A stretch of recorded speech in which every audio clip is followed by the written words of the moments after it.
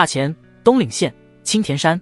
一番厮杀过后，冷艳娇容的大前女帝南宫婉血染衣袍，她与侍卫站在山顶，看着山腰间送亲的队伍，做出惊人决定：朕要混入此队伍中。陛下，万万不可！此队伍中女子皆是流民，她们会被送往附近村落，由未婚配男子随意挑选为妻。侍卫们劝诫道。南宫婉何尝不知，此次微服私访行踪泄露，遭遇数十次战斗，侍卫数量10不足1。东岭县官府均被反贼控制，若是继续战斗下去，只会全军覆没。混入送亲队伍中，隐藏身份，等待宫内援军前来，尚有一线生机。朕意已决，尔等须助朕吸引反贼，再前往附近村落与朕会合。即使身陷囹圄，南宫婉声音依旧威严十足，侍卫莫敢不从。1个时辰后，青田村，晴川嚼着尾巴，草哼着小曲，舒服地躺在村口大柳树下。喂，晴川，本里长给你送婆娘来了，此次包你满意。李长田光那张黑脸映入他的眼帘。又来送了。晴川没有丝毫兴趣，不过为了应付他，还是懒洋洋地看去。一道窈窕身姿映入眼帘，此女虽衣衫褴褛，乌篷垢面，但五官精致，肌肤赛雪，身材凹凸有致，呈现完美 S 型，还拥有着寻常女子难有的冷艳姿态，让她在一群5大3粗、皮肤黝黑的女子中分外扎眼。此女正是混入送亲队伍之中的女帝南宫婉。晴川瞬间被她吸引了，刚才还没兴趣的她激动的眼泪直流，心中更是大声呐喊：老子穿越半年，终于等到极品老婆了。没错，晴川是一名穿越者。他原本是化学系的高材生，由于家庭条件不好，他想毕业后大展拳脚，赚钱娶老婆，为老秦家开枝散叶。结果毕业当天，他遇到几名持枪的歹徒，他们可能坏事做尽，遭受天谴，天空降下一道雷劈向他们。可特么的，他也在附近，也被劈中。等他醒来之后，便已穿越到眼前的世界。此界文明发展程度与中华古代相当，可却是中华历史尚不曾有过的时代。在地球上，他没有为老秦家开枝散叶，所以穿越过来，他最想的就是娶很多老婆。当他得知各国征战，官府为了鼓励生育会免费婚配老婆时，他兴奋极了，立刻装作流民混入青田村。等他满怀期待等女人送来时，才发现都跟山海经蹦出来妖怪似的，令他差点没吐血，以至于他都不抱希望。眼前的女人身姿容貌都比他在地球上见过的任何女人都要漂亮，让他再次燃起希望。李长田光见晴川哭了，他也要哭了。县太爷命令县内成年男子人人有妻，半年以来他给晴川送过100多名女子，愣是一个都不选。此次晴川若是不选，县太爷怪罪下来，他里长的位置怕是要丢了。他挑出一名壮如大汉的黑脸女子道：晴川，你看此女生的虎背熊腰，若是娶回家，定然可以让你家的一分良田来年丰产。围坐在周围看热闹的汉子们都是一脸的羡慕。晴川有些无语，这还精挑细选？他们娶媳妇是想增加劳动力，所以都想要这种女人。老子可不想，老子要美人。身为穿越者，纵然不一定能搅动世界，可养老婆嘛，那还是绰绰有余。当即晴川起身指着那位冷艳美女：里长，此女很是带劲，胸大腰细屁股翘，我选她。南宫婉地眸闪过一抹怒意，竟然对他说出如此下作之言。若在帝都，此人可以死800回了。紧接着便是周围庄稼汉子一片嘲讽之声。哈哈，此女细皮嫩肉的，娶回家能做什么？供着吗？还是此黑脸女子好啊，你看她的腰都快比水桶粗了。你不要，我要。晴川不为所动，今天我就要她了。南宫婉地眸扫向晴川，见此人眼神火热，盯着他全身上下，一副浪荡子的模样。他如今之策只为避祸，并不会嫁给这些泥腿子，随意选择一名，先安身此地即可。可眼前的登徒子令他实在厌恶，他开口道：里长，让他选别人吧。晴川好不容易才选上，田光当然不同意，更何况此女细皮嫩肉的，除了晴川谁会选？他鼻子哼了一声道：官府规定只有男子可选，既然他选了你，便跟他回吧。不行，南宫婉拒绝，若是不愿意，便送往东岭县发配遥祭。田光威胁道，一句话令南宫婉无法拒绝，若是被送回东岭县，反贼一定会杀了他。也罢，先跟着他回吧，若是敢轻薄于他，一个字，死。田光生怕他们会反悔，忙是大喊南宫婉报给他的假名：恭喜晴川，南宫轩儿喜结连理，带回家吧。南宫轩儿，名字不错。晴川瞧着他不乐意，便吐掉口中的尾巴草，走到他面前，颇为深情地说：南宫小姐，你我初识，我知你难以接受我，不过我相信你我相处一段时间，你便会不可自拔地爱上我。你也放心，即便日后还有诸多女子爱慕我嫁给我时，你也会是大方，我保你吃香的喝辣的。南宫婉从未见过如此厚颜无耻之人。秦川这种人莫说他，即便普通女子也难以看上。若不是他为促进人口颁布婚配政策，他绝无可能成家，竟然还想娶3妻4妾。穷就算了，为何还要说如此大话？南宫婉没有回应，只是冷漠地跟随秦川身后。二人来到村西头，秦川停下脚步，热情地介绍：南宫小姐，此地便是我们的家。南宫婉抬头看去，3间破烂的茅草屋，菜园稀落落地种了一些青菜，可谓是家徒四壁。恐怕他连自己都吃不上饭，竟然还敢夸下海口，说可以带着他吃香的喝辣的。南宫婉对其更为厌恶，只是敷衍地嗯了一声，便不再说话。秦川反而更喜欢了，女人嘛，就要有个性。调教成功后才有成就感。想要征服一个女人，需要先征服她的胃，先给她的小娘子露一手。秦川笑眯眯把她接到院内，便说：南宫小姐，天色不早了，我给你生火造饭，定然会让你大吃一惊。话罢，他便前往厨房里忙活起来。乡野村夫能有什么吃食，可以让吃尽山珍海味的南宫婉大吃一惊？更何况他的侍卫与他会合后便可恢复锦衣玉食，也不用吃他的饭菜。然而夕阳西下，侍卫都没有出现，他也早已饿得前胸贴后背。即便是在逃亡之时，他依旧是锦衣玉食，哪里遇到过饿肚子的情况？南宫小姐，饭已经做好，来尝尝。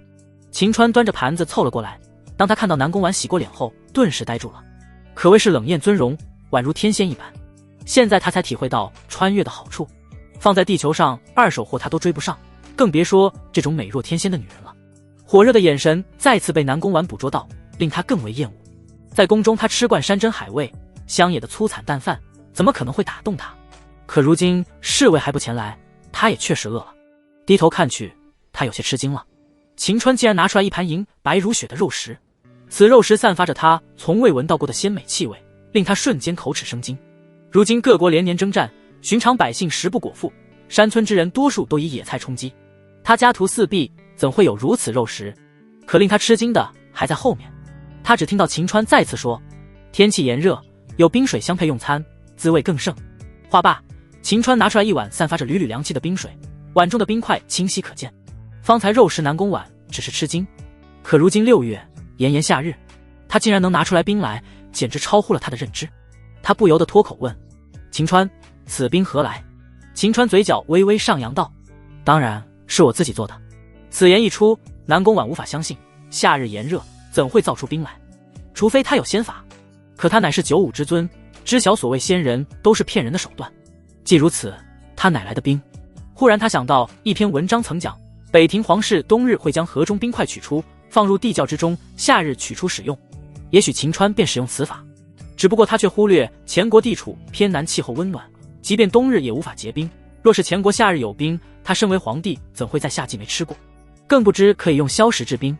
他看向秦川，只感觉此人虽谎话连篇，但也有些脑子。盘里洁白如玉的肉食，诱惑力十足，他故作勉强吃了一口。顿时他震惊了，那肉食 Q 弹香甜，瞬间充斥着他的味蕾，简直是惊为天人。他无法想象怎么会有如此好吃的肉食。秦川这货面露喜色：南宫小姐，味道如何？一般。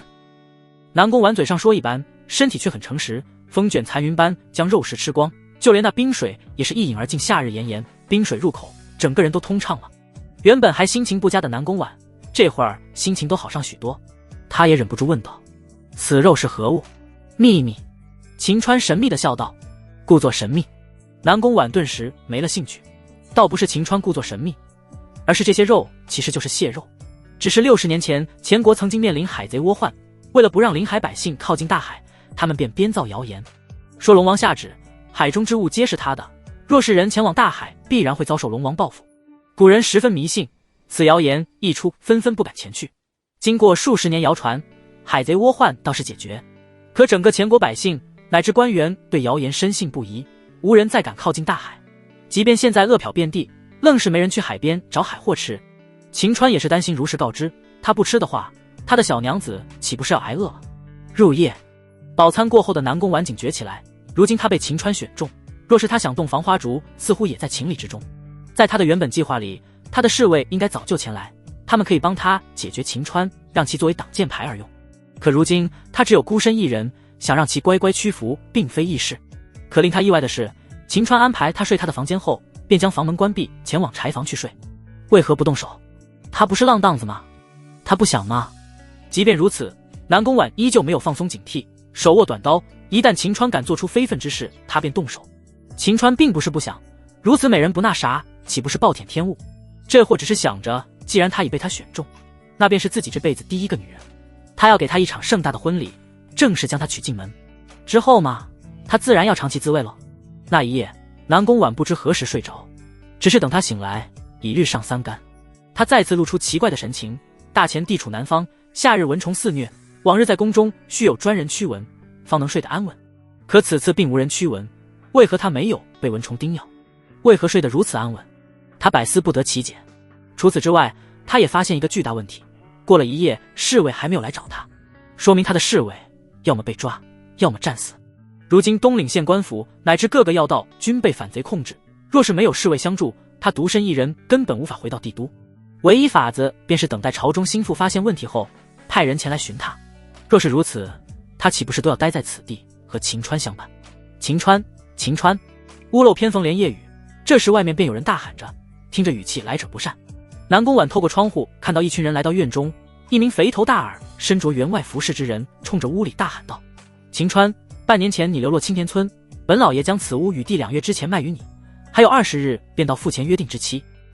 若是到时不连本带息拿出5两银子来，你与你的妻子便要前往我蔡家做终身长工。南宫婉满脸的问号，之前他还以为这3间破茅草屋是秦川的，没成想是赊账买来的。这伙人应该是得知秦川昨日选了他，便打着让他们都做长工的主意。他顿感头大，可令他更加想不到的是，秦川打着哈欠从柴房里出来告知他们，姓蔡的用不了20日，10日之内便可，按照当初约定，提前10日还钱，只需给4两，对吧？南宫婉只感觉秦川愚蠢到极点。那蔡员外起初卖他房地，便是打定主意秦川无钱支付，最终会成为他蔡家长工，房地也可收回。如今10日缩短，岂不是中他下怀？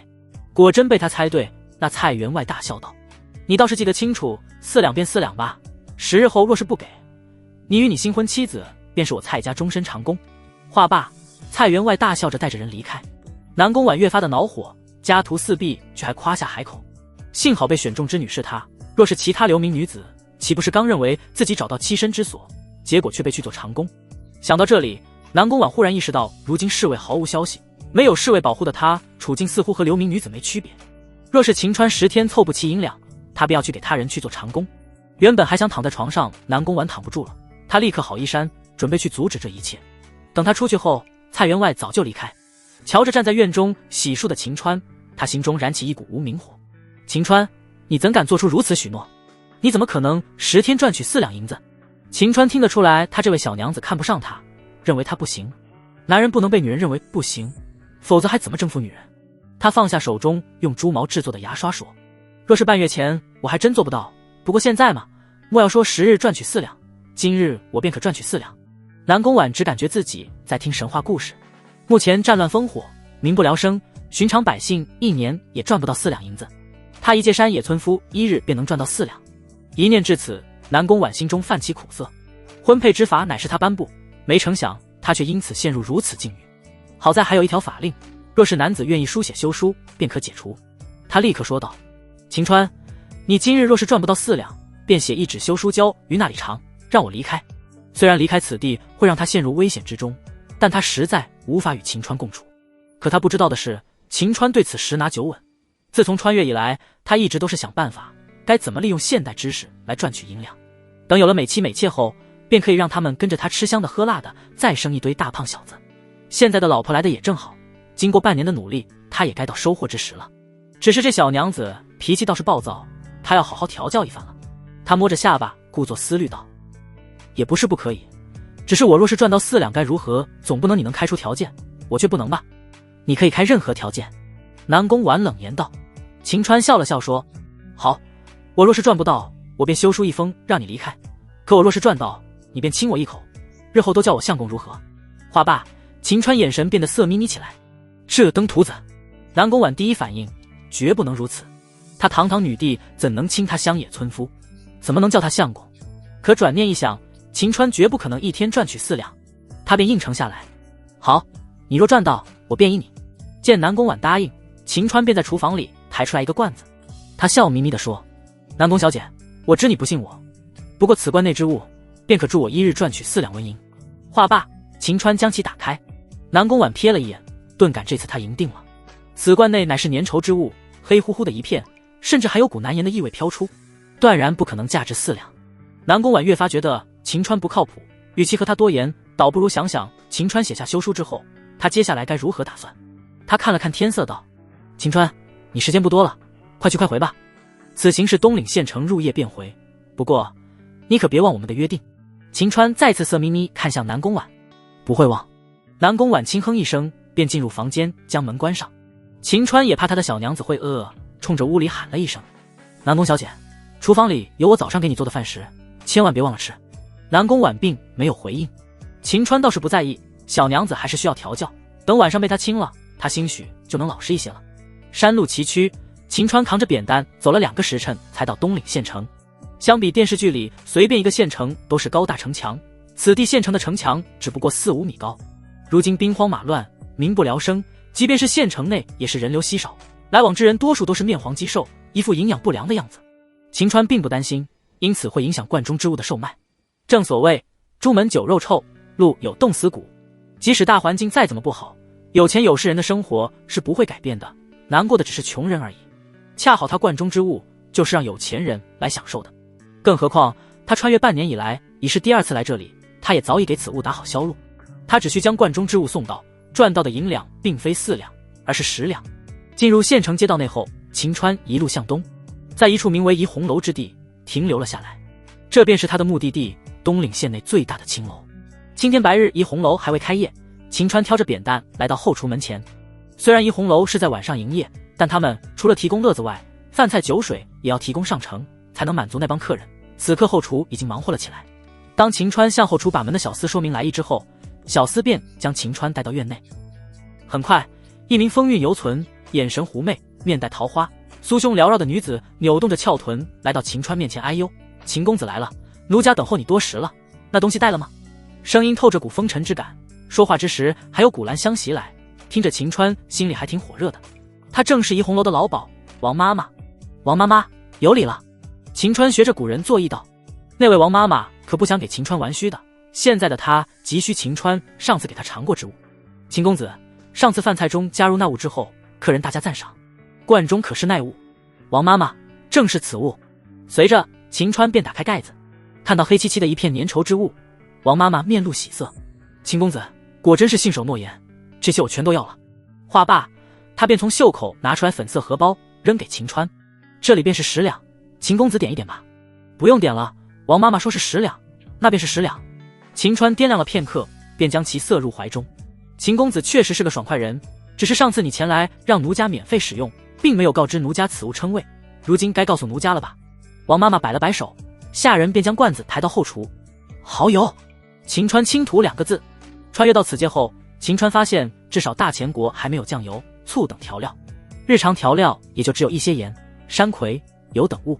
即便调料数量不多，价格却高得离谱，有钱人才能吃得起，普通百姓吃的真心只是粗菜淡饭。原本秦川是想用米来制作一些醋来，可如今饥荒变野，谷物价格飞涨，他也没有钱买米。他们不吃海鲜，那遍地的生蚝简直是给秦川天大的商机。他马上捞起诸多生蚝，将其熬煮成蚝油。在这调料稀少的年代，蚝油对于他们来说简直可以说是鲜美无比、王炸级别的存在。半月前秦川来县城寻找销路，被这王妈妈尝过之后，他便向秦川以10两银子订购一罐，价值比食盐等调料贵上数倍，真是诠释了物以稀为贵。蚝油还真的从未听说过，此物我还要订上一罐，半月之后能否送来？王妈妈问道。用不了半月，3天便可送来。秦川回道。他想要的是妻妾成群，生一堆大胖小子，半月赚10两，那可远远不够。更何况他家的小娘子还认为他不行呢，想好好调教他，得让他看到哥的实力。王妈妈大喜，秦公子真是爽快人，那便这么定了。双方交易完毕，秦川正准备想离开时，王妈妈忽然叫住秦川。秦川还以为王妈妈想让他留下来，找几个青楼小妹妹玩一玩，他却拿出来一张画像，左顾右盼的低声道：“秦公子，你应该是从城外来的吧？你可否见过此女？”秦川低头看去，心中一惊。此女美若天仙，不就是他昨天带回家的老婆吗？她是何人？你们此地的姚姐？秦川问道。当然不是，王妈妈否认道。那是，此女具体身份奴家也不知晓，只听闻很多势力都在寻她，还悬赏纹银500两呢。王妈妈回道。被悬赏500两，秦川再次吃惊了。虽然昨日见到家中小娘子后，秦川便觉得她不是一般人，毕竟普通人家的女子怎会生得如此美貌，但也没想到她竟然悬赏得如此之高。他在城墙之上看到江洋大盗的悬赏令，也只不过悬赏10两、20两，他却500两，他是什么来头？虽然不知他的身份，但如此美人，秦川可不会因为区区500两便把她给卖了。当即摇头道：在下从未见过。那倒是可惜了，据说此事还惊动全国杀手榜排名第19的上官雄前来。你若是见过的话，我们便可在他来之前将其擒获，那500两便是我们的。若是上官雄来的，我们便无法与其争锋了。王妈妈失望道。杀手榜，秦川听过，据说各国江湖之上都有着杀手榜、高手榜，能进入前100者均是高手，他们拥有着常人无法比拟的实力。若是那上官雄前来，很有可能会找到他家。不过秦川却没有一点怕地。等他离开翠红楼后，他摸着怀里的家伙将其拿了出来。如果现代人看到他都会为之一振，这不是手枪吗？对，正是手枪。当时他和持枪抢劫的歹徒被雷劈过之后，歹徒也穿越过来，只是歹徒们实在不走运，穿越过来后跌落山崖，全部摔死，他们的武器也就被秦川捡漏了。纵然那什么上官雄实力强劲，可在热武器的面前通通都是渣渣。秦川摸着冰凉的枪，心生期待之感。来吧，尽情的来吧，老的女人老子护着，谁敢追杀他，老子就突突死谁。这个世界准备颤抖吧。不过秦川更为期待的还是他回去之后家里的小娘子看到他手里的银两会是什么反应，以及他那香醇的滋味。秦川将枪和银两揣在兜里，便在县城里购买了一些大米、烧鸡、猪肉等物。虽然家里有吃不尽的海鲜，但那玩意吃多了还真腻歪。想到家里的小娘子似乎还没有换洗的衣物，秦川还特地前往布坊给她买了4套换洗的衣物。虽然不是锦衣玉袍，但如今战乱纷飞，物价飞涨，衣服加上米面等物花了2两银子。采购完毕之后，秦川才选择回城。等他达到青田村时，已是傍晚时分，天空出现美轮美奂的晚霞，各家都已经升起炊烟。家里的娘子应该等他等得着急了，他便加快了脚步。他还真猜对了，女帝南宫婉已经等得很着急，屋内来回踱步的他渴望着秦川快点回来，给他写下一纸休书，他便可以脱离秦川。至于未来的计划，他虽然没有想好，但他宁愿去承受未知的威胁，他也不愿与秦川继续在一起。如今天色将晚，他可趁着夜色离开这鬼地方。不多时，一道声音从外传来：南姑娘，我秦川回来了。南宫婉面露喜色，快步走出房间，来到院中，秦川已将大包小包的放在厨房之中。南宫婉未进厨房，便语气迫切地说：秦川，我等你一天，该给我写休书了。秦川一阵摇头，他这小娘子还真是认定了他不行啊，看来哥需要震撼震撼他了。怎么，你想反悔？南宫婉微微泛寒，若是秦川反悔，他绝对会让秦川后悔的，马上就能获得南宫小姐的香吻，我秦川怎会反悔呢？秦川微微一笑，便从袖口将剩余的8两碎银子拿了出来，得意的在南宫婉面前晃了晃。南宫小姐，你看看这是何物呀？瞧着秦川这货得意的神情，南宫婉心中寒气更深。可看清楚秦川手中之物后，他柳叶秀眉微微皱起。他虽然身为皇帝，平时用不到银子，但他微服私访这段时间，他也是用过，那不就是银子吗？不过也有人用1000块做的假银子，轻重完全不同。他连步向前，伸出青葱玉手，将银子握在手心，感知其中重量后，南宫婉惊了，竟然是真的银子，不止4两，至少有8两。那一刻，原本心中泛起的寒意全部消失，取而代之皆是震惊。秦川一介山野村夫，在兵荒马乱的世道，如何一日赚到8两银子？他唯一能想到的办法，便是打家劫舍抢来的。他不由得往后退了一步道：秦川，这钱若是你打家劫舍得到的，我劝你弃恶从善，将钱送回去，否则定然遭受报应。这句话把秦川直接给整无语了。相信哥有实力，这么难吗？秦川摇了摇手指说：南宫小姐，此言差矣，我秦川虽不心系天下，但也不是作恶之人，这些钱都是我卖那罐中之物赚来的。南宫婉这才想起今早秦川给他看的黑乎乎粘稠之物，那东西怎会卖得如此高价？尝尝便知。秦川将之前预留出来做饭的蚝油给端了出来，拿起筷子蘸了点递给南宫婉。南宫婉已经将秦川想成十恶不赦之人，怎会直接去尝？秦川耸了耸肩，尝了一口之后，便又拿起另外一根筷子蘸了蘸。这下你可以放心尝尝。南宫婉不想放过一个坏人，也不想冤枉任何一个好人。他将筷子接过，舌尖微微碰了一口，一股从未有过的鲜美之感瞬间充斥他的口腔。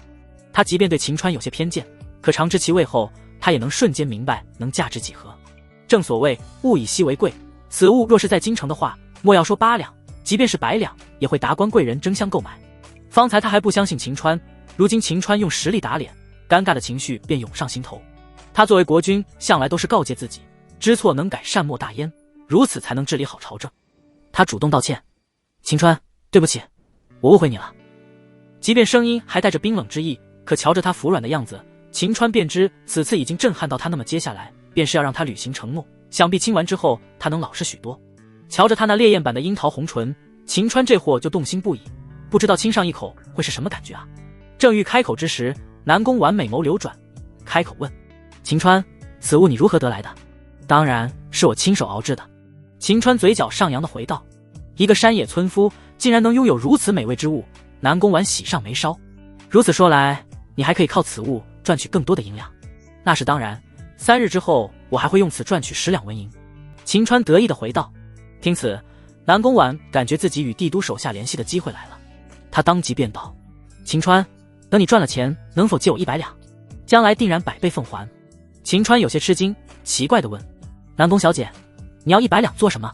南宫婉此次的目的是他知江湖上有一组织名为百晓生，他们可以越过各类检查，寄送密信，收费颇高，50两起步，若是寄送地需100两。如今青田县乃至整个东州府都被反贼控制，普通信件不可能越过他们送往帝都，唯独百晓生可以越过检查。若是让其将密信送给他的心腹手下，此地反贼之事便能解决，他也可以保住性命返回帝都。只是他却不能告诉秦川事实真相，毕竟大前皇帝乃是女儿身之事，唯独他的心腹知晓，即便是朝中大臣、皇亲国戚都不知晓。想了想，他便说：秦川，其实我真实姓名并非南宫轩，而是南宫婉，乃帝都人士，家父算是颇有家资，他却树敌颇多。此次前来东州府，便遭遇到仇家追杀，才逃到此地。此次想与你借100两，是想雇佣江湖上的组织百晓生给家父送信，告知他我在此地，让他派人来接我。秦川恍然大悟，怪不得他被人悬赏500两，来头确实不小。南宫婉心中忐忑，100两实在是太多了，秦川大概是不会答应的。可如今这是他与帝都手下联系的唯一机会。正当他想继续给秦川一些承诺时，秦川哈哈大笑道：没有问题，等我赚够100两，便将银子给你。南宫婉目露奇异之色，当真？嘿嘿，当然是真的。届时与他们联系好后，我也可以前往帝都拜访岳父岳母大人。秦川期待地说。实际上这货可不仅仅是想去拜访南宫婉的父母，而是想着如今大房是找到了，他也该找2房、3房、4房。山村里的女人都是5大3粗，皮肤黝黑的，实在是不符合他的高标准。听闻大前帝都黔南城地处江南之地，美女如云，天下第一美人苏云烟，第一才女林诗诗等等名闻天下的美女都在大前帝都，在那里才能找到符合他标准的女人。更何况那里的消费能力和资源才能施展他的赚钱能力，东岭县终归只是县城，上限太低了。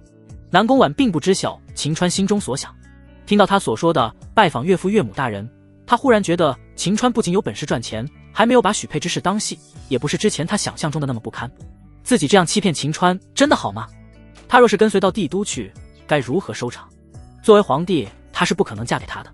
不过如今他想离开，也只能靠着秦川，只能暂时欺骗他。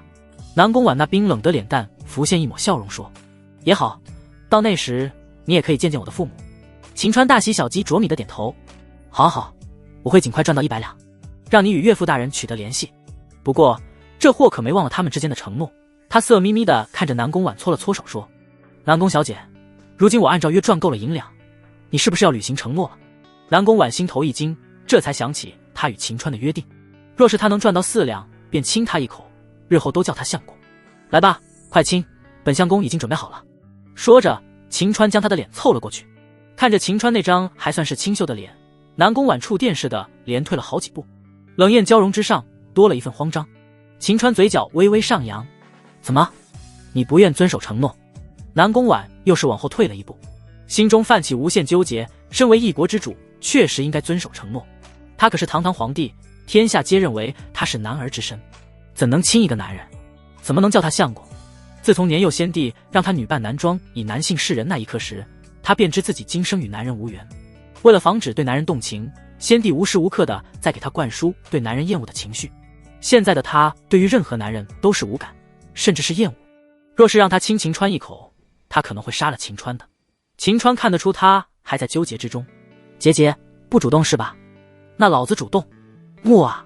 就在南宫婉心中纠结之时，秦川几步上前，低下头亲到他那滑嫩的樱桃红唇之上。南宫婉睫毛颤动，美眸瞪大，呼吸甚至都停止了。这浪荡子，强吻他！南宫婉燃起满腔的怒火，他要杀了秦川。然，刚有此想法时，南宫婉感受到一股从未感受到的雄性气息从秦川身上散发而出，竟然令他的身体变得无力，酥酥麻麻的感觉瞬间遍布全身，将他的怒火强行给压制住下去。南宫婉完全不知自己是怎么了。在朝中，他面对骋驰沙场的大将军，杀人如麻的隐卫，奸诈的宇文丞相，他都不曾被压制过半分，怎会现在被秦川强吻，自己却有种无力之感？等秦川松开他时，他便看到秦川露出满意的神情。娘子的香唇真是令人回味无穷。不过我秦川不是占便宜之人，说亲一口，那便只亲一口。话罢，秦川便走到厨房之中。南宫婉瞧着秦川那背影，感受着嘴上残留的热度与丝滑他的胸膛上下起伏着。强吻他，还说自己不是占便宜之人。南宫婉心中爆发出来前所未有的杀意，他抽出手中的短刀，便进入厨房，准备将秦川给杀了。正想动手之时，秦川却笑眯眯转过身，端着盘子说：“娘子，这是我给你买的烧鸡，涂抹了一些蚝油后，风味更佳哦。”随后他还拿出来为他购买换洗的衣物。县城里款式不多，我也是尽量挑选了一些，回头换上试试吧。听此，南宫婉不知为何心底涌现一股暖流，将原本满腔的杀意冲得烟消云散。固然心中还有股怒气，他却不想杀死秦川了。他将短刀放回腰间，依旧是冷着脸：“你不要叫我娘子，按照我们的约定，你该叫我相公，我叫你娘子不应该的吗？如此我们双方谁也不吃亏。”秦川厚着脸皮说。南宫婉很想反驳，可秦川所说的不无道理。也罢也罢，亲都亲了，他还是履行承诺吧。作为一国之君，不可言而无信。他抢过来秦川手中的盘子和衣服，故作无所谓地说：“随便你怎么叫，不过我提醒你，我需与我父取得联系，让他派人来此地接我。我们前往在帝都3媒6聘后，我们才能完婚。在此之前，你我只能是称呼上改变，其他你均不能做。”话罢，他便大口大口地吃鸡起来。秦川则是面露笑容，亲一下都没事，说明他的这位大房调教起来也没有那么难嘛。假以时日，即使没有完成大婚，让他主动投怀也不是什么问题。他的要求也符合秦川自身的想法，作为他的大房，他要给他一场盛大的婚礼。更何况他还要去地都找2房、3房、4房呢。当即便道：“没有问题，只是按照约定，你现在要称呼我为相公哦。”相公。南宫婉连看都没看秦川，便声音极为生硬地喊了一句，似乎是在应付了事。哈哈。秦川倒是不在意，如今喊了相公，接下来即便没有成婚，他相信他们之间也会发生意想不到之事的。南宫婉表面上还在吃鸡，可若是仔细看他的脸蛋，却发现已经出现些许红晕，脸蛋已经变得滚烫。等晚上睡觉之时，他换上秦川挑选的衣服，轻哼了一声：“山野村夫倒是有些品味。”可等他刚说完，他脑海里还不停地浮现着秦川亲吻他的场景与感觉。他很想控制自己不能这么想，可他却发现自己根本控制不住，只能羞怒道：“秦川，你可真是令人讨厌。”他一夜无眠，秦川倒是睡得很踏实，还梦到自己前往帝都3妻4妾，左拥右抱，好不快活。醒来之后，秦川更加想要前往帝都。他也曾经想过要不要自己护送家中小娘子前往帝都，毕竟自己手里有家伙。可他的子弹有限，来几个高手前来，他倒是可以把他们给突了，可万一来几百甚至上千人，他也只有交代的份。所以还是想办法快点赚到100两纹银，让那白晓生的组织将信件送往帝都。好在目前蚝油的路子已经打开，目前需要是提升炼制耗油的速度。只是海边距离此地足足有15、16里路，他挖生蚝运输炼制，单靠他一个人速度是无法加快的。他准备找帮手，可大多数村里的人都是极为迷信，他们还都认为大海是禁地，绝对不能靠近，即便花钱雇佣他们也不敢前往。不过他在院子石凳上坐了一会儿，他心中便有了人选，还自言自语说了句：“还是得靠卧龙凤雏啊。”此时南宫婉也从房间里出来，一夜未眠的她脸蛋依旧万分漂亮。秦川看的口水都快流出来。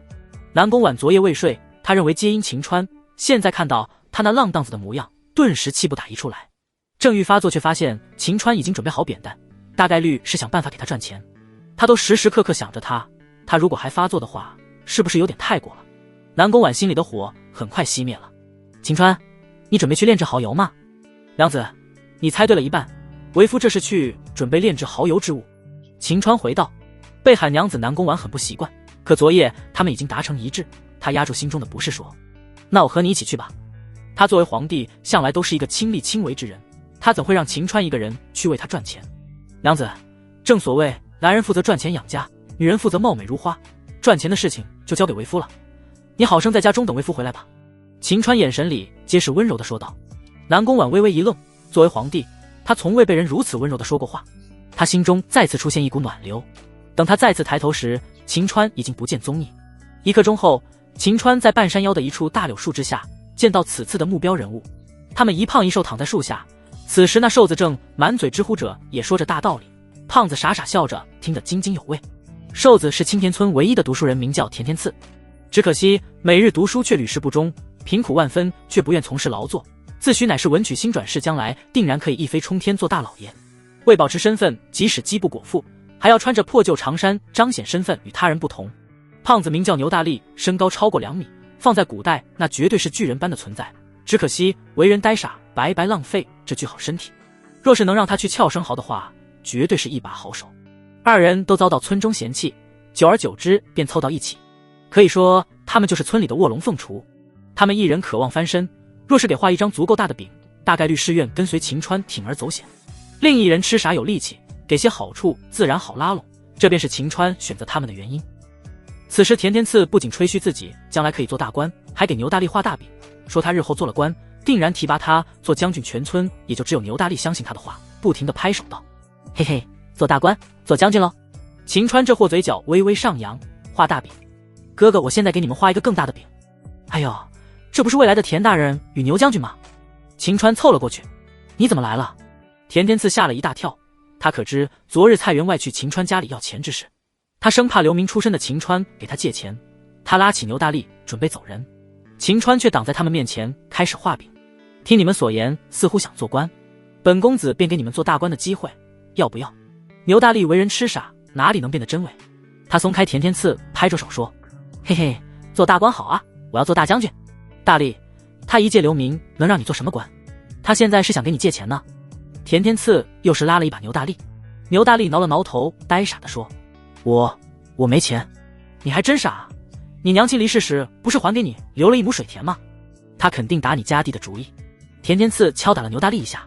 秦川算是看出来田田次这家伙是在打牛大力家里水田的主意，怪不得他一靠近立刻就给惊弓之鸟一般要带牛大力走，看来是要震撼他们，否则这大饼也不好画。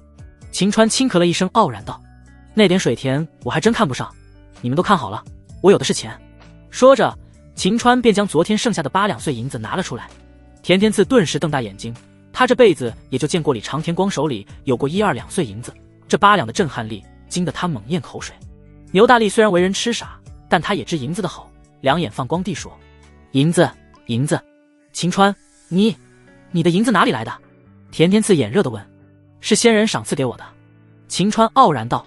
之所以用此理由，是因想让他们为他服务，需要破除他们对大海，对那子虚乌有的龙王畏惧感，那便需要以毒攻毒，以仙人名义忽悠他们。田田次狐疑地问：仙人凭什么给你？也许是因为我长得太帅吧。秦川自恋地说：哼，轮相貌英俊，我对你只赢不输，怎么不来找我？田田次捋了捋他那发油的头发道：我擦，这家伙别看长得尖嘴猴腮，他还挺自恋。秦川轻笑道：你认为你英俊只能说你欣赏水平有问题，不信是吧？我给你看看仙人之物。话罢，秦川掏枪对着天空直接发了一枪，旷野山林，枪声打出还有回荡的声音，顿时有种震天撼地之感，吓得田田次和牛大力惊慌失措，只觉得三魂七魄都要丢了。以他们现在的认知而言，能发出如此生动之物，除了仙人之物还能有什么？仙人之物在此，尔等还不速速下跪？秦川将枪举过头顶，命令道：仙人在上，小的跪了。田田次心神狂震，抢先跪在地上。牛大力傻乎乎的挠了挠头，也跟着跪下。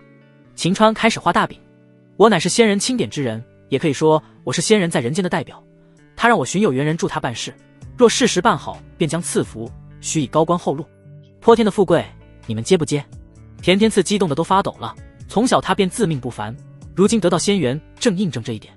他再次抢先道：我愿为仙人效力。牛大力声音如钟的说：嘿嘿，俺也一样。既然愿意为仙人效力，尔等便是有缘人，高官厚禄都在等待着你们。秦川的声音极具诱惑，随即他便看向海边说：仙人让我们做的头一件事情，便是前往海边撬取生蚝。田天赐神色瞬间大变。啊，海边可是禁地，一旦靠近会被龙王报复的，他会不会杀了我们？呵呵，尔等若是担忧，届时你们只需要在远处看即可，我会让你们明白，龙王在仙人之物面前只会吓得做缩头乌龟，不敢前来作乱。秦川回道：太危险了。田天赐犹豫了，牛大力却是挠了挠说：嘿嘿，俺跟你去。我也去。田天赐虽然很害怕，但他更想接住那泼天的富贵。跟上。秦川也不想再浪费时间，让他们挑起扁担，这才向着海边走去。一个时辰后，看到波澜壮阔的大海后，田天赐全身都在打哆嗦，牛大力却没有一点怕的意思。在他的想法里，他们是为人仙人效力，哪里怕龙王？秦川为了让他们彻底放下心来，便冲着大海喊道：今日我秦川代表仙人，命令海底的龙王退去，若是再敢前来，定然让尔等承受仙人之物的威力。话罢，秦川便独自一人来到岸边寻找生蚝，牛大力立刻跟上。田天赐则是躲在岸边看了2刻钟，见还是风平浪静，什么事情都没发生后，他整个人都激动了起来。龙王果真被吓跑了。从这一刻开始，他才是真真正正相信秦川。即使他平时懒散，如今他想获得所谓仙人赐福，他也变得极为勤快。3个人的速度要比秦川自己快得多，尤其是牛大力，真的给一头牛似的。忙到太阳即将落山时，6大桶里都已是满满当当的蚝肉。秦川预估今天的量便可以炼制4罐蚝油，可卖40两，这可比他独自一人干7天的收获都要多。只不过单单靠怡红院的王妈妈应该不会全部买下，等按照约定给王妈妈送蚝油时，他还需要让王妈妈帮忙介绍客户。戌时10分，天色彻底黑了下来。南宫婉已经来到院中，多次向外张望。虽然他对秦川还是以讨厌为主，但奈何他是他回到帝都的希望，他还真怕秦川会出事。娘子是不是在想为夫呀？就在此时，秦川那张还算是清秀的脸忽然从门前出现，南宫婉却识想了，可表面上依旧冷脸道：我怎会想你，我只是闲来无事，在院中走动走动而已。娘子有些口舌不一哦。秦川摇了摇手指说：随你怎么想。南宫婉才不会承认。这时他也看到牛大力和田天赐。他们是谁？他们是卧龙凤雏，我的得力干将，将来都会成为我大前国的风云人物。秦川介绍说。南宫婉虽不知卧龙凤雏为何意，但他瞧着这2人衣衫褴褛，还傻乎乎的，怎会成为他的前国风云人物？他扭头看向他们提着过来的6个木桶，问：这里便是炼制蚝油之物吗？正是此物。秦川回道。接下来他去前往厨房拿了一些米和猪肉给田天赐和牛大力，算作今天的辛苦费。2人已多日没有吃过大米与猪肉，哈喇子都快流出来，忙是拜谢哥哥嫂嫂，便匆匆离开。秦川，接下来我和你一起炼制吧。南宫婉走到厨房内，捋起袖子主动说道：炼制蚝油也无聊，有着美女作陪，岂不是美哉？好，你我夫妻2人其利断金。南宫婉有些意外，秦川一个乡野村夫怎么还能说出其利断金这个成语？不过现在以炼制蚝油为主，他也没过多去想。2人将蚝肉放入大锅之内，外面却有了响声。喂，秦川在家吗？南宫婉立刻将其辨认出来，是那个蔡员外的声音。现在不是还没到还账的日子吗？他来做什么？秦川走出去，便看到蔡员外带着10好几个人站在门外。瞧着正主来了，蔡员外便笑眯眯地说：秦川，把你女人交出来吧。秦川眉头一挑：你什么意思啊？呵呵，看来你是忘了我们欠条的内容。蔡员外从袖口拿出来一张纸，借着下人提着灯笼的光道：我们欠条上可是白纸黑字写着，今日你还不钱，便拿你女人抵债。此言一出，秦川瞬间明白蔡员外私自更改欠条内容，企图霸占他老婆。对于庄稼汉子来说，南宫婉此类女人不值钱，可对于蔡员外这种财主来说，他当然想要漂亮的。事实确实如此，蔡员外得知秦川选的老婆苗条漂亮，下午便派人前来打探，简直惊为天人。他便有了歪心思，如果我不给呢？秦川眼神里出现了浓烈的杀意。蔡员外想抢他的老婆，那么他也不客气了，在这古代里又没监控，兵荒马乱，杀几个人也没什么。原本他是想等那杀手上关雄前来时再使用枪去杀人，既然他们找上门来，就拿他们祭枪吧。黑夜之中，蔡员外完全没有注意到秦川眼中的杀意，他仿佛听到天大的笑话，哈哈，一介流民竟然还敢在本老爷面前说不给。秦川，你若不给今天老爷，我就强行带走，你若是敢阻拦，打断你的狗腿。听此，秦川将手伸入他的后背，握住他的枪，准备将这帮找死的货色全部都给突死。既然如此，我只能把你们都给留下来了。蔡员外以及他的家仆们听到秦川这话，笑得更厉害了。把我们留下来？难不成你想留下来眼睁睁看着我们本老爷睡你老婆吗？秦川眼中杀意更为强烈，正欲动手之时，出言不逊，尔等定会后悔。一道愤怒的声音从厨房里传来，紧接着便看到南宫婉便手持一根扁担从厨房里出来。现在的他即使在黑夜中也能感到锋芒毕露的气场。对于男人来说，女人越是锋芒毕露，越是能引起男人的征服欲望。那蔡员外因为肥胖而挤压的只剩下一道线的眼睛，也爆发出来了强烈的神采。有个性，我喜欢。只可惜你与秦川都是不识时务者的人，老是听从本老爷的命令，倒是可以少受一些皮肉之苦。现在再给你一次机会，若是乖乖跟本老爷走，本老爷可以绕过秦川，否则打断他的狗腿，再强行将你带走。该死！南宫婉此次微服私访，便是想体察民情，了解真实情况。各地恃强凌弱，强抢民女之事屡见不鲜，这让他极为痛恨此类人群。大前国在先帝时期急速走向衰落，这些无法无天的地主豪绅绝对占据着大功劳。今天这事出现在他的面前，他定然会让眼前的蔡员外付出代价。更何况秦川可是他回到帝都的唯一希望，若是被他们打断腿，他岂不是也要完？不过南宫婉并非莽夫，他忽然之间收起锋芒毕露的气势，将扁担扔在地上，掩面娇羞地笑道：蔡老爷，我愿跟你走。蔡员外喜出望外，哈哈，你可真是识时务，本老爷更喜欢你了。来吧，来吧。蔡员外，你怎么都不进来接我？我很怀疑你并不喜欢我。南宫婉故作娇羞道。此时的南宫婉给人一种娇艳欲滴之感，看得秦川心动不已。这货也看得出来南宫婉的计谋，不愧是他的女人啊，有勇有谋啊。原本他是想把蔡员外他们都给结果的，可现在他决定把这个露脸的机会给南宫婉。如果他解决不了，他再出手也不迟。好好，我的小心肝，本老爷过去接你。蔡员外只感觉南宫婉诱惑到了极点，直接扑了过去，想一清他的芳泽。可当他距离南宫婉还有一步时，南宫婉面露寒光，以迅雷不及掩耳之势一脚踢在那蔡员外的子孙上。啊！别看南宫婉只是女人，那一脚却是大力沉直击要害，疼得蔡员外那肥胖的身体轰然倒地，捂着裤裆大叫起来。蔡员外的家奴们暗叫不好，正想冲进来时，南宫婉却抽出短刀对准蔡员外的脖子。谁敢上前，我便杀了他。那一刻，南宫婉爆发出来他的帝王之威，气场比方才的锋芒毕露强上多倍，众人心头狂震，甚至有种跪地膜拜之感。秦川心头也是一惊，他的小娘子到底是什么来头，竟然有如此的气势。蔡员外的家奴们都是山村野汉，哪里见识过南宫婉的气势，一个个都被镇住。见此，南宫婉便拿着短刀在那蔡员外脖子上划了一刀，血痕出现，疼得蔡员外哀嚎之声更大。还想打我的主意吗？南宫婉声音极为冰冷道。蔡员外这辈子都没这么疼过，忙是忍着剧痛说：女侠，我不敢了，我不敢了，放过我吧，希望你说到做到，若是还敢来，必杀你，现在算是给你的教训。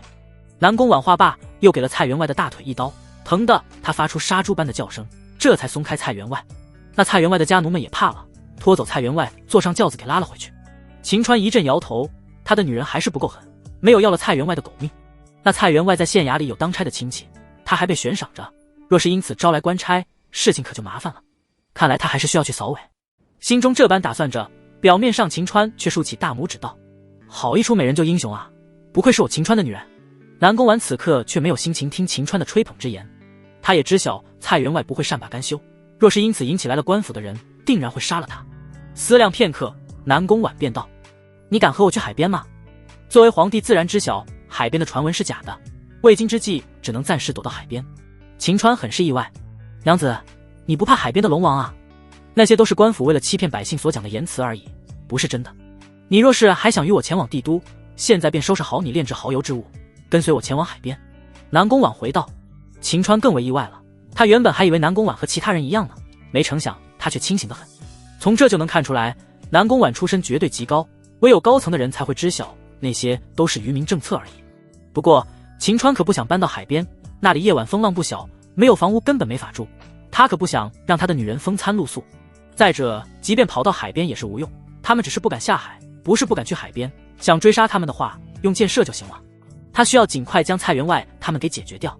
当即他便假意答应道：行，不过我需要去通知卧龙凤雏，我们一起去，有了他们也好有个照应。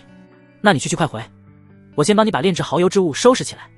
南宫婉说着便去了厨房。瞧着他那忙碌起来的身影，秦川先是前往柴房里翻出来他的武器库，除了枪之外还有数千发的子弹，装了几十发子弹后，他便面露寒意向着菜园外方才逃离的方向追了过去。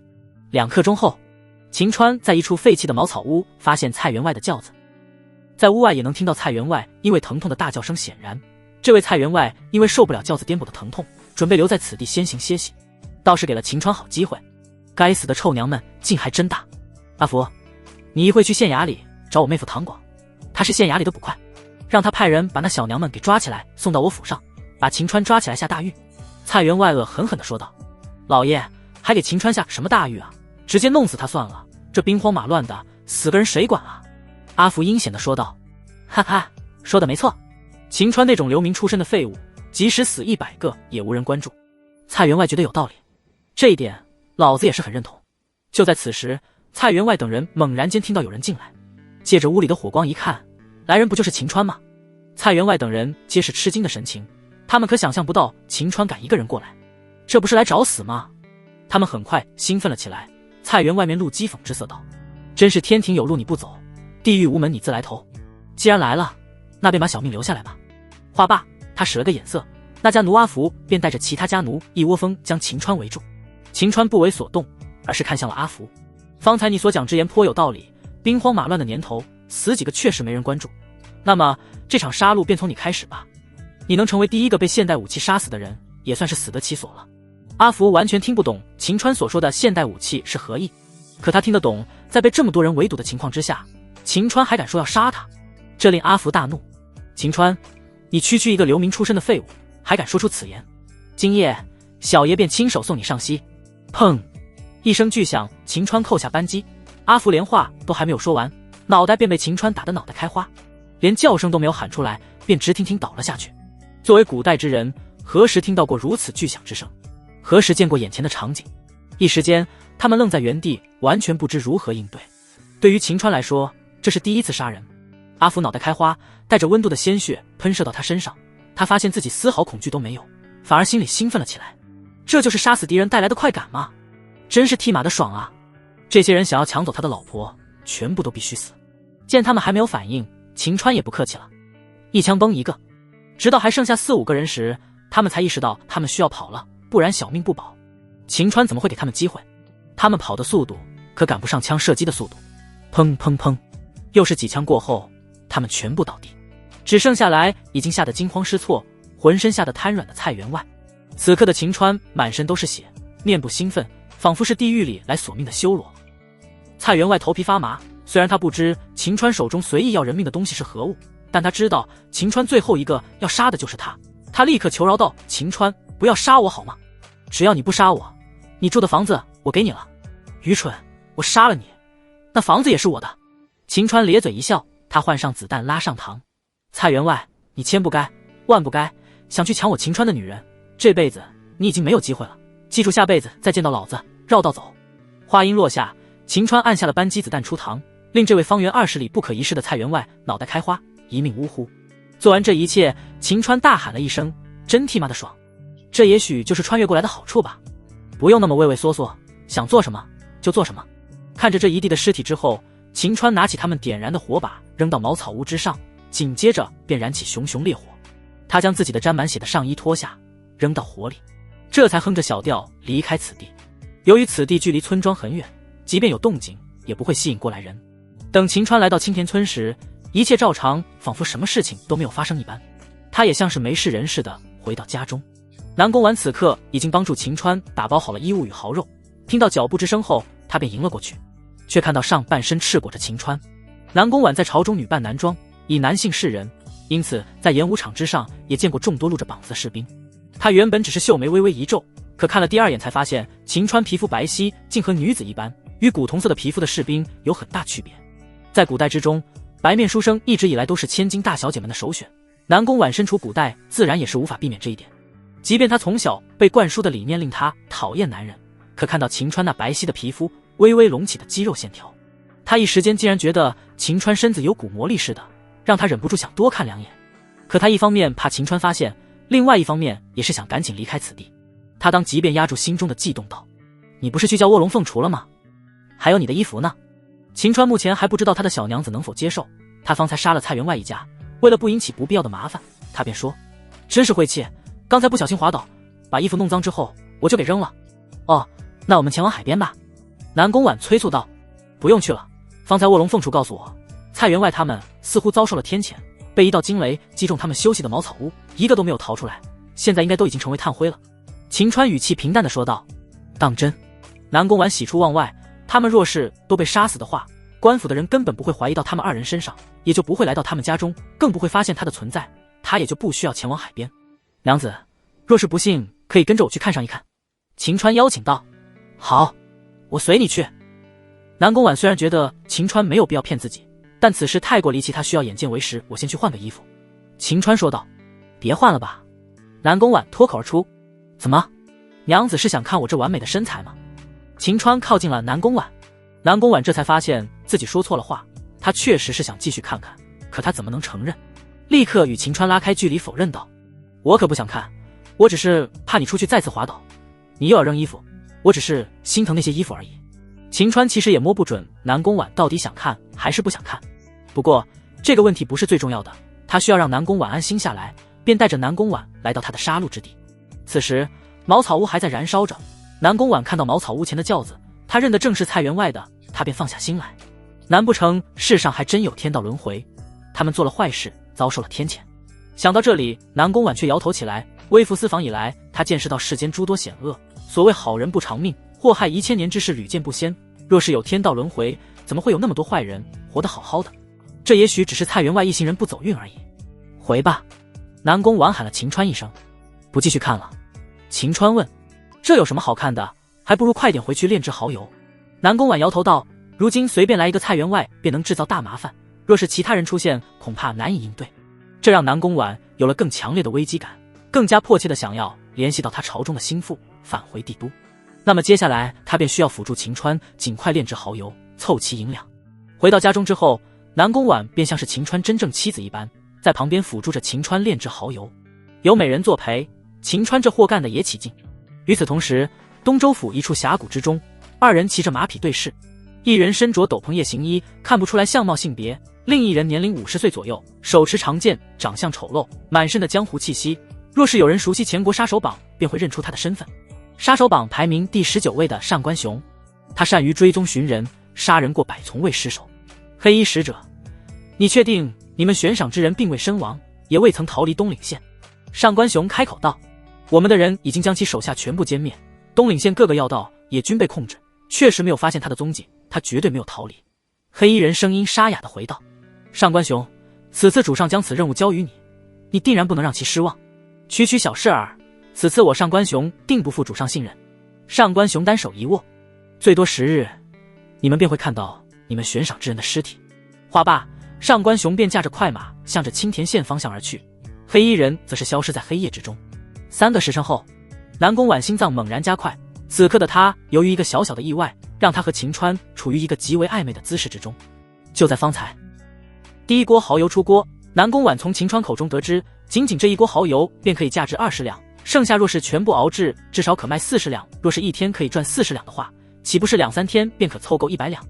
南宫婉喜上眉梢。可就在他高兴之时，一只老鼠忽然窜了出来。南宫婉纵然是女帝，纵然雄才大略，纵然被追杀之时一路战斗，可她终归还是刚年满20岁的女孩而已，骨子里害怕老鼠、蚊虫等物。她下意识的那么一跳，直接跳到秦川的怀中。那时的秦川赤裸着上身，南宫婉能真切地感受到与他们女人完全不同的肌肤触感。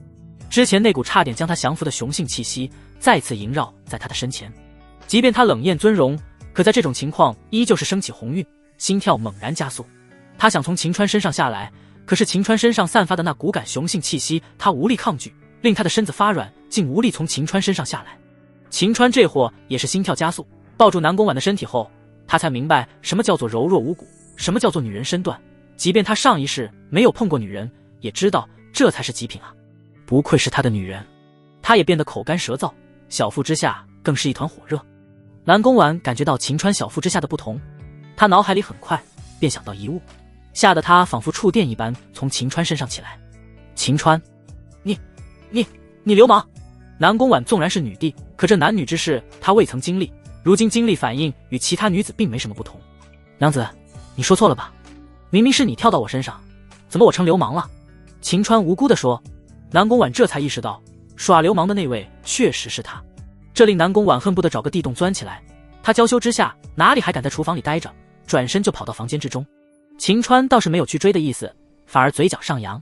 我这大房真有意思，这才几天就亲了老子，摸了老子，再过几天那还了得啊！秦川对于未来更为憧憬，接下来他也没有休息，而是继续炼制蚝油。而躲在房间里的南宫婉一就脸蛋滚烫，他脑海里竟然不断地回想着方才的画面，虽然觉得羞涩，但那种让他身体软绵无力的感觉似乎很美妙。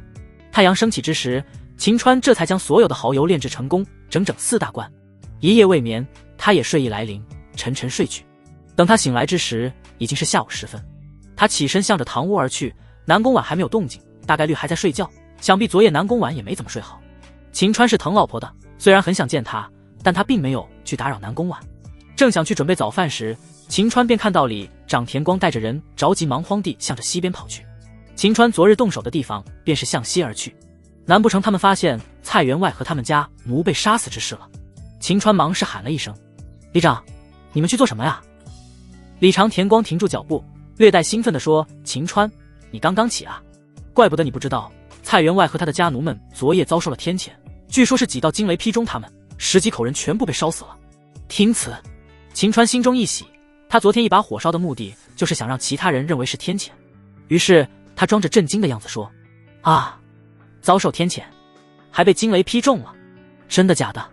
此事当然是真的。昨夜村里的人都听到几声惊雷响声，等早上有人下地时，便看到他们全部都被烧死了。官府的人经过验尸，确定是天谴，正喊着蔡家的人拉尸体回家。里长表情夸张地说：“看得出来里长也很痛恨蔡员外。”秦川也故作兴奋地说：“看来是蔡员外和他的家奴们多行不义必自毙。”哈哈，说得好，那你要不要一起去看看啊？李长邀请道。好，我也去看看。这种事情如果不去看热闹，反而会被怀疑。待到秦川跟着李长等人来到事发地点时，蔡员外等人被烧成焦炭的尸体正在往车上运输。蔡家的人并不相信是遭受天谴，可官差们不仅一口咬定绝对是天谴，还告诉他们，若是不愿意散尽家产，将钱交给官府用于民生，否则他们也会遭受天谴。古代之人多数迷信，如今蔡员外以及家奴们死得离奇，似乎唯有天谴才能解释。几句话把蔡家人吓得脸色苍白。秦川只感觉这官府是真黑啊，也怪不得大前国国力衰弱，若是让他当皇帝，绝对先整治这边基层的贪官污吏们。不过他们的贪倒是给秦川和南宫婉扫出了麻烦，至少官府们不会怀疑到他们的身上。官府让蔡家之人将尸体拉回后，便也跟着前往蔡家，看来是不敲诈一些银子回去，他们绝对不会善罢甘休。秦川看完热闹之后便回到家中，南宫婉也已经醒了过来，似乎昨夜发生的事情他已经忘得一干二净，恢复之前的冷艳尊容。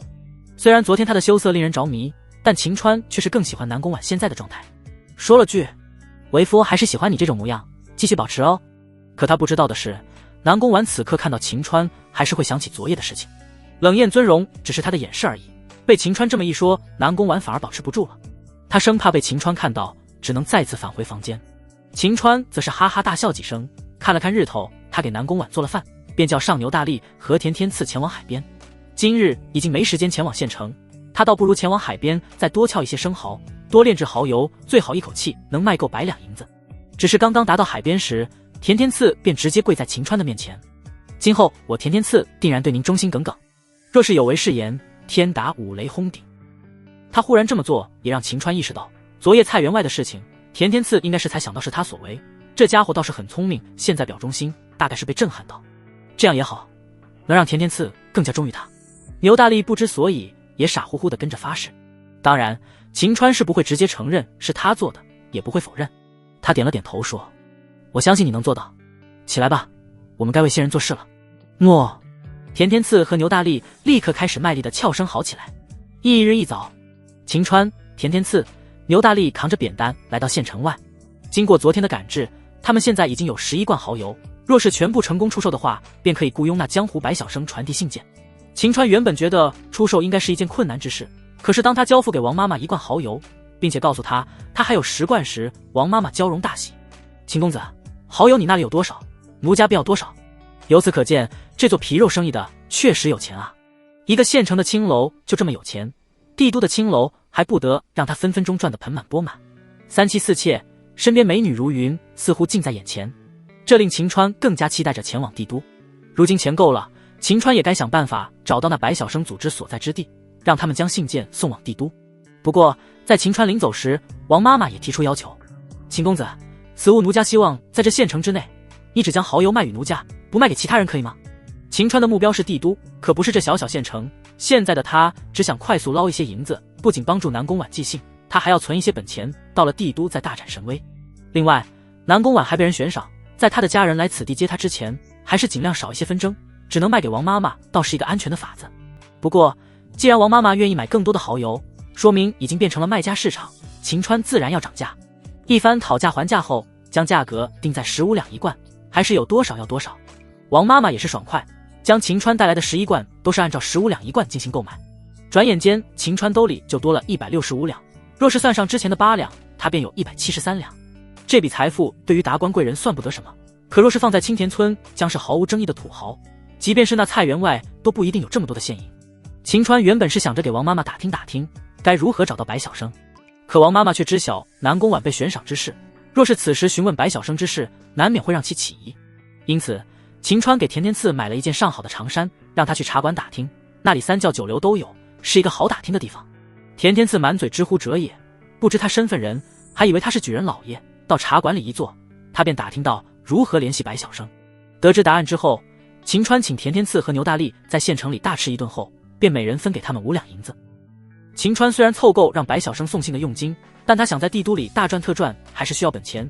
接下来还需要他们2人出力，更何况田天赐确实也有办事能力，说不准将来在帝都还真能有些作用。牛大力更不用说了，身材高大的他，无论是干活还是当保镖都很有能力，该给的好处还是要给的，如此他们才能真正的死心塌地。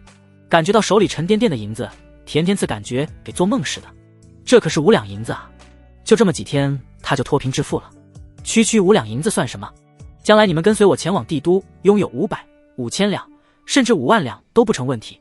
秦川抬手指向帝都方向，那里才是发财之地。田天赐听着那是满眼发光，激动的再次给秦川跪了下来。从现在开始，您就是我亲爹。打住，我可没有你那么老的儿子，今后叫我老大即可。秦川阻止道。老大。田天赐立刻改口，嘿嘿嘿，老大老大。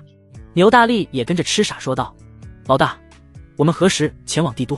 田天赐期待无比道，不要多问，时机一到，本老大自会通知你们。不过回去之后给你们银子之事，先人之事绝不可透露给其他人，若是透露半分必遭天谴。秦川声音低沉了下去。田天赐脑海里瞬间想到蔡员外的死相，便忙是小鸡啄米似的点头。诺。回到青田村第一件事，秦川便将是剩余的163两银子拿出来给南宫婉看。南宫婉心神震动，在帝都100多两银子不算什么，可秦川区区一个山野村夫，却能在3天之内赚到100多两银子，实在是超乎他的想象。秦川帮了他这忙，说是救了他的性命也不为过。南宫婉看向秦川时，那双如冷眸出现了少有的复杂神色。算了，本就不是一路人，待到帝都后，想个办法让他知难而退，将他的付出1000倍偿还于他。一念至此，南宫婉便立刻书信一封交给秦川。秦川，此信还需要你跑一趟蓝玉县将其寄出。虽然他的信件表面是家书，唯有他的亲信才能看清楚其中玄机。寄达地点也是他一手创建隐卫的秘密基地，其表面上只是一家酒肆而已。但他此次微服私访行踪泄露，皆是内鬼所为。一旦白小生组织被反贼渗透，发现此信件送往隐卫秘密基地，定然会知晓他此刻正在青田村，绕开被控制的东岭县，才能确保此信安全送到。秦川虽然不知东岭县的官府都被控制，但他也知小心为妙，点头答应。只是蓝玉县距离此地至少还有上百里路，他到那里几乎要跑断腿。为了尽快达到晴川，便再次返回东岭县县城，花了20两银子买了一匹马。不得不说，古代的马匹确实贵，按照当下购买力而言，几乎相当于现代社会里的汽车，并不是普通人家可以消费得起。他没有停歇，骑着快马便向着蓝玉县而去。一路之上，关卡、哨岗竟然遭遇10几个，盘问之人不仅有江湖人士，还有官府的人。看到女人，他们便拿着画像进行对比，男人也要盘问一番，到底有没有见到过画中之人。那画中之人自然便是他的家中那位小娘子。由此可见，敌人已经和当地官府勾结起来。也怪不得他没有想让晴川护送回帝都的想法，而是写书信通知他的家人。也幸好青田村处于深山之中，大多数的村民不会绕过山路来到官道之上，否则若是有见过他的人，大概率便会告知他们。虽然青田村的村民很少出去，但凡事都有一个万一。晴川也有了危机感。1个半时辰后，他便来到蓝玉县的白晓生分号。豪掷100两后，白晓生便接下来晴川的信，告知他3日之内便会送到帝都。晴川安全回到家，中南宫晚长舒了口气，娇容浮现一抹笑容。信件被他的隐卫收到后，800里加急最多2日，他们便应该能赶来。满打满算，他5日之后不仅可以离开此地，还能让隐卫横扫此地的反贼，找出幕后主使，让他们付出代价。晴川见到南宫晚的笑容，他也知距离前往帝都不远，他需要趁着还未前往帝都之前继续多赚一些银子，所以他再次找来田天赐与牛大力。为了保障南宫晚的安全，晴川此次便邀请南宫晚前往海边。南宫晚知晓自己一旦回到帝都，便不会再与晴川这般相处。虽与晴川相处时间不长，但这种生活也是他这辈子都没有体验过的，他也颇为珍惜，便答应晴川。一晃眼3天时间过去，白晓生负责寄送信件之人，安全将信件送到处于帝都的红星酒肆之中。当掌柜看到信件内容，大惊不已，立刻来到后院之中，将其交于他们隐卫的外侍统领林然手中。林然乃为女将，五官俊美，英气逼人，身材修长的她，胸前却还能保持鼓荡有型，可谓是极品。双眸之中更是透着一股桀骜不驯，像是难以征服的野马一般。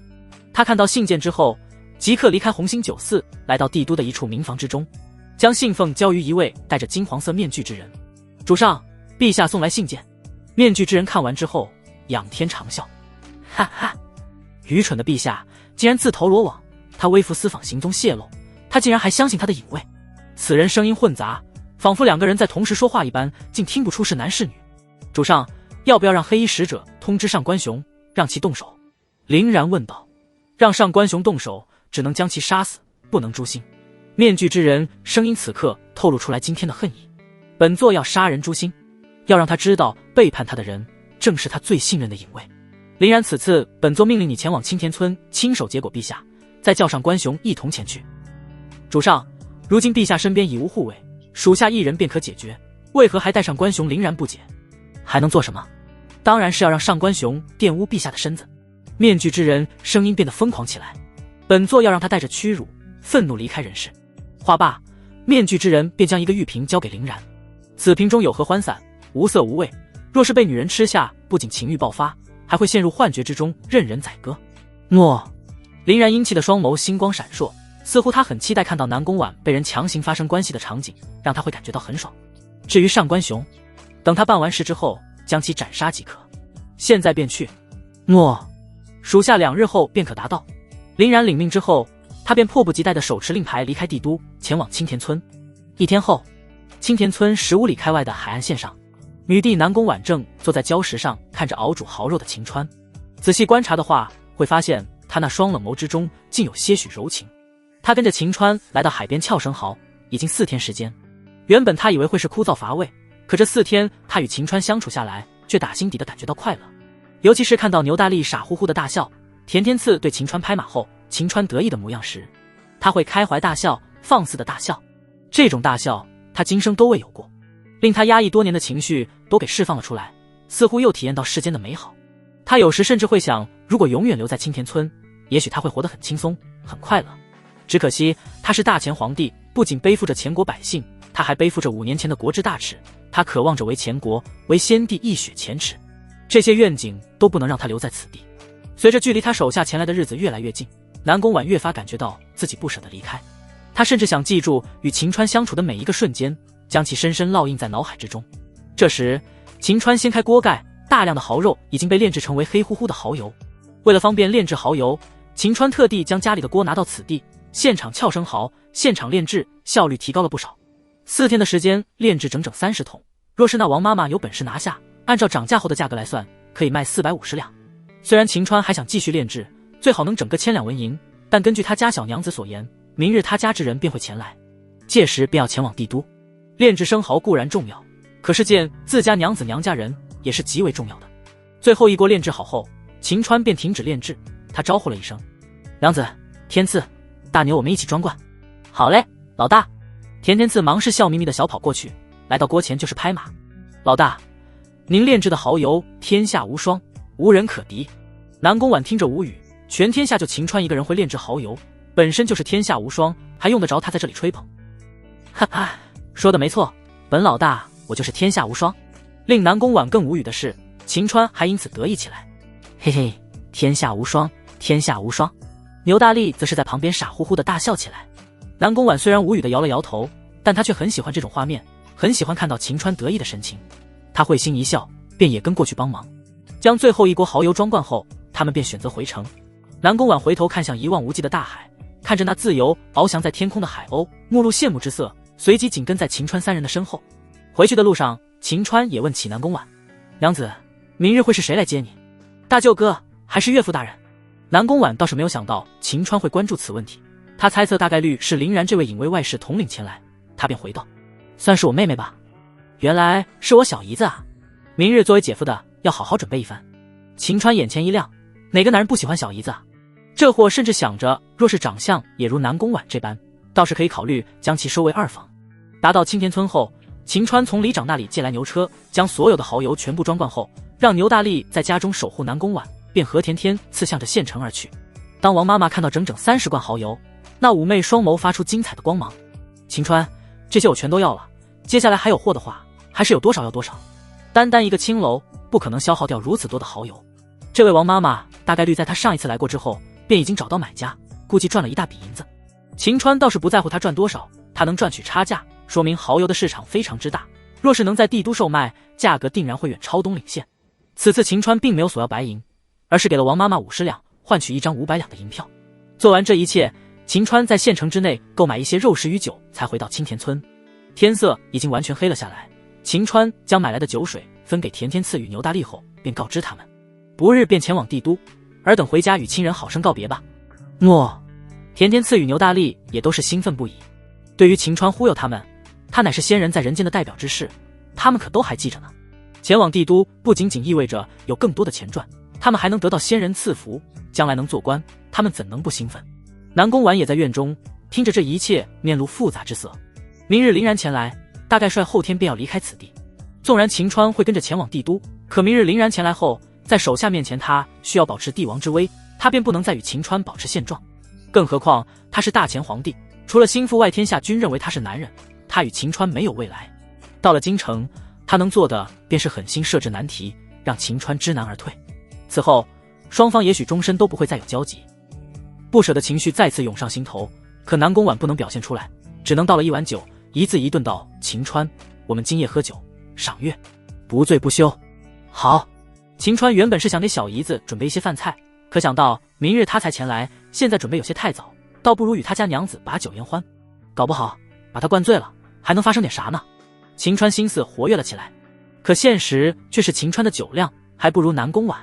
即便古代都是低度的黄酒，可南宫婉在朝中是以男儿之身示人，经常与将士把酒言欢，哪里是秦川这个连酒局都没有经历过几回的人能比的？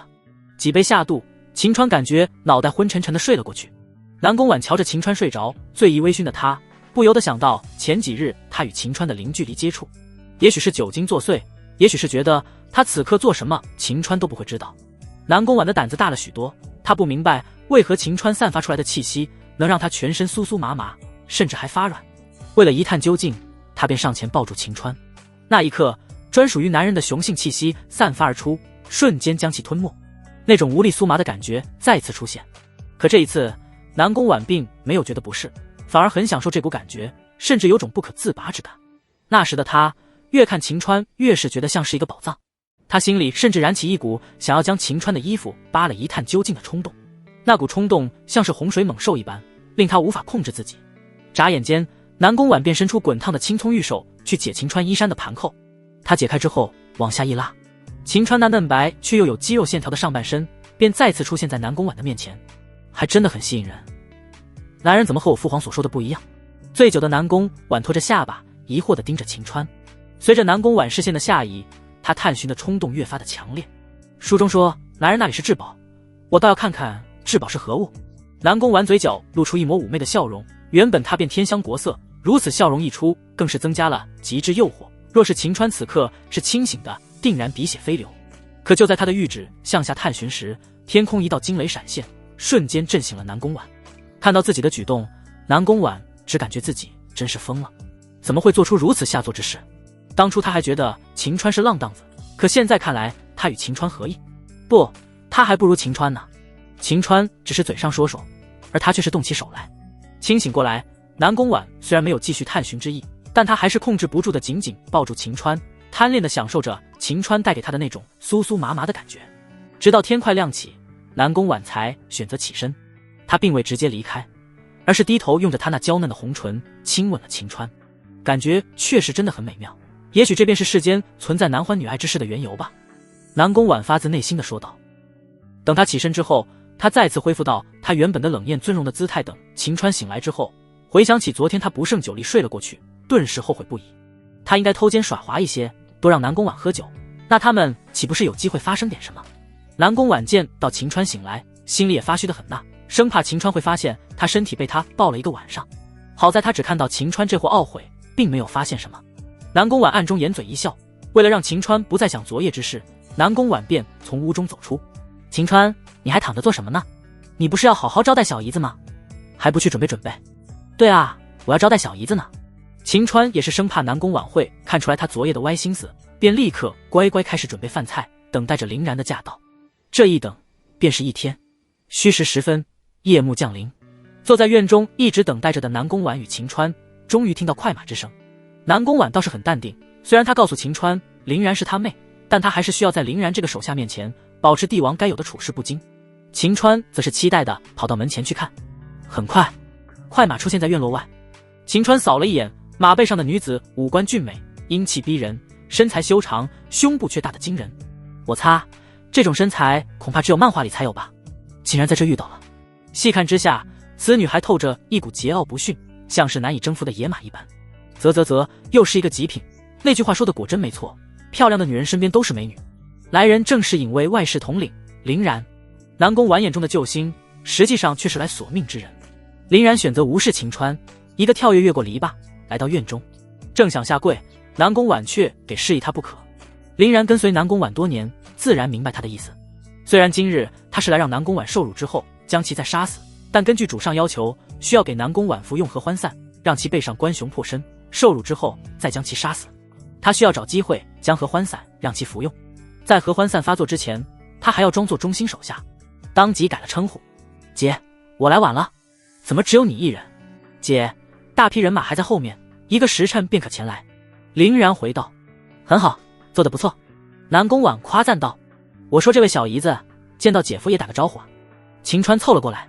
在书信之中，南宫婉也告知凌然如今处境，他这才回头看了秦川一眼，只感觉此人仅仅是山野村夫而已，竟还要自称姐夫，区区一个工具人而已，还真把自己当回事了。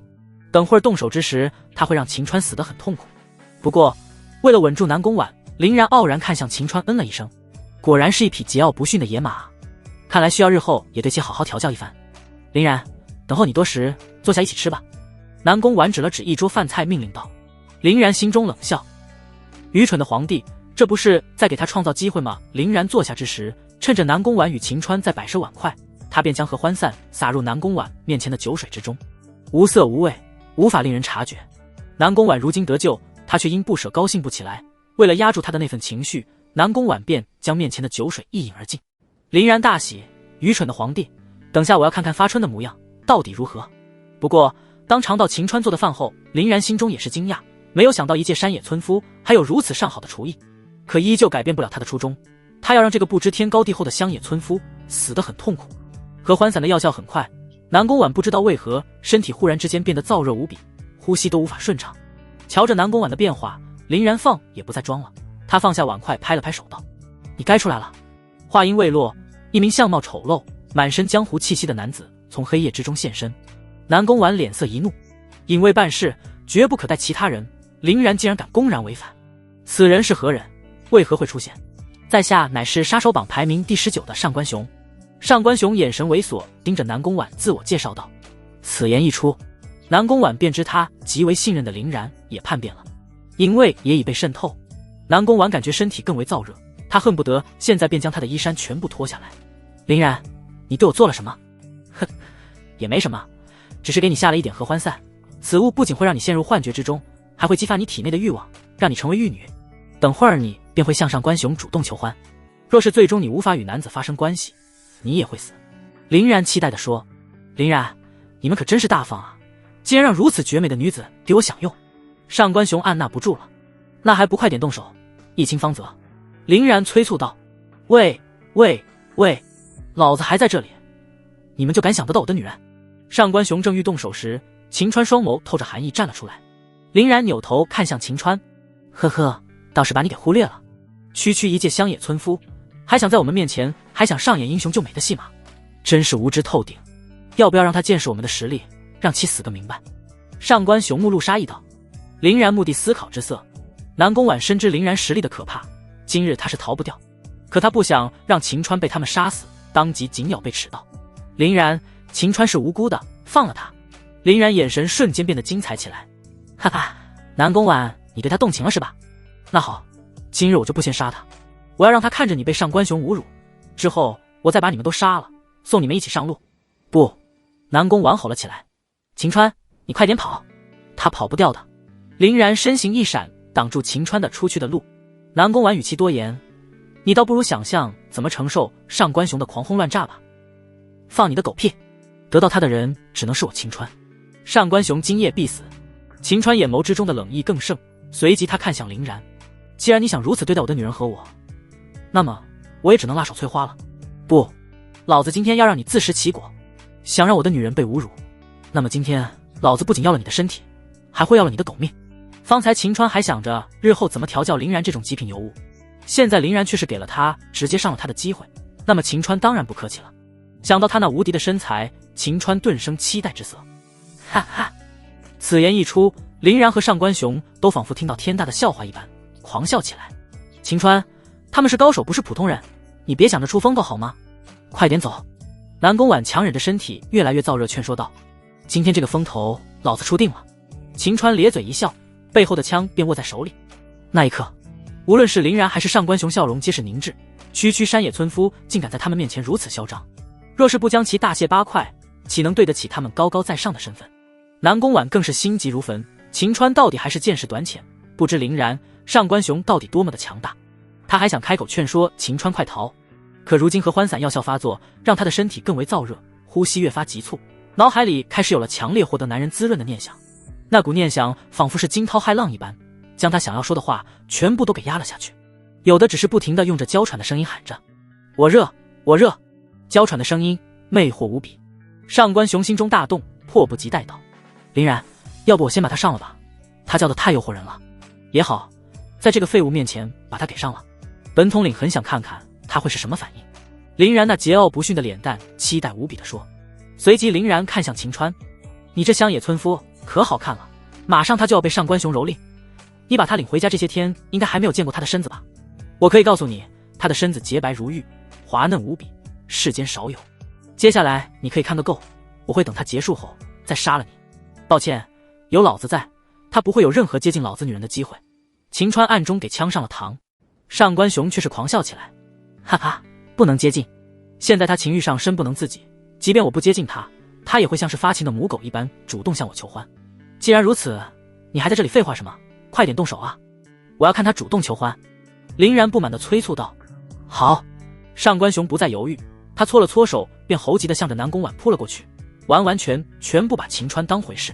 林然越发的兴奋起来，他之所以渴望着南宫婉被蹂躏，是因为他觉得自己身怀大才，南宫婉却只让他做隐卫的外事统领，便心生怨恨。砰！可就在此时，忽然一声巨响凭空响起。林然冷眉微微皱起，怎么回事？还没有等他搞明白，他便听到上官雄惨叫一声倒在地上。林然立刻警觉起来，难不成附近还有高手存在？他环顾四周，却发现周围除了秦川和南宫婉外，并没有其他人。既然没有其他高手存在，上官雄为何如此？难不成是兴奋过度，自己把自己给绊倒了？真是一个废物！林然一个跳跃来到上官雄的面前，踢了他一脚。喂，起来，快点起来！可他却发现上官雄竟然一动不动。林然又是给了上官雄一脚，这一脚是大力沉，将上官雄翻了个。下一刻，他便心头一惊，只看到上官雄的胸口处竟像是被人开膛了一般，血水不断的涌出，他也变得奄奄一息。林然满脸问号，摔一下那么严重吗？秦川看着这一切，心中冷笑不已。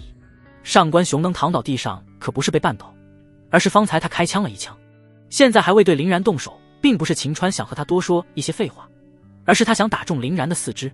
如此的话，既能让其失去动手能力，还不耽误一会儿他把他给上了。他可是高手中的高手，若是想快速打中他的四肢，必须出其不意，快准狠。若是慢了一步，以他的实力进行躲闪的话，他再想精准打到他的四肢，可就没有那么容易。如果一不小心打中了要害，让其一命呜呼的话，那就白瞎了这么好的身体与容貌。林然对秦川的不屑，让他还在疑惑着上官雄到底是怎么回事。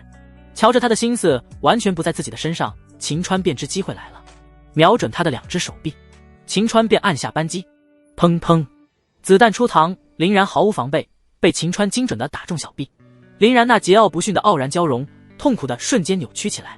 他并没有像是上官雄那般大叫起来，而是立刻警觉地看向四周，愤怒地吼道：竟然使用暗器伤人，卑鄙小人，给我滚出来！秦川都无语了，就这么瞧不上他？他手里明明拿着枪，他却完全不怀疑是他。既然如此，他也就不客气了，看准了他那修长的大腿，秦川再次按下扳机。然而林然不愧是高手，在秦川再次按下扳机之时，他终于发现问题出在秦川手中那黑布隆冬之物。他身形如鬼魅一般，不仅躲过秦川方才一击，竟然还来到秦川的面前。双方面对面只有半米的距离，秦川心头一惊，这速度简直超乎他的想象。难不成古代的高手真的有什么内力，有所谓的轻功存在？原来是你在搞鬼，我还真小看你了。如此近的距离，我可以随时杀死你，看你还如何使用暗器。林然交融之上皆是杀气，秦川只感觉林然还是太过自傲，以为离得近他就能解决掉他吗？离得越近反而有利于他好吗？秦川也不客气，猛地蹲下身子，开枪击中林然那修长无比的双腿。啊！子弹的猛烈冲击令林然无法稳住身形，轰然倒地。他也终于忍不住大叫起来，四肢全部中枪，即使他身体素质极强，还能勉强爬动，可也已经无法对秦川再造成任何威胁。秦川一步上前脚踩着他的脑袋，不知现在你还如何杀死老子？林然神色依旧傲然，对于秦川的问题他给不了答案。现在的他确实无法再杀死秦川，如今计划可以说彻底失败，他纵然心有不甘，可也无济于事，倒不如来个痛快。动手吧，能死在神机门之人的手下，也算是死得其所。神机门，秦川根据字面意思，大概率是使用暗器的江湖门派。什么狗屁神机门，老子可不是的。呵呵，看来神机门是打算一直做缩头乌龟了，不承认也无妨。来吧，给我个痛快。林然再次求死，秦川却是大笑起来。想死？那也要等老子尝到你的滋味之后，才会送你上路，让你也带着屈辱离开人世间。你也不要担心你受伤了，我不能享用，只要给你止止血，再擦一擦，不就干净了吗？说到最后，秦川的表情故意猥琐起来。林然身体颤抖了起来，他为人桀骜不驯，甚至觊觎那95之尊的位置，怎能让秦川得到他的身体？他立刻狂吼道：即便你是神机门之人，你也不配得到我的身体。我观察你脚步浮虚，体内没有丝毫内力，即便我受了重伤，只要我不同意，你也得不到我。放弃吧，给我痛快。呵呵呵，给你吃那盒欢散不就行了吗？老子说过会让你自食其果。秦川微微一笑，便在林然身上翻找到装着合欢散的玉瓶。林然神情巨变，他立刻闭上了嘴。秦川对着他的腿又是来了一枪。啊！林然承受不住张开朱唇。秦川将那瓶内的合欢散一股脑的全部倒入林然的口中。林然想要吐出来，秦川立刻上前捂住他的嘴。也许是量太大了，药效来得特别快，林然很快便停止了挣扎，原本还痛苦的双眸有了迷离之色，桀骜不驯的脸蛋此刻满是春情。令秦川更加受不了的是，南宫婉已经完全失去理智，他看到此地只有秦川一个男人，他便扑向了秦川。下一刻，南宫婉那柔软无辜、带着独有香气的身体便抱住秦川，感受到秦川身上散发着男人独有的气息，南宫婉更为疯狂，踮起脚尖对着秦川狂吻了起来。即便很野蛮，可是秦川好喜欢。南宫婉的主动令秦川血脉瞬间沸腾了起来。虽然现在南宫婉如此模样，皆因林然给南宫婉下了药，若是此时要了她，便是成人之危。但方才林然也说吃了合欢散，若是没有被男子滋润，也会死去。秦川这货心中叹息一声，为了拯救我的女人，只好牺牲我的清白之身了。话音未落，林然发出靡靡之声：男人，男人，男人在哪里？秦川猛踹了那林然一脚：别着急，等老子给你止止血，会要了你的。只是在院落中可不是办事的好地方。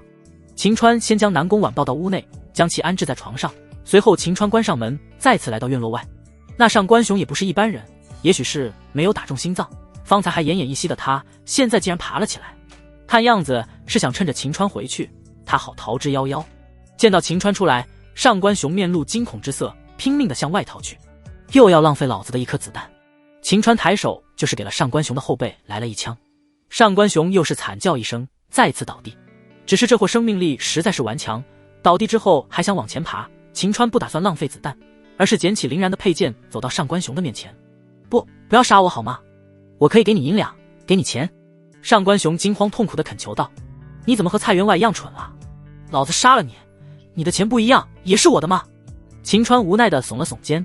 上官雄还真想不到秦川会这么说，求生欲让他快速又想到了一个办法。我是全国杀手榜排名第19的高手，只要你留我一命，今后我为你效力，好吗？敢打老子女人的主意，你只有死路一条。秦川没有在上官雄任何机会，一剑刺穿了上官雄的心脏。全国杀手榜排名第19的上官雄一命呼呜。秦川又是补了10几剑，确定上官雄死透了，秦川才肯放过他。男人，男人！林然再次发出靡靡之声，听着秦川心潮澎湃，这狗女人看着桀骜不驯，结果呢？中招之后表现出来的那种想法，要比他家小娘子还要强烈。别喊了，老子马上就要让你尝尝老子的强大。秦川说着，撕开林然的衣袖，将他受伤的地方勒紧包扎了一番，随即便将他抱起，也进入房间之中。刚刚进入，秦川惊呆了，南宫婉身上的衣服已经全部落在地上，他的身子毫无保留地展现在秦川面前。即便是秦川阅片无数，可也从未见过如此完美的身子。林然那狗女人说的还真没错，确实完美。南宫婉看到秦川出现，便再次向着秦川扑来。下一刻，双方真正的零距离接触，丝滑到极点的触感令秦川血液仿佛燃烧了一般。娘子，为夫给你解毒了。秦川将林然扔在了地上，便将南宫婉抱起放在了床上。平躺下来的南宫婉脸蛋微红，眼神迷离，整个人娇艳欲滴。秦川只感觉诱惑到了极点，要把她一口吃掉。畜生！可这时秦川却听到女人的大骂之声，回头却看到一名眼神极为锋利的黑衣女人，不知何时闯入他的房间，竟然还有人。秦川心头一惊，准备将枪拿出来将其也解决掉，可那人手中有暗器，秦川连枪都没有摸到，便感觉脑袋受到重击，眼前一黑，晕死了过去。等再次有意识时，秦川心中慌乱起来，他被人打晕，那南宫婉呢？会不会被人给糟蹋之后杀了？一念至此，秦川猛然间睁开双眼，屋内已经透亮，已经是第二天。秦川心底猛然一沉，一夜时间可以做很多事了。可等起身之后，才发现自己躺在床上，浑身上下也没有被捆绑住，摸着兜里的枪依旧还在。敌人将他打晕，不应该把他绑起来，把他的枪给收起来吗？怎么还给他自由？不等秦川多想，房间门便被推开，南宫婉静直走了进来。此刻的他是一副冷艳尊荣的姿态，并没有被人糟蹋的迹象。紧接着，昨天打晕秦川的女人也出现在南宫婉的身后，她那双眼睛依旧是锋利无比。秦川立刻准备去掏枪，先下手为强。南宫婉却道：她叫清月，是自己人，不用太过紧张。听此，秦川长舒了口气，此女若是自己的人，至少南宫婉没有被糟蹋。可是她打扰了自己的好事，秦川心底狠狠问候了他家包括他在内所有漂亮女性。好在林然所说的吃了合欢散必须与男人那个才能保命。秦川这货很快想到昨夜看到南宫婉那完美的躯体，心头火热了起来。昨夜没有成功，他可不能让此机会给溜了。他故作关切地说：娘子，合欢散的毒还没有解，此事不能再拖了，让为夫给你解毒吧。合欢散只需要休息1个晚上便会自动消退，用不着你来操心。清月轻哼道：林然不是说需要男人才能解毒，才能保命吗？那是他欺骗你们的。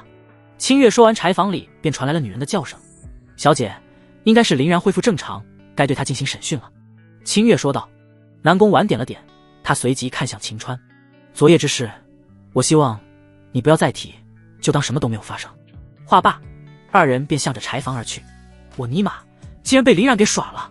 秦川心里那个火啊，他也跟着出去准备好好修理修理那林然，却被清月挡住了去路。他拔出佩剑架在秦川的脖颈之上。小姐审讯，不许进去，若是不听劝，后果自负。这小妞还真是够凶的，看来等于他家小娘子正式完婚后也要把此女调教一番了。秦川笑了笑，便坐在院中的石凳之上，扫了一圈院落，发现上官雄的尸体已经不见，血迹也全部消失，看来已经被清月给收拾干净。此时进入到柴房里的南宫婉与林然四目相对，却是林然先开口。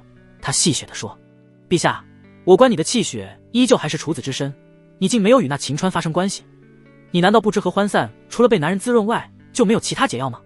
你现在暂时强行压制下去，只会对你身体伤害越来越大，最多3个月，你若是不被男人滋润，你便会毒发身亡。哈哈，你给朕闭嘴！南宫婉何尝不知方才清月所言只是欺骗秦川的而已，事实上若是没有男人滋润，他可能连3个月都坚持不了。哈哈，陛下，即便你让我永远都不能开口讲话，你也改变不了吃下合欢散无药可解，只有被男人滋润才能解毒的现实。我劝你啊，还是赶紧找个男人让他滋润滋润你吧。林然依旧保持戏谑的神情。哦，对了，那秦川不行吗？你不是对他动情了吗？难道他那里不行？朕乃是大前国皇帝，怎会对男子动情？南宫婉脸色愈发阴沉地否认道。虽然秦川有时浪荡子的模样令他很是讨厌，但秦川带给他不少他之前从未有过的生活，还帮助他联系隐卫。只要秦川不浪荡子时，他还是很喜欢和秦川相处。甚至昨夜秦川还看光了他的身子，令他对于秦川有了别样的感觉。可如果说是动情，那还远远谈不上。他骨子里对于男人的厌恶还是根深蒂固，若是将他的处子之身交给秦川，目前他还做不了这个决定。话罢，南宫婉便抽出他的短刀，刺入林然昨天被秦川打中的伤口。啊！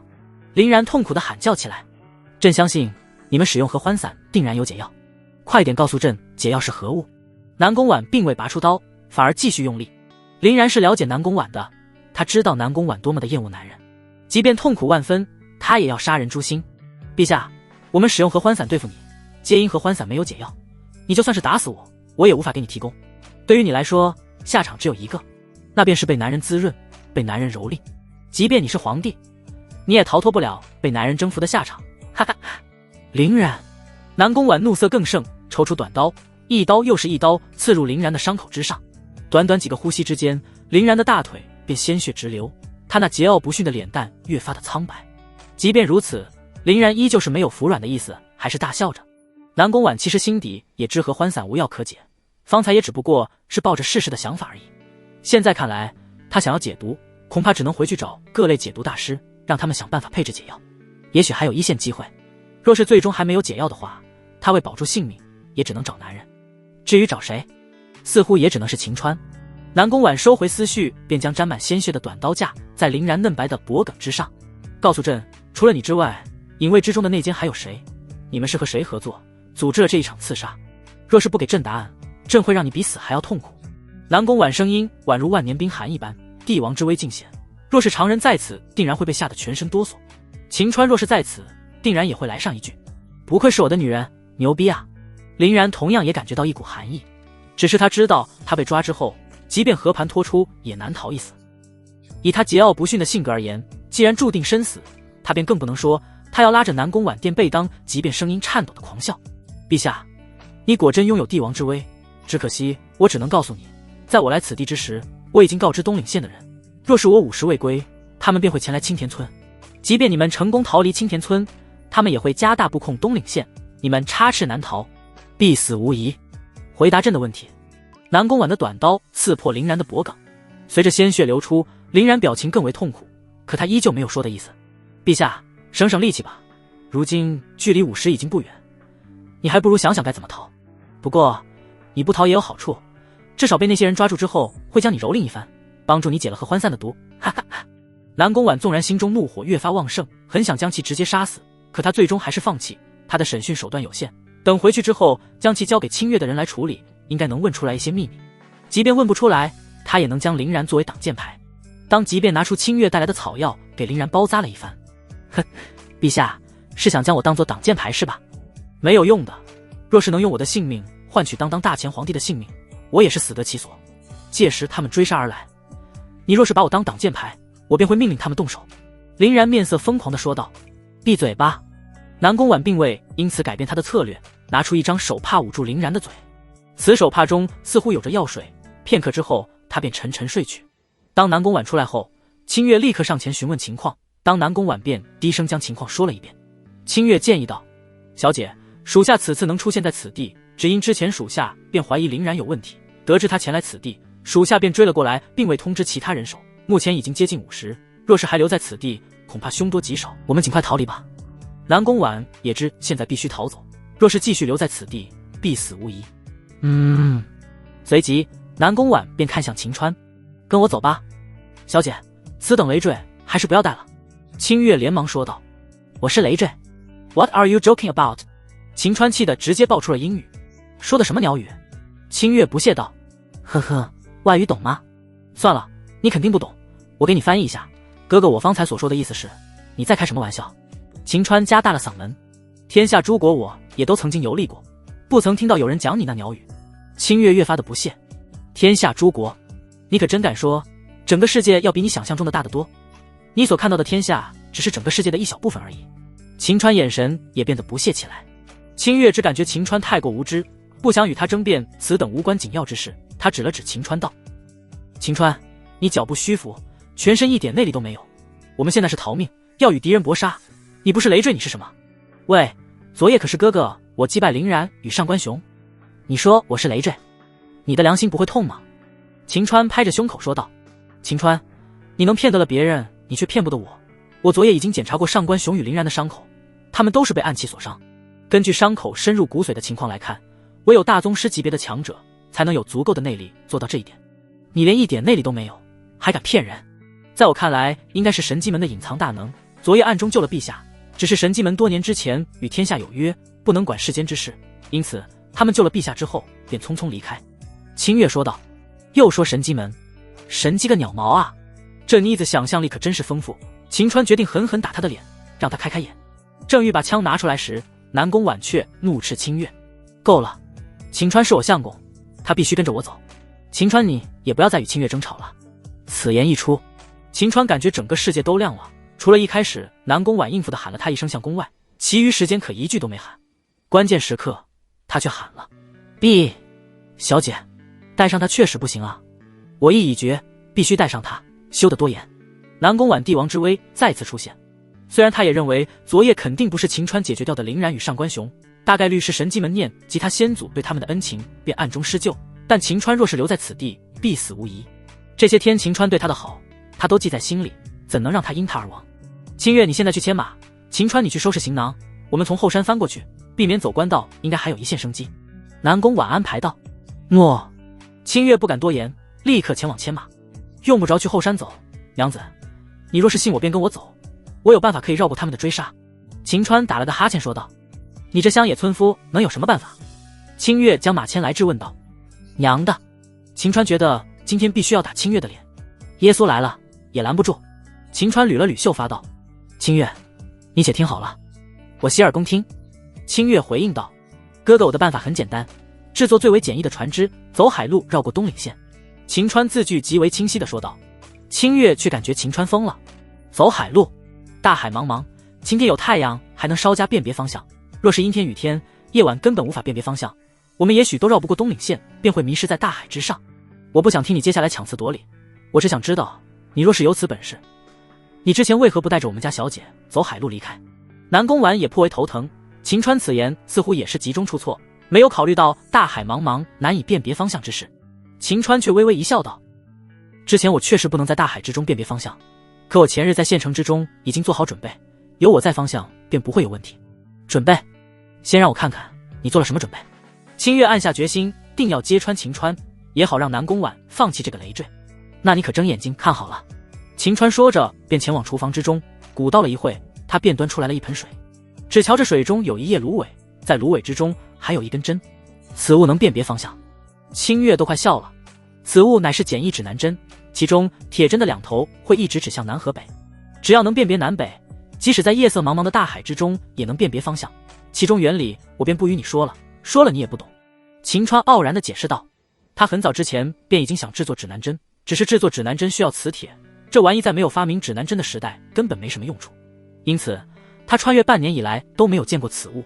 也许是他运气足够好，前日去售卖蚝油时，他在一处售卖奇珍异物的摊铺之上，竟发现此物，便将其买了过来。原本他也没有想过南宫婉的人会叛变，便想着制作指南针试试，若是成功，他便可以未来到达京城后试试售卖此物。没有想到在今日便需要使用了，荒谬！清月根本不相信，他立刻上前摇晃贴在芦苇之上的铁针。可接下来，清月和南宫婉都面露吃惊之色，只瞧着清月无论怎么摇晃转动，那根针停下来之后都会永远指向正南正北，没有丝毫偏差。对于还没有发明指南针的时代，此种迹象简直是神迹。秦川，你是怎么做到的？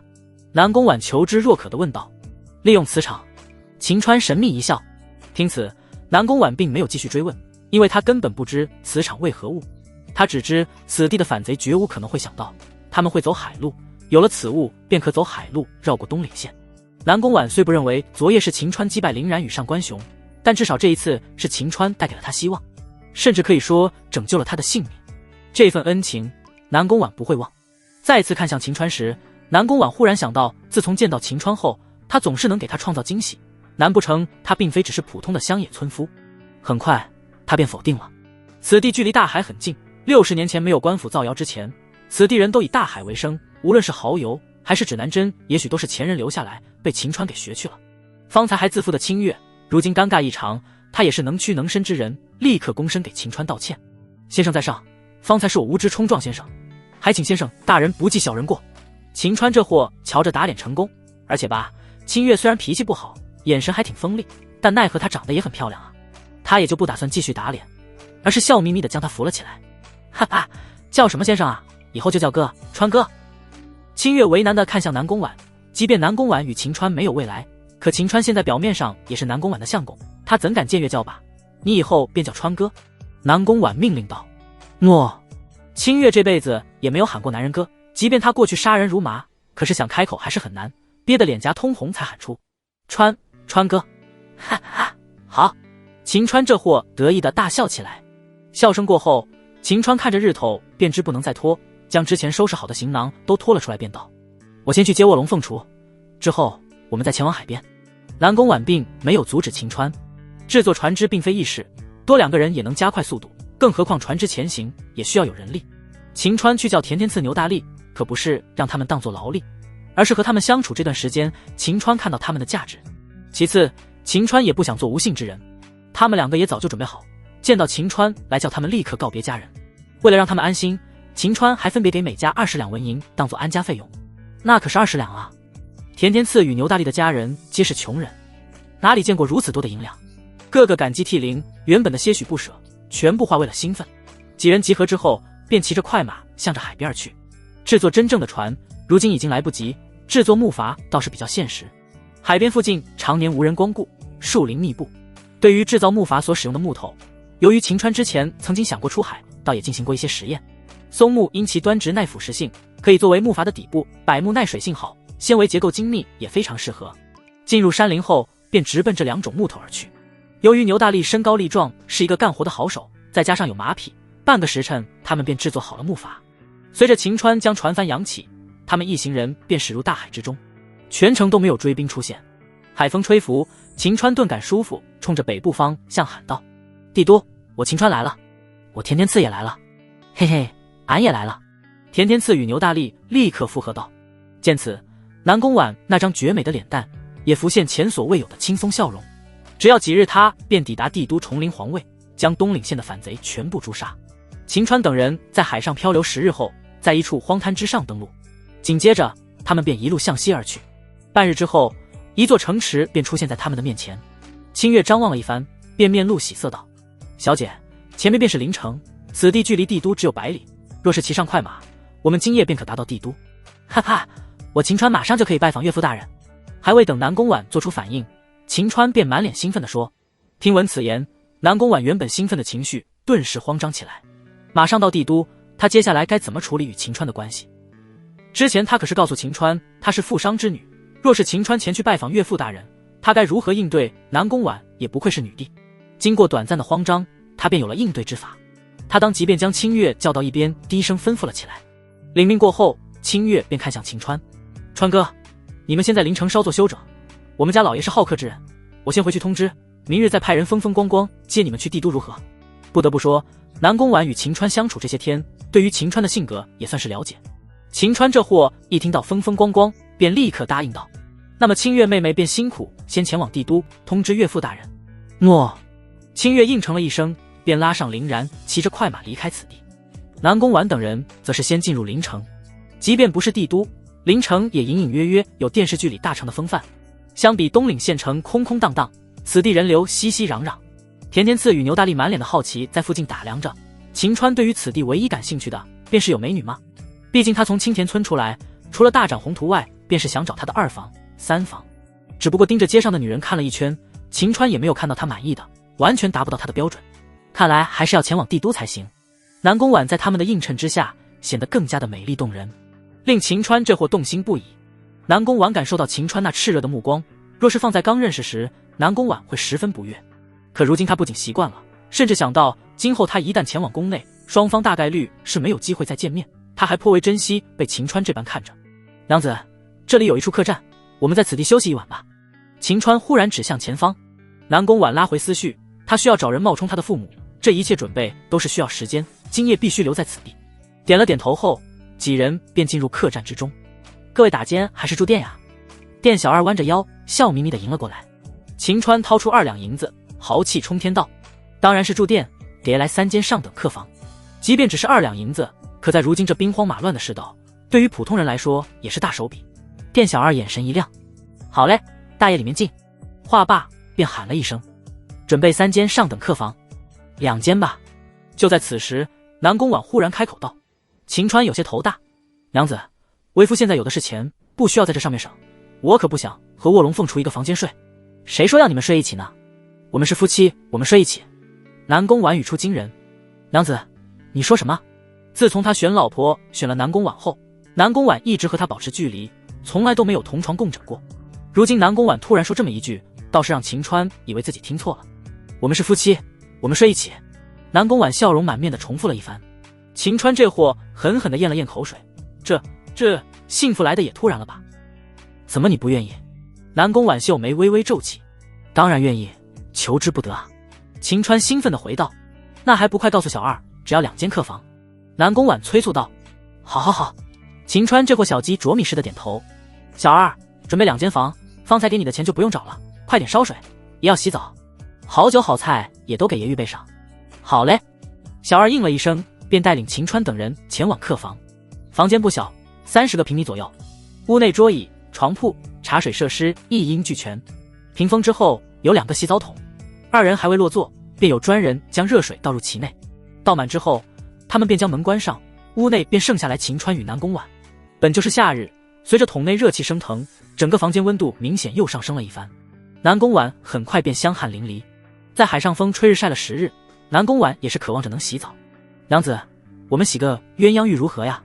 秦川色眯眯地问道。我们还是个喜哥的吧，你先洗吧。南宫婉暂时还是无法接受与秦川共浴，虽然他现在体内和欢散的毒还没解开，但他目前还没有做好与秦川发生关系的准备，他更加期望的是他的人能在他病发之前找到解药，若是找不到的话，他再将秦川换来。他主动提出与秦川睡在一个房间，并不是现在便和秦川发生男女之事，他只是想着也许和秦川分开后，他回到宫中很难有机会再以女儿身示人，他这辈子也无法体会到夫妻之间的感觉，因此他想最后一晚体验夫妻同眠的感觉，也算是给他的人生之中不留遗憾。至于男女之事，今夜他是不会去做的。然而事情并非他想象中的那么简单，到了晚上他便会体会到什么叫做身不由己。秦川见南宫婉不同意，他也没有勉强，而是将他的长衫脱了下来。隐约间看到秦川那白皙又有些许肌肉线条的身体，南宫婉装着无视，可却还是忍不住偷看了几眼。哈哈，娘子，你若是想看，可以正大光明的看吗？何必偷偷摸摸？令南宫婉心惊，秦川竟然发现了他，他哪里会承认？当即便转过身去，休得胡言，我可没有偷看你。哈哈！秦川大笑了几声，便将衣服脱了个干干净净，开始洗澡。听到秦川玩水的声音，南宫婉发现他自己再次有种想看看的想法，心跳也不断的加速，那感觉就像是想要偷东西，怕被人抓到一般。可他又怕秦川会发现，只好暂时离开房间。2个时辰后，黑夜来临，二人也已洗澡用膳完毕。沐浴过后的南宫婉宛如出水芙蓉一般，看得秦川口水都快流出来了。他迫不及待地上了床，拍了拍床榻说：“娘子，夜深了，我们该就寝了。秦川，我们只能在一起睡觉，你不能碰我，知道吗？”南宫婉提醒道。娘子放心，为夫我是守约之人，当初答应你的话，为夫不会食言的。秦川拍着胸脯保证道。你最好说话算话，不然我可饶不了你。南宫婉表面上这般说着，可心中却是期待。他一直都好奇，夫妻同眠到底有什么魔力，能让天下男男女女婚后都睡在一起。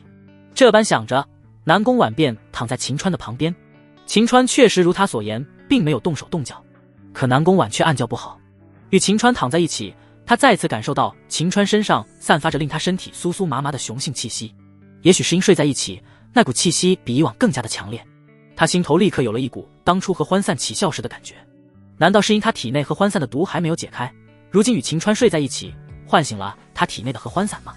一念至此，他的呼吸急促，浑身发烫。他感觉秦川像是诱人的美餐一般，他恨不得现在就抱住秦川，将他给吃了。南宫婉完全没有想到，他体内的合欢散的药效会再次被唤醒。若是他控制不住的话，今夜他的身子岂不是要给秦川了？南宫婉很想起身离开，可合欢散的药效发作，即使他内心呐喊着赶紧起身，他的身体也做不出来反应。反而随着和秦川睡一起的时间变长，他内心的渴望越发的强烈。仅仅几个呼吸之间，南宫婉的青葱玉手便搭在秦川的背后上。秦川身体一颤，这小娘子怎么主动起来了？令秦川更为想象不到还在后面。又是几个呼吸之后，南宫婉竟然起身将秦川压在身下，那张绝美的脸蛋之上写满了春意。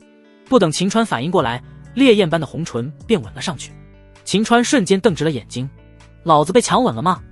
不过我好喜欢。此刻的南宫婉心中不断的呐喊着，停下，快停下。然而随着秦川也开始回应，一股股令人陶醉的感觉袭来。南宫婉从未体验过如此感觉，更是有种不可自拔之感，让他根本不想停下来。一时间他竟分不清楚是合欢散的作用，还是他贪婪与秦川接吻的感觉。随着那股陶醉的感觉越发的浓烈，南宫婉身体仿佛是火烧一般。也许是曾经在秦川面前脱光过，如今他感觉身体如火烧一般，他想要坚持的意愿便降低了许多。仅仅是挣扎了片刻，他便开始脱他的衣衫。很快他便一丝不挂。见到那完美到极点的身子，秦川这货狠狠地咽了咽口水。他可没有预料过南宫婉会如此的主动。既然小娘子都如此主动，他还忍耐个毛线啊！他立刻也将自己脱了个精光。二人毫无保留的相见。下一刻仿佛是干柴遇到了的烈火一般，无论是南宫婉还是秦川都沉陷其中。二人都没经验，动作野蛮，一不小心二人还从床上掉落下去。即便如此，也没有受到丝毫影响，想将整个客栈的房间化作成为他们的战场。砰的一声，在黑夜之中竟然碰到桌椅，一物砸落下来，正巧不巧砸中秦川的脑袋。啊，疼死爹了！秦川立刻捂住了自己的脑袋。南宫婉还不知发生什么事情，他还在不断的索求。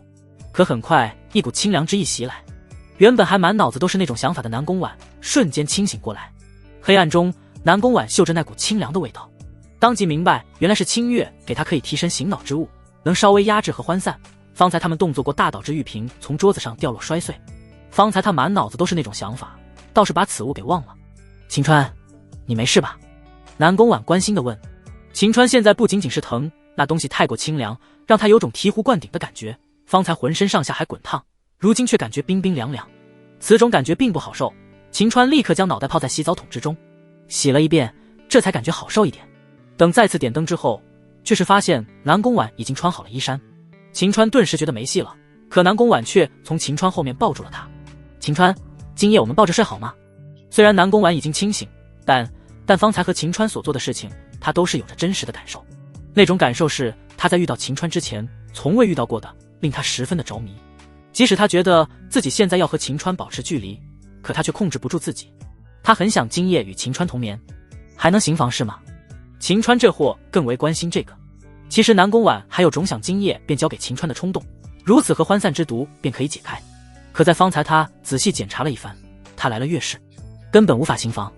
若是之前他肯定会说不行，他必须到无法研制出和欢散的解药，他才会找秦川。可经历了今晚之事，他们再次赤诚相见，南宫婉的心态悄然发生了变化。他虽然不能和秦川真正成为夫妻，但发生那种事情似乎也不是不可以。若是将来想了，似乎也可以从宫中出来。方才检查了一番，我的月事来了，今夜是不能了。南宫婉回道。那月事结束了之后呢？秦川追问道。南宫婉很想说让他见过他所谓的父母再说，可香口之中却是说道：看你今后的表现咯。秦川心情顿时好了起来，人啊，还是有希望好。那我们歇息吧。南宫婉吹灭了油灯。那一夜，二人相拥而眠。南宫婉睡了从小到大最为安稳的觉，日上三竿他才醒了过来。看着与他相拥的秦川，他那冷艳尊容浮现了一抹笑容。那时他似乎明白为何男女之间都执着于在一起，夫妻执着于同眠。那份安稳的感觉是除了男人之外其他人带不来的。洗漱过后，打开门，清月便已从帝都返回，带着人在外面候着。小姐，老爷派人来了接您了。除了清月外，还有一名身着员外府管家模样的老者。南宫婉并不知对方是谁，清月装模作样的给秦川介绍到川哥，此人便是小节府上的管家福伯。那福伯立刻上前，老奴拜见姑爷。小姐，原来是福伯啊，久仰久仰。秦川学着酒场上的那般说着。南宫婉与清月一阵无语，人都是假的，秦川还说久仰，这也忒假了吧。不过这也正是他们所希望看到的，至少说明秦川相信了。小姐，姑爷，老爷与夫人已经恭候多时，还请现在便上车随我回帝都吧。福伯邀请道。南宫婉轻轻点了点头，他便很自然地挽起秦川的手下楼。美人在手，秦川这货心里也是感觉美滋滋，只不过他更加期待前往帝都。到了那里，不仅可以面见岳父大人，尽早将他的小娘子正式娶到家，成为他的大房，更能有机会在帝都大展拳脚，娶更多的老婆。怀揣着期待的心情，秦川便与南宫婉坐上马车。未时，他们一行人便达到帝都。掀起马车的轿帘，可以看到前国帝都的城墙，虽然赶不上西安的城墙，但也有恢宏气势之感。进入城中，街道两旁人流满满，热闹非凡。秦川只是扫了几眼，便看到此地美女相比邻城明显上升了一个档次。这货心中一喜，看来他找到2房、3房、4房，甚至更多老婆的机会大大低啊！马车在城中行驶了莫约3刻钟，便明显感觉到附近人声小了许多。随着马车停下来，那位福伯便在外面恭敬道：小姐，姑爷，我们到家了。秦川颇为兴奋，可下了车他才想到，不好，我初次拜见岳父大人，还没有带礼物。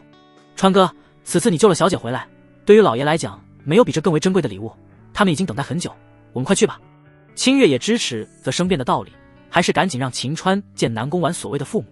既然岳父大人已经久等，我便不追求那凡俗礼节。秦川话罢，便与南宫婉在那福伯带领之下进入府内。不得不说，清月是专业的，他找来的父母长相竟然与南宫婉都有些相似，名字也起得不错，父亲为南宫天霸，母亲为张秀娘。南宫婉对此极为满意。南宫天霸事前已经被嘱咐好，当与秦川相互寒暄了一番，他便请秦川请到客厅之中。众人入座，他直入主题道：秦川，首先感谢你救了小女的性命，不过我南宫世家并不认皇帝的婚配之策，可念在你对小女真情实意之下，我可以给你2个选择。其一，不娶小女，我便给你1万两纹银，你拿着这笔钱可以潇洒过一生。其二，坚持娶小女，可我南宫世家乃是书香门第，往来无白丁，想成为我南宫世家的乘龙快婿，必须是大文豪，亦或者是科举位列前3甲。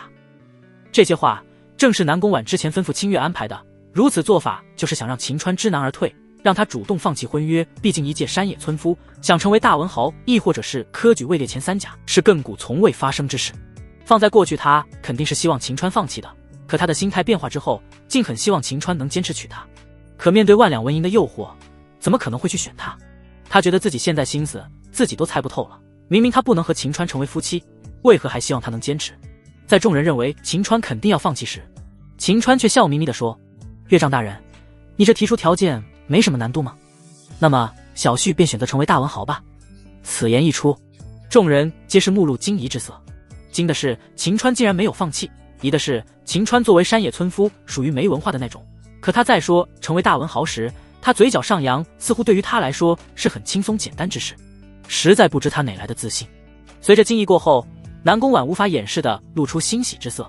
固然他觉得秦川不可能成为大文豪，可他在面对万两纹银的诱惑不去选择，而是选他，满足他方才心中的期望。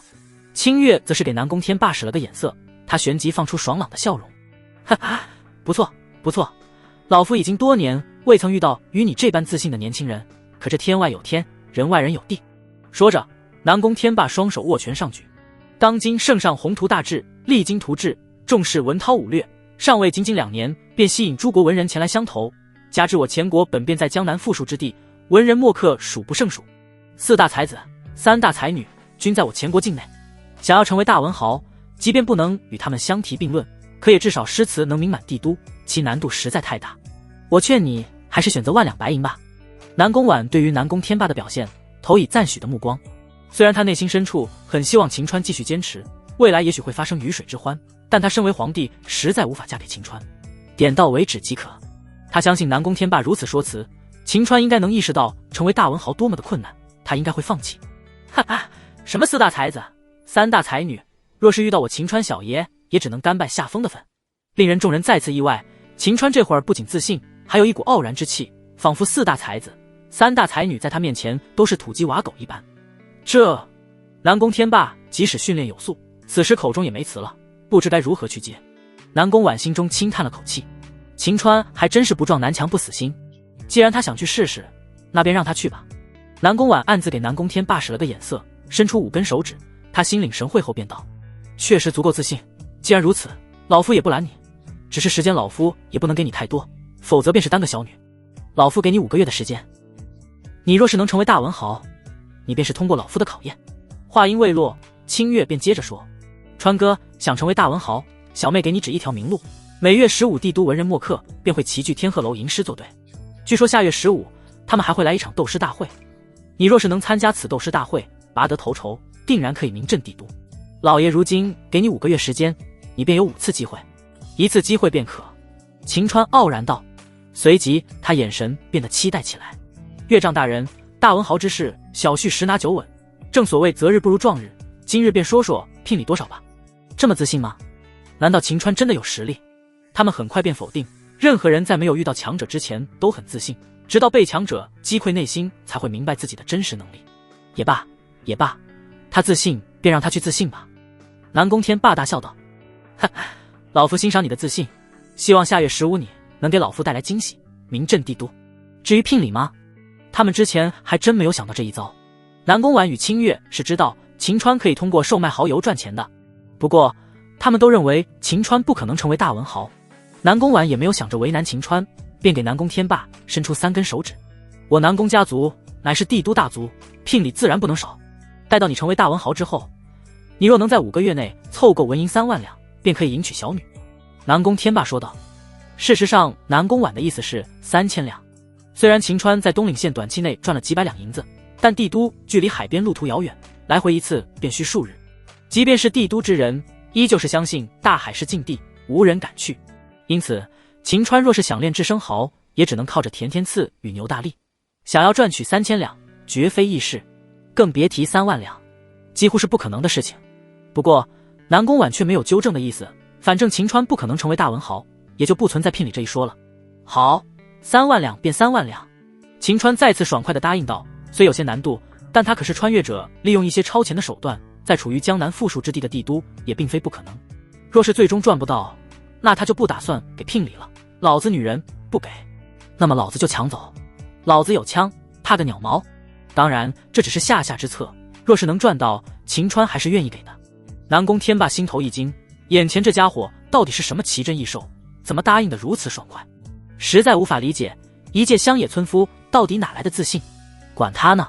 南宫天霸又是大笑了一声，爽快。不过你现在还未完成老夫设下的条件，还是不要留在府中为好。若是被旁人说了闲话，你若最终失败，岂不是影响小女的名声？还请你暂时离开南宫府邸。婉儿、清月，你们将秦川送往东城的府邸，安排他暂时住下吧。被下了逐客令，秦川内心没有任何的波澜。如果让他考科举，他大概率是不行的。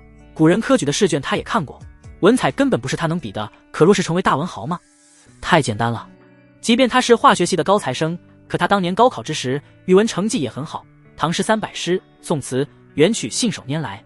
杜甫、杜牧、李白、苏轼、李清照等等，随便拿出来一些诗词，便是千古绝句。不说碾压所谓的4大才子、3大才女，名震前国帝都，还真是小菜一碟。他笑了笑说：“岳丈大人，那我们便1个月再见。届时希望您老能备好婚书。你若是能做到，老夫定然不会食言。”南宫天霸也不敢多言，生怕会露馅。说完，他便率先离开。川哥，我们现在前往东城府邸吧。清月主动说道。随着他们出了南宫府后，便一路向东。2刻钟后，他们到了一处幽深的宅院前。打开门后，院落3进3出，拥有10几个房间，也算是豪门大院。其中仆人、丫鬟也都已经安排。将秦川3人安排妥善后，南宫婉虽然有些不舍秦川，但如今他也该回宫处理反贼之事。清月，你便留在此地保护秦公子。南宫婉安排过后，便看向秦川，美眸之中有着不舍，有着无奈，有着温柔。相公，家父在乎名声，所以我不能陪同你留在此地，需要先行回府。哈哈，娘子，你不用如此不舍，1个月时间不长，等我用文采明镇帝都之时，你我婚约作数，便可日日夜夜在一起。秦川大笑了一声，便将南宫婉搂在怀中。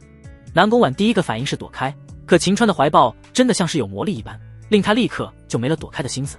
被秦川亲了一口后，秦川这才松开了南宫婉。南宫婉作为皇帝，何曾当众被人亲过？若是其他人，早就被诛灭9族，可他如今面对秦川，却一点气都没有。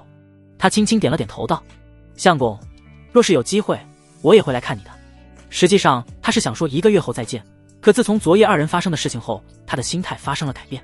他即便知道不能和秦川继续这般下去，可他知道他会控制不住来找秦川的。随着南宫婉离开，秦川伸了个懒腰说：“清月妹妹，带我去烟花之地。你想作甚？寻花问柳吗？”清月面色一冷，纵然他认为秦川与皇帝不会有未来，皇帝也曾经告诉过他允许秦川找其他女人，可他也无法忍受皇帝前脚刚走，他便前那种肮脏之地寻花问柳。哈哈，我秦川有南宫婉这般漂亮的娘子，还需要那烟花之地的残花败柳吗？秦川大笑道：“那你让我带你去那里作甚？”清月面色未改，大有秦川回答不合理，便一刀结果了他的架势。秦川并没有怕的意思，对于清月动不动想要杀人的行事风格，他也已经习惯。他也已经做好打算，若是5个月赚不到3万两，便直接抢走南宫婉。因此他的心情颇为轻松。他打了个哈欠道：“自古以来赚女人钱是最容易的，前往烟花之地当然是寻找赚取3万两的机会。”清月面露奇异之色：“不是吧，川哥，你还真想5个月赚3万两啊？”在他看来，秦川在南宫府的一番操作，只是想拖延时间而已，想要生米煮成熟饭，也就不需要完成指定的条件。此时他脑海里想到秦川靠着蚝油赚了几百两银子之事，他便恍然大悟：“你不会是想去卖蚝油吧？”“当然不是，此地距离大海数百里地，我靠着卧龙凤雏，即便是累断腰，也不可能赚取3万两。”秦川否定道。清月心生奇怪之色：“川哥，既然不是卖蚝油，你去那边做什么？我不是说了吗？自古以来，女人的钱最好赚，当然是去那边找机会。对了，你还要带我去看看胭脂水粉店。”秦川嘱咐道。清月有些搞不明白秦川的路数，不过他被皇帝派遣保护秦川，也就听从秦川的吩咐吧。当然，他若是想逛窑子，别怪他手里的剑无情。旋即便点头道：“烟花之地附近有诸多胭脂水粉店铺，顺路便能看。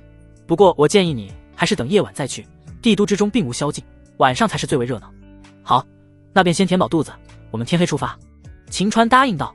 1个时辰后，南宫婉已经回到宫中的养心殿内，如今扎起发髻，身穿帝服，无形之间多了一份霸气。他再次变成大前皇帝南宫俊。其他人见到他，并不会将其想成女人，而只是会觉得此人太过俊美，说是天下第一美男也不为过。他坐在龙椅之上，殿中跪着3人，2男1女。女人身着蒙面，看不清楚容貌。若是各个大臣看到他胸前有一梅花标记，便会立刻心生忌惮。他便是隐卫的内侍统领血梅花，这并非是他的真实姓名，天下之人除了皇帝之外，无人知晓他真正的身份。称呼他为血梅花，皆是因为他一旦出手便是全灭，杀死所有人后，它会留下来带血的梅花标记，因此被称之为血梅花。男人一文一武，武将身材魁梧，年龄40岁上下，仿佛有力拔山吸气盖世之感。只是他似乎生性爱喝酒水，鼻头永远都是红着。他便是南宫婉最为信任的武将连九胜。文臣则是头发花白，身材略微羸弱之意，不过双目却炯炯有神，令人不敢小觑。他便是前国南宫婉最为信任的文臣司马徽。当他们二人听到南宫婉所讲叛贼之事，皆被震惊。刺杀皇帝之事常有，可隐卫乃是皇帝最为忠心的势力，竟然有人能渗透到其中，说明反贼势力远比他们想象中的强大。血梅花审讯结果如何？南宫婉问道。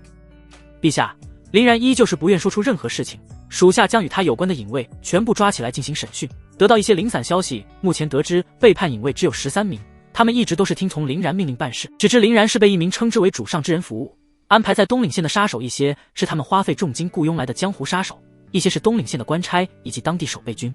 属下昨夜便已经派人前往东岭县，准备将他们一网打尽。不过依照现在情况而言，他们也只是听从林然的命令，还是无法得知被称为主上的幕后黑手具体身份。血梅花回道，他的声音仿佛天生带着杀意一般，相比林然的骄傲不逊，他仿佛是地狱里中前来，只听声音令人便会身体颤抖。司马徽与连九胜即便是见识过他多次，依旧是感觉到一股杀意袭来。司马徽乃是为文臣，不由得侧步远离了他一些。南宫婉听到这些并不惊讶，在前来帝都的路上，他与清月便已经多次审讯，他们甚至听从秦川的建议，将海水灌入林然的伤口处，伤口撒盐的滋味比死了还难受，他依旧是不愿如实招来。前前后后只有一句话，他们的主上会将他杀死，将其取而代之。如今隐卫都被渗透，朝中、后宫乃至于全国各地府衙，不知多少被渗透，将幕后元凶找出来，将其解决掉是重中之重，否则也许他某天醒来之时，敌人的刀便已经架在他的脖颈之上。南宫婉看向连九胜与司马徽，你们好好想想，谁会是那主上？连九胜与司马徽对视了一眼后，司马徽便主动上前道，陛下，朝中局势紊乱，个个想要把皇帝拉下马的人可不少，即使是后宫之内也有不安之人，微臣斗胆说出2人，他们可能便是那主上。讲丞相宇文彦以及纯元太后卢芷言。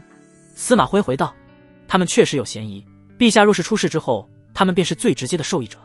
只是若是陛下被刺杀成功，天下之人都会认为是他们做的，你觉得其他势力会不会趁机联合起来将他们给解决了？如此横跨他们登临地位的障碍便会被清除，他们人人都有机会。宇文彦位极人臣，纯元太后身后的范阳卢氏乃是前国第一豪族，他们会想不到这一点吗？血梅花反问道。司马徽却不赞同。血统领，你如此说法，便是忽略陛下前段时间提出的改革计划，此计划将大大破坏以宇文彦与纯元太后为主的世家大族利益，他们为此想要铤而走险杀死陛下也是有可能的。陛下的计划，朝中支持者不过尔尔，除非前国会出现大的变动，否则难以实施，他们完全没有必要铤而走险。血梅花再次反对道。司马徽再次摇头。随着二人再次争辩起来，南宫婉便意识到单单靠着他们讨论是无法锁定最终嫌疑人是谁。他叫停了他们之间的争吵，二位爱卿所言都有道理，接下来你们兵分3路，司马徽你发动安插在宇文彦身边的卧底寻找证据，连九胜你负责调查除了宇文彦与纯元太后之外的势力，血梅花你负责调查纯元太后。诺。3人领命后，连九胜欲言又止。连将军，但说无妨。陛下，西北军饷不翼而飞多日，目前没有军饷下发，军心浮动，若是此刻西湖进犯，恐怕会生出大事，还请陛下尽快筹措军饷。连九胜为难地说道。需要多少银两？至少50万两。连九胜回道。南宫婉颇为头疼，前国虽然地处江南富庶之地，但整个前国几乎被7大豪门望族所掌控，各地税收需要被他们拔下来几层才能收归国库。7大豪门望族个个富得流油，国库却每年各项用款吃紧。半年之前多方筹措的50万两军饷，却在运输途中不翼而飞，更是令国库空虚。如今短期内想从各项支出里抠出50万两银子，实在是难于登天。南宫婉只希望能拉长时间，等明年收了税，国库稍微充盈之时再挤出银子来。于是他便问道，连将军，你觉得还能拖多久？若是莫将全力去拖的话，最多拖到明年开春之时，也就是5个月。连九胜回道。南宫婉心头一沉，5个月，他该去哪里挤出50万两充当军饷？与此同时，夜幕来临，秦川几人乘坐轿子已经来到了帝都的烟花之地。透过轿帘看着大前帝都的烟花之地，街道热闹非凡，人声鼎沸，各个店铺都已挂上灯笼，很有大唐不夜城之感。继续深入，便可以看到街道两边出现许多婀娜多姿、杨柳细腰的女子，她们搔首弄姿的，好不诱人。前国开放程度似乎与唐代差不多，女人不仅敢夜晚出来，穿着也都是十分暴露，很多女人都是穿着低胸的裙子，瞧着那一个个都给大馒头似的露了半个。田天赐哪里见过这架势，若不是在轿中，他恨不得扑过去。牛大力则是口水直流地说着：“嘿嘿，大馒头，大馒头。”秦川倒是颇为淡定，若是遇到南宫婉之前，瞧着这么多姿色上佳的美女，他也会动心不已。可谁让他有了南宫婉呢？相比南宫婉，他们反倒成为了庸脂俗粉，他秦川可还真看不上眼。川哥，前方巷口之中皆是胭脂水粉店铺，你若是想去，我们需要下轿前往。清月拍了拍秦川提醒道，指向左边的巷口。好，那便下去看看。秦川此次想要来胭脂水粉店，是想知道如今前国之内关于女人的护肤品、洗浴用品发展到何种程度。下轿过后，秦川几人走出巷口之内，此地的女子比主干道上还要多，熙熙攘攘，轻轻嗅了一口，便能感觉到身处香海之中。田天赐与牛大力猛咽口水。秦川对于这些女人并没有太大兴趣，他在巷口两旁街道看了一圈后，便将进入一家规模最大的胭脂水粉店。细问一番，秦川心中大喜，这胭脂水粉店只有胭脂水粉以及一些西域传过来的香料，女人所使用之物可谓是少之又少，这给秦川绝佳的商机。从店里出来后，秦川便从袖口里拿出来一截口红。对，正是口红，此物是跟着他穿越一起过来的。当时他毕业之后是想追他们班的班花，费心费力制造出来的纯天然口红，本来给他个惊喜，结果却和那些抢劫的歹徒遭遇雷劈穿越过来。秦川一直没有拿出来，是想在他与南宫婉婚礼当天拿出来送给他，可如今他需要赚钱，便将其拿出来。虽然一节口红卖不了多少钱，但贵在他掌握制作纯天然口红的办法，材料放在古代也是可以轻松找到。此物便当作是开门砖，试试市场反应如何。而测试市场反应，当然要去消费能力和吸金能力最多的地方了。现代世界最吸金的地方是医院，古代那就是青楼，那里不仅有青楼女子作为目标用户，他们与一些达官贵人接触，也能将产品推销给他们。毕竟大前国世家大族极为强大，门槛极高，秦川没有功名，也没有世家作为靠山，想卖给他们东西并非易事。通过青楼的女人推销的话，倒是可以直接免去门槛之事。一念至此，秦川搓了搓手问：清月妹妹，大前地都最大的青楼在哪里？自从出来之后，清月便密切观察着秦川这货。虽然他没有像是田天赐和牛大力那般看见女人便口水直流，但他也只有皇帝在他身边，他对于女人的要求定然不凡。如今他只是看了一些胭脂水粉店，便要前往最大的青楼，怎么看都不像是来赚钱的，反而是吃喝玩乐的。秦川找良家的女子清月能接受，若是秦川还没有与皇帝的关系彻底决裂之前，便去找那些肮脏之女，他绝对要让秦川好看的。他并没有回答秦川的意思，而是手中的剑再次架在秦川的脖颈之上。告诉我，你到底想去做什么？秦川对于清月的行为已经麻木，他打了个哈欠道：我不是跟你说了吗？我是想寻找赚取3万两的机会，你若是认为我拈花惹草的话，你跟着我一起进入房间不就行了吗？哼，行，你若是胆敢找肮脏之女，别怪我手中的剑不讲情面。清月这才收回他的剑。随后几人出了巷口，他们便乘轿前往帝都最大的青楼胭脂楼。下轿落地，抬头一看，胭脂楼足有5层楼高，即便是放在大前帝都，也是鹤立鸡群的存在。相比之前看到街道两旁的女人搔首弄姿来揽客，胭脂楼下倒是没有任何女人，在外揽客只看到几名龟公，看到客人便点头哈腰将他们迎接进入其中。秦川等人在临城时便已经换上绫罗绸缎的衣衫，如今又坐着轿子，倒是达官贵人。清月也是女扮男装，看着倒是一个脾气不太好的公子哥。迎接客人的龟公们虽然瞧着秦川等人眼生，但衣着打扮并非凡人。其中一名瘦小、面露圆滑之色龟公主动迎了过来：几位公子，王二给你们请安了。本公子要和你们店里的头牌见上一面，聊上半个时辰即可，前方带路。秦川没有废话，直接要求道。他此次来测试市场反应的办法，就是找到最有钱的、影响力最大女人，让他来试用。他除了一些散碎银两外，还有500两整的银票，只是见面聊聊，应该够了。话罢，秦川便给了那王20两银子。王二瞧着秦川也算是大手笔，变得更为热情。他忙是点头哈腰地说：不知公子贵姓？本公子姓秦，别这么多废话，本公子要你们店里的头牌。秦川催促道：秦，难道对方是陇西秦氏吗？那可是7大望族之一。王二态度更为恭敬。原来是秦公子，失敬失敬。只是秦公子，我们胭脂楼的头牌宁烟姑娘想让其见上一面，并非是钱财。我们胭脂楼还有其他姑娘，个个也都是天香国色，您不妨。老子就要头牌。秦川态度坚决道。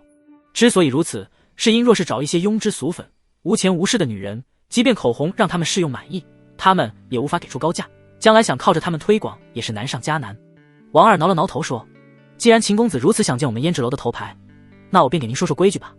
讲。秦川挥了挥手。王二脸上来了神采。嘿嘿，我们胭脂楼的宁烟姑娘卖艺不卖身，想与她见上一面，必须写上一首诗，若是能得到她的赏识，便有机会见其一面的机会，若是得不到她的赏识，即便黄金1000两也难以见其一面。清月恍然大悟，我想起来了，你们胭脂楼的宁烟姑娘是方大人之女吧？这位公子，您真是见多识广，确实是方大人之女。王二回道。清月那锋利的眼神竟出现了一丝遗憾之色。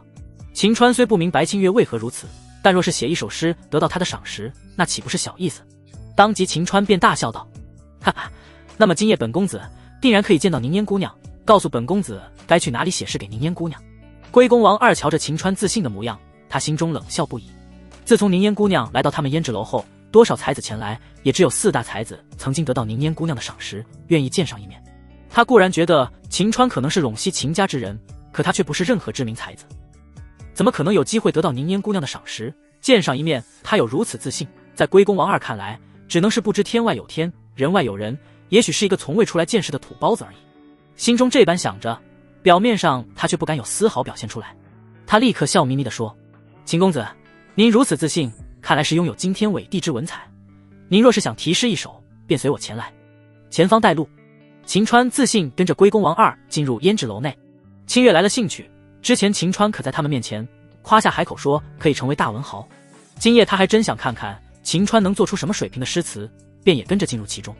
胭脂楼内热闹异常，大厅内歌舞表演，吹拉弹唱，不少男子搂抱着穿着暴露的女子饮酒作乐，稍有些身份势力之人则是在包厢之中，只是隔音似乎不太好，还能听到包厢里时不时传来男女寻欢作乐之声。听到甜甜刺和牛大力脸色涨红，原本他们还差点流口水，如今听到真枪实弹的声音，二人却羞得给大姑娘似的。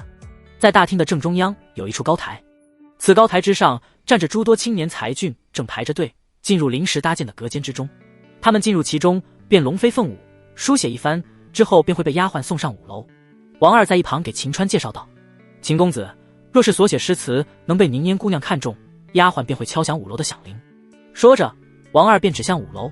秦川等人抬头望去，便看到5楼之中还真有一排响铃，只是说话的这会功夫已经送上去10几份，响铃都没有响起。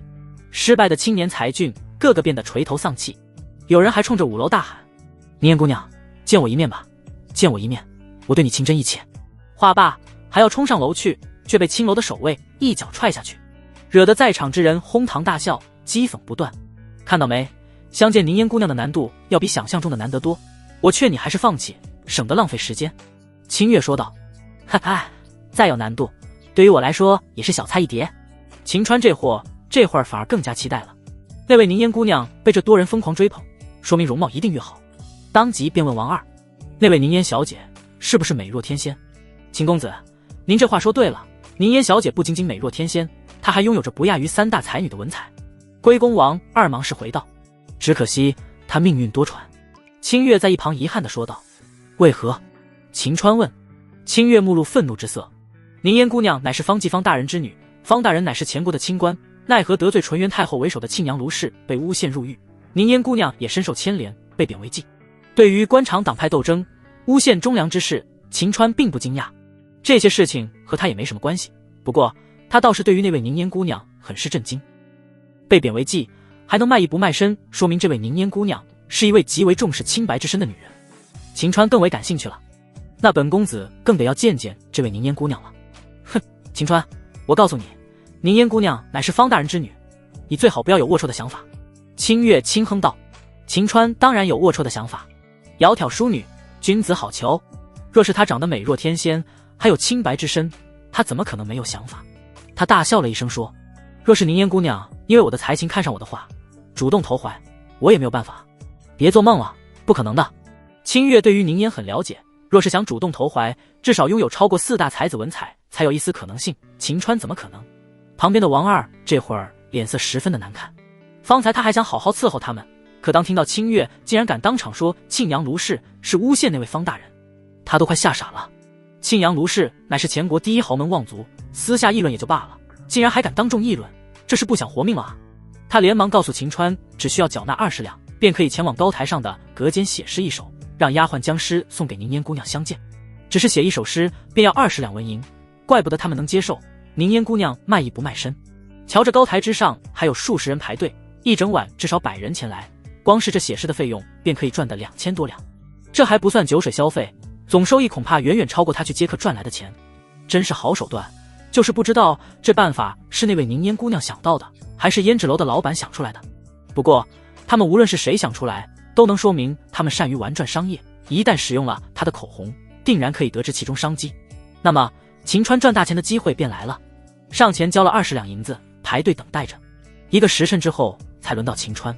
既然宁嫣姑娘是女子，那么她便写李白描写杨贵妃的诗句吧。云想衣裳花想容，春风拂槛露花浓。只是秦川实在不善于写繁体字，字迹扭扭歪歪。高台之上有隔间挡着，即使清月走到高处，他也看不清楚秦川到底写的是什么，只能看到那像是狗爬一样的字迹。他一阵摇头，也更加确认秦川的自信只是来源于他的无知，根本不知道他自己的水平如何。就狗爬的字迹，怎么可能会有好的文采？开什么玩笑！秦川写完之后已经是气喘吁吁，这繁体字实在是难写，他只写了10几个字，却感觉像是跑了个800米。瞧着秦川这么虚，清月似乎觉得自己多虑了，如此虚的男人说不准，那方面的功能都不行。秦川并没有将诗词全部写完，而是伸了个懒腰，满身皆是狂傲之气，冲着那送诗词上楼的丫鬟道：告诉宁嫣姑娘，若是想看本公子所写诗词下半部分，不仅要响铃，还要亲自露面迎接本公子。原本秦川是想着到下月15那诗词大会时，再用他的文采震惊整个大前地都可看着，如今也是一个机会。若是他能露面相见，想必他秦川的大名很快便能传遍整个帝都。此话一出，在场听到之人皆是一惊，见过狂傲的书生，可从未见过如此狂傲之人。很快附近出现一道讥讽之声：哈哈，哪来的山炮，竟然敢如此自信！众人听闻声音便扭头看去，多数人都是面露敬畏之色，即便是清月也是冷眉微微皱起。很快有人议论起来：庆阳卢氏卢云琛，这狂傲的小子今天算是要完蛋了。哈哈，活该，谁让他如此狂傲？不知今日卢公子也在场吗？我擦！秦川本以为自己方才够狂傲，没成想今日还冒出来一个比他还要狂傲的，回头看了那人一眼，只瞧着那人模样倒是长得周正，锦衣玉袍，手中拿着折扇，倒是有些翩翩公子玉树临风之感，只是一副鼻孔朝天的姿态，令人厌恶。秦川数了数他身边的人，只跟着2个家丁。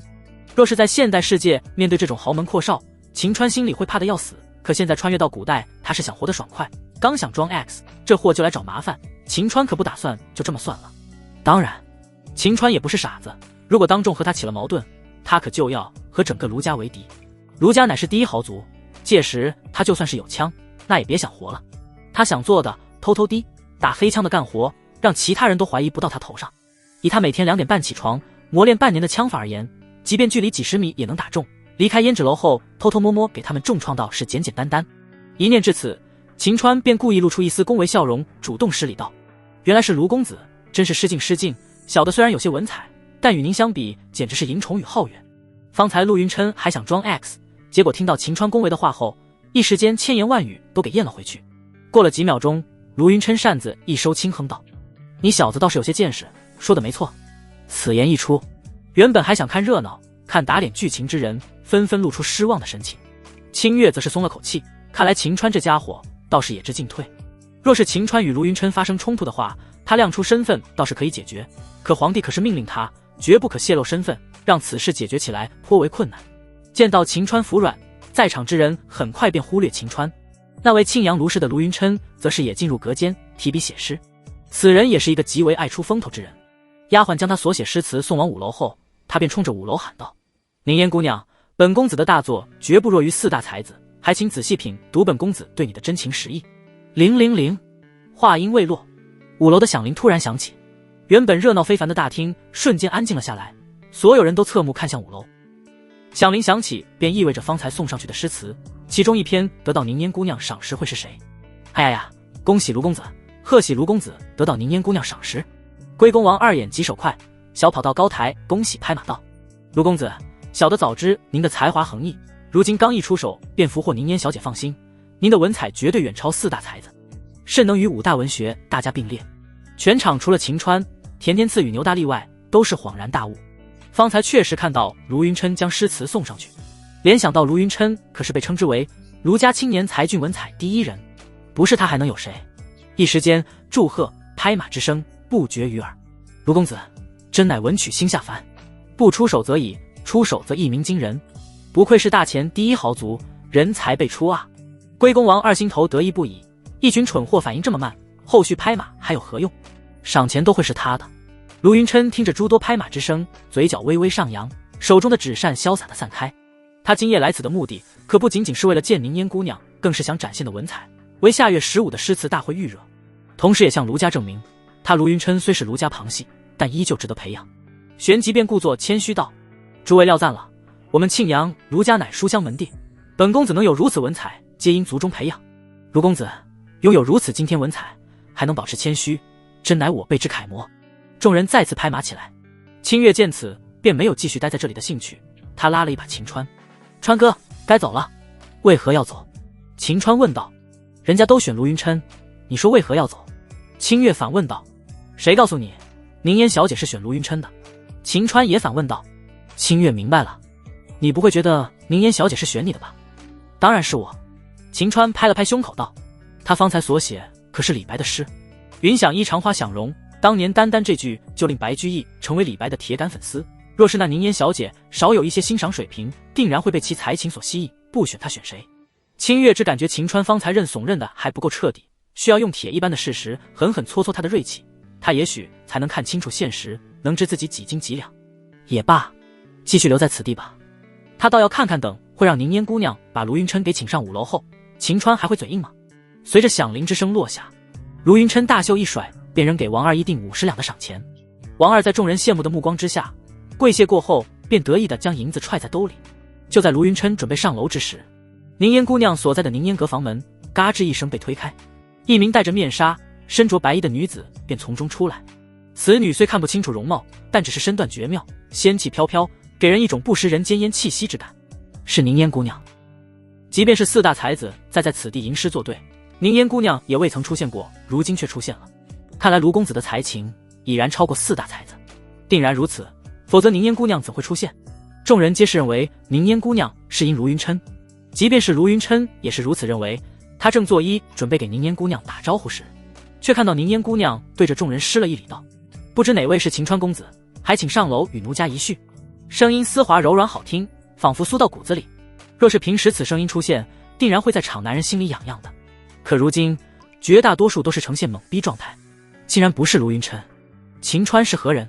清月则是不可置信地看向秦川。秦川冲着清月微微一笑：清月妹妹，你川哥没有骗你吧？这清月都不知该说什么话好。田天赐早就憋不住了，在一旁得意地说：清月姑娘，我们老大可是有限，不可说，不可说。秦川连忙打住，所谓仙人之事，只是他来忽悠田天赐与牛大力，他可不想搞得其他人都知道。田天赐赶忙闭嘴：凝烟姑娘，你是不是搞错名字了？卢云琛依旧保持着自信，他站在高台看向5楼。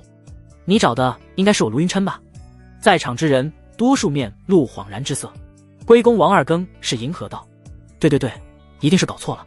话罢，在场之人皆是看向凝烟，他却毫不留情面：卢公子您多虑了，送来的诗词落款都有各自姓名，怎会出错？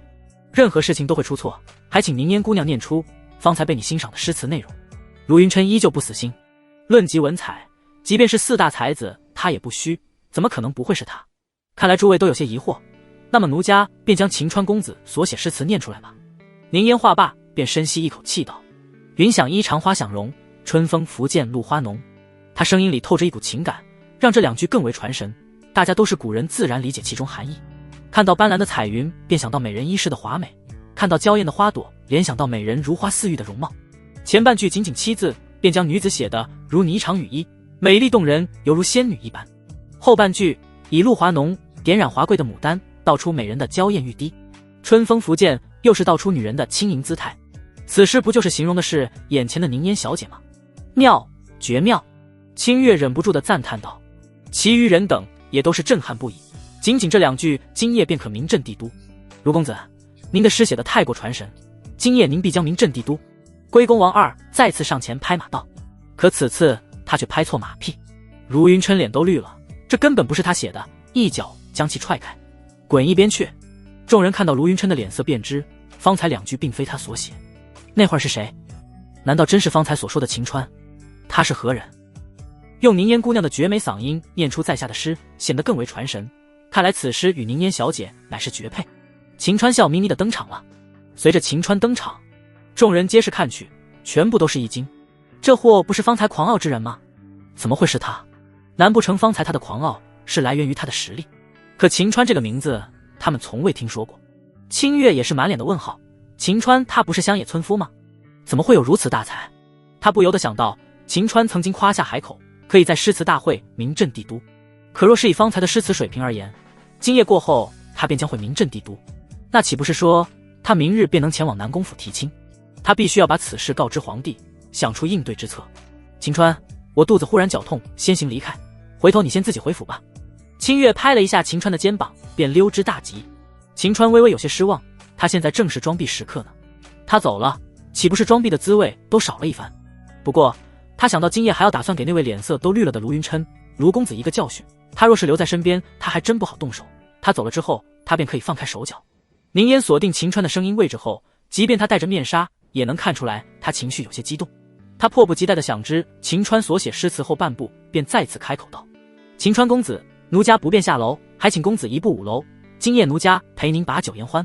在场之人又是一阵，傻子都能听出来他是想邀请秦川过夜，即便是4大才子当时前来，也未曾得到如此待遇。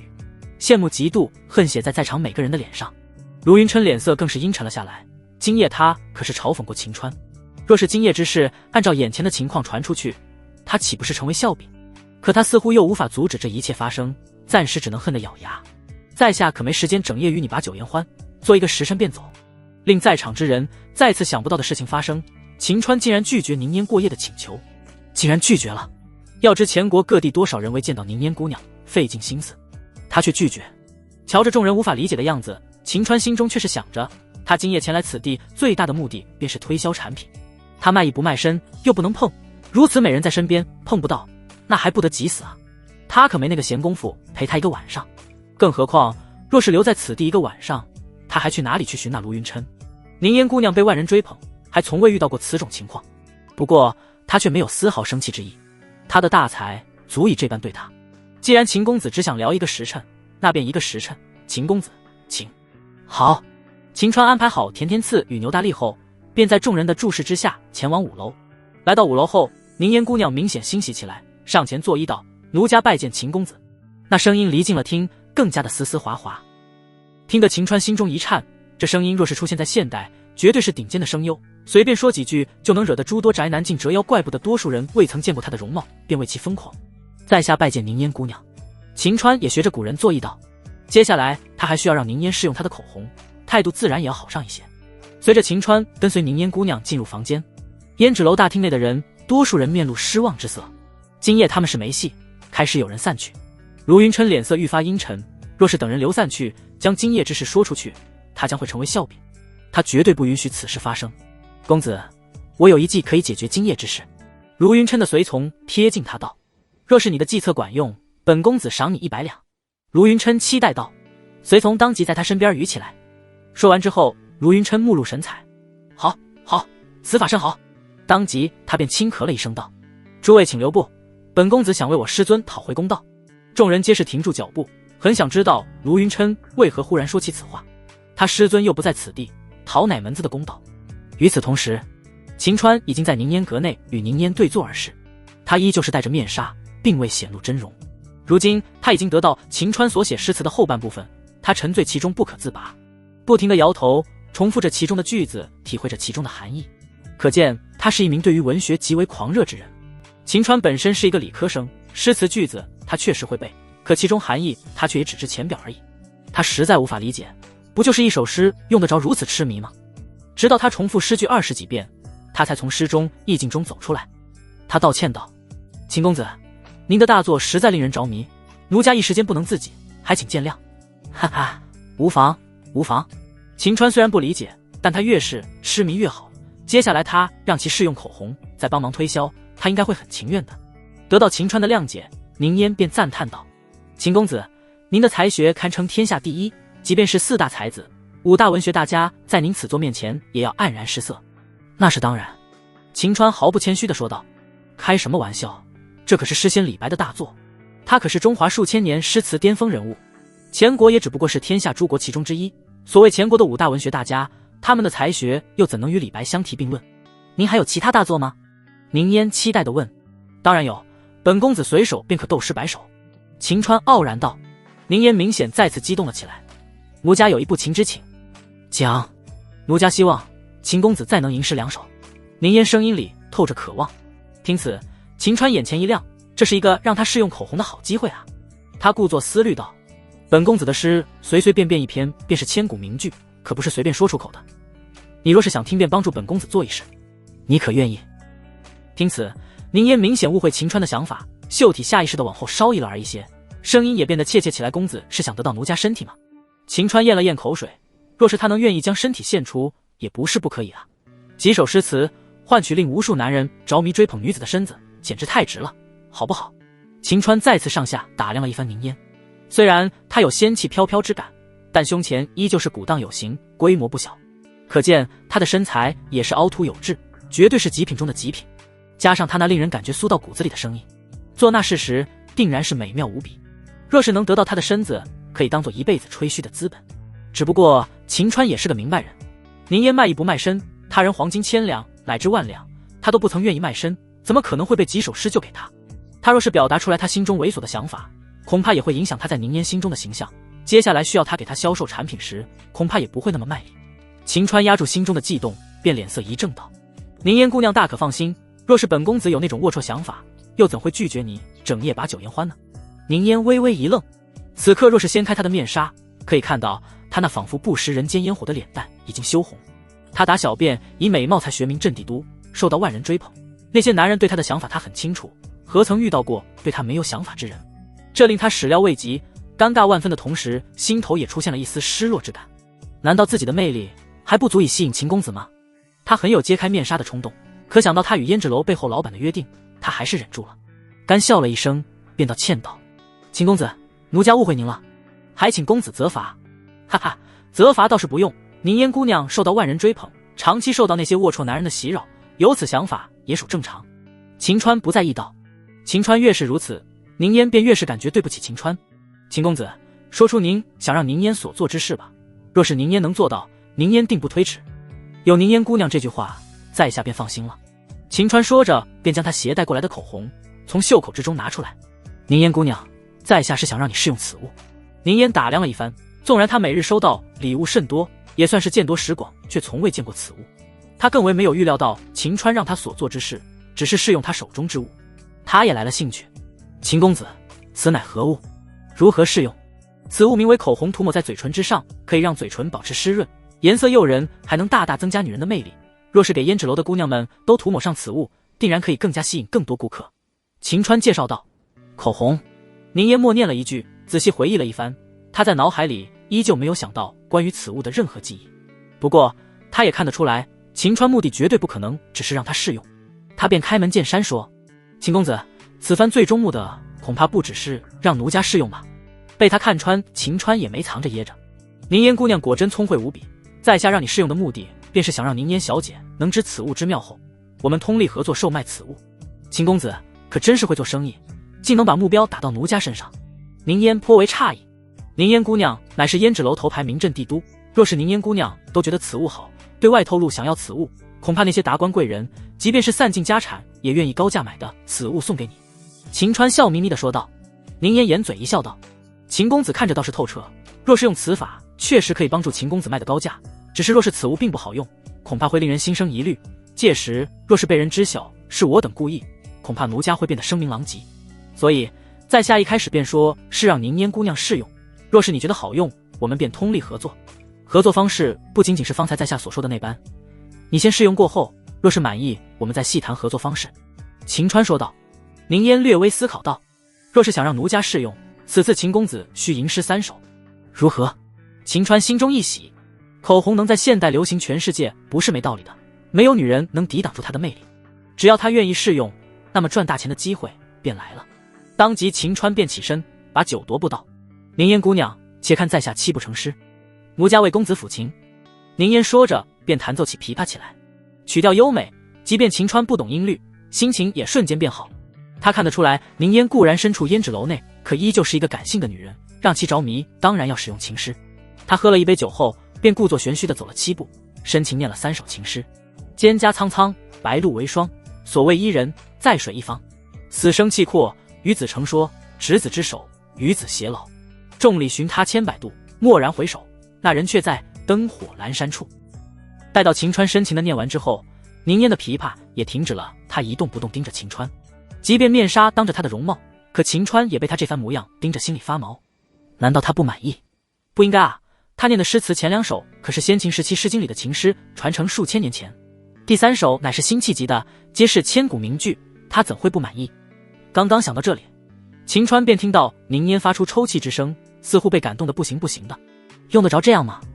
可秦川不知的是，在这古代之中，不像是现代有太多的娱乐项目。当时成名的诗人、画家比现代的明星还要受欢迎，几首诗便可以走入女子的心房。宁烟本就是才女，她更能体会到诗句之中的含义与美好。紧接着她带着哭腔赞叹道，好一句执子之手，与子偕老，妙哉妙哉！秦公子才学真是令奴家望尘莫及，若是世间有女子能成为您的伴侣，定然会是这世间最为幸福之人。秦川虽然不解为何如此感动，但对于他这句话，这货倒是很认同。哈哈，宁烟姑娘说的没错，若是世间女子能成为我秦川的伴侣，定然会是世间最为幸福之人。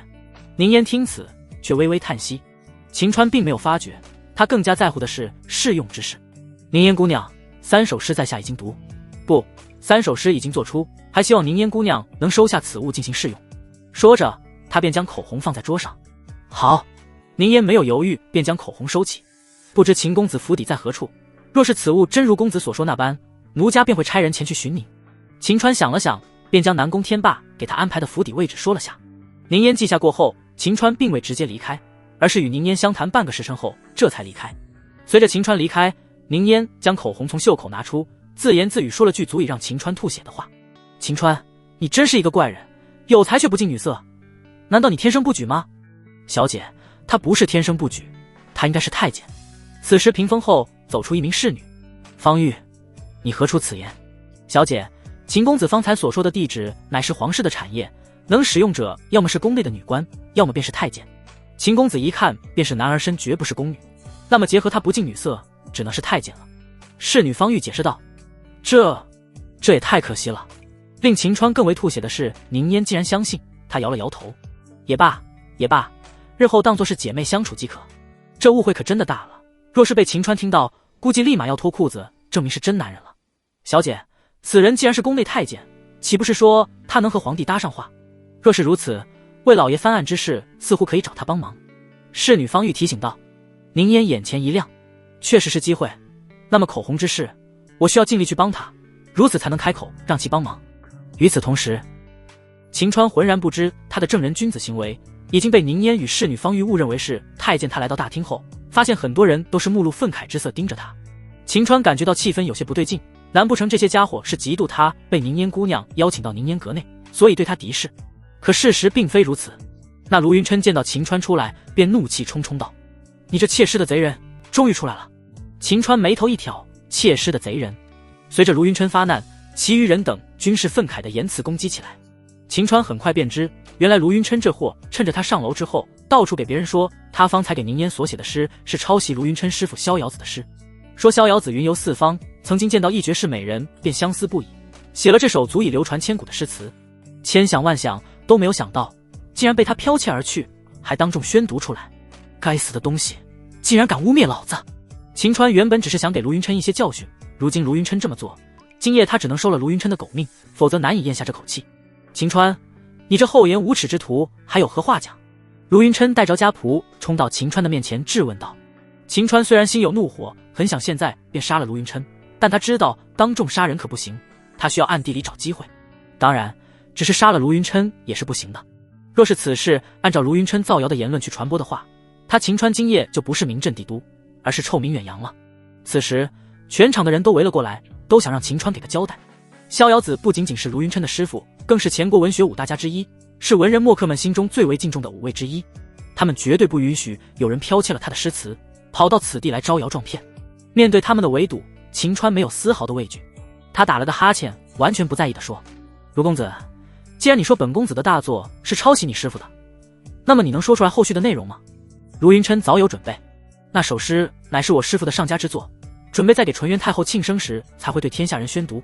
我作为他的众多弟子之一，也只知道前面2句，后续部分我并不知晓。前2句在场之人皆是听到，你若是不知后面，又怎能证明此诗是逍遥子所作？卢云琛话音未落，宁烟再次出现在5楼，而说话之人正是他的侍女方玉。他的嗓门可比宁烟大得多，在场之人皆是听得清清楚楚。见有人拆台，卢云琛恼火不已。你这丫鬟难道认为作为文学五大家的逍遥子会说假话不成？卢公子，逍遥子在胭脂楼吗？全城不都是你在说吗？方玉反问道。你的意思是我庆阳卢氏说假话了？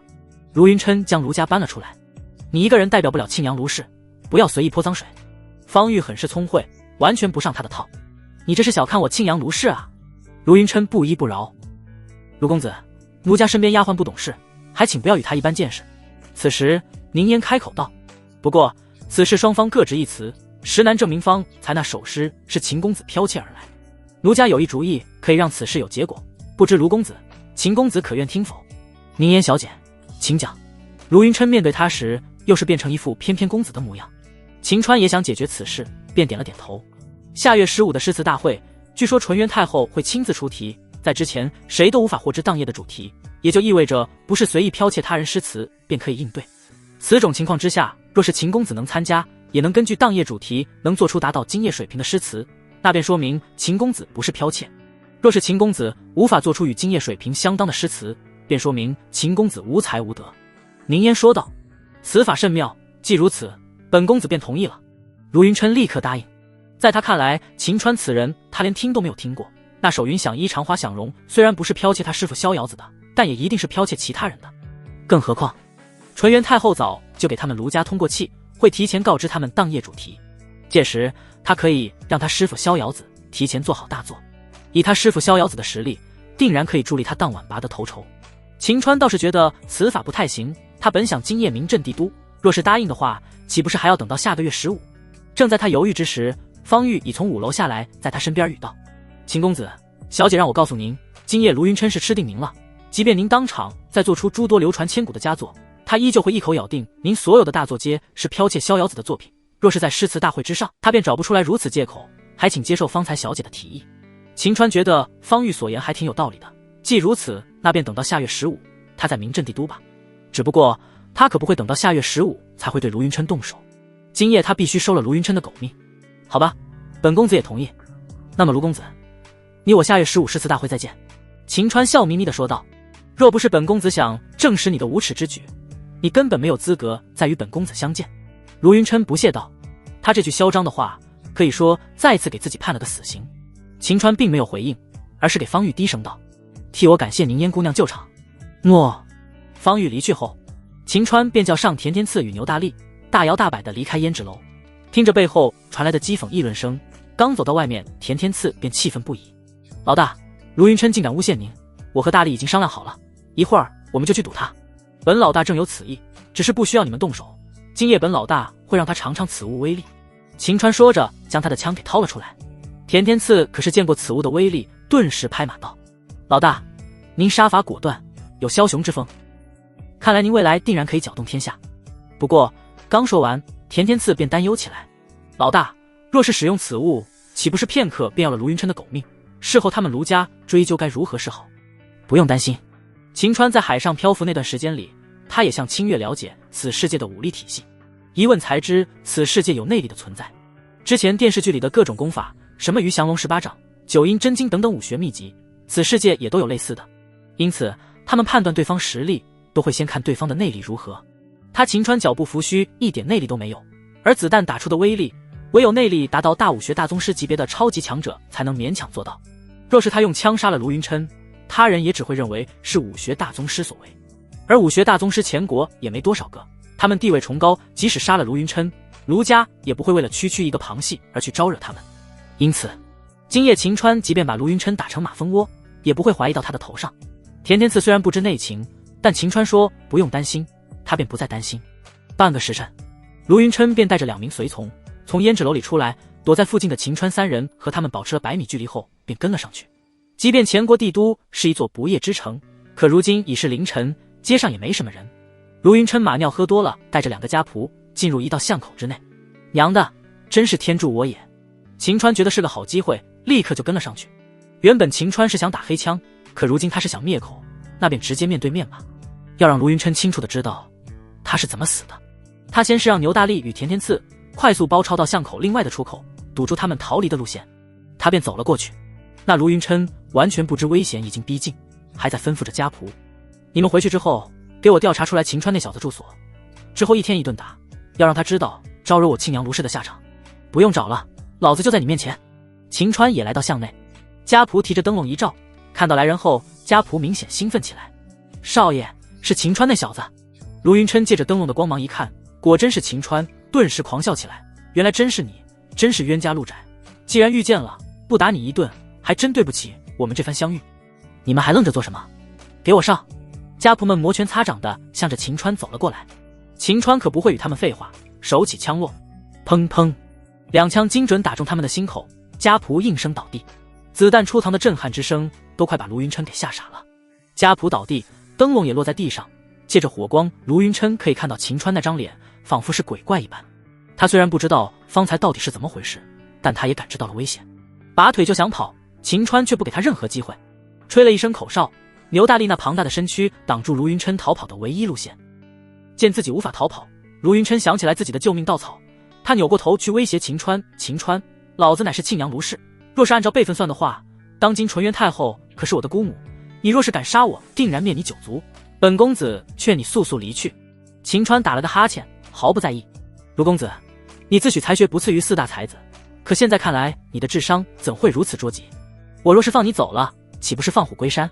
因此为了以绝后患，老子今夜还是将你杀死。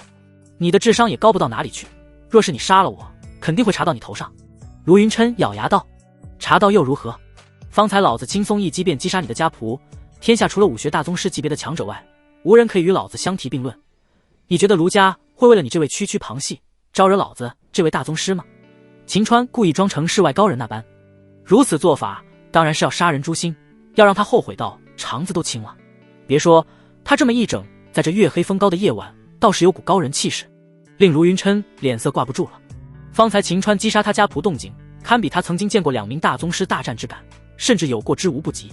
虽然他看不出秦川有什么内力，但大宗师级别的强者都能做到内力收敛收放自如，秦川完全符合这一点。卢云琛狠狠咽了咽口水，全身都发抖了起来。武学大宗师可是世间至高战力的代表，诸国都在拉拢的对象，即便是当今太后见到武学大宗师，也要保持恭敬全力拉拢。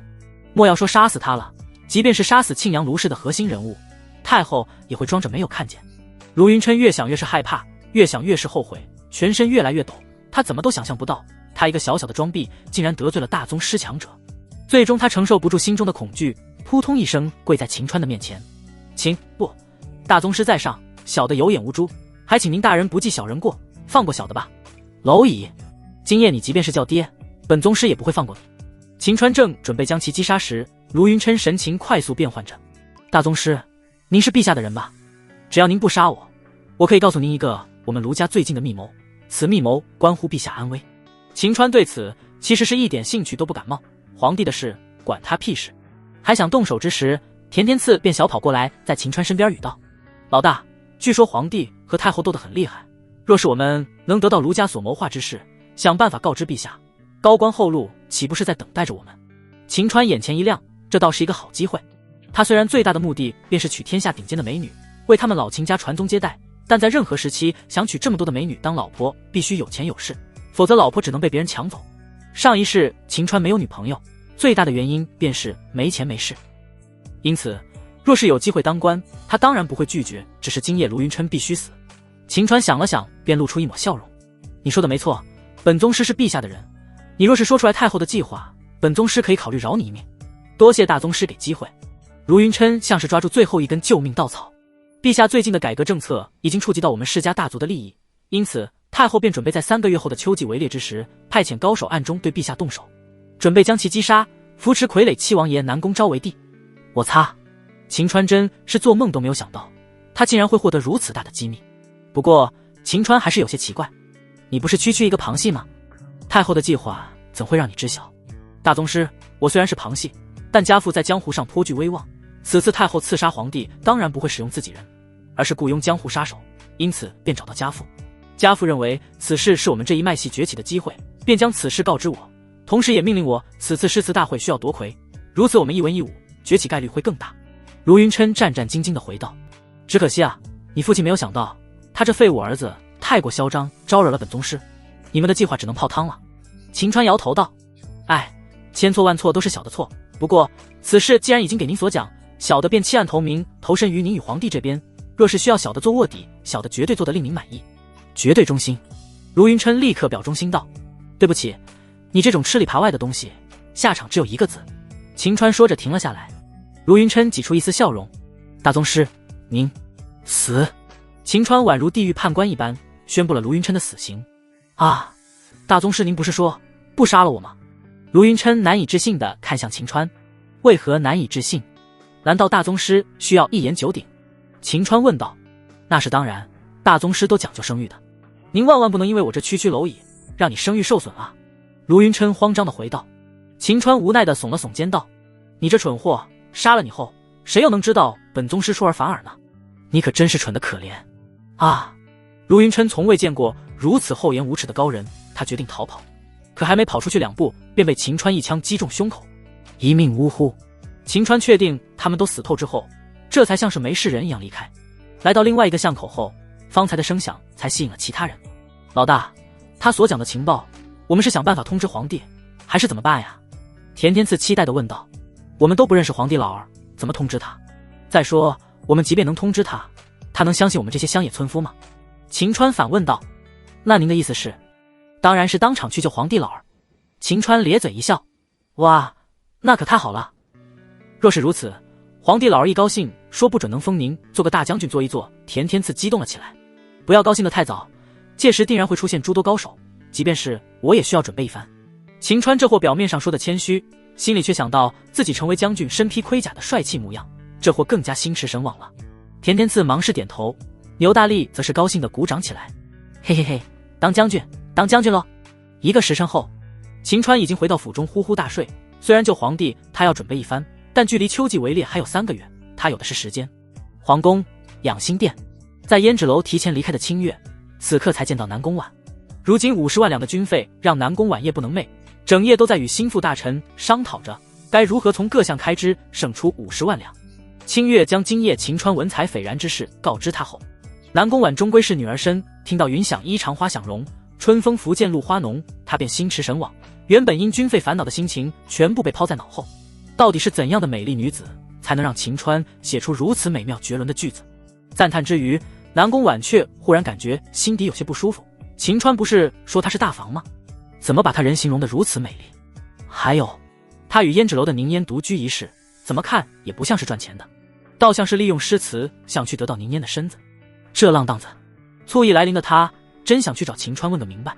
可南宫婉刚有此想法，却又想着他又不能和秦川在一起，凭什么吃醋？再者说了，男人3妻4妾不很正常吗？秦川也没说只娶她一人，不是一直说她是大房吗？可即便这般想着，南宫婉还是感觉到心底有些不舒服，尤其是想到秦川此诗词是为他人所作，昨夜还可能与宁烟卿卿我我，他心里便更不舒服了。陛下，这首诗词也并非秦川所写，方才有人传来消息，秦川此诗可能是抄袭卢云琛的师尊逍遥子之作，他们双方目前各执一词，准备在下月15诗词大会上一较高下。清月又补充道。南宫婉听此，心底微微松了口气，他倒是很希望秦川是抄袭的，如此的话便说明秦川目前心里至少只有他一个人。只是他想到昨夜秦川与宁烟独处一事，他醋意便无法消除。陛下，目前来讲，秦川拥有惊世文采，五五之开。若是他真的有，该如何应对？您总不能真的下嫁给他吧？清月问道。醋意满满的南宫婉这才想到，最大的问题不是秦川与宁烟到底做了何事，而是他那位父亲与秦川之间的约定。南宫婉想了想便说，他应该没有惊世文采，若是他原本便有的话，应该早就给朕显摆了，何须等到现在？陛下圣明。清月也是如此想法。即便如此，朕也不相信是秦川抄袭那逍遥子的。逍遥子与卢家沆瀣一气，他家住陇西，秦川所在之地乃是东州府东岭县，相距上千里，怎么可能会抄袭他？南宫婉断定道。陛下，您所说的有些道理，可若不是抄袭逍遥子的诗，他从哪里得来足以流传千古的诗句？清月奇怪道。朕年幼之时，便听闻100年之前海运盛行之时，有隐士高人居住在海边，前国开国太祖曾经前往邀请其出仕，却被拒绝。秦川所在之地正是海边，也许是秦川得到那隐士高人的遗物吧，诸如蚝油、指南针可能都是从高人遗物之中得到的。南宫婉猜测道。清月觉得有些牵强。陛下，那隐士高人所在之地也住着诸多村民，若是他平时写诗，定然会口口相传。若是秦川所著的诗句乃是那位前辈高人所写，如此水平的诗句，恐怕早就传遍整个天下了，怎会到现在才会被秦川说出来？南宫婉怔住了，他觉得清月所说的有道理。若是秦川真的有惊世文采，他该如何应对？不，那岂不是说秦川在胭脂楼所作之诗是他所写？岂不是说秦川心里可能有其他人？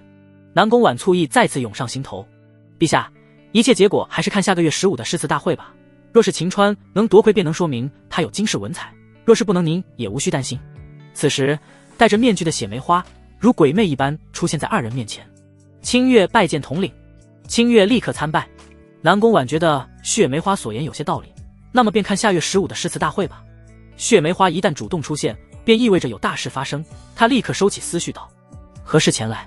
陛下，方才与秦川在胭脂楼有过节的卢云琛被人杀死了。血梅花回道：秦川胆子可真不小啊，敢杀卢家的人，这下可捅了大篓子了。清月无语道：杀死卢云琛之人绝对不是秦川。血梅花否定道：是谁？南宫婉问道。陛下，属下经过检查尸体发现，对方的暗器威力极大，即便是普通大宗师都无法做到，恐怕只有神迹门的大宗师级别的强者才能做到这一点。血梅花回道。南宫婉与清月却目露奇怪之色。之前在青田村拯救朕之人，应该也是神迹门之人，朕当时以为他们念及旧情先帝对他们的恩情，这才出手相救，可如今为何会去杀区区一个卢云琛？南宫婉不得其解道。难不成神迹门并不是想帮助陛下，而是想挑拨陛下与庆阳卢氏的关系？清月分析道。南宫婉脸色微沉，仔细思考了一番，南宫婉摇头道：若是挑拨离间，何必杀一个区区卢云琛？太后纵然想找理由对朕下手，一个无足轻重的卢云琛根本无法当作借口，也许对方只是激情杀人而已。血梅花与清月陷入沉思，良久，血梅花才开口道：陛下，目前也无法分辨出来对方的用意，可如今对方已经多次出手，足以说明神迹门已想重回出世，我们需要抓住此机会尝试拉拢。若是被太后、宇文丞相他们拉拢成功，我们最强战力便落入绝对下风了。南宫婉当机立断：血梅花，你即可派遣心腹前往帝都各地寻找那位神迹门大宗师的踪影，若是发现，定然要许以厚力进行拉拢，绝不可让太后他们捷足先登。诺。领命过后，血梅花便消失在黑夜之中。清月正欲离去时，南宫婉便说：明日午后，朕要去找秦川。陛下，您找他？清月还未说完，南宫婉便打断他的话：朕需要提醒他，接下来要安安稳稳，千万不要再招惹卢家乃至于7大世家之人。可实际上他是想去找秦川问个明白，昨夜他与宁烟共处一室，有没有发生那种事情？清月哪能不了解南宫婉心中想法，他心底叹息了一声：陛下终归是女人，难逃儿女私情。无论是神机门还是大宗师，这些字眼都不得不让身处政治漩涡之内的人重视。很快，无论是纯元太后的居所慈宁宫，还是帝都修建的最为豪华的丞相府内，以及世家大族所在府邸，都被惊动。他们的行为都是出奇的一致，想尽办法找到那位神机门大宗师，尽可能去拉拢。秦川睡到半下午才悠悠地醒了过来，他可不知昨夜他为了泄愤杀了卢云琛，竟弄得整个前国朝廷震动。目前各个势力的高手都在寻找他这位大宗师高手。他起床刷了刷牙，正准备吃饭时，府内的丫鬟便前来禀告：秦公子，府外有人找您。谁？对方说是昨夜与您畅谈之人。丫鬟回道：秦川眼前一亮，难道是宁烟亲自前来？请进来。片刻后，一道窈窕身姿便出现在秦川的面前，来人正是宁烟。即便她还戴着面纱，无法窥其真容，可那绝美仙气飘飘的身段气质，还是能让人瞬间将其认出。此次她主动前来，便能说明口红她试用过，已经发现其中的美好。秦川喜上眉梢，心情大好，立刻邀请宁烟坐下。宁烟昨夜几乎未眠，满脑子想的都是秦川昨夜所做的诗句，久久不能自拔。如今看到秦川对其颇为热情，宁烟心情也是上佳。可他们都不知，吃醋的皇帝已经换好便服，如今在前来的路上。宁烟在面纱的遮挡之下打量着秦川。之前方玉与他已经将秦川猜想成为太监，可他怎么看都觉得秦川身上有股阳刚之气，完全不像是那种阴柔的太监。难不成秦川是割了没多久？一念至此，宁烟多少还有些心疼秦川。若是在幼年时期被割的话，痛苦早就忘却，也不用去适应从男人变成太监的痛苦过程。可如今他刚刚割了没多久，不仅仅是疼，还要经受从男人到太监的转变。对于卢云琛所说秦川剽窃逍遥子作品之事，宁烟可一点都不相信。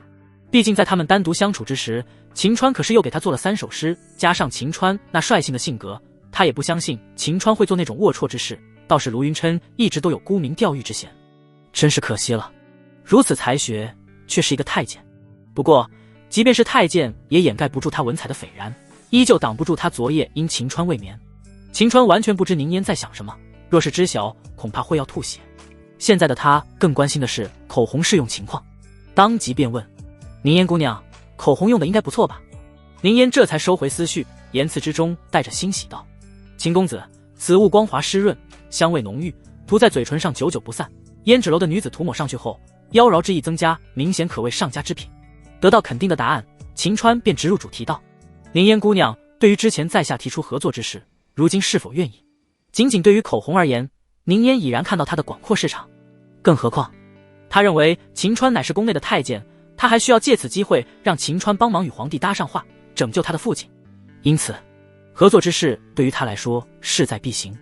他点了点头道：此物乃是绝品合作之事，当然可以。若是公子愿意，奴家回去便可按照之前秦公子所讲，故意泄露出去奴家想要口红，相信他们会高价想办法购得此物。秦川这货大喜不已，如此做法距离他赚取大把的银两指日可待。旋即便承诺道：多谢宁烟姑娘，若是此物能卖得高价，你我五五分成。如今宁烟还想着靠秦川太监的身份能与皇帝搭上话，怎敢与秦川五五分成？他立刻婉拒道：秦公子，奴家为您帮忙借，因您的才学，分成之事怎敢相要？还请秦公子收回此言。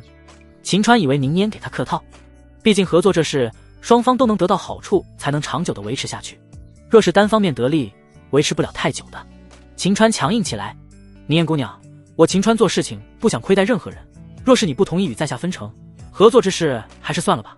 宁烟从未见过秦川这么奇怪的人，明明可以免费让他出力，却还要给分成。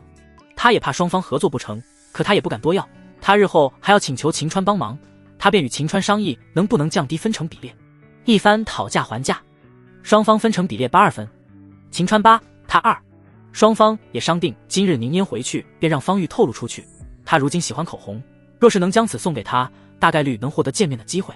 此种结果可谓皆大欢喜。秦川瞧着几近黄昏，便主动邀请道：宁烟姑娘，如今天色将晚，可否愿意留在寒舍，用膳过后再走？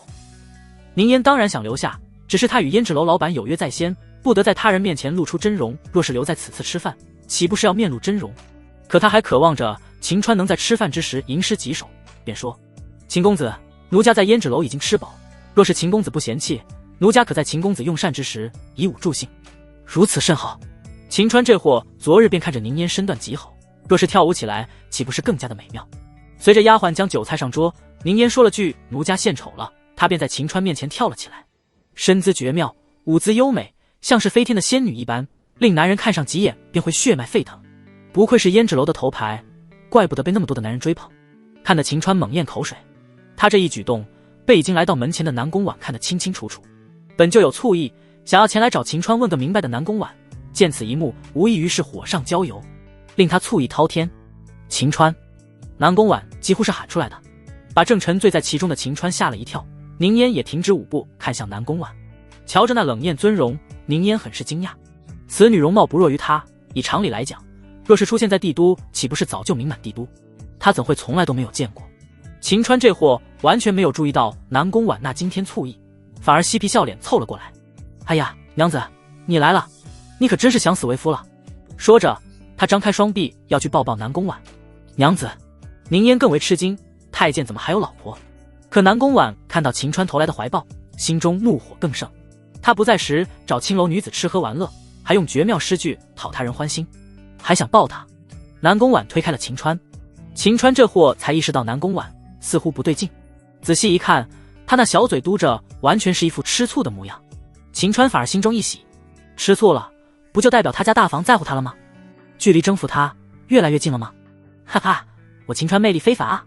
随即秦川大笑，他凑了过去，哈哈，我家娘子是吃醋了吗？你……南宫婉美眸一瞪，心里纵然是千番怒火，可被秦川这么一挑明，他哪里会承认？立刻否认道：我怎么可能会吃醋？你想多了。嘿嘿，没吃醋的话，娘子为何生气啊？秦川靠得更近了。南宫婉想否认自己生气，可怒火上头的他府邸的下人都看得一清二楚。若是找不到合适的理由，岂不是坐实他吃醋了？他很快便有应付的话：我生气皆因你不是对家父承诺过，要在下月15的诗词大会上名震帝都吗？你不好生准备，却在府邸花天酒地。哈，娘子此话岂不是很想让为夫在诗词大会之时名震帝都，从而定下你我婚约？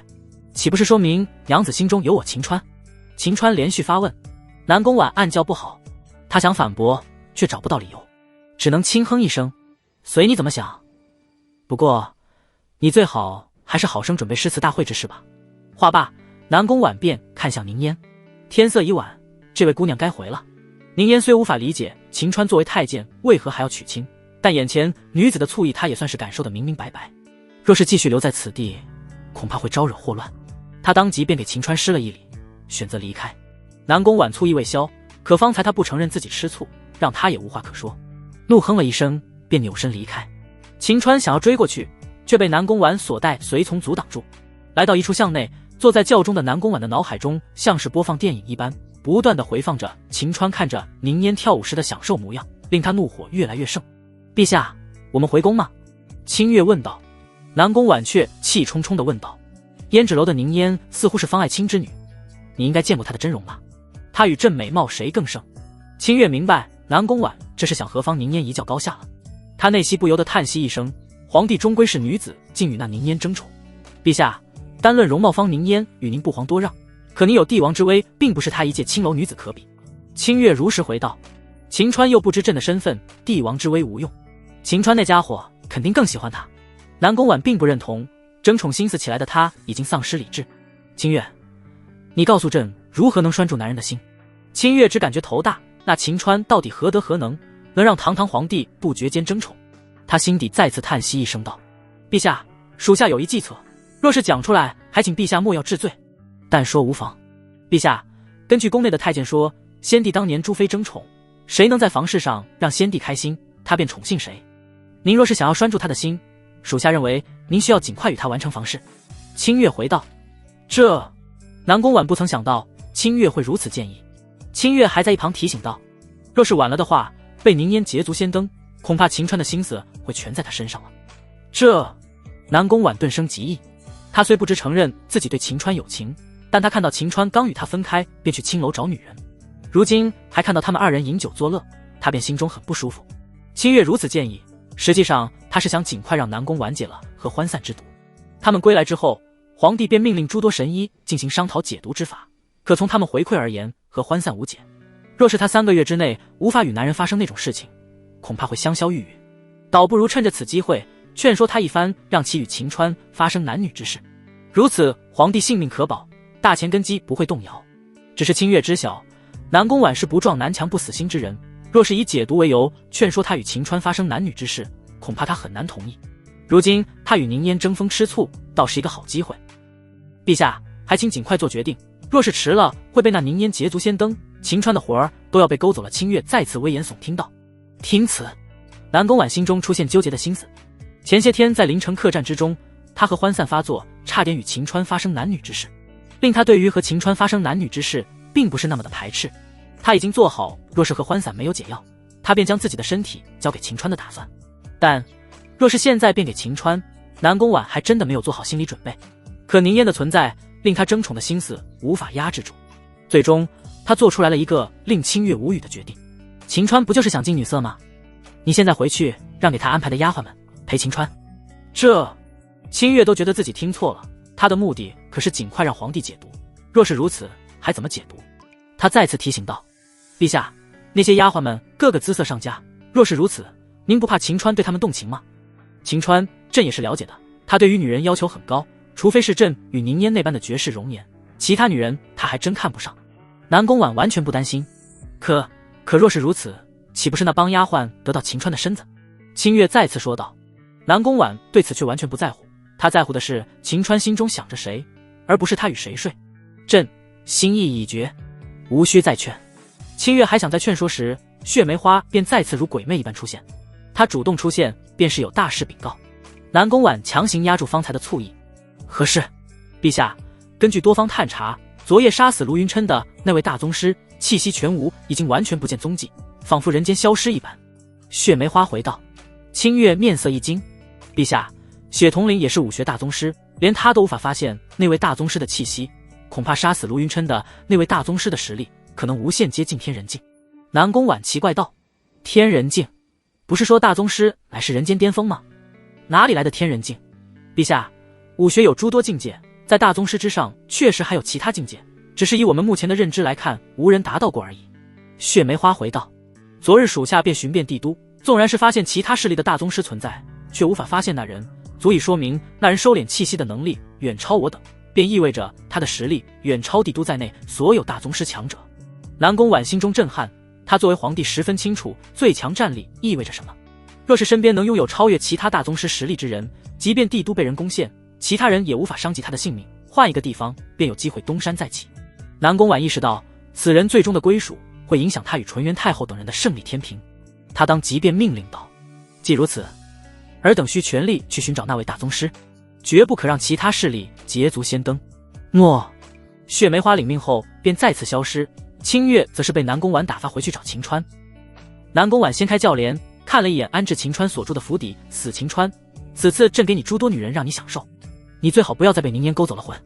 与此同时，慈宁宫轻纱暖帐，氤氲薄雾，在屏风之后的浴桶内，一名女子擦拭着宛如牛奶般白皙的身子。此女子红唇娇颜，秀丽绝伦，明艳不可方物，即便身无衣物，依旧有着常人难有的华贵之感。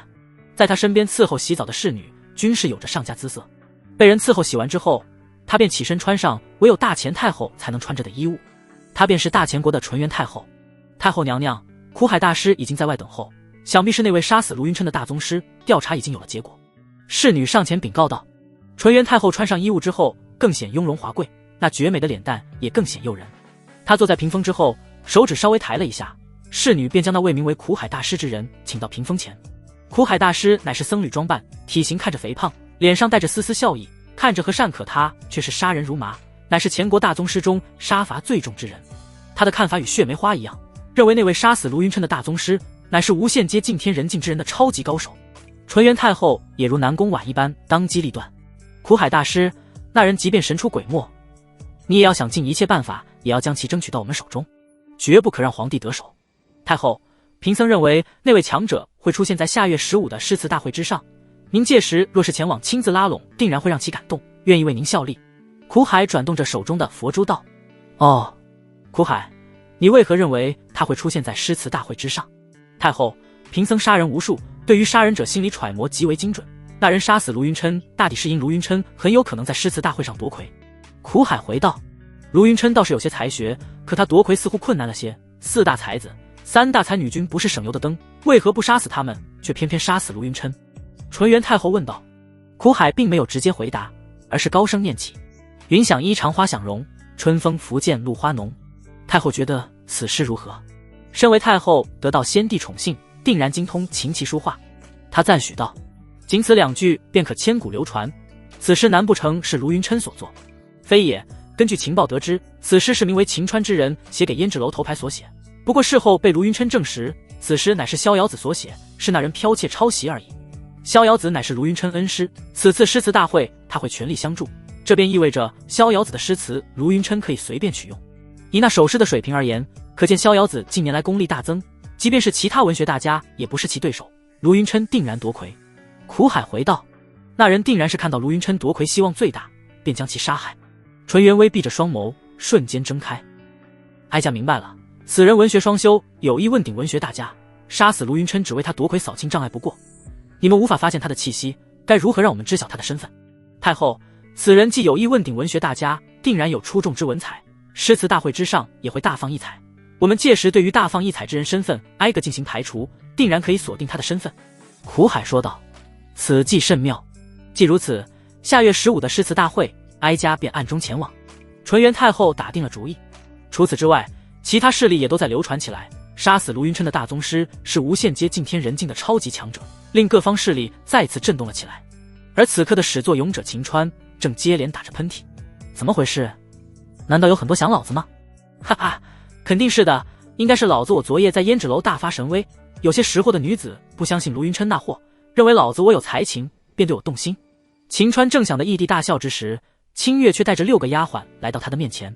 只不过这些丫鬟们穿着有些奇怪，个个都只是穿着肚兜，嫩白的肌肤，凹凸有致的身子清晰可见，好不诱人。清月，他们怎么这副打扮？秦川奇怪地问道。小姐说了，与其找青楼女子，倒不如与他们发生关系。他们每个人都还拥有着处子之身，可以陪你做任何你想做的事情。清月回道。秦川瞪大了眼睛，即使在现代社会，也很少会出现这种情况。他的大房可真是大房啊！抬头打量了这些丫鬟，瞧着她们姿色与南宫婉纵然是无法相提并论，若是放在现在社会，妥妥的校花级别的女神，都是秦川过去高不可攀的存在。这令秦川狠狠地咽了咽口水。可仔细看了看这些丫鬟们，秦川能看得出来，她们都是在强颜欢笑，各个神态都是紧张。她们并不情愿就这么失去她们自己的清白，怎么看都是被逼无奈的。秦川虽然渴望着那种事情，但在地球上他也是底层之人，对于这种底层的人，他更加有同情心。如果她们是一些贵族之女，秦川倒是不会客气，要让高高在上的她们尝尝被蹂躏的滋味。只可惜眼前的丫鬟们都是苦命之人。他负手而立道：让他们退下吧。清月与丫鬟们都十分诧异，秦川不是浪荡子吗？不是满脑子都想那种事情吗？怎么还愿意让他们退下？你确定让他们退下吗？清月问道。当然，难道你没看出来他们都很害怕吗？我秦川乃是正人君子，怎会强人所难呢？秦川一脸正气道。清月忽然觉得秦川挺陌生的，从他一开始见到秦川，便看到他企图与皇帝发生关系，再到他前往青楼会凝烟姑娘，他都觉得秦川是满脑子都龌龊思想之人。如今之举却实在令他惊讶。他也没有劝说秦川的意思，毕竟他也是女人，也是穷苦出身，若不是运气好被雪梅花收养，恐怕他的结局比这些被人卖来卖去的丫鬟还要惨。他当即一挥手便道：你们都下去吧。多谢清月姑娘，多谢秦公子。丫鬟们如蒙大赦，感激看了秦川一眼后便纷纷退下。瞧着他们一个个嫩白的身体，秦川这货多少有些后悔，可话都说出去了，总不能再把他们叫过来吧，会被清月与南宫婉比是死的。秦川咬牙把话给咽回肚子里。清月正想回去给南宫婉报信时，他却忽然回头看向秦川。川哥，卢云琛被杀死之事，你是否听说了？秦川心里有些发虚。那卢云琛可是庆阳卢氏之人，和纯元太后还有关系，他可不能让除了田天赐与牛大力之外的人知晓，当即变故坐镇京道，被人杀死了。哈哈，这货肯定是因陷害我遭受天谴了。可不是天谴，而是大宗师强者所为。清月声音低沉了下来。那天夜里你从胭脂楼出来后，有没有看到奇怪的人？秦川狂喜，果真如他所料，他们都认为是高手所为，那么他便可以彻底放下心。他摇头道：没看到什么奇怪的人。清月微微有些失望，他原本还指望着秦川能给他提供一些消息，看来是他想多了。哦，既然没什么，你便挑灯夜读，准备下月15的诗词大会吧，我有事情晚点才会回来。1个时辰后，南宫婉从清月口中得知秦川拒绝那些丫鬟，醋意反而更大了。秦川那家伙肯定是被宁烟给迷住了，否则他明明是浪荡子，怎会连送上门的女子都不要？清月想了一路也是这么认为的，他借此机会再次劝说道：陛下，恐怕只有您亲自与他洞房花烛，否则的话真的会被宁烟抢了先。南宫婉也想亲自前往，可他现在不是还没有做好心理准备吗？否则他给秦川送什么女人？正在他想着到底该用什么法子能让秦川不再去想宁烟时，血梅花再次如鬼魅般出现。陛下，根据卧底传来消息，太后已经准备下月15号诗词大会，前往拉拢那位接近天人境的超级强者。为何去诗词大会去拉拢？南宫婉与清月都是十分奇怪。血梅花立刻将太后与苦海分析之事告诉南宫婉。南宫婉拍了龙椅，猛然起身道：看来太后身边之人确实足智多谋，既然他亲自前往，那么朕也要暗中前往，若是将那人找到，定然要第一时间将其拉拢。陛下，男女私情固然重要，可您是大前皇帝，国家大事更为重要，希望陛下不要沉迷在男女之事中不可自拔。血梅花提醒道。原本还被醋意所影响的南宫婉听闻此言，浑身打了个激灵。他这才发现她并不是普通女子，她是当今皇帝，怎能沉迷在男女之事中？血统领，朕会收敛心思的。南宫婉握紧了拳头，属下告退。只不过血梅花刚刚离开，南宫婉却发现他脑海里又出现关于秦川与宁嫣饮酒作乐的画面。他想让自己不去想，可无论怎么样都是无法控制自己，只能撇着小嘴自言自语：臭秦川，死秦川，都怪你，都怪你。清月也是无奈，如今皇帝还没有做好心理准备，他只能回去，若是有什么新的情况再及时通知。等他回到府中，却发现秦川早就已经睡下。原本他还以为秦川会挑灯夜读来准备下月15号诗词大会，现在看来他是完全不在乎，皇帝动情动错人了。翌日一早，一则消息从胭脂楼传开，宁嫣姑娘的贴身丫鬟对外透露，宁嫣姑娘急需口红，若是有人能提供，大概便能俘获宁嫣好感，醋夜长谈不是梦。一时间，各个对宁嫣有意之人虽不知口红为何物，但也都开始利用自身的关系渠道，纷纷开始寻找口红。方玉一早也差人给秦川送了信，告知此消息。秦川心中激动万分，老子马上就要暴赚了。只是目前秦川唯一的口红送给宁嫣，他想要赚钱，他需要为接下来制作口红来做准备。这货便找到清月，瞧着他正盘坐在屋顶，他便抬头笑眯眯地问：清月妹妹，你在帝都混的时间也不短了，知道在哪里能买到仙人掌与胭脂虫吗？仙人掌、胭脂虫，你为何要这两样东西？清月身轻如燕一般从屋顶飘落在秦川身边。秦川先是拍了马屁，夸赞清月轻功无敌后，便笑眯眯地回道：当然是赚彩礼，川哥我5个月赚3万两，可就靠他们了。胭脂虫是制作天然口红的最重要的原料，仙人掌则是胭脂虫最喜欢寄生的植物，找到胭脂虫卵，将其播种到仙人掌上，便可以一直生长，如此便一直有原料供应，它就可以制造出来数量可观的口红。清月听到秦川所言，只感觉云里雾里。之前跟随秦川去胭脂楼，秦川便说是为了赚钱，可如今又说什么虫子、什么仙人掌能赚钱，他完全无法理解秦川今日所说的东西与他之前去青楼找宁嫣有任何关系。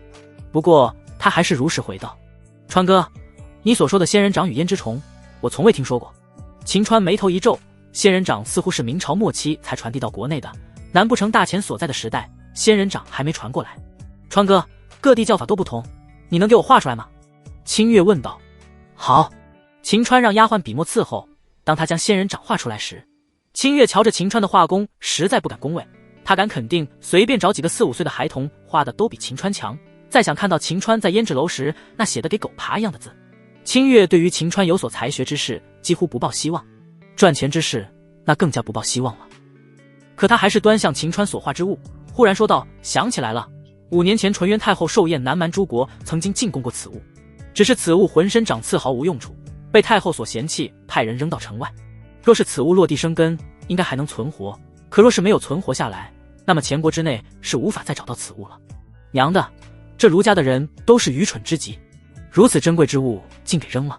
秦川大骂了一声。秦月妹妹，现在便带着川哥我去城外找找吧。瞧着秦川愤怒的样子，清月再次问了一嘴：那仙人掌真的可以让你赚钱？不仅仅是赚钱，而是川哥我能否5个月内赚到3万两，就靠着他了。快点带我去吧。秦川催促道。清月虽不信秦川，但皇帝命令他需要相助秦川，便命府内下人牵来快马，所有人一起去，若是能找到，赏银100两。秦川命令道。清月觉得秦川疯了，那可是100两啊！下人丫鬟们却个个目露狂喜之色，即便是在帝都，他们这些丫鬟下人，即便是卖身为奴，也就价值10几两银子，100两足以让他们赎身离开此地，再过一辈子衣食无忧的生活。有了金钱的刺激，他们个个都是情绪高涨，所有人加一起20人左右，便骑着快马离开府邸，前往城外。在城外转了2个时辰后，牛大力便忽然大喊着起来：嘿嘿，老大，老大，找到了，找到了！也许是前国地处南方，温度适宜仙人掌生长，前年被纯元太后命人扔掉南蛮进贡仙人掌，如今方圆500米之内都是长得满满当当的仙人掌，并且都是那种大叶片的仙人掌。更令秦川狂喜的是，已经有不少仙人掌的叶片上附着了胭脂虫。原本秦川还咒骂那纯元太后呢，可现在看来，这位素未谋面的纯元后台简直就是他的恩人，他的贵人。若是他当时愿意将南蛮进贡的放在宫内的话，他也不可能在前国地界找到这外来之物，也不可能生长了那么多。既然现在发现，那么秦川便需要想办法将此地的仙人掌全部归属于他。清月妹妹，你可知此地属于谁？秦川问道。荒山野岭当然属于皇帝陛下的，不过你若是想将这些仙人掌据为己有，我想皇帝也不会给你抢夺。清月回道。哈，既如此，我秦川便笑纳了。秦川大笑一声，便命令下人让他们前往帝都租用马车、铁锹等物，今日便将此地的仙人掌全部移植到府内。仙人掌生命力极强，只要不伤及根系，移植存活率还是非常高的。只有将这些全部掌控在自己的手中，他才能垄断口红制造。唯有垄断才能持续高价售卖，他才能有机会利用此物大赚特赚。为了提高下人们的积极性，秦川便再次豪气冲天道：若是城门关闭之前能将此地的仙人掌全部移植回府内，赏金100两，尔等均分。清月真的无语了，秦川这前后后为了这些无人愿意要的仙人掌都花出去200两了，有钱也不能这么花啊！更何况秦川也只有几百两的身价，按照他这速度，用不了多久就会再次成为穷光蛋。只是皇帝命令他辅助秦川，他也没有去阻止。随着秦川提出给赏银，下人们情绪高涨，租来了5辆大马车，在城门关闭之前将此地的仙人掌全部都拉到府内。秦川也没有食言，当场便给了丫鬟下人们100两银子。牛大力找到仙人掌有功，便单独给了他100两。将仙人掌运送过来后，秦川便将提前准备好的花盆将其移植到其中。他并没有直接制作口红。目前虽然宁烟已经按照约定放出风去，但若是现在便制作好口红卖出去的话，根本卖不了多少钱。需要等他们各方都在想尽办法寻找，却发现市面上根本就没有口红之物。到那时他再拿出来，必然可以让他们趋之若鹜。更何况想要长长久久，必然需要大量的胭脂虫，他需要利用现在的胭脂虫培育出来更多的胭脂虫。接下来的3天里，秦川大门不出，二门不迈，全部都在府中后院里忙活。3天的时间，秦川已经将胭脂虫的卵分别放在2/3的仙人掌的叶片上。只要卵孵出来之后，2/3的仙人掌叶片上便都会长满胭脂虫。根据他之前的经验来看，胭脂虫卵生下来30分钟后便可以孵化成虫，长到可以使用的体格则是需要1个半月时间，届时便可以大规模的制作口红。不过秦川还是预留出来了一些胭脂虫，他至少需要制作出来10支口红售卖。制作口红除了胭脂虫外，还需要蜂蜡、橄榄油以及过滤的装置。橄榄油肯定是没有，暂时可以使用猪油来代替，蜂蜡也可以买一些蜂蜜进行炼制。至于过滤装置，对于他一个学化学的人制作起来当然不在话下。一念至此，秦川前往街上买了一些蜂蜜，便开始在府中忙活起来。5天的时间很快过去，秦川看着眼前11支口红颇为满意。虽然风干定型耗费了一些时间，但过程却十分的顺利。这段时间方玉每天都差人给秦川传递消息，告知市面上寻求口红的价位都提高到何种地步。如今已经有人愿意出价1000两购买1支口红。不得不说，对于宁烟狂热的人是真的足够狂热，为了与宁烟促夜长谈，甚至连碰都碰不到，便愿意花费1000两纹银。11支口红，秦川准备10支售卖，另外1支送给南宫婉。若是能把10支口红分别卖给不同的人，岂不是可以卖得万两？秦川猛咽口水，这钱赚的怎么感觉那么容易啊？他甚至有种不真实的感觉。他捏了一把自己，痛疼感十分的真实。看来这一切都是真的。仔细想了想，能有机会快速赚钱的原因，并不是口红多么的值钱，而是一切都建立在宁烟的魅力之上。若是没有宁烟的话，即便口红效果极高，得到女人追捧，1支能卖1两银子便烧高香了。秦川也没有急于出手，他需要让价格再次提升，直到无法提升时，他再将此物卖出去。毕竟是利用他们对宁烟的着迷去赚钱，一旦出售过后，市面上有了口红，那么接下来的价格就不可能维持高位，必然急速坠落。将口红收起来后，秦川便窝在府内吃吃喝喝，时不时的还让府中丫鬟跳舞助兴，完完全全没有为下月15诗词大会做准备的意思。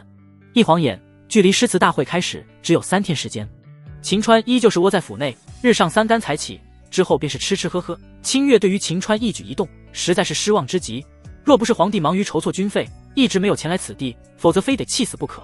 午后，盘坐在屋顶上的清月忽然看到胭脂楼的人再次前来与秦川交头接耳。紧接着秦川便面露狂喜之色。见此情形，清月心头燃起无名火。这些天胭脂楼之人每日前来与秦川交头接耳，在他看来，秦川确实是被宁烟给迷住了，将皇帝给忘了，否则怎会完全不在乎诗词大会之事。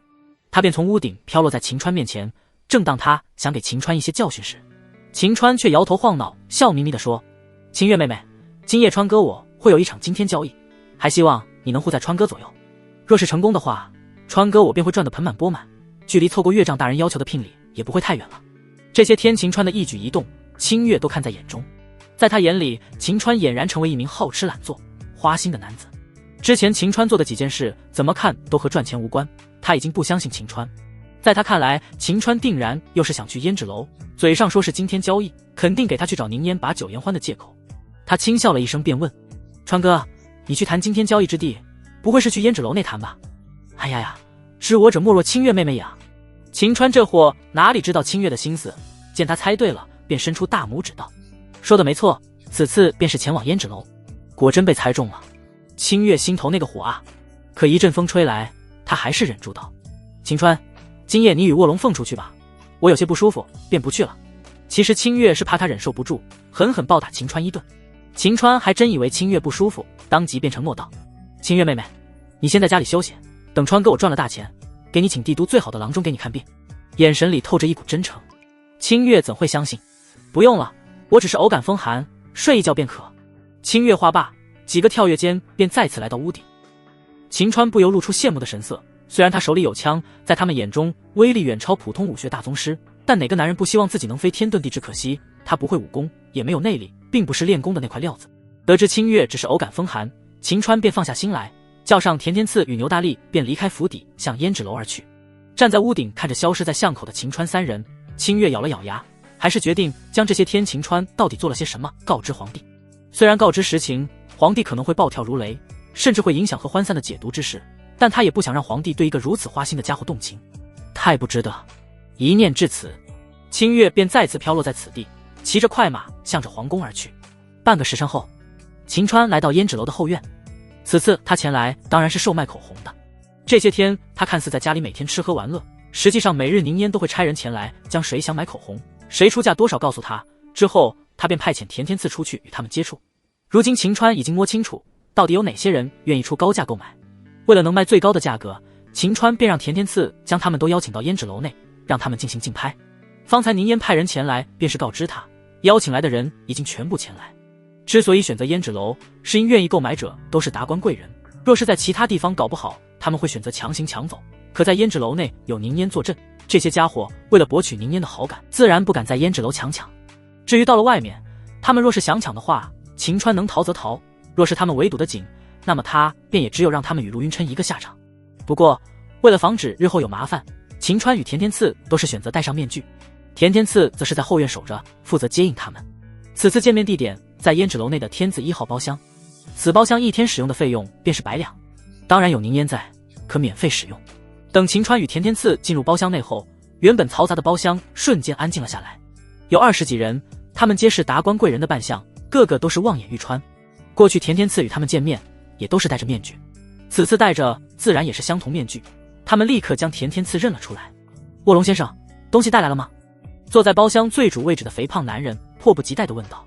原本田天赐自称水镜先生，可后来听到秦川喊他们卧龙凤雏，他便觉得卧龙更胜一筹，便以卧龙先生自居。诸位，东西在这里。田天赐将包好的口红拿出来了一支，正是此物。在场之人立刻兴奋了起来。为了让人认为口红是真实存在的，宁烟还特地让方玉拿出口红展示了一番。田天赐拿出来的口红正是与方玉拿出来的一模一样。说个数，我崔书剑全部要了。此时坐在包厢最主位置的肥胖男人率先开口道：崔公子，纵然你们天河崔氏乃是仅次于庆阳卢氏的大族，可卧龙先生之前便说过，今夜价高折给我淮南刘氏刘允行愿意遵守卧龙先生所定规则，今日刘某人也是势在必得。一位白面书生站了出来：呵呵，淮南刘氏好大的口气，我江南苏氏乃是前国第一巨富，都不敢如此狂言。一位穿金戴银，只是看模样便是有钱人的男子站了出来：苏五岳少在本公子面前嚣张，纵然你们江南苏氏富可敌国，可我淮南刘氏掌控前国盐脉，绝不弱于你们。刘允行不服道：瞧着他们火药味十足，秦川给田天赐使了个眼色，田天赐心领神会，便按照秦川之前吩咐的话道：看来诸位都是有意想得到此物，不过诸位不要着急，我们此次拿来10只，一只一只的售卖，你们都有机会，10只分10次，为何不能一次性全部卖掉？崔叔见之问道。规矩便是如此，若是不愿，也可不参加竞拍。田天赐回道。秦川这么安排，当然是尽可能榨取他们的财富，打包一起卖的话，也只能赚其中一个人的钱，可若是一只一只的卖，他们为了防止其他人也得到口红，得到宁烟的欢心，便尽可能提高价格，让其他人无法购买。至于为何不制造更多数量的口红，当然是因物以稀为贵，若是数量太多，反而卖不上高价，无法引起他们的哄抢。10只不多不少，那便开始竞拍吧，我崔书建迫不及待了。崔书建催促道。好，那么竞拍便开始，第一支口红底价500两，每次最少加价10两。田天赐再次安排秦川吩咐说道。500两，若是对于普通人来说几乎是天价，可对于在场大家族的公子爷来说，并不是太大的一笔钱。崔书建立刻将价格提升，600两，600两便想拿下，开什么玩笑？我刘允航800两。刘允航豪气道。不过本公子出1000两。苏五岳微微一笑，十分淡定地喊出价格。随着他们开始竞拍，完全不知方玉正透着门缝观察着这一切。10支口红拍卖结束，已经是1个时辰后。计算出来总价后，方玉难掩震惊之色，他即刻跑到5楼宁烟阁内。小姐，小姐，今天消息，真是今天消息。看你的样子，似乎秦公子组织的拍卖，卖出的价格超乎你的想象了。正在擦拭琵琶的宁烟饶有兴致地问。对，太多太多了，您猜多少银两？方玉猛咽了咽口水道。宁烟放下怀中的琵琶，便猜测道。之前崔书建公子曾经对外宣称，他愿1000两购买口红，若是通过竞拍的方式，应该可以提升单价。我猜想10支应该能卖1万两。即便是1万两，宁烟依旧感觉到震撼。口红虽好，但在他看来，即便是卖给大家闺秀、青楼小姐，卖5两一支，最多不能超过20两是合理区间。如今经过秦川这么一番操作，竟然一支能卖到1000两，10支卖到1万两，实在是令人叹服。方玉却摇头道：小姐，您还是说少了，那是多少？小姐，您再猜猜。方玉卖了关子。你这丫头，快说！宁烟催促道。方玉不再卖关子，难掩震撼之色地说：小姐，10支口红卖了38000两纹银。宁烟震惊得无以加负，38000两，简直是离谱。若不是此事他也参与其中，他根本无法相信10支口红能卖得如此天价。小姐，此事功劳在您，若不是他们对您着迷，又怎能为了讨好您，花费如此高价去购买口红呢？方玉说道。宁烟当然知晓这一点，他谦虚道：利用他人对我的着迷售卖口红，可是秦川的主意。若不是秦川，我也想象不出来利用此种办法。我还是觉得秦川厉害。在他们2人震惊之时，拍卖已经结束，场子也散了。只是现在的秦川，即使手里揣着38000两的巨款，却十分的郁闷。方才他拍卖口红卖得如此高价，均是被那江南苏市的苏五岳买下。等他买下所有口红后，竟然当众售卖起来，并且告知其他人，他与胭脂楼背后老板有些关系，谁若是购买口红，他便与胭脂楼老板说些好话，让宁烟姑娘答应促夜长谈，若是最终失败，他便全额退款。宁烟想要口红之事是方玉透露出去的，只是说如果买到能讨得宁烟欢心，有可能促夜长谈，至于到底能不能真正的促夜长谈，还无法确定。这也是为何竞拍之时，价格一旦飙升，其他人便不跟随的缘故。苏五岳乃是江南苏家之人，重视承诺，一旦说去必然会履行。对于其他人来讲，即便失败还能全额退款，为何不买？最终苏五岳将10支口红分别卖给在场之人，最终价格竟然达到恐怖的6万两。一转眼的功夫，他竟然净赚22000两。秦川看得出来，那苏五岳一开始就没打算买了口中去见宁烟，他一开始就算计着从中赚差价，搞得秦川有种被人算计的感觉，实在郁闷。同时也觉得这江南苏氏不愧是前国巨富，确实有商业头脑。不过郁闷的心思只是停留片刻而已。如今他手里有了38000两巨款，其中20%，也就是7600两，他需要分给宁烟外，剩余的钱都是他的了。岂不是意味着只要他在3天后的诗词大会上大放异彩，名震帝都，他不仅可以让南宫天霸履行婚约，还有钱给南宫天霸要求的聘礼。如此他便可以正大光明的将南宫婉娶回去了吗？一念至此，他整个人都激动了起来。虽然3万两是一笔巨款，但再怎么巨款也不如他们老秦家传宗接代重要。他舍得给此次的成功，未来也许不一定能再次复制，可利用现代之物在古代赚钱的路子再次被验证是行得通的。因此没钱，接下来再赚钱便是。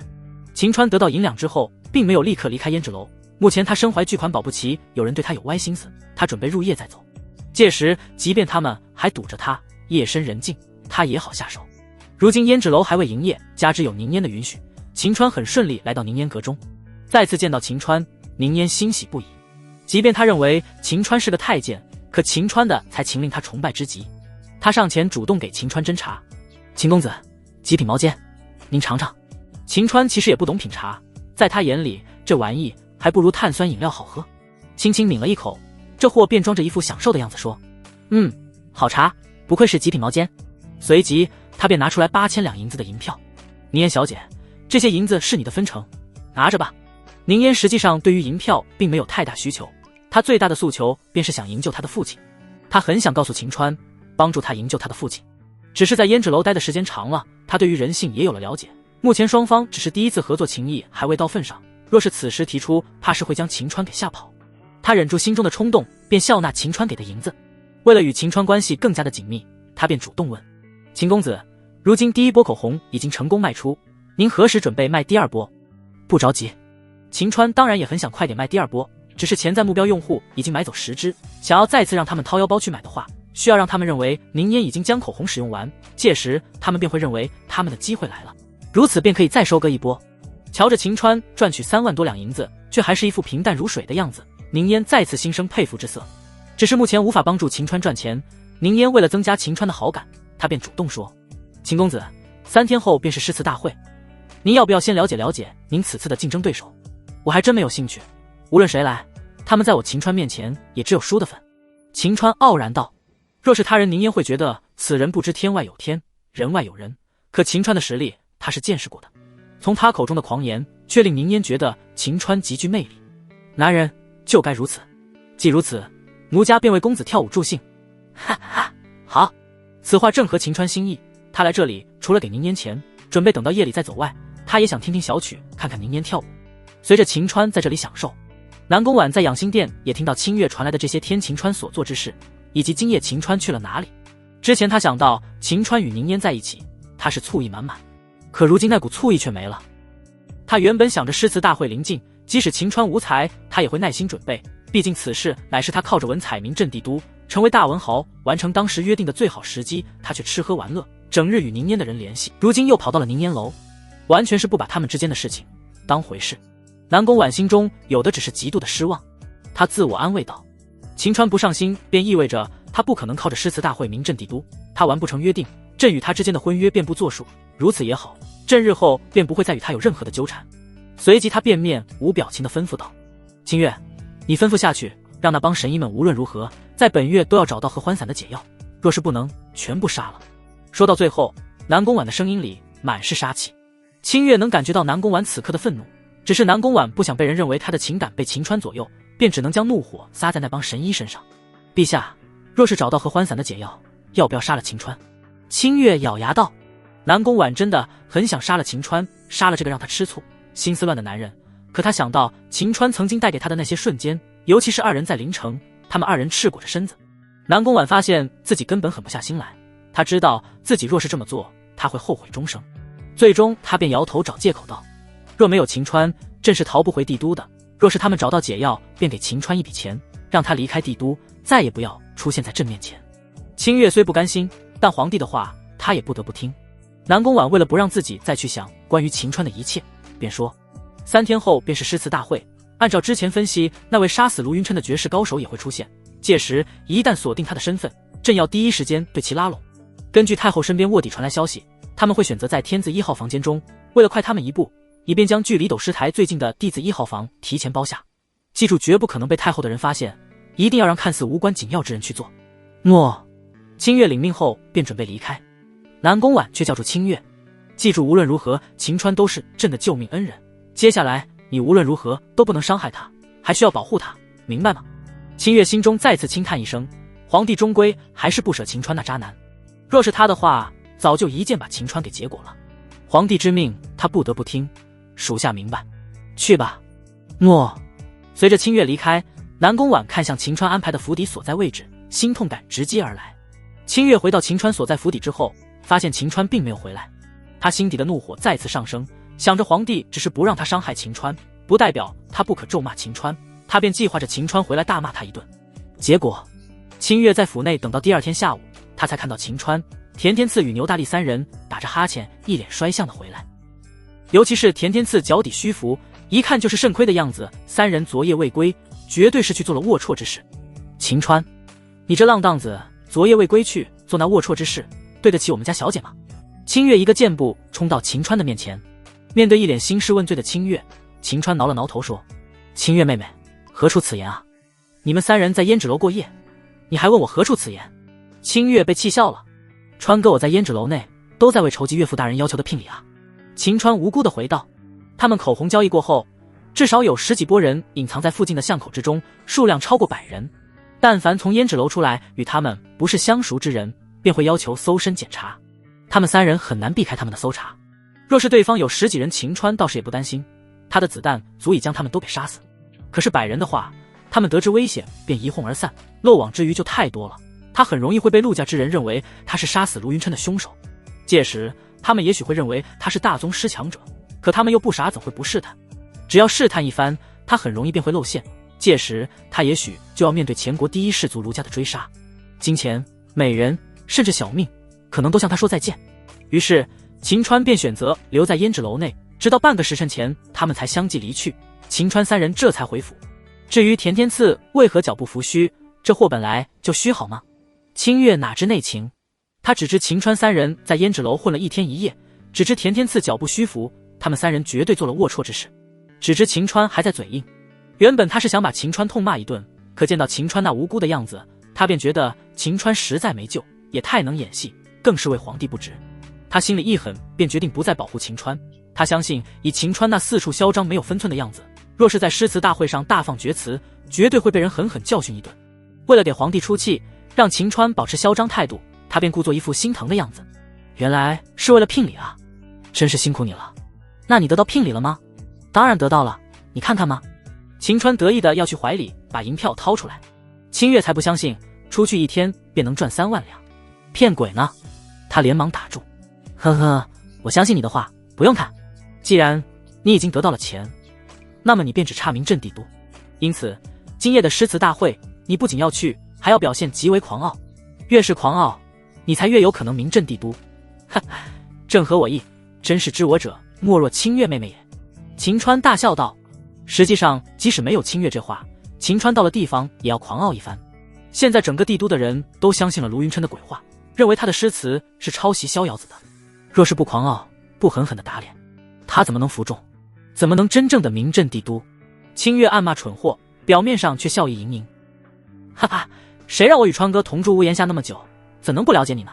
秦川再次大笑了几声，便期待地问：清月，我儿他会去诗词大会看我秦川大杀四方吗？诗词大会，皇帝想办法拉拢那位杀了卢云琛的神秘大宗师强者，自然会到场。只是他需要隐蔽行踪，怎会和他这渣男相见？清月嘴上却没这么说。老爷管得太严，小姐还真去不了。秦川觉得有些可惜，他觉得自己在今夜大杀四方，定然会让南宫婉真正的爱上他。不要觉得可惜，你不是说你聘礼也准备好了吗？若是你在诗词大会名震帝都，翌日你便可以与小姐定下婚约，甚至给了聘礼当场成婚。对于小姐来说，定然是一个惊喜，相信她会更加高兴。清月故意安抚道：说的也是，等我夺魁后，我便去找你家小姐提亲。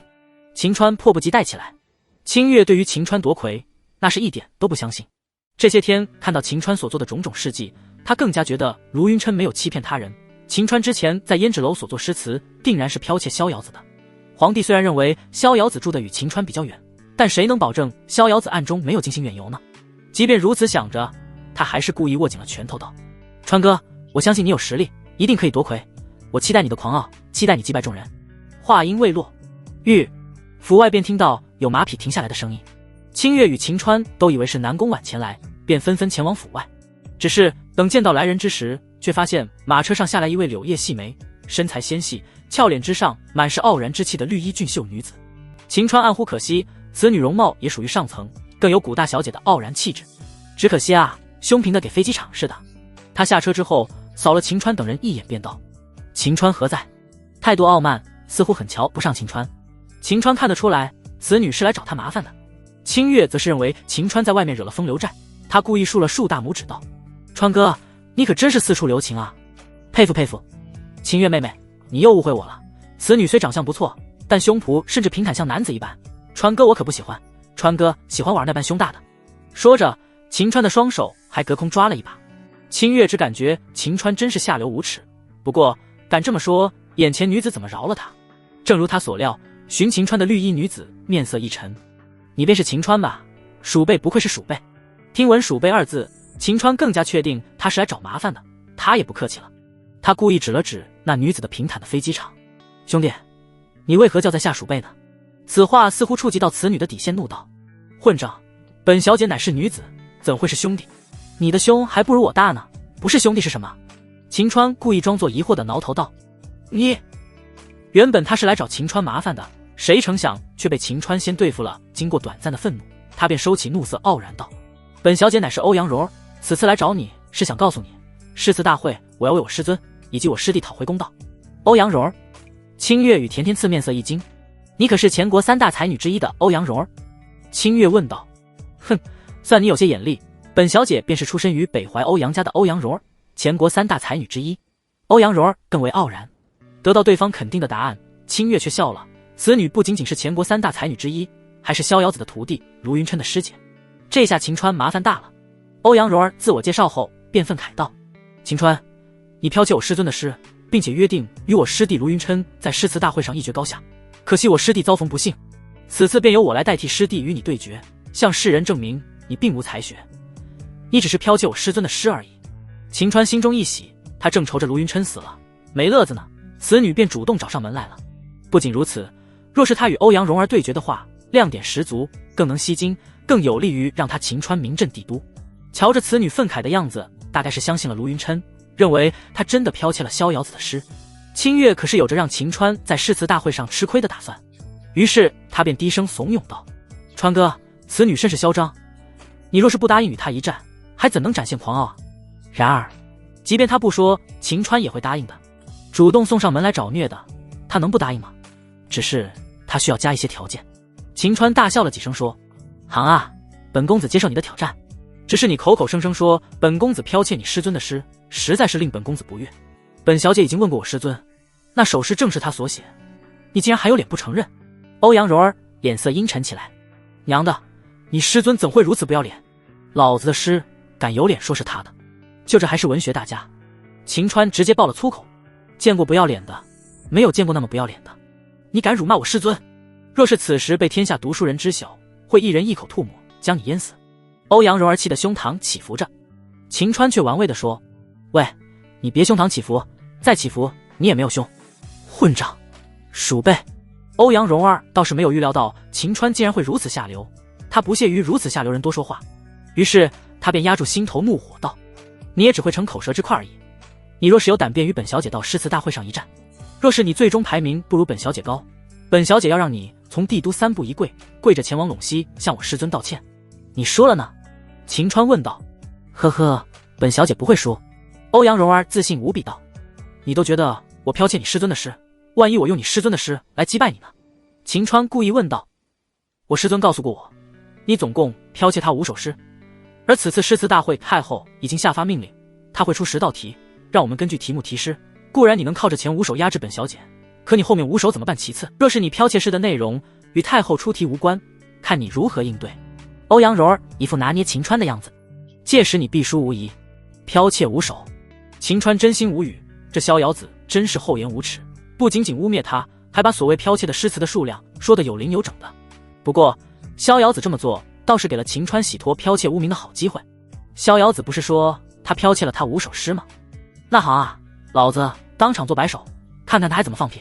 清月更加相信欧阳蓉儿的话，更加确定秦川是剽窃逍遥子的诗，他便继续低声道：“川哥，他在污蔑你呢，无论如何你都要答应，否则这口气怎么出啊？”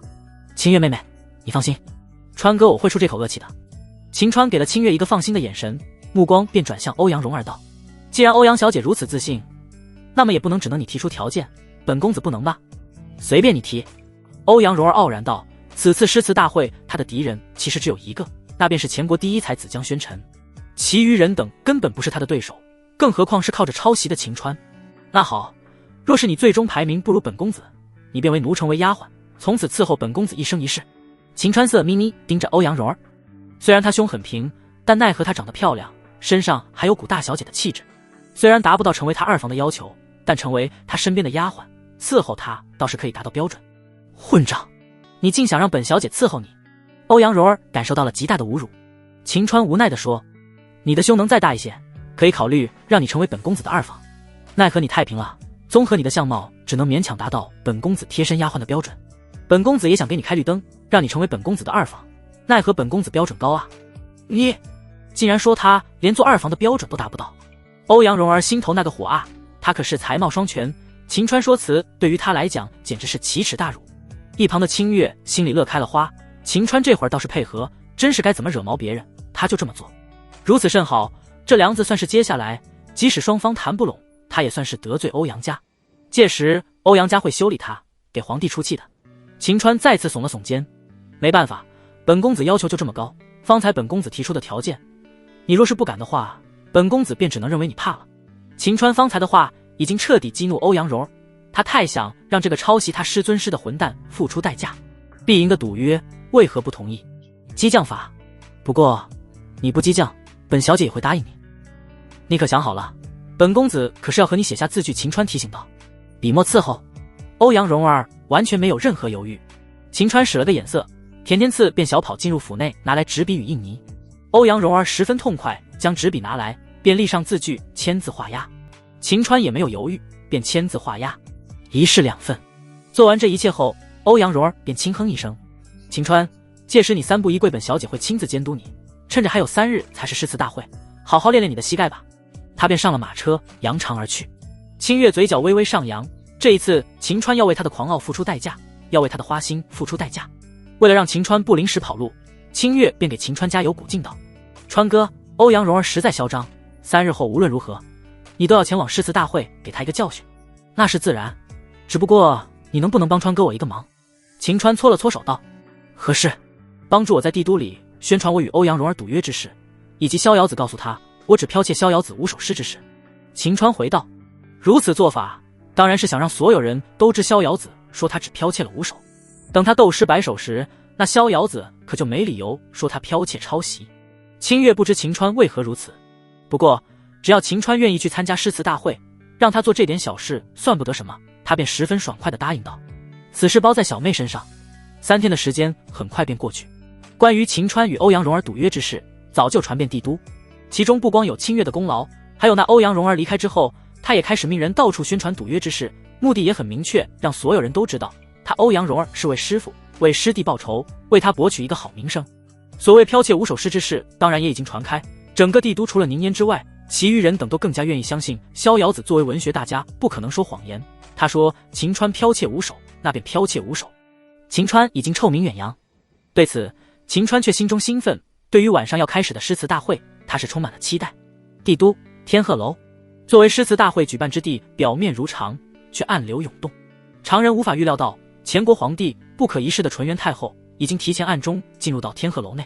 今夜对于文人墨客来说是一场盛会，对于他们来说，若是能拉拢到杀死卢云琛的那位神秘强者，便是打破最强战力平衡的机会。地字1号间内，南宫婉、血梅花已在其中。血梅花指了指屋顶道：“陛下，太后已到。”他对此倒是很积极。南宫婉地眸闪过一抹寒霜：“陛下，倒不如趁此机会拼一把，上楼与太后血战。若是能将其击败，后宫便可安定。”血梅花拔出来他的佩剑，一道寒光在屋内惊现，惊天杀气爆发而出。南宫婉也出现跃跃欲试的神情。纯元太后虽然是太后，但实际上南宫婉与她并没有丝毫的血缘关系，先帝为了稳住世家大族，不得不将其立为皇后。娶她之时，先帝已经病入膏肓，无法洞房，双方并无子嗣。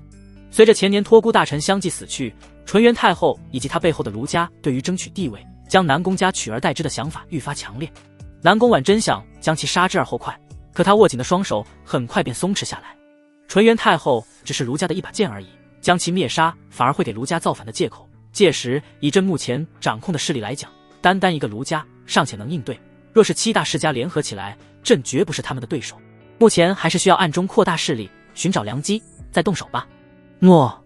血梅花杀气收起，这里有5000两银票，作为此次花红奖励。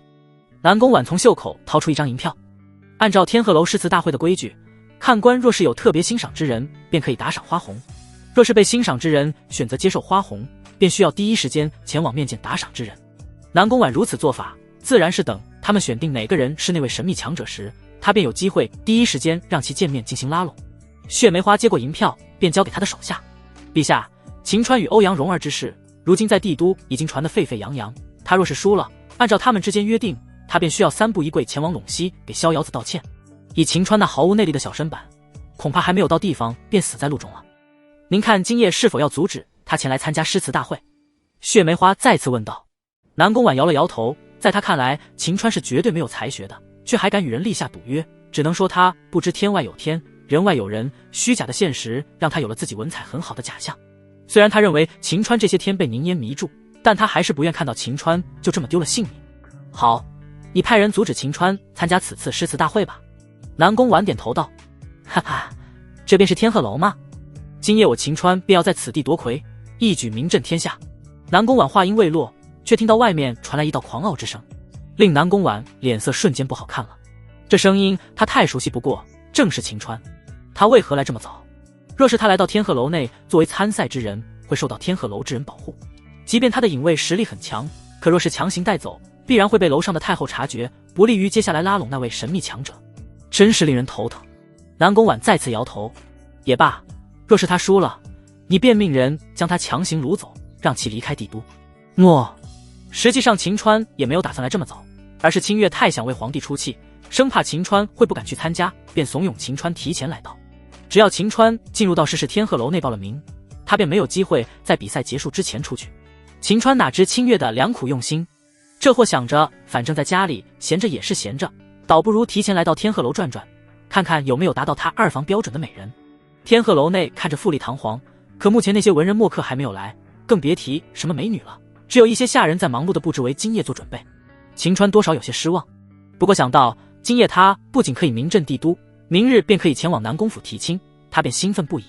当然，赢了欧阳蓉儿，让他成为他的丫鬟，秦川也是颇为期待。只可惜啊，他的胸太平太平，日后用他的手给他按摩按摩，说不准还能发育发育。随着秦川猥琐一笑，他便走到顶层，极目远望。楼层高达7层，可以清晰地看到天鹤楼旁的前河以南北为界，将帝都分成了2半。南边皆是居民住所，北边皆是豪庭剧院，皇宫则是处于北边的中心位置。帝都原本只是在前河以北，以前河为防御，如今前河能穿行帝都而过，是因前国在先帝登临帝位初期曾经成为天下霸主，各国上贡，前国财政极为宽裕，便对帝都进行扩建，将普通百姓钱移到前河以南，以北的地区则是全部都给了皇族、世家大族们，可换来的却是皇族各怀鬼胎，世家大族企图将皇族取而代之。清月握紧了拳头，有感而发道。这会儿各路前来的文人墨客已经相继来到天鹤楼，这货根本没兴趣听清月的有感而发，敷衍的哦了一声。为了不放过任何可以达到他2房标准的美女，他来到了3楼。清月本以为秦川作为前国子民，至少能与他共情一番，换来的却是如此敷衍。看来皇室势力越来越弱，便是秦川此类人太多太多了。随着华灯初上，整个天鹤楼变得金碧辉煌，大厅内已是人声鼎沸。秦川站在3楼，却目露失望之色。来到此地的俊男靓女确实不少，可若是像南宫婉那般天香国色，还是没有出现，甚至接近欧阳蓉儿容貌的都没有。快看江宣辰与欧阳蓉儿来了！忽然有人大喊道，紧接着大厅的人像是潮水般向外涌去。很快，一名风度翩翩、剑目星眉、相貌英俊、身材修长的白衣男子与欧阳蓉儿如众星捧月般在众人的拥簇之下来到大厅内。他的来到不仅震动了文人们，也震动了字1号内的南宫婉以及天字1号内的纯元太后。他们2人异口同声道，此人文采非凡，今日定然会夺魁，待到他夺魁之后，也要将他拉拢到我们的阵营。2人异口同声，足以见得他们是多么的认同江宣辰的文采。与秦川站在一起的清月也不由得感叹道，不愧是我前国第一才子，确实非同凡响。第一才子是我，可不是他。秦川那张还算是清秀的脸凑到清月的面前。清月耸了耸肩道，秦川，你面对其他人很有自信也就算了，在江宣辰面前你却不能。江宣臣可是与天下第一才女林诗诗对弈过，虽然败下阵来，但他的文采也是得到林诗诗的认可。秦川对于江宣臣文采并没有兴趣，倒是对那林诗诗感兴趣。之前他便听过林诗诗乃是天下第一才女。那林诗诗你见过吗？是美女吗？她今夜是否前来啊？秦川连续几个问题。清月心头更为火大，这货不是被宁烟给迷住了吗？听到其他美女却来了兴趣，渣男无疑。清月压着心头想教训秦川的冲动道：林诗诗当然是美女，若是只比容貌的话，比那欧阳蓉儿高出一个档次，只不过今夜她不会前来。为何？不是说今夜前国4大才子、3大才女都会前来吗？秦川奇怪地问。林诗诗虽然曾经在帝都生活过一段时间，但她是北齐之人，并不在前国3大才女之列。前段时间前国与北齐发生摩擦，她便回了北齐。清月解释道。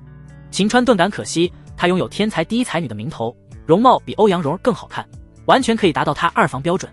那前国3大才女除了欧阳蓉儿外，其余2名是美女吗？秦川又问。世间哪有那么多才貌双全的人？3大才女除了欧阳蓉儿外，其余长相一般。清月已经快不耐烦了。秦川何在？清月话音未落，那江宣臣便开口道，声音清亮，在场的人都听得清清楚楚。场面瞬间安静。欧阳蓉儿眼很尖，立刻便发现3楼的秦川，他指了指秦川道：在那呢。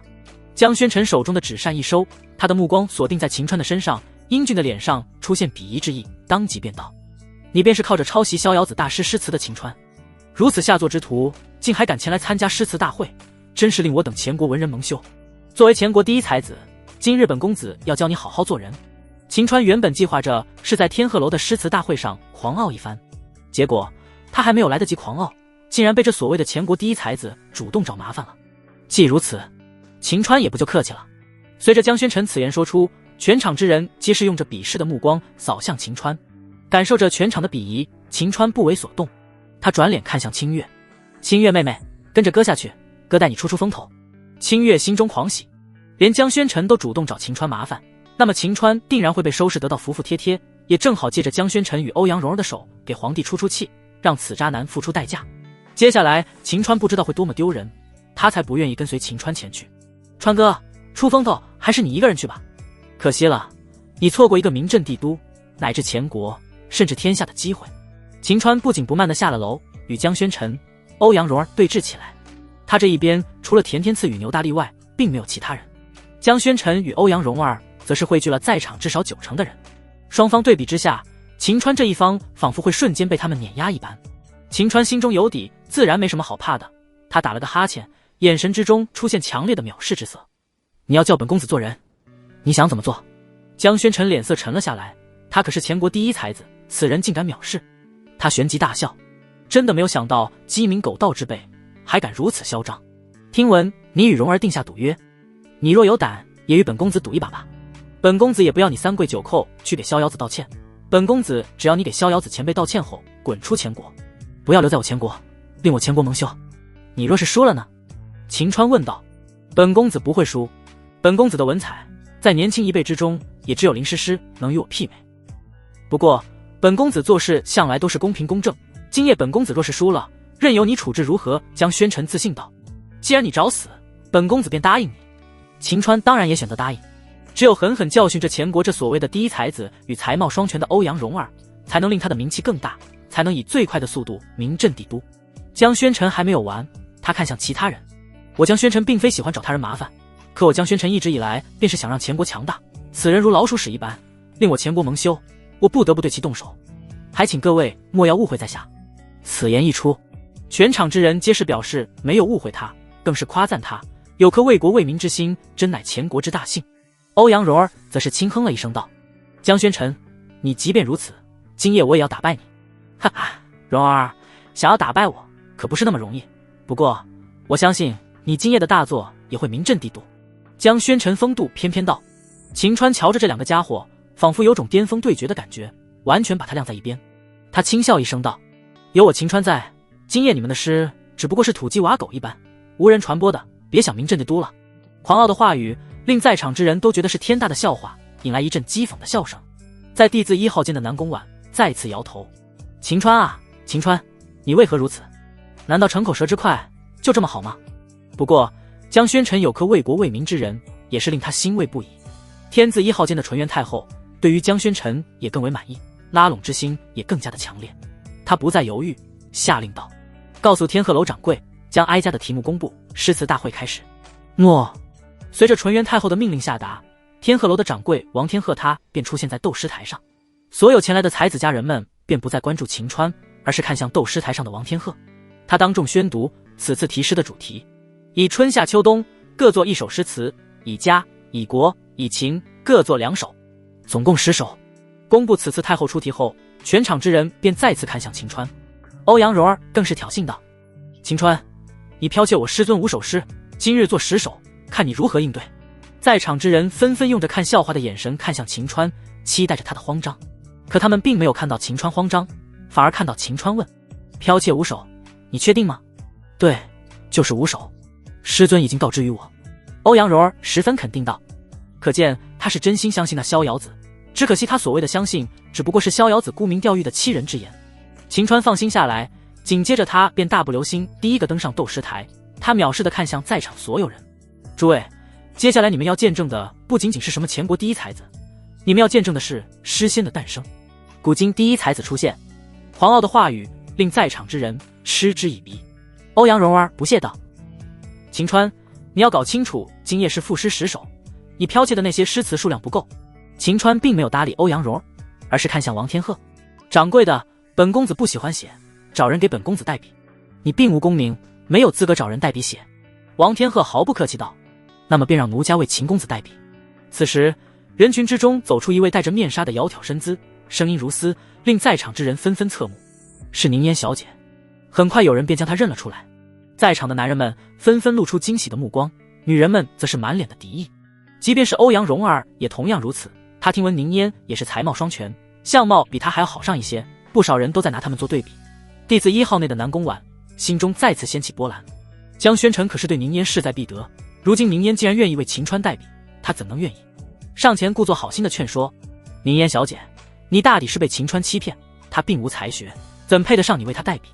江公子，奴家认可秦公子才学，还请您不要劝说。宁嫣应付了一句，便走上斗诗台，坐在一旁拿起笔气带道：秦公子，奴家已经准备好。秦川对于宁嫣前来帮忙颇为感动，他竖了竖大拇指道：宁嫣，今夜你的选择也会令你流芳千古。话罢，秦川开口道：春眠不觉晓，处处闻啼鸟。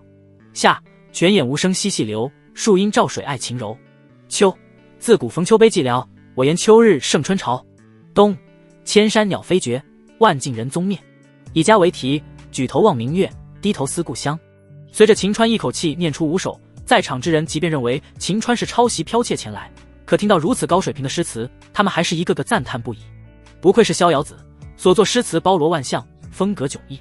江宣臣率先站出来：只可惜被你抄袭剽窃，让你当众宣读出来，真乃是我前国文坛之耻辱。江公子，此言过早吧，如今才仅仅5首，秦公子今夜要斗诗100首呢。你们可要听好了。宁嫣如今对秦川更为信任，100首，让他先做出下一首试试。欧阳柔儿不屑道：陛下，要不要阻止这一切？否则秦川真的下不来台。弟子1号间内的血梅花看向南宫婉。此次宁嫣前来，南宫婉心里乱成麻，他不想再过问秦川之事。不用了，他既然如此选择，那便让他下不来台吧，也许这样他才能认清楚自己。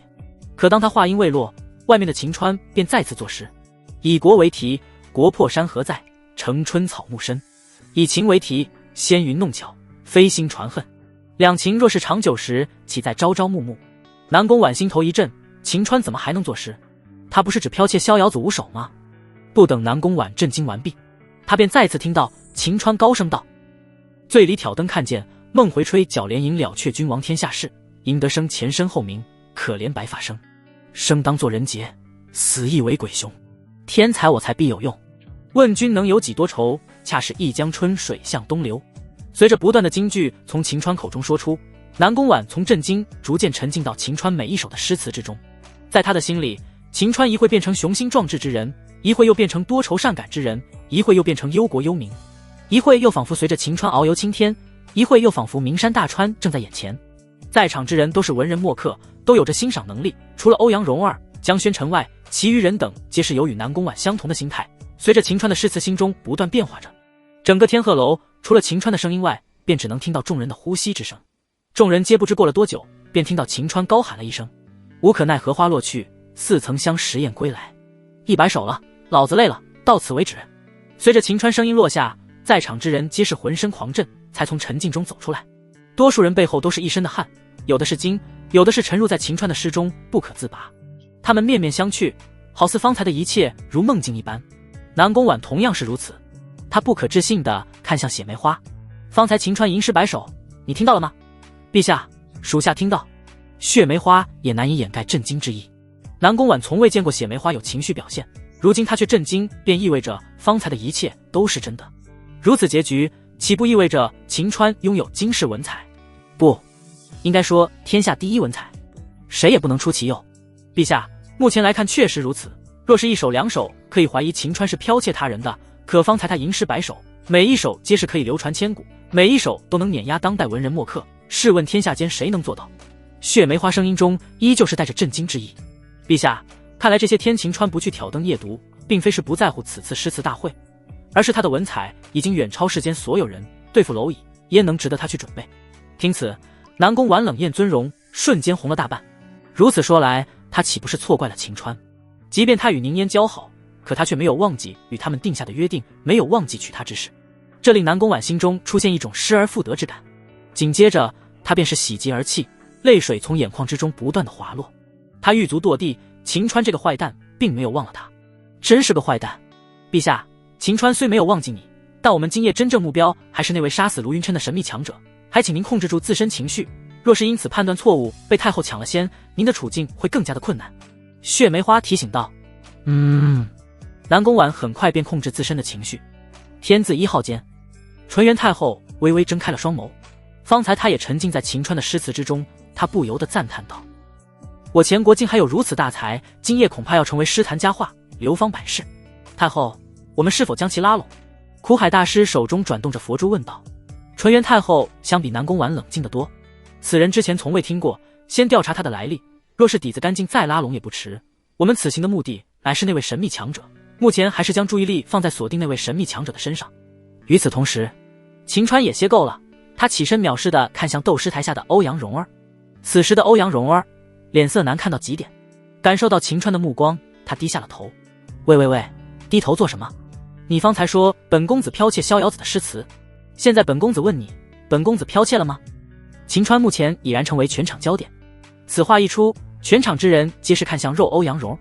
原本他们可都是相信欧阳蓉儿所言，认为秦川剽窃逍遥子5首诗，可如今呢？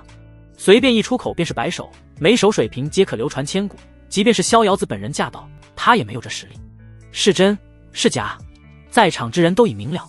见欧阳蓉儿不说话，秦川并没有继续追问的意思，而是笑眯眯地说：不承认也罢，只是你可别忘了你我之间的约定，今夜你若是输给我，便卖身为奴，成为本公子的丫鬟。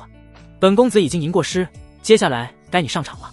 欧阳蓉儿心底猛然一沉，纵然他对于自身才学自信，可若是与秦川方才所吟之诗相比，无异于银虫与日月争辉，怎能胜得了秦川？他甚至都没有勇气在秦川展现大才之后，将他的诗当众宣读出来。若是不说的话，他岂不是等于认输？将来要卖身为奴，成为秦川的丫鬟。要知道，卖身为奴的丫鬟不仅仅要伺候秦川，还要陪床的。他的清白之身，怕是要被秦川糟蹋。作为北淮欧阳氏，又是前国3大才女之人的他，无法接受这一切。可现实却是，他必须接受这一切。一想到日后成为秦川的丫鬟，身家性命都属于他，欧阳蓉儿急火攻心，当场晕死了过去。即便如此，秦川也没有放过他的意思，他将字句拿了出来，展示一番道：此乃本公子与他约定的字句，他已晕倒，便意味着今夜他输了。那么他从即刻开始便是我秦川的奴隶，从此之后，他的身家性命皆是属于我秦川。诸位没意见吧？在场之人一个个面面相觑，心中后怕，幸亏他们没有与秦川比试，否则他们与欧阳蓉儿下场一般。哪有人敢说有意见？甚至有些喜欢拍马屁的还一脸正义道：既是白纸黑字立下字据，欧阳蓉儿便应当履行。既如此，本公子便将他收下。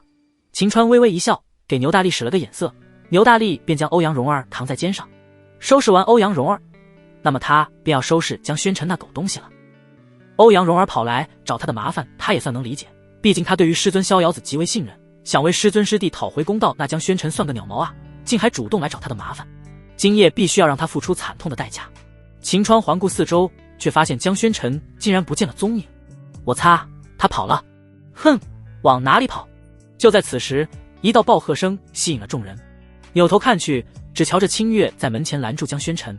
众人瞬间意会，江宣臣自知不敌，想要跑路。清月方才见识到秦川文采，不仅被狠狠打脸，更知他确实错怪秦川，心中升起愧疚之意。秦川接下来要大展神威，他自然要助力一把。别挡路，否则杀无赦！江宣臣大吼道。清月怎会怕他？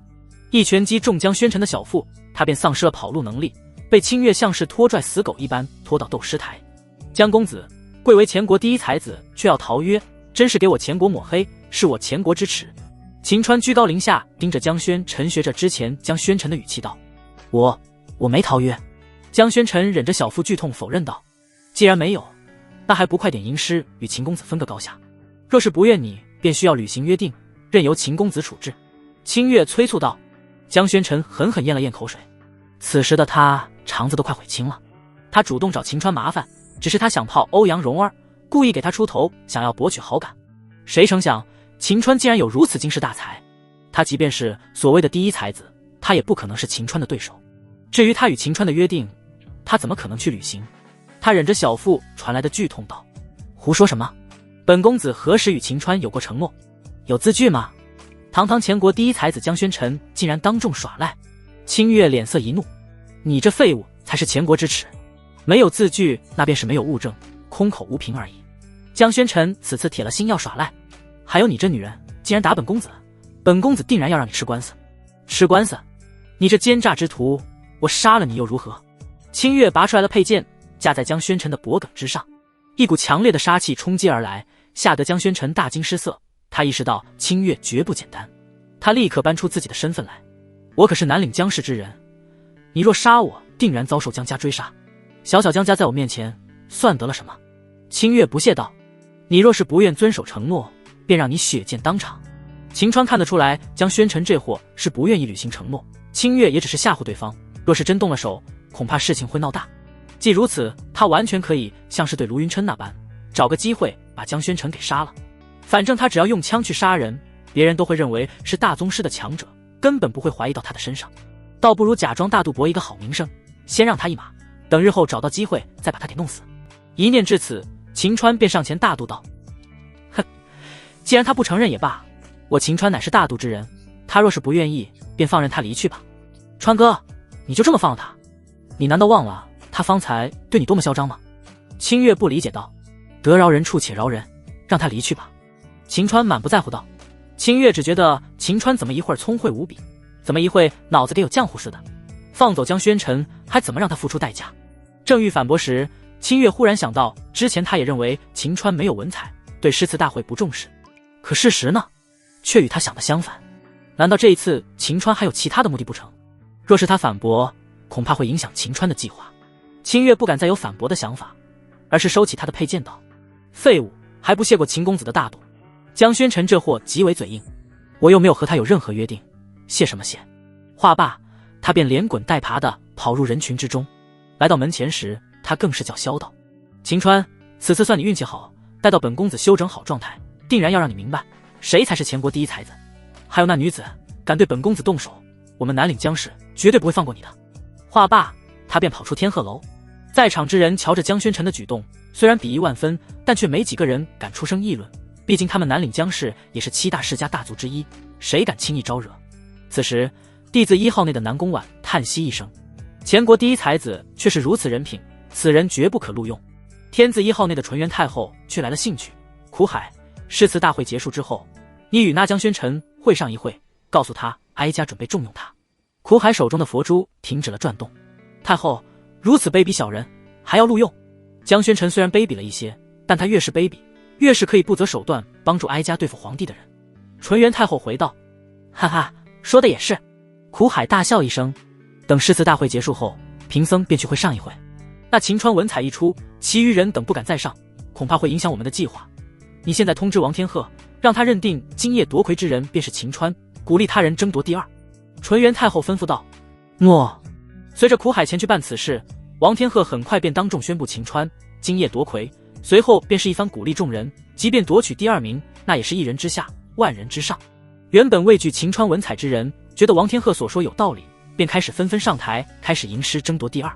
秦川对于蝼蚁们的文采并没什么兴趣，便从台上下来。现在的他已经迫不及待地想前往南宫府邸，让南宫天霸履行他与南宫婉的婚约，他再给南宫天霸3万两聘礼，将南宫婉娶回家。只是宁烟此次敢于站出来支持他，为他代笔，他也不能冷落了他。当他从台下上来后，他便躬身施礼感谢道：多谢宁烟小姐此次相助。秦公子，你我之间还需要称谢吗？若是非要谢我，奴家希望秦公子能与奴家前往前河游船上夜游。宁烟邀请道。那么宁烟姑娘前方带路吧。秦川做了个请的手势，宁烟便踏上莲步向外而去。无论是秦川还是宁烟在此地都已是焦点，即便是吟诗之人也投来了目光。有人更是嘀咕，今夜秦川诗仙之名定然会震动寰宇，2人共同夜游定然会被传为佳话。秦川这货听他们所讲的话，顿时有种飞起来的感觉，心里别提多么的爽了。牛大力则是扛起欧阳蓉儿与田天赐跟在秦川身后。清月见此，便看向了皇帝所在的地字1号间，无奈地拍了拍头，便也跟了过去。南宫婉自然透过门缝看到这一切，虽然依旧还是有些醋意，但秦川为了他今夜夺魁，他还能说秦川什么呢？仅仅是心中想着死秦川，赢了便跟着宁烟走。不过念在你今夜夺魁，朕便不与你计较了。一念至此，南宫婉便与血梅花关注着天鹤楼的一举一动，他们需要找出来哪一位是那位神秘强者。2个时辰后，天鹤楼诗词大会终于落下帷幕。只不过无论是南宫婉还是纯元太后都陷入了疑惑之中。他们之前怀疑杀死卢云琛那位神秘强者会来此地，是算定他是为了扫除夺魁路上的人才杀死卢云琛的。对方使用暗器极强，铁定是神机门之人，因此绝对不可能是世家大族之人。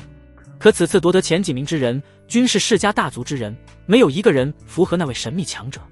难道只是他们的一厢情愿？那位神秘强者根本就没有来此地。在他们陷入深深的疑惑之中，苦海与血梅花忽然间异口同声道：陛下，太后，还有一人，我们都给忽略了。南宫婉与纯元太后纷纷抬头。何人？今夜夺魁之人秦川。他为何？今夜只有他不是世家大族之人，更别忘了卢云琛当日与他有过节，随后便被杀死。之前总是觉得卢云琛死的蹊跷，若是结合秦川与他有过节的话，那么理由便充分了。苦海与血梅花再次异口同声道。纯元太后反应极快，告诉王天鹤，我们出8000两花红，让秦川过来与哀家见面。诺。苦海立刻照办。不多时，便听到王天鹤站在斗诗台上询问：秦公子可在否？天字1号间，客人愿给您8000两花红，想见您一面。此言一出，正期待着花红之人纷纷面露失望之色，却遭人嘲讽：秦公子今夜乃是诗仙将士，尔等竟还敢觊觎花红，真是可笑至极。即便被人嘲讽，却无人敢反驳。今夜秦川展现的文采令他们望尘莫及，他们敢去期待花红，也只是寄希望于看官们有特殊癖好。王掌柜，方才秦公子与宁烟姑娘夜游前河去了。很快便有人告知王天鹤真实情况，王天鹤听此便立刻前往天字1号间。地字1号间内，陛下，太后已经行动，我们需要在她找到秦川之前找到秦川。血梅花急迫道。南宫婉却犹豫了，他初次见到秦川时，他只是一名连茅草屋都需要赊账购买之人，怎么可能会是无限阶敬天人境的大宗师强者？以无限阶敬天人境的实力而言，当时在青田村，即便反贼再怎么多，也能将他们斩于马下，哪里还需要出海逃离？诸多疑问让南宫婉犹豫不决。血梅花再次开口道：陛下，宁可信其有，也不可信其无，万一秦川是那位大宗师强者，被太后抢夺先机，后悔都来不及。不好，苦海与太后已经行动。血梅花听到天字1号门已被打开。陛下，不能再犹豫了。南宫婉依旧还是无法相信秦川是大宗师强者，他摇了摇头道：先让太后与秦川见面吧，以苦海的手段应该能测试出来秦川到底是不是大宗师强者。若是秦川真是大宗师强者，朕便向他表明身份，朕相信他会站在朕这一边。你现在便暗中跟上，若是他们对秦川不利，你便出面将秦川救下，绝不可让苦海商及秦川分毫。诺。血梅花领命后便如鬼魅一般在房间内消失。1刻钟后，秦川正在游船之上与宁烟谈论古今，小酒喝着，小风吹着，好不快活。宁烟此时的心情也是分外的轻松，与秦川相处，仿佛烦恼都抛至九霄云外。清月越看越是觉得不爽，只能坐在船头向前望去，眼不见心不烦。可他很快便警觉起来，一艘花船却靠近了他们。他一个跳跃来到秦川等人酒桌旁，不要再喝了，来者不善，你们都躲到船舱里。这位姑娘，我等前来并非敌意，乃是我家主人钦佩秦公子的文采，还希望秦公子能与我家主人见上一面，8000两花红已备好。下一刻，一道极为明亮的声音仿佛在天空徘徊一般，让秦川等人都听得清清楚楚。不见其人，却闻其声。清月脸色巨变，只有大宗师级别的强者才能做到这一点。对方是哪股势力？即便秦川不知这些，可他也看过电视剧，知道所谓的千里传音。花船之中的人绝对是高手，只不过秦川却没有丝毫慌张的意思。他有枪在手，即便是高手，他也没什么好怕的。他的注意力可都在那8000两的花红上呢。宁烟完全不知对面花船内的人是他最大的仇家纯元太后。听到8000两花红，他便恭喜道：秦公子，8000两是历次诗词大会花红之最了。这货却不满足，既然对方有钱，他倒是不如趁机多要一点。秦川放下酒杯笑道：本公子喜欢整数，若是有诚意，便将花红提升到1万两吧。这……宁烟一时语塞，花红向来都是看官们的心意，还不曾有人讨价还价，直接要1万两，也似乎太多了。花船之内的纯元太后与苦海对视一眼，他们还从未见过如此贪财的文豪。太后，给不给？苦海问道。区区1万两而已，给便给了。即便他不是那位无限接近天人境的大宗师强者，以他的文采，也值得用1万两拉拢。当然，若是他不是大宗师强者，调查过后发现他底子也不干净，抢过来便是。纯元太后道：哈哈，1万两便1万两。苦海的声音再次在天空盘旋。既如此，钱便拿来吧，让本公子看看你们的实力与诚意。秦川伸出来了他的手，此人倒是有趣，看样子是钻进钱眼里。即便他不是大宗师强者，将来拉拢培育一番，也能做一个奸臣，可以对付那些所谓的清官。纯元太后那张华贵白皙的脸蛋露出一丝笑容道：确实如此。苦海赞同道后，太后便从锦盒之中拿出来1张1万两银票，交给婢女夏荷。若是仔细观察的话，会发现此锦盒之中1万两银票便有上百张。仅仅是太后随身携带财物，便已超过南宫婉费尽心思都无法从各项开支中挤出来的50万两军费。可见庆阳卢氏作为前国第一豪族，到底多么的有钱。夏荷拿到钱后，他便来到甲板之上，即便是太后的婢女，也是一名高手，一个跳跃身便从花船跳到秦川所在的游船之上。清月乃是因为平时不以真面目示人，太后这一方的人并不知清月为何人，可他认得此婢女乃是纯元太后身边之人夏荷，是太后的人。清月更加谨慎起来。固然他之前讨厌秦川，还想让别人教训秦川一番，可如今秦川的性命遭受威胁，他已做好即便是丧命也要护着秦川安全的念头。只是回头一看，却发现秦川这货正两眼放光地盯着夏荷。纵然只是婢女，可夏荷依旧颜值在线，也许是年龄不大的原因，脸上还有种婴儿肥的感觉，整个人看着可可爱爱，加之她身材不是特别高，胸部规模还不小，给人一种童颜巨二的萝莉之感，令秦川立刻想到小日子那些爱情动作片里的女人了，不由得多看了几眼。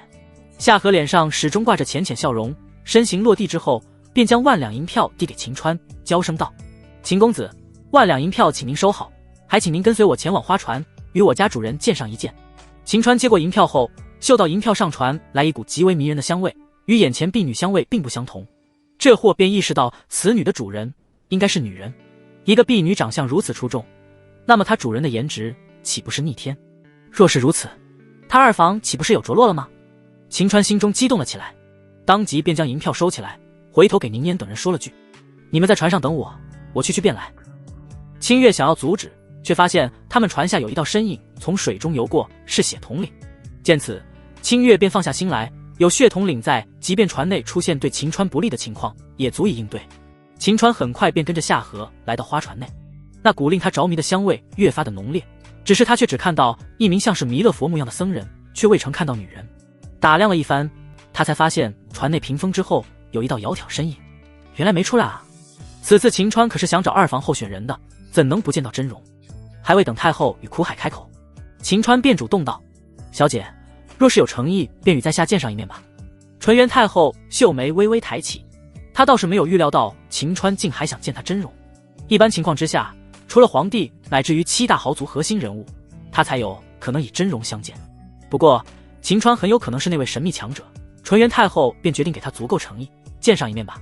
纯元太后挥了挥手，下颌便撤下屏风，她那张精雕细琢、华贵无比的真容便展现在秦川的面前。这货瞬间瞪直了眼睛。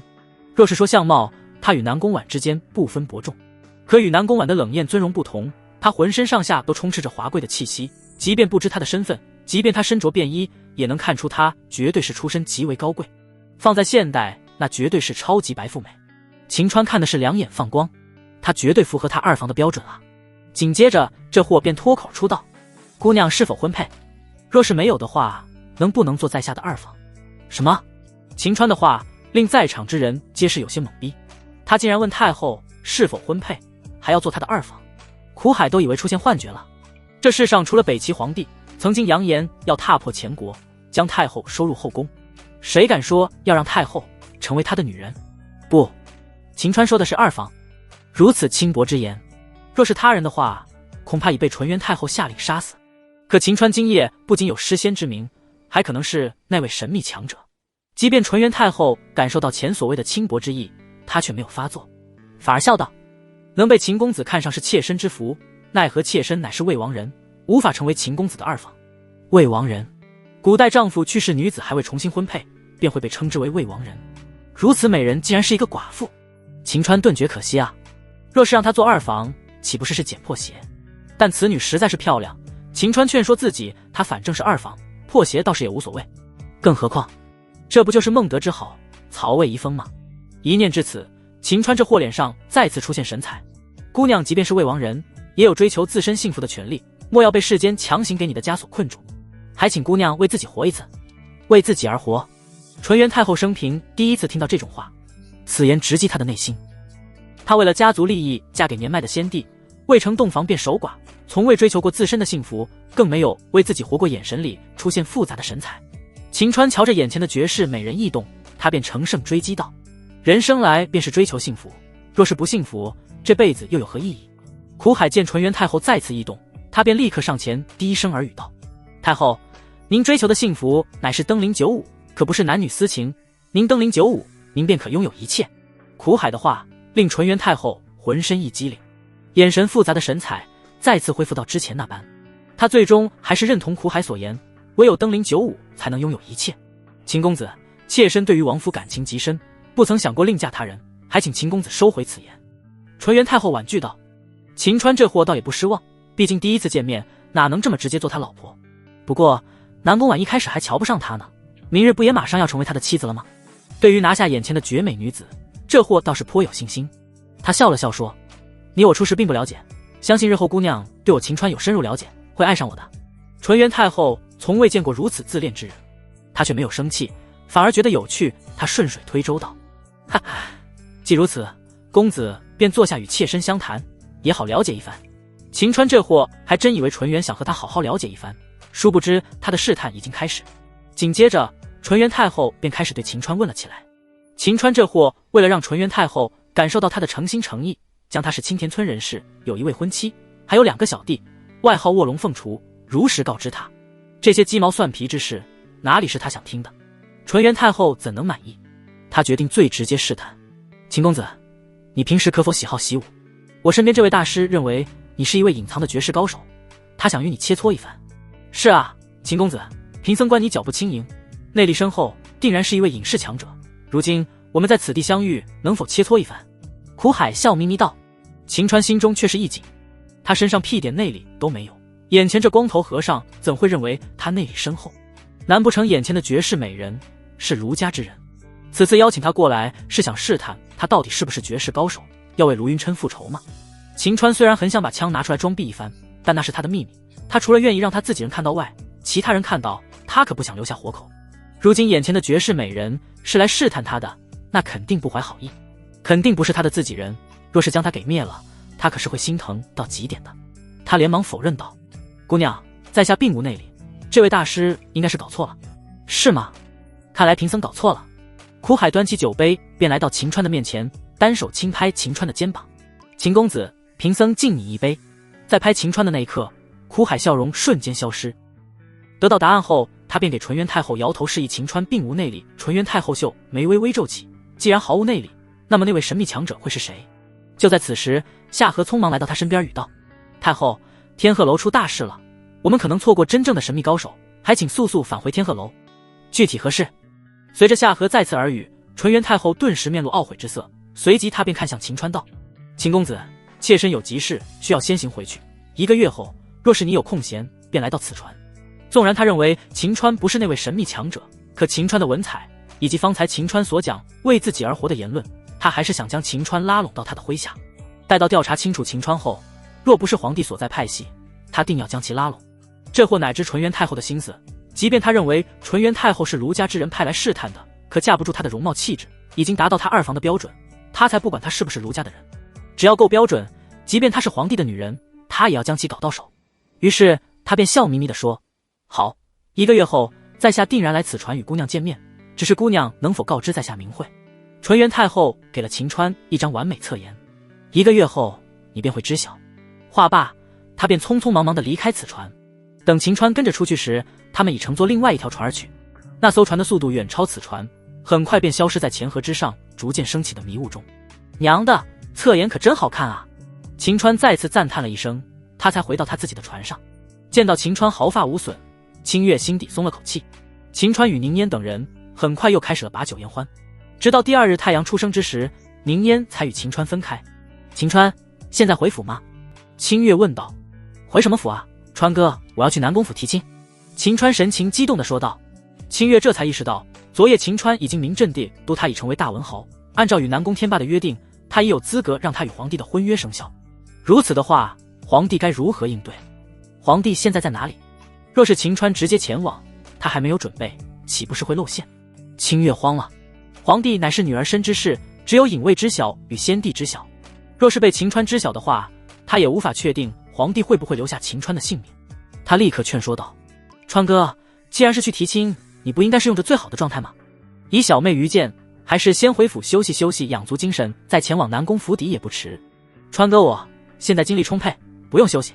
虽然秦川只是等了1个月，但他感觉像是等了1个世纪，怎会再去想着休息？见秦川像是9头牛都拦不住的样子，清月也没有再劝说，而是说：川哥，我先去给老爷通报你昨日明镇帝都之举，先行一步。清月立刻前往天鹤楼，骑上昨夜的马匹，便向着南宫府邸而去。令清月松了口气的是，皇帝也意识到今天秦川会前来提亲，他已经让南宫府的演员们纷纷到场。现在的皇帝已经换上女装，再次变成绝美的南宫婉，此刻正在庭院中来回踱步着。见到清月前来，南宫婉立刻冲着他招手，小声道：秦川呢？回陛下，秦川正在赶来的路上。清月回道：这家伙看来是铁定要让婚约生效了。南宫婉无奈地摇头道：陛下，难道你要接受婚约吗？清月问道。南宫婉怎么能愿意接受婚约？纵然他为秦川吃醋，也为秦川的坚持感觉到欣慰，可他乃是大前皇帝，世人皆是认为他是男儿之身，他根本无法与秦川结合在一起。陛下，若是您实在不情愿，也可直接拒绝秦川，给他一笔钱当作补偿。清月建议道。说实话，南宫婉并不愿意这样做，无论秦川是他的救命恩人，还是他对秦川吃醋，秦川对他的坚持，他都不想看到秦川被拒绝之后伤心欲绝的表情。他轻叹了口气道：此法不行，朕不愿意做背信弃义之人。好在他并没有钱支付聘礼，此事还可以拖一拖，3万两不是说赚来便能赚来的。按照约定还有4个月时间，他若是赚不够数，他会主动放弃的。今日婚约之事便先答应他吧。诺。有了应对之法，清月也轻松了许多。陛下，昨夜想见秦川之人是太后。清月连忙汇报道。昨夜朕已知晓，太后前去找秦川，是因他认为秦川是杀死卢云琛的神秘大宗师强者，只可惜他昨夜算是白跑一趟，真正的神秘大宗师强者另有其人，他还倒赔了1万两银子。南宫婉有些幸灾乐祸道：秦川肯定不是神秘大宗师强者，他浑身上下一点内力都没有，太后真是自作聪明。清月也是掩嘴一笑，作为皇帝的人，最高兴的事情也莫过于太后吃瘪。陛下，按照您的来讲，昨夜天鹤楼中还真出现了一位神秘大宗师强者。清月又问。对，太后走后不到1刻钟，一位看似普通的书生忽然之间冲上台去质疑王天鹤最终给出的排名。王天鹤见其有闹事的倾向，便组织人手想要将其赶出去，结果那人却展现出来大宗师级别的实力，将天鹤楼的打手们全部打倒在地。南宫婉回道：“陛下，此人在何处？是否拉拢成功？”清月关切地问。南宫婉绝美冷艳的脸蛋浮现一抹笑容。昨夜朕身边隐藏的穴位出手，将其拦下，经过拉拢，已愿为朕效力。恭喜陛下，贺喜陛下！如今陛下手下便有5名大宗师强者，顶尖战力这一方已不输庆阳卢氏。清河恭喜道。南宫婉却摇头道：“仅仅是比庆阳卢氏多出1位而已。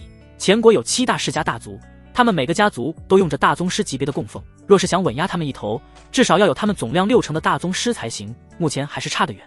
陛下，自从您继位起始，效忠于您的大宗师强者已从2位变成5位，想必将来您一定会稳步增长，直到让前国所有的大宗师强者全部效忠于您。”清月发内心道。南宫婉依旧是还是摇头。天下之人追逐的终究不过是一个利字而已，国库空虚若是解决不掉，还是无法大批量的拉拢，与其去拉拢，倒不如培养大宗师。朕已让火供奉前往各地寻找武学奇才，尽快将他们培养踏入大宗师境界。陛下，大宗师级别难度极大，培养大宗师恐怕短时间难以成效。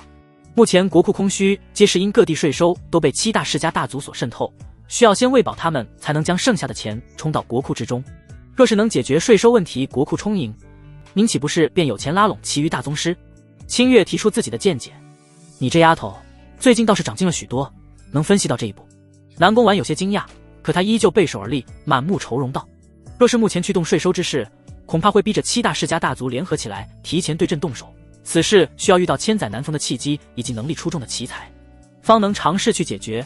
只是不知奇才与契机何时能出现。陛下，属下相信契机与奇才都会很快出现。”清月刚刚说完，外面便响起秦川的声音：“岳父大人，岳母大人，小婿来了。”南宫婉与清月连忙收起各自的表情：“你去请南宫天霸，告知他们此次同意婚约生效。”南宫蛙安排过后，便主动迎了上去。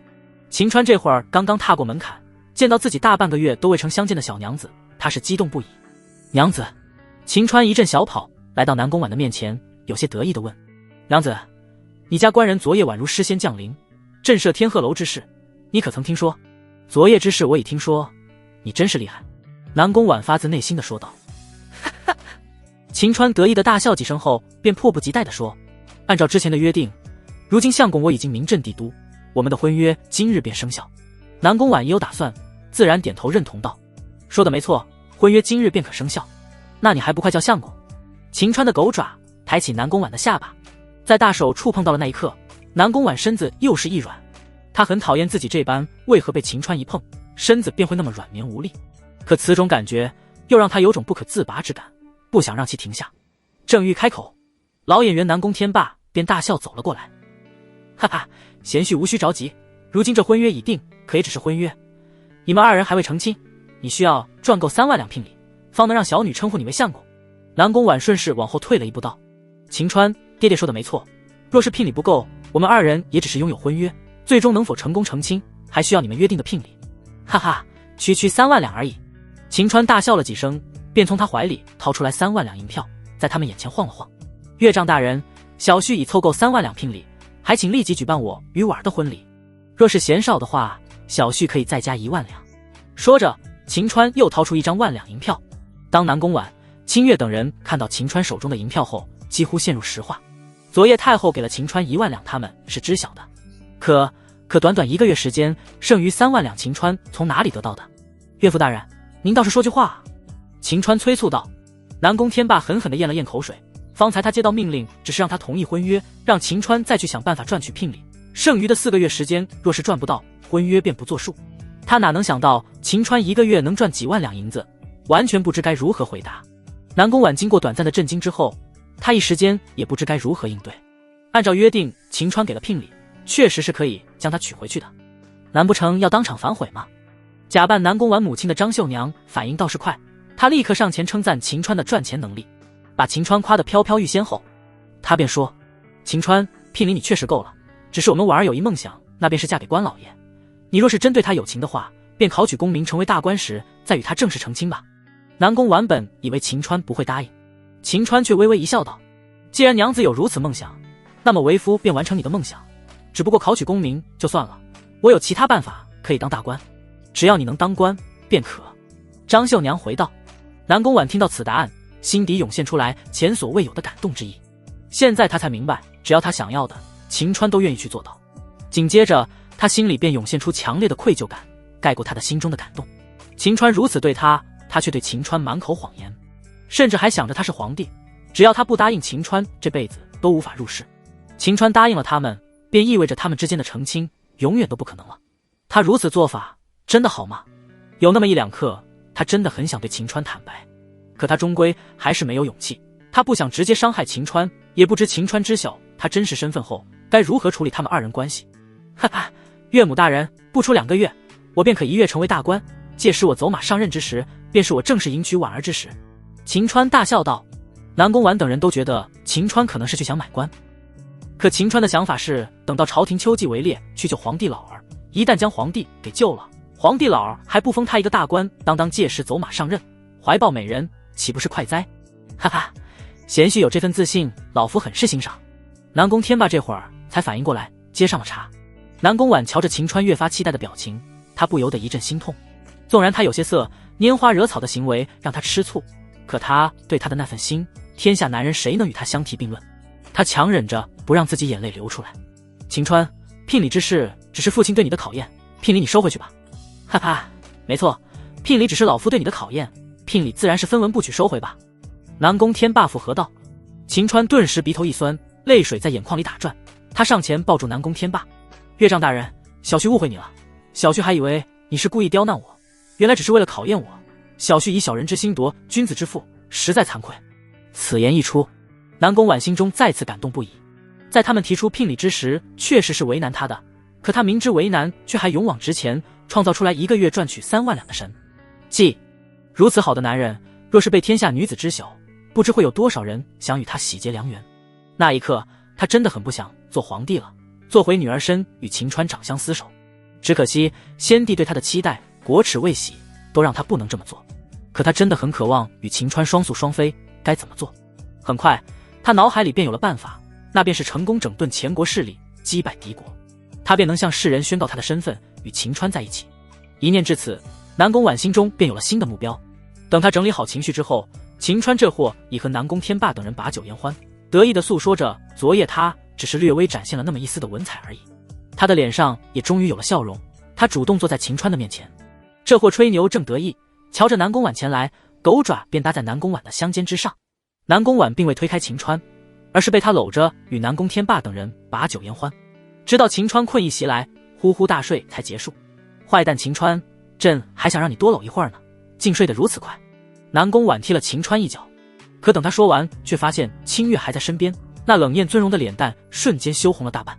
等秦川再次醒来时，已经是下午时分。南宫婉并未离开，而是坐在秦川的床前盯着秦川。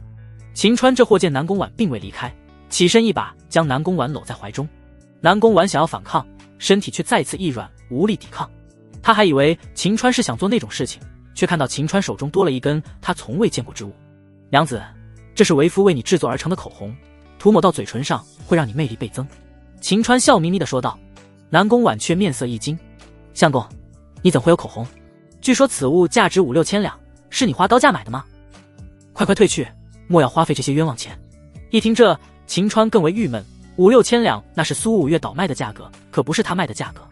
为了让南宫婉收下，秦川便说，娘子，市面上的口红都是为夫制作的，当时制作了11支，10支卖给追捧宁烟之人，剩余1支也是我最为呕心沥血的1支留下来给你。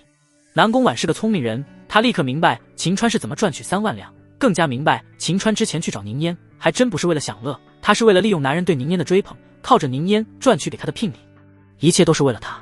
南宫婉忽然心里慌了，他不知该如何回馈秦川，只得主动抱住秦川，抱得越紧，他心中的慌乱便会少了一些。秦川这货顿感舒服，正想趁机开油之时，门外却响起清月的声音，小姐，老家有事发生，需要您和老爷去处理一番。所谓的老家正是皇宫，马上便去。南宫婉回道。秦川有些失望，这就没戏了。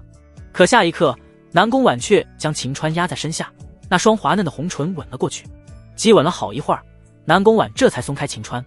秦川只感觉自己都快窒息了，丝滑柔软，独有的香气令秦川感觉太美妙，太美妙了。相公，我与父亲回老家处理完事情后，我再去找你，这段时间你可要乖哦。南宫婉再次给了秦川一枚香吻，便起身离去。好嘞，秦川固然不舍，可南宫婉今日主动，二人婚约已成，再需等待2月，南宫婉便是他的了。届时他们有着一辈子去卿卿我我，更何况他不是有欧阳蓉儿陪着吗？按照字据约定，他将卖身为奴，今后就是属于他的了，包括他的身子乃至于性命。不过他接下来也要为2个月后的秋季围猎，拯救皇帝老儿做准备了。否则以他手上的这把枪，想要在众多杀手的围攻之下救出皇帝老儿，可没有那么容易。当然做这些准备之前，他还是需要找到江宣臣，让这货付出代价，以及收了欧阳蓉。离开南宫府后，秦川便让田天赐去打听江宣臣这货在哪里。田天赐别看长得尖嘴猴腮，可是打听人的手段却是不凡。仅仅2个时辰后，田天赐便打听到江宣臣常去之地。这货经常来往于钱河之上的各类花船上，每日都会有不同女子跟随他前去，度过一晚后便会回去。娘的，这小子是在睡女粉啊！秦川大骂了一声，他原本以为睡粉丝这事到了现代才有，没成想江宣臣这货在古代就开始这么干了。昨夜他可以说已经是臭名远扬，还有女的陪睡，可见无论在哪个时代都会有脑 C 粉的存在。老大，何时动手？田天赐搓了搓手，期待地问。月黑风高夜，杀人放火天，等天黑了再动手不迟。秦川打了个哈欠。老大，这个女的怎么处理啊？田天赐指了指还被牛大力扛着的欧阳蓉儿，现在的她还是一副晕厥的样子，令秦川心中冷笑，她可真能装。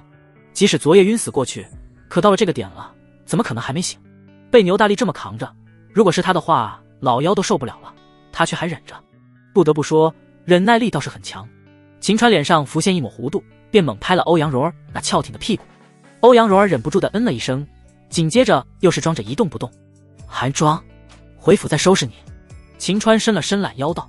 回府再说。回到府中后，秦川让牛大力把欧阳蓉儿放在他房间里的床上。欧阳蓉儿依旧还是闭着双眸，即便是昨夜经历了昏厥，直到现在又是滴水未进，可娇容依旧是充满了傲然，可见他那副傲然神态是与生俱来的。秦川非常喜欢这种傲的，越是傲然傲娇的，他越是要将其征服，如此才有成就感吗？瞧着他还在装，秦川拖着下巴想了想，随即他便故作担忧道：哎呀呀，到现在还没有醒，该如何是好啊？看来本公子要对他施救一番了。话罢，秦川的狗爪毫不客气地放在了欧阳蓉儿的胸口之上。正在装晕的欧阳蓉儿浑身一个激灵，即便他是平胸，可也不曾有任何男人碰过他那里。那一刻，他恨不得要杀死秦川。然而他装晕的目的便是希望拖延时间，让他家族的人前来将他营救回去。若是此刻醒来，岂不是要给秦川当丫鬟？她乃是北淮欧阳氏的天之娇女，地位崇高，何时给人当过丫鬟，被人使唤过？他选择了忍耐。我擦，还能忍？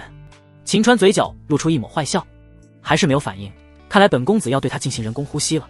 人工呼吸是什么？欧阳蓉儿心中满是问号。可下一刻，欧阳蓉儿呼吸瞬间停止了。她感觉到秦川竟然等于亲上她的嘴唇，紧接着就像是狗一样狂啃了起来。那可是她的初吻啊，将来是要给她相公的，却被秦川夺走了。欧阳蓉儿双眸瞬间睁开，她忍不住了，立刻去推秦川，却发现秦川力气大得很，根本推不动。她只能呜呜地挣扎着。秦川这货并没有立刻松开的意思，别看欧阳蓉儿平胸，可架不住她是大小姐，口中含香，滋味美妙十足。直到欧阳蓉儿爆发了小宇宙，将她推开过后，秦川这才装着一副欣喜的样子。你终于醒了，看来本公子的人工呼吸起作用了。欧阳蓉儿擦了擦自己的嘴唇，发现都是秦川的口水，气得七窍生烟。你这浪荡子，竟然轻薄于我！我要告上官府治你的罪！哈哈，去官府告本公子！你难道忘了你已经卖身为奴，成为本公子的丫鬟了吗？按照大钱律法，你的身家性命都是属于本公子的，官府会搭理你吗？秦川大笑地反问道。欧阳蓉儿却是轻笑道：你可别忘了，我欧阳蓉儿乃是北淮欧阳氏之人，官府可不会给你讲律法，只要本小姐一句话，他们便会将你捉拿。不愧是7大世家大族之一，确实豪横啊！秦川竖了竖大拇指，既然怕了，那便立给本小姐下跪求饶，也许本小姐可以让你少受一些苦头。欧阳蓉儿再次恢复了她那傲娇的神态。秦川却不为所动，他坐在椅子上翘起来二郎腿道：你确实是世家大族，可是本公子乃是前国文采第一人，如今整个帝都皆是称呼本公子为诗仙，本公子可以说是前国文学的代表。你若是报官，你觉得官府会偏向于你吗？欧阳蓉儿心底猛然一沉。他作为北淮欧阳氏之人，自然知晓皇帝志向远大，想要文治武功。秦川目前创造诗坛佳话，被称为诗仙，将来说不准还能被皇帝接见。哪个官府吃了雄心豹子胆，敢违反大钱律法，来帮助他对付秦川？瞧着他的面色，秦川便知他也是认可他方才所言。于是他便大笑了一声道：喂，欧阳蓉儿，你可是本公子的丫鬟，本公子命令你给本公子捶捶腿，若是不愿意，本公子便以家法伺候你。你敢？欧阳蓉儿咬牙切齿瞪着秦川，看那样子是想将秦川杀之而后快。既不愿意，那便家法伺候。来人！秦川拍了拍手，牛大力、田天赐以及一众下人便推开门来到房间之中。按照我秦府的规矩，丫鬟不听从主人命令，便要扒光衣服，重打20大板，对不对？秦川加大了嗓音问。当然没有这个规矩，都是秦川瞎编的。田天赐眼珠子一转，便知秦川之意，当即便点头道：正是。不知公子是想惩戒此女？这不废话吗？除了他不听从本公子的命令，还有谁啊？秦川故作不满道：哼，敢不听主人的话，来人，把他给我扒光了衣服，拽到庭院内，重打20大板。田天赐一副恶奴的样子。诺。下人之前可是都从秦川那里得到好处，自然对于秦川言听计从。一时间全部都围了过去。欧阳蓉儿被逼到了墙角，现在的他心中恐慌到极点，若是被扒光了，他岂不是清白都要没了？在如此多的人面前光着身子，他还不如去死。最终即使他性格强硬，有着大小姐的傲娇，如今面对强势的秦川，他还是败下阵来。他紧握着拳头道：秦川，我给你捶腿，可今日之仇我一定会报你的。哼，丫鬟哪有对主人这副态度讲话的？不知道作为丫鬟要对主人和颜悦色吗？秦川故作不满道：按照家规要打50大板。欧阳蓉儿一听50大板，以他那小身板，怕是小命都保不住了。在小命与尊严面前，他再次选择低头，硬生生挤出一丝笑容道：老爷，蓉儿给您捶腿。见把欧阳蓉儿拿捏住，秦川心里美滋滋，那还不快来？愣着作甚？欧阳蓉儿再次硬生生挤出一丝笑容，便来到秦川面前，伸出他那修长的玉手按在秦川的左腿之上。他那小手即使隔着裤子，秦川也能感受到其中的丝滑。哈哈，舒服舒服，给本公子继续按。秦川畅快的大笑。欧阳蓉儿听着秦川的话，恨不得把秦川给捏死，奈何她孤身一介小女子，哪里是秦川与她这些恶奴的对手？她只能心中祈祷着她的家人快点来，只要他们前来，便会将她接走，让秦川这个狗东西付出代价。这么一按，便是到天黑。欧阳蓉儿作为大小姐，何曾做过这种事情，玉手都快僵硬了，豆大汗珠不断从额头掉落。秦川则是半躺在椅子上，舒服地喝着小酒，听着府内其他丫鬟唱着小曲，直到田天赐小跑过来，在他身边语了一番后，秦川这才野蛮地推开欧阳蓉儿：不要捏了，一点劲都没有，真是废物。本公子要去胭脂楼，你在家里给本公子铺床。驱蚊。欧阳蓉儿都快哭了，他何曾被这么对待过？何曾被人骂过废物？心中的委屈令他的眼圈红肿，若不是仅有那点自尊心作祟，他定然已经嚎啕大哭。如今他能做的也只是听从秦川的命令，站在一旁点了点头。随着秦川离开，欧阳蓉儿再也控制不住，委屈的大哭起来。秦川出了府邸后，并没有前往胭脂楼。田天赐来报的消息是，江宣臣从府中出来，已经在前往钱河花船的路上。秦川与江宣臣无冤无仇，他却主动找秦川的麻烦，幸好他精通唐诗300首，否则的话还真的会落得被赶出帝都，永远都不能回来的下场，更是会成为帝都的笑柄。如今夜色降临，便是动手的好时机。2刻钟后，秦川出现在钱河码头附近。钱河之上到处都是花船，颇为热闹。不少寻乐子的男人被一个个搔首弄姿的女人拉上了花船，也有不少女人没有客人，在停靠在岸边的花船上在招揽客人，人数可比秦川昨夜见得多得多，可见昨夜诗词大会将这附近的人都给吸引过去了。远远的便看到江宣臣那货与一名妙龄女子走在一起，手还在不老实的趁着黑色摸着那女子的屁股。那女子也没有躲闪，反而是一脸的享受。娘的，这狗东西不知潜了多少女人。此地人数远超秦川想象，原本他还想着面对面将江宣臣弄死，让其明白招惹他秦川的下场。如今此地这么多人，若是被他人发现，那可就不妙了。于是秦川跑到钱河的堤岸上，准备远程射击，让江宣臣这货感受到来自现代科技的威力。他也算是死得其所，死得光荣。即使这样少了装逼的情节，让秦川觉得不够爽，可如今情况也只能这么做。只是正当秦川想出手之时，却是发现江宣臣身边忽然出现了数十个黑衣人，昨夜在花船上见到的脸上一直挂着笑容的和尚，竟然在其中。他怎么来了？和尚自然是纯元太后身边的苦海大师，他此次前来便是奉纯元太后之命来拉拢江宣臣。纵然江宣臣是卑鄙小人，可是纯元太后的目的很明确，招揽这种卑鄙小人去对付皇帝身边的清官。秦川犹豫了，他们这么多人，如果他开枪的话，说不准会根据声源发现他。看来他暂时还不能动手，需要等到江宣臣与他们分开。江宣臣那货得知对方的身份后狂喜不已，便将女人打发走，邀请苦海大师进入花船之中。秦川在等待之时，脑海里便出现昨夜给他赏银1万两，又约定1个月后见面的女子。那华贵的气质，精雕细琢绝美的脸蛋，都是令他动心不已，简直是他二房的绝佳人选。1个月的时间，秦川感觉还是太长了。既然那和尚已经出现，那倒不如解决掉江宣臣后，便与那和尚攀谈一番，问清楚昨夜女子到底是谁，能否提前见面。可今夜的运气实在不怎么样，他在岸边等到第2日天明，愣是都没有等花船回来。他按耐不住去问询了码头上接送货物的力工，才知昨夜的花船只是来此地拉拢客人，目的地是在前方2里地处的桃花涧。大部分的客人都会选择在桃花涧度过一晚，便乘坐花船雇佣的轿子离开。若是在此的等人，那可是等空了。听此，秦川气的都要骂娘了，合着他白等了1个晚上。对于解决掉江宣臣，秦川其实也没那么着急，倒是那和尚不见了踪影，他岂不是没有机会提前与他的二房有联系了？秦川狠狠踢了码头附近的木柱来泄愤，却疼得他龇牙咧嘴。打道回府，等再次回到府内时，欧阳柔还在房间里拿着蒲扇，他瞧着秦川来了，神情瞬间紧张了起。公子回来了。表现得不错。秦川对于他的态度倒是满意，说明昨天他的调教的效果还蛮不错的嘛。本公子来了，去给本公子打盆洗脚水来。秦川命令道。诺。欧阳柔儿不敢不从，立刻打了洗脚水。秦川本想再逗逗他，奈何昨夜未睡，他困顿异常，洗完脚便呼呼睡去。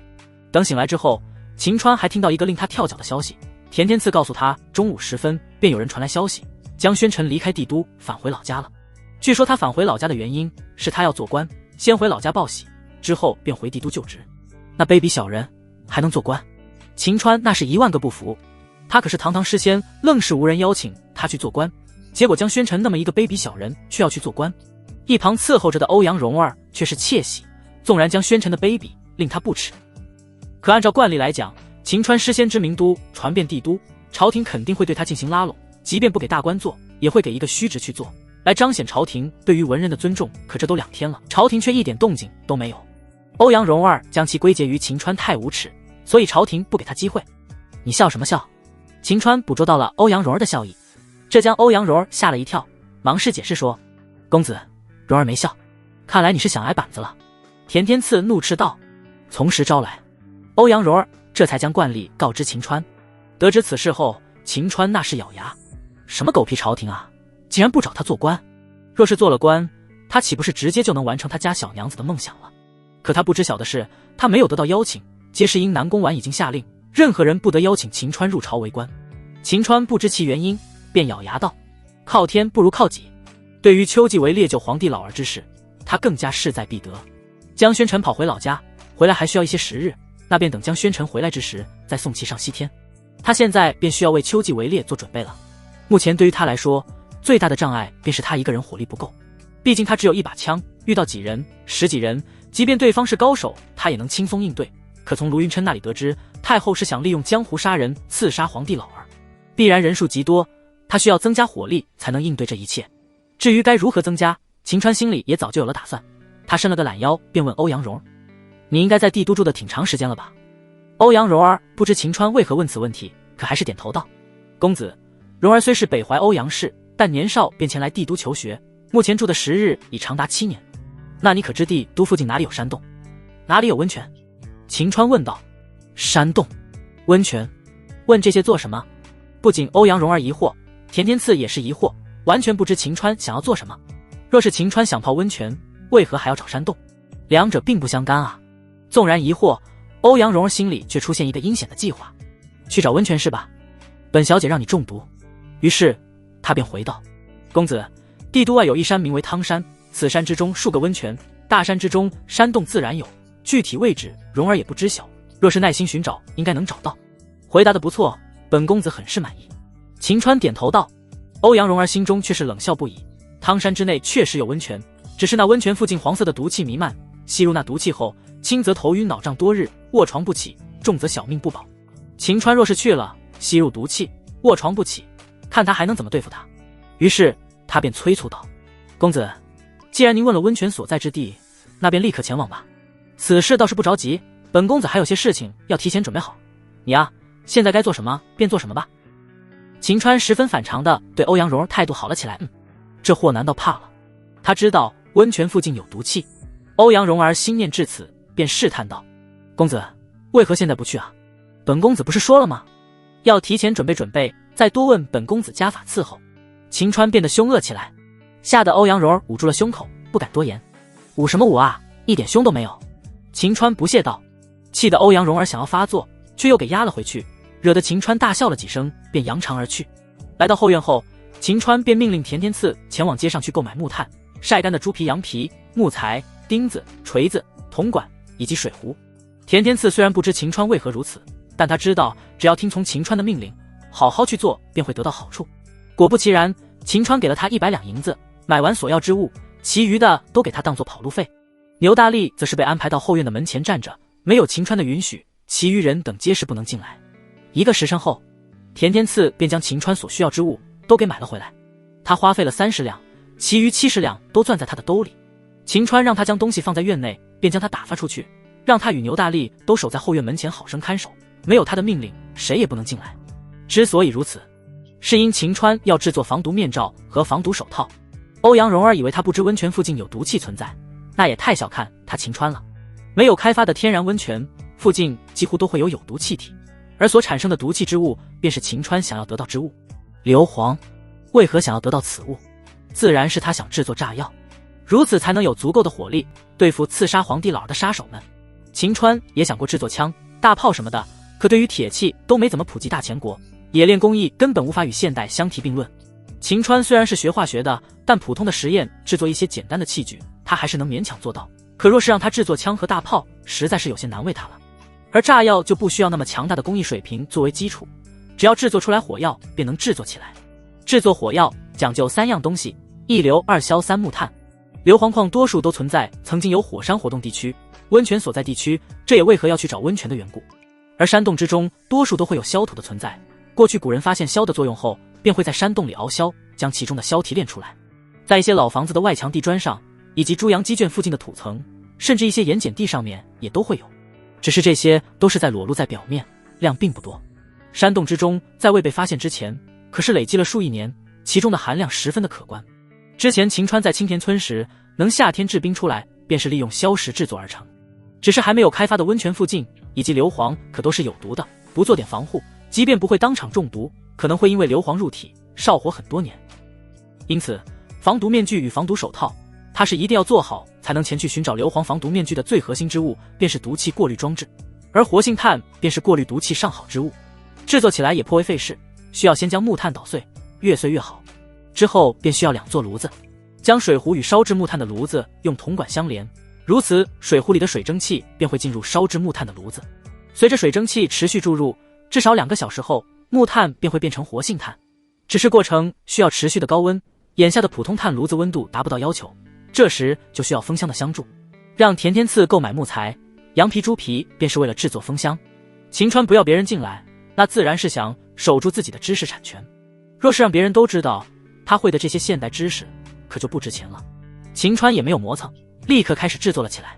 一晃眼2天2夜的时间过去，田天赐与牛大力确实忠心，吃喝睡都在后院门前进行，上茅房也是2个人轮流。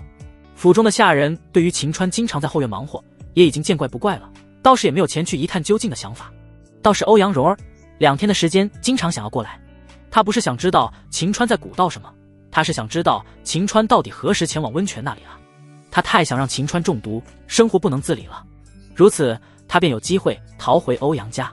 正想再去让牛大力与田天赐进去询问秦川何时前去找温泉时，2天未出的秦川终于出来了。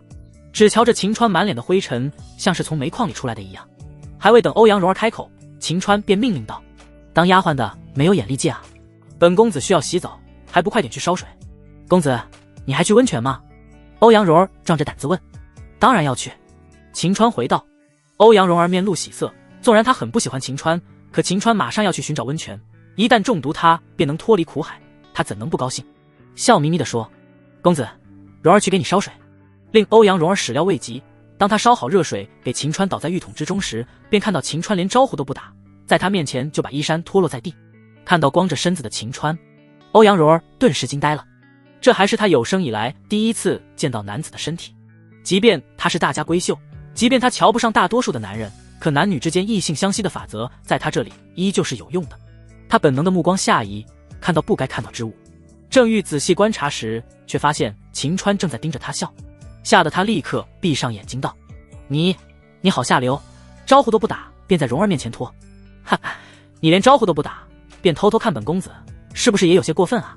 本公子的清白可都被你给毁了。”秦川大笑道：“我可没看你。”欧阳蓉儿扭头便跑出去房间。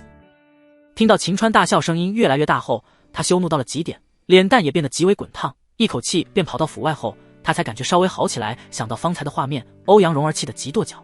哼，恶心的秦川竟如此下流，此次定然要让你中毒，让你生活不能自理。1个时辰后，欧阳蓉儿这才回到府内。此时的秦川已经洗好换好了衣服，牛大力背了一个巨大的竹篓，田天赐也挑起了扁担。由于被布盖上，他完全看不到其中放了什么东西。他倒是也不在意扁担与竹篓里有何物，他只知秦川已经准备去了。这一次他要带着秦川前往毒气最多的地方。他主动热情起来：“公子，蓉儿给您带路吧。”秦川伸了个懒腰道：“稍等一会儿。”此次秦川是打算在山里制作出火药来，成功后他才会回来。按照他的规划，至少也待上7天左右。熬销需要的铁锅、各类粮食生活补给都要配齐。方才他已经派下人去购买。半个时辰后，一辆马车前来，里面装得满满当当。“公子，您打算在山里常住？”欧阳蓉儿问道。“至少会住7天。你若是觉得受不了这个苦，你可以不用跟着去。”秦川虽然说很想让欧阳蓉儿跟着，有个逗乐的女人在倒也不会无趣，但山里生活苦，谁知他能不能承受？到时成为拖累，那便得不偿失。欧阳蓉儿当然不想常住山中，可若是他不带着秦川去毒气最多的地方，怎能保证秦川中毒？他怎能脱离苦海？他故作中心道：“公子，蓉儿是您的丫鬟，当然要侍奉您左右了。”秦川这货哪里知道他包藏祸心，还以为自己调教有方呢，得意的大笑起来：“哈哈，说得不错，看来本公子没有白条教你。”说完，秦川便给府内的下人吩咐道：“清月若是回来告知他，本公子去山里一趟，让他不用担心。”秦川也不知为何，自从他把欧阳蓉儿带回家之后，清月仿佛消失了一般。细问下人才知，清月说他有私事需要处理，便暂时离开。秦川并没有怀疑清月的意思。得到下人回应后，他便骑上马，一行4人便出城前往欧阳蓉儿所说的汤山。慈宁宫内檀香萦绕，纯元太后的屏风之前，除了苦海大师外，还出现一名戴着斗篷的黑衣男子。他将斗篷拿下，便露出来一张书生气质的英俊脸庞。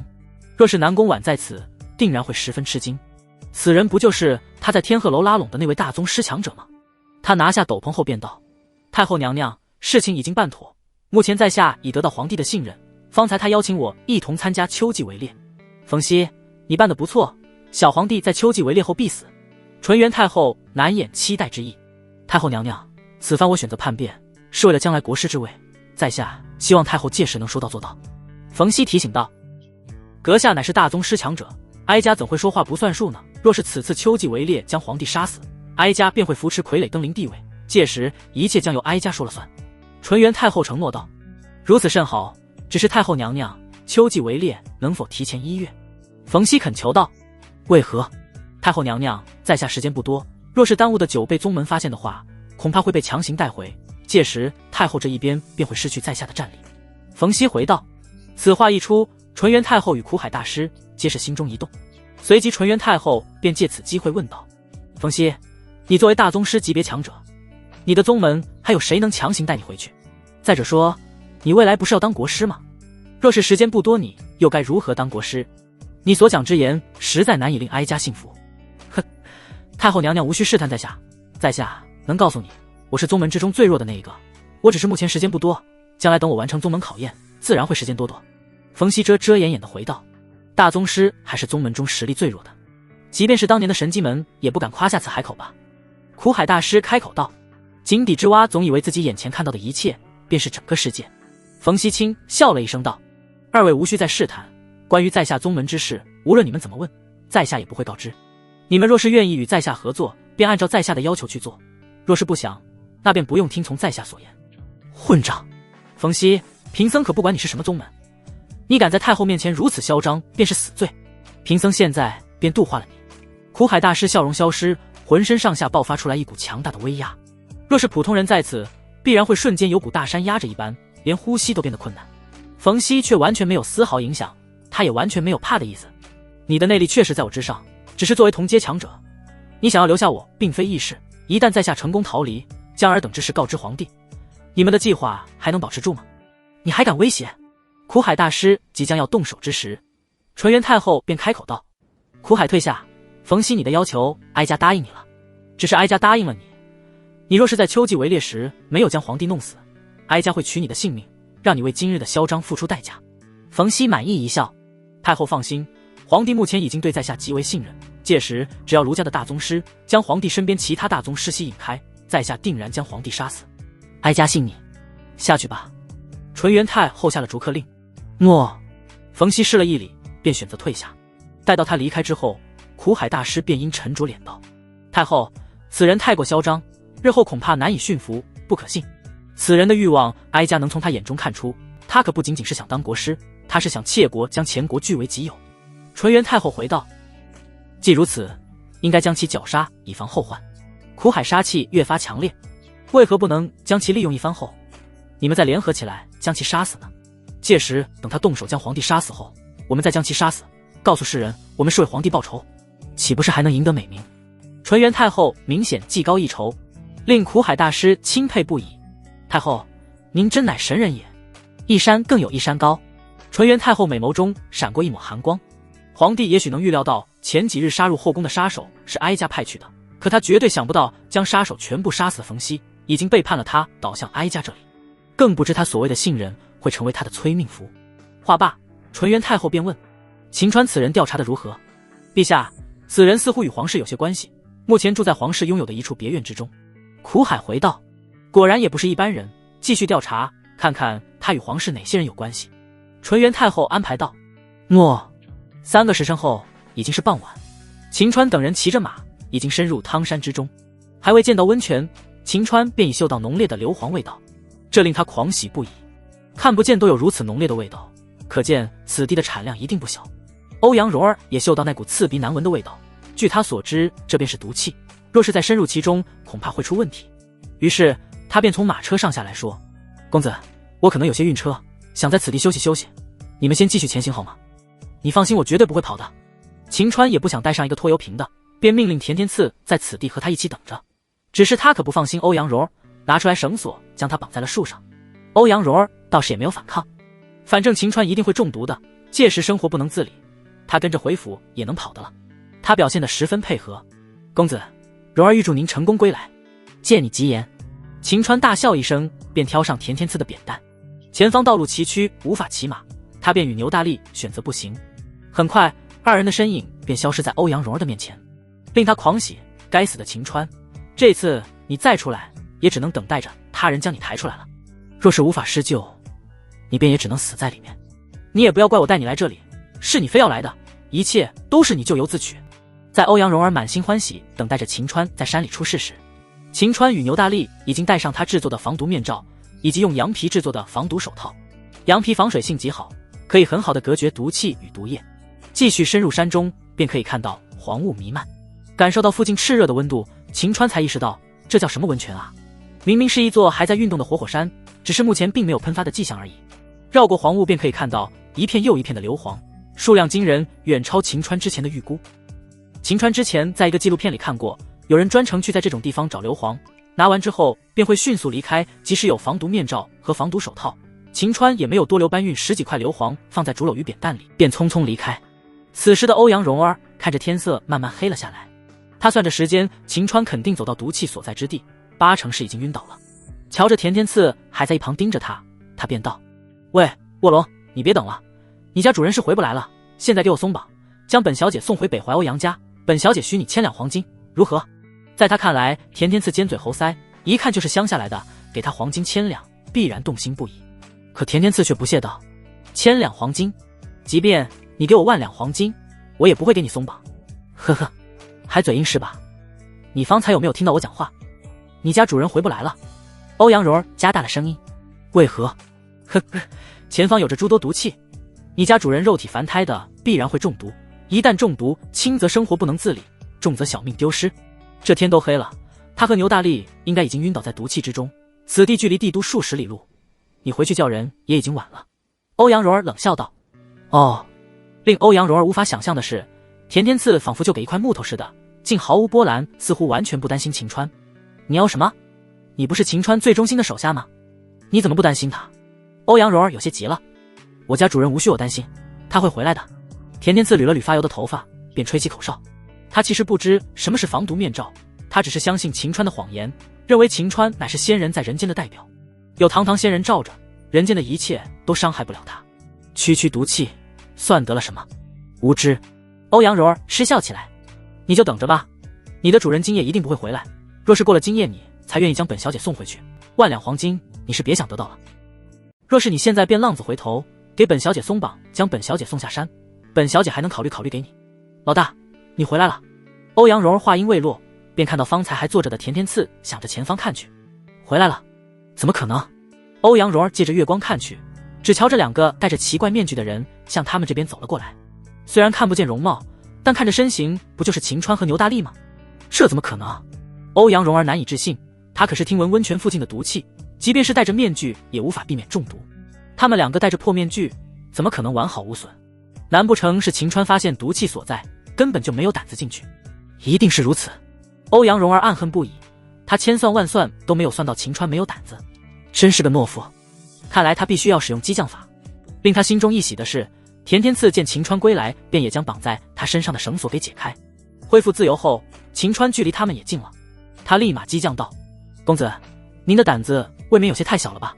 面对那些黄色瘴气，便选择打道回府。你可是我们前国第一才子，诗仙下凡，怎能表现得如此懦夫？岂不是有损你的威名？我建议公子再回去闯荡一番，证明你自己。秦川也不是傻子，瞬间意会到欧阳柔儿为何那么热情主动地带着他来此地，原来是想让他中毒啊！狗女人，竟然还包藏祸心！看来他是需要对其小小惩戒一番，让其偷鸡不成蚀把米，赔了夫人又折兵。秦川嘴角勾画出一抹弧度，便走到欧阳柔儿的面前，将竹篓和扁担都放下。柔儿，你误会本公子了，本公子方才已穿过那黄色瘴气，得到本公子想要之物。公子莫要说笑，柔儿不信的。既然不信，那你便打开竹篓与扁担看看吧。秦川指了指说道。欧阳柔儿才不相信秦川所言，蹲下身子掀开了盖在竹篓上后部。打开的那一刻，他还没有看到其中物件，便感觉到一股极为浓郁的刺鼻味道直冲他的天灵感。少量硫磺在室外并不会靠近呼吸一次便让人眩晕，毒性远远不如那些喷射的黄色气体。可这些硫磺一路以来被盖着，气味被封存在其中。打开的那一刻，一股脑的全部都冲出来。不要说作为大小姐的欧阳蓉儿，何曾闻过如此难闻的气味？即便是普通人也会瞬间感觉到头晕脑胀。欧阳蓉儿承受不住，直接倒在地上。此种感觉与她之前在天鹤楼晕死过去完全不一样。晕死之后她没有知觉，可现在的她感觉到无比的痛苦，脑袋就像是被撑爆，疼得她捂着脑袋在地上翻滚。田天赐之前已经被秦川提醒过，早就跑得远远的，他也顺势戴上秦川留给他的防毒面具。老大，还要救他吗？田天赐问道。秦川可没有能力去救他，即便有他，也要让他吃吃苦头，给他长一个记性。他故作无奈道：本公子没有本事救他，把他抬到车上休息吧。救我，送我下山好吗？欧阳蓉儿头疼难忍，声音微弱的求救道。秦川叹息了一声道：哎，我也想救你啊，可如今已是黑夜，山路崎岖不平，我们若是下山，一不小心掉落山崖，我们都会死在这里。你若是想活，只能坚持今夜，待到明日天亮，我们再回去。不，欧阳蓉儿声音越说越小，很快她便陷入痛苦之中，连声音都发不出来。瞧着她在痛苦，秦川可没有怜香惜玉的意思，而是将带过来的硫磺放到距离他们几百米处的地方，随即卸下防毒面罩与防毒手套，便从马车里拿出来美酒佳肴，三人胡吃海吃起来。三人之前都在穷苦的青田村度过，睡在马车里倒是还觉得挺舒适，吃完之后便呼呼大睡。而欧阳蓉儿却痛苦无比度过了一夜，直到第二天，她依旧是感受到脑袋昏沉沉，似乎有什么东西在她血管里爬一样，令她呼吸都感觉到困难。见到秦川几人醒来，她便有气无力地恳求道：公子，我们能下山了吗？秦川原本的打算便是炼制好火药再离开，现在嘛，他还是想让欧阳蓉儿继续受罪，他就更加不能回去了。他耸了耸肩道：下山作甚？来之前本公子不是说了吗？要在此山之中待上7天。你不是说天亮便将我送下山吗？欧阳蓉儿无力地质问道。本公子何时说过？你有证据吗？若是你拿出字据前来，本公子即刻送你回去。秦川无耻地反问道。欧阳蓉儿几乎有吐血的冲动，更是觉得秦川厚颜无耻到极点，说话竟不算话，浑然忘了他是咎由自取。若不是秦川看他长相漂亮，早就在这深山老林里把他给结果了。他见秦川不愿送他离开，他便紧咬被齿道：秦川，你若是不送我，我便自行下山。秦川心中冷笑不已，以他现在的身体状态，不要说下山，即便是走几步都是左摇右晃的，没几步他便会倒地，身体会更加的难受，更加的痛苦。为了让欧阳蓉儿更难受，秦川便故作大度道：本公子虽未答应你任何事情，但谁让你本公子的贴身丫鬟呢？本公子可以让你先行回去。这可是你说的，你若是追来，你便是无信之人。欧阳蓉儿不再停留，身体摇摇晃晃的起身，她倒是有些毅力，即使身体摇摇晃晃，却走出上百米远，直到遇到一处乱石之地，她费尽力气也无法跨越，最终支撑不住便倒在地上。她也够倒霉，落地的那一刻，脑袋碰到路上的石头，让她原本便头疼欲裂的她更加的疼了。再想起身，却完全起不来。此时的欧阳蓉儿恐惧到极点，她害怕自己就这么死掉，也知靠着她自己是无法下山。她只得再次向秦川求救：公子，救我！秦川咧嘴一笑，便走到他的面前。欧阳蓉儿仿佛看到了希望一般：公子，救我！不下山了？不下了。蓉儿想侍奉公子左右。欧阳蓉儿强忍着剧痛道。现在的她疼到极点，眼眶的泪水不断的滑落，看着模样楚楚可怜，让人忍不住心生怜爱之意。秦川却是哈哈大笑道：不愧是我秦川的贴身丫鬟，即使摔倒还想侍奉我秦川。既如此，你接下来便留在本公子身边，为本公子洗衣做饭。欧阳蓉儿身为欧阳家大小姐，哪里愿意为秦川洗衣做饭？可如今为了保住性命，她也只能答应。公子，蓉儿一切听从您的吩咐。秦川这货露出满意之色，便蹲下身子，一把将其抱了起来。抱的时候，秦川这货手也没有老实，直接抱住胸口，美其名如此抱才能抱得更紧一些，可以保证不会再次让你摔倒。欧阳蓉儿呼吸瞬间停止，这是秦川第2次碰到他那里了，他是真想弄死秦川，把他的狗爪给剁了。秦川这货一阵摇头，嫌弃道：你是真没有啊，以后你干脆别叫丫鬟了，就当本公子的书童吧。欧阳蓉儿自然知晓秦川所说的真没有是何意，这简直是对他极大的侮辱。在遇到秦川之前，追求他的人至少超过1000人，每个人都是富家子弟、达官贵人，何时有人嫌弃过他？松开！欧阳蓉儿再次爆发。遵命。秦川坏笑一声，便双手松开。啊！欧阳蓉儿下一刻凌空摔倒在地，疼得他再次龇牙咧嘴。我怎么啊？你不是让本公子松开你吗？照做了，还有错？秦川无辜地质问道。欧阳蓉儿被秦川气得只感觉体内一阵气血翻滚，再次晕了过去。真是废物，还想继续斗呢。秦川大失所望。话罢，秦川便将欧阳蓉儿再次抱了起来，扛起来扔到车里绑了起来。忙活起来吧，你们穿上防毒面罩，戴上防毒手套。秦川安排道。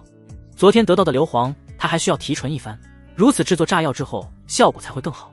制作过程并不复杂，将硫磺放入大锅内烧至到200度时，其中的杂质便会分离一些，待到400度硫磺沸腾成为液体后，冷却后便会觉得极为纯净的硫磺。期间硫磺的蒸汽极具毒性，若是他没有提前制作防毒面罩，他们几个人都会中毒，搞不好可能小命都会丢在这里。有了风箱助阵，温度并不是问题。待到穿好防护后，秦川几人便当场弄了起来。仅仅1个时辰后，硫磺便成为了液体。经过3次过滤后，秦川便挖了一个大坑，将其引入其中，等待凝固。凝固需要一段时间，秦川便开始在山里寻找起山洞。他的运气倒也不错，在山中溜达了半刻钟，便找到一处入口至少3米宽的山洞，里面的空间至少有110米的长常年积累之下，白色的硝土到处都是。秦川立即开始收集硝石，支起来大锅开始熬硝。一晃眼3天的时间过去，秦川依旧在山里忙活着。南宫婉却来到秦川所在的府邸，听闻秦川竟跑到山里，南宫婉不由得露出失望之色。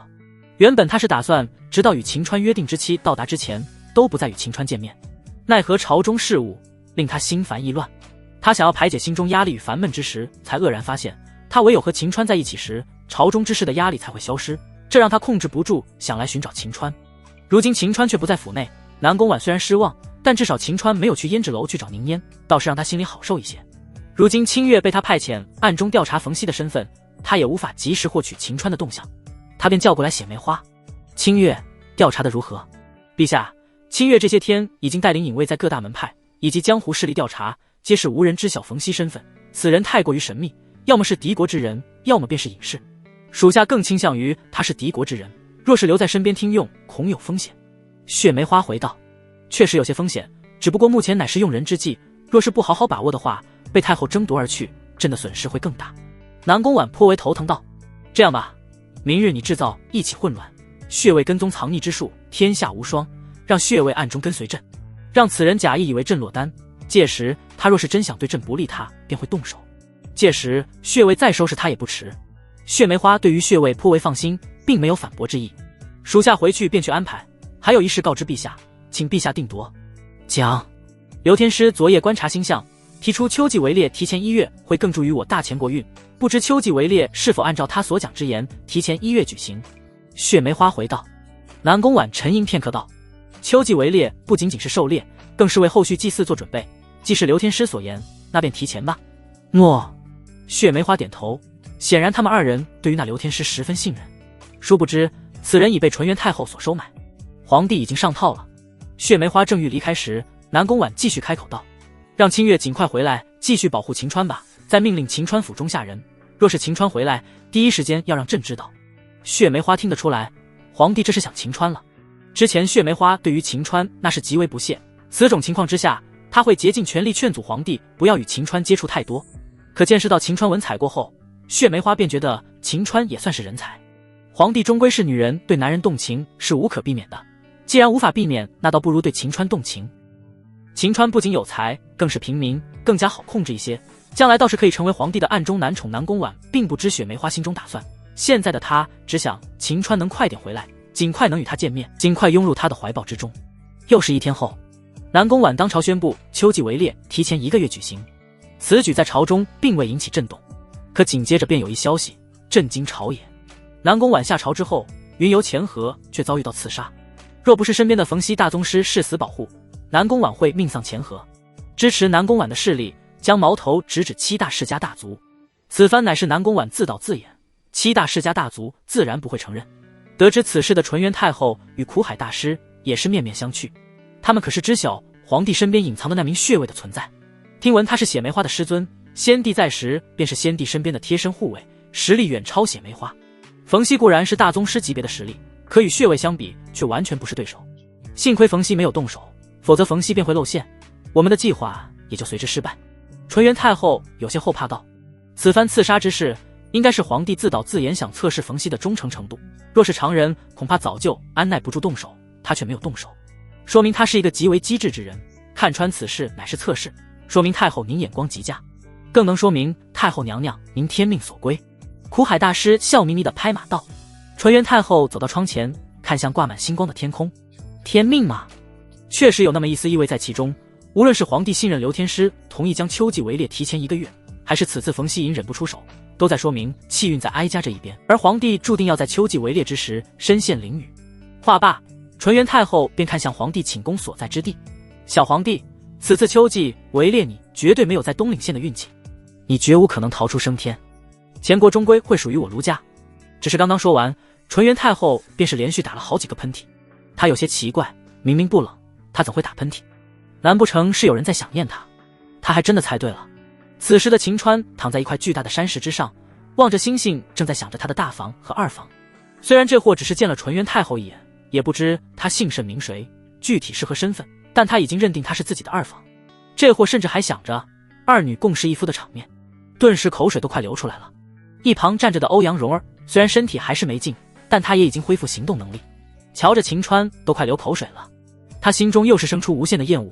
就这种猥琐的男人，竟摸了他的胸口2次，还嫌弃他是平胸，简直是他人生之中受到最大侮辱。他恨不得将秦川碎尸万段，可心中这般想着，他表面却也只能将手中准备好的吃食满脸笑容递给秦川：“公子，您还没吃完呢，还吃吗？”如今的他们已经深入汤山之中，他孤身一人根本无法下山，想要安全下山，只能好好伺候秦川，等待着他一起不错，继续保持。万一你哪天胸部忽然变大，还这么会伺候人，本公子倒是可以让你做候补3房。秦川笑眯眯道。欧阳蓉儿才不稀罕，只是秦川说他胸大了才有资格成为3房，还是个候补，令他倒是有了与秦川所谓的大房2房比较一番的冲动。他故作好奇道：“3房？公子听您的话，你已经有大房与2房了，在府中蓉儿似乎从未见到过啊。”本公子想起来了，当日去南宫府提亲之时，你与牛大力并没有跟着进来，因此你并没有看到本公子大房。等有机会了，本公子会让你看看你与他们之间的差距，届时说不准你便会知耻而后勇，想办法让你的胸变大，从而达到本公子候补3房的标准。秦川一脸认真地回道。南宫府听闻此称谓，欧阳蓉儿却嗤之以鼻，认为秦川是吹牛。怎么，你不相信？秦川起身问道。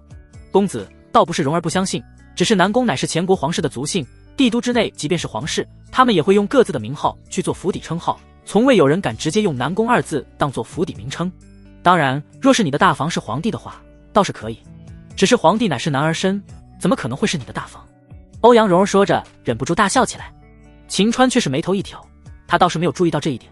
仔细回想了一番，南宫天霸府邸的牌匾确实是南宫府，不过他并没有相信欧阳蓉儿所讲之言，这货觉得欧阳蓉儿纯粹是不想认清楚现实而已。他打了个哈欠道：“随便你怎么说吧，等到本公子大房与本公子见面时，你定然会知耻而后勇的。”哈哈，欧阳蓉儿才不会相信，他只觉得秦川是在吹牛。好了，你现在该去烧柴了。秦川命令道。如今秦川已通过熬销的不少的硝，眼下也就差一些木炭了。只是火药中的木炭还是有要求的，必须是软木的木炭才行，比如杨木、樟木、桉木。大山里的这些木头也不是难事，他白天之时便已经砍伐了10几棵樟树进行烧制。欧阳蓉儿虽不情愿，但还是老老实实去加柴，让火势更旺一些。他更加不明白秦川这货做这些有什么用处啊，浪费时间而已。3天后，秦川看着眼前满满当当的硝石、硫磺、木炭，原本他是打算下山的，他却改变了主意，还是将炸药配置好之后再回去也不迟。只是配置炸药乃是绝密，他可不想让欧阳蓉儿知晓，他便故作大度道：“欧阳蓉儿，你在山下待了几天，也应该累了吧？你和卧龙一起回去吧。”欧阳蓉儿喜出望外：“公子，那你呢？回去吗？本公子已经喜欢上山野之气，还想再住几日。”秦川深呼吸了一口道：“欧阳蓉儿觉得秦川来此地纯粹是闲得蛋疼，没事找罪受而已。既如此，他就不留在此地，天天刺那尖嘴猴腮的货色，还想看住他吗？回去之后，他便可以溜之大吉。公子，蓉儿便与卧龙哥哥一同回去了。”欧阳蓉儿笑意盈盈，扭头便开始下山。只是他低估秦川怎么可能让他有逃走的机会。他正想走，秦川便给牛大力使了个眼色，随即牛大力便拉住欧阳蓉儿，将他绑起来扔在车上，这才让田天赐带着他离开。随着他们离开，秦川与牛大力便开始配置火药。牛大力为人痴傻，力气大，对于秦川来说是不可多得好帮手。配置之时省了秦川不少力气，只是配置之时才发现硝石的数量似乎不太够，仅仅配置5包炸药，硝石便用光。此次他要在秋季围猎之时营救皇帝老儿，面对的敌人可以说是前所未有的强大，5包炸药绝对是不够的，他至少要配置100包炸药才行。除了他们随身携带外，他还打算埋在地下秋季围猎所在之地一些。这些天秦川也向欧阳蓉儿打听关于秋季围猎之事，得知秋季围猎正在汤山以南的前谷岭内，更是知晓历来皇帝都会前往一处名为牵牛坡之地狩猎，那里唯有皇帝乃至于亲信之人才能前往，那里应该便是太后派遣杀手刺杀之地。他需要提前在那里埋下炸药，设置好引线。一念至此，秦川便打算继续制作，何时制作100包，何时回去。转眼间，距离提前1个月的秋季围猎已经剩下7日。秦川没日没夜的配置，如今已经得到95包炸药，再把剩余配置完成，他便拥有100包炸药。届时，即便是被数百人围攻，他也能让他们有去无回。就在他准备继续配置时，忽然听到山洞外竟然有了脚步之声。很快，一道影子便出现在山洞之内，这令秦川瞬间警觉起来。他掏出背后的枪，隐藏在一处山石之后。只是当秦川看清楚来人后，这货却是面露狂喜之色。来人不是别人，正是他朝思暮想的大房南宫婉。虽不知他怎么摸到此地的，但在山里待了将近1个月，这货对于南宫婉实在想念。瞧着南宫婉还在打着灯笼，小心翼翼地走着，这货先躲了躲，等他走到自己的前面后，这货便快速向前，一把将南宫婉从后背搂在怀中。南宫婉心中一惊，下意识地去反抗，可很快那股令他感觉到浑身无力之感再次袭来，他便知晓抱住他的人是秦川。他回过头看到果真是秦川时，即使他脸上满是污垢，像是乞丐一般，南宫婉还是控制不住的主动献上他的吻。温润丝滑的感觉令秦川血液瞬间沸腾起来，他是做梦都没有想到南宫婉会如此主动。这祸手也不老实起来，正欲在南宫婉身上游走时，南宫婉却深知此事需要点到为止，便松开秦川情。秦川在想亲时，却被南宫婉玉手捂住了嘴。他本想喊秦川的话，可是他却控制不住的改了口：相公，我身后还有人，点到为止，我们以后还有的是机会。秦川向洞外一看，果真还有一位中年美妇。此女秦川从未见过，只是她即使是站着不动，却能给秦川带来危险的感觉，令方才他心头的火瞬间就被浇灭。他这才打消心底的想法，问：娘子，你怎么找到这里来的？听此，南宫婉心里多少有些气。将近1个月以来，他虽已经命令雪梅花一旦秦川回来便通知他，但秦川迟迟不归，他忍不住前去秦川所在的府邸，希望能见到秦川归来，每次却都是失望。直到昨日，他才忍不住问了田天赐，秦川到底在哪里？他要见秦川。田天赐一开始是不愿意讲，当他拿出来他乃是秦川大房的姿态后，田天赐才告知他秦川到底在哪里。早朝一散，他便让血卫陪同他一起来到此地。不过见到秦川后，他心中的气便烟消云散。是卧龙告诉我的，不过你窝在山中做什么呢？南宫婉说着便看向山洞里那一包包炸药。这是何物？嘿嘿，这是炸药，他们可以助力为夫当官。秦川没有隐瞒。炸药，南宫婉还是第一次听到此物，完全没有将此物与威力爆炸联系到一起，反而认为此物应该是某种药。古往今来可是有不少炼丹术士提供给皇帝各类丹药，想谋求官位。他猜想秦川应该也是此法，想法倒是挺好，一旦获得青睐，当官的几率可比去科举要大得多。只可惜他是皇帝，至少在他没有解决掉所有敌人前，他无法与秦川成亲。没有他的同意，即使秦川制造出来长生不老药，秦川也无法做官。不过这些天以来，太医们屡次失败，无法研制出来合欢散的解药，也让他看清楚现实。他想要活命，怕是避免不了与秦川春风一度。他与秦川之间，也许便是民间典故里常说的生不逢时，有缘无分吧。想到自己会将最宝贵之物给秦川，他对于秦川的亏欠感便少了许多。看到秦川如此努力，他也能坦然面对。相公，既如此，那便继续做吧，要不要我来帮你？嘿嘿，好啊，夫妻同心，其利断金。秦川笑眯眯，便将之前给田天赐准备的手套给南宫婉戴上，二人合力便将最后几包全部都做好。做完这一切之后，站在洞外的血卫却开口道：小姐，你该回去，否则老爷会不高兴了。血姑，天黑之前再回去吧。南宫婉一般情况并不会反驳血卫，可秋季围猎牵扯到祭祀，明日开始他便需要沐浴更衣，吃斋念佛，不能再出宫。想要再见秦川，只能等到祭祀过后，前后后至少需要7日。如今好不容易才见到秦川，他怎愿意如此快便离开血卫，在南宫婉面前宛如长辈一般，平日里也会教导南宫婉，可看到南宫婉那倔强的样子，他便点了点头。得到肯定的南宫婉整个人都活泛起来，冷艳的脸蛋上也浮现了少女才有的纯情笑容，看得秦川这货口水都快流出来了。接下来的时间里，二人也没有在山洞里待着，而是秦川带着南宫婉去看山中好看的风景，只要找到机会，这货就开始开游。南宫婉虽然觉得羞臊，但想到他的身子最终还是要给秦川，摸了就摸了。而且被秦川摸的时候，身体上传来的酥麻感觉还是令他很是着迷。他本以为会和秦川欣赏风景，可他却在沉浸在与秦川肌肤相亲之中，那些景色他都是无心欣赏。若不是血卫一直跟着，南宫婉真的会无法控制自己。随着天色黑了下来，南宫婉心中极为不舍，可接下来的秋季围猎牵扯众多，他不得不回去提前准备。一番热吻过后，南宫婉便与秦川相约8日后见，届时他会给秦川一个惊喜。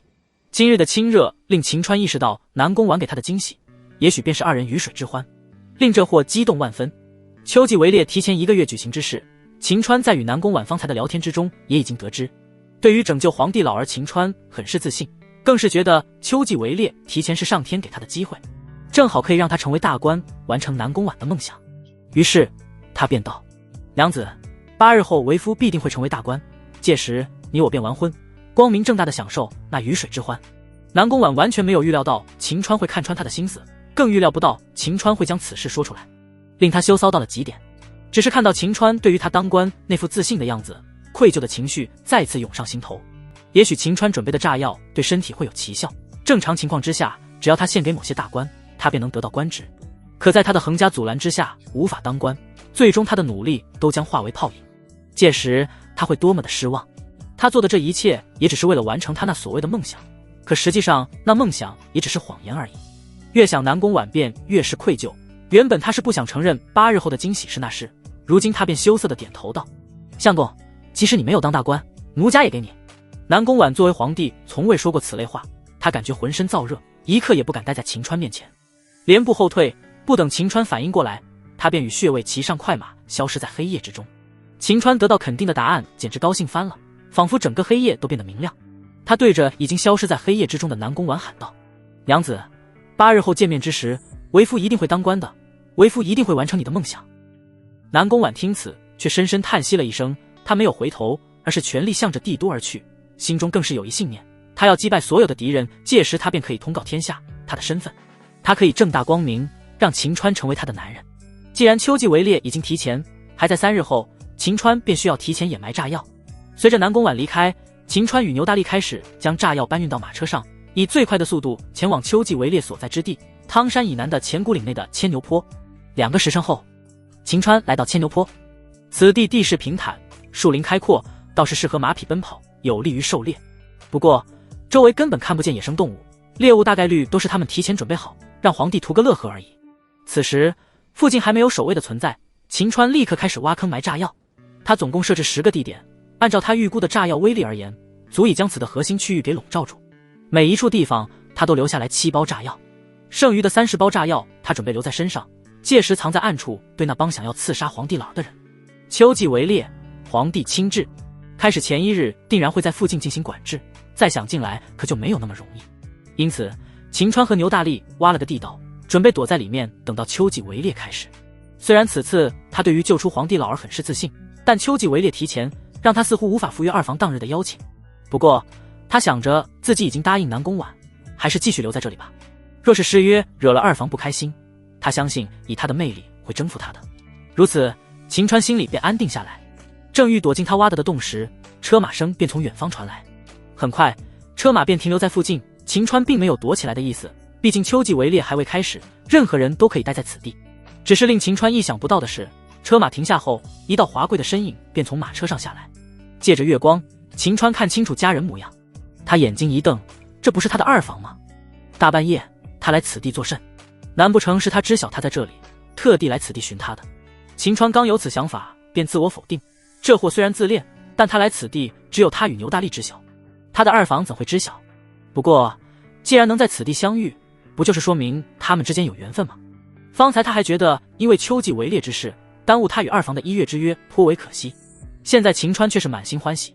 他举起手来对着他的二房喊了起来：喂，姑娘，是我。秦川所谓的二房自然便是纯元太后，他此次深夜前来是想亲自探查此地，找到最好的伏击地点，确保万无一失。听到有人在附近，他便起了杀意，苦海也准备动手。可借着月光，他却发现说话之人正是秦川，倒是令他始料未及。他可想象不到被称之为诗仙在世的秦川半夜跑到此地。苦海也发现是秦川，他便看向纯元太后征求他的意见。纯元太后摆了摆手，示意他退下。这些天他们对秦川有了调查，调查的结果是他与皇室中的南宫流有些关系，欣赏他的才华，便将其留在皇室一处别院之中。这所谓的结果自然是南宫婉刻意安排泄露出去的，毕竟当时秦川在花船上可是与太后见面，南宫婉也怕太后对秦川不利，便编造此谎言。纯元太后当然不知他所谓的调查结果是南宫婉安排的，即使是如此，纯元太后也不想再拉拢秦川。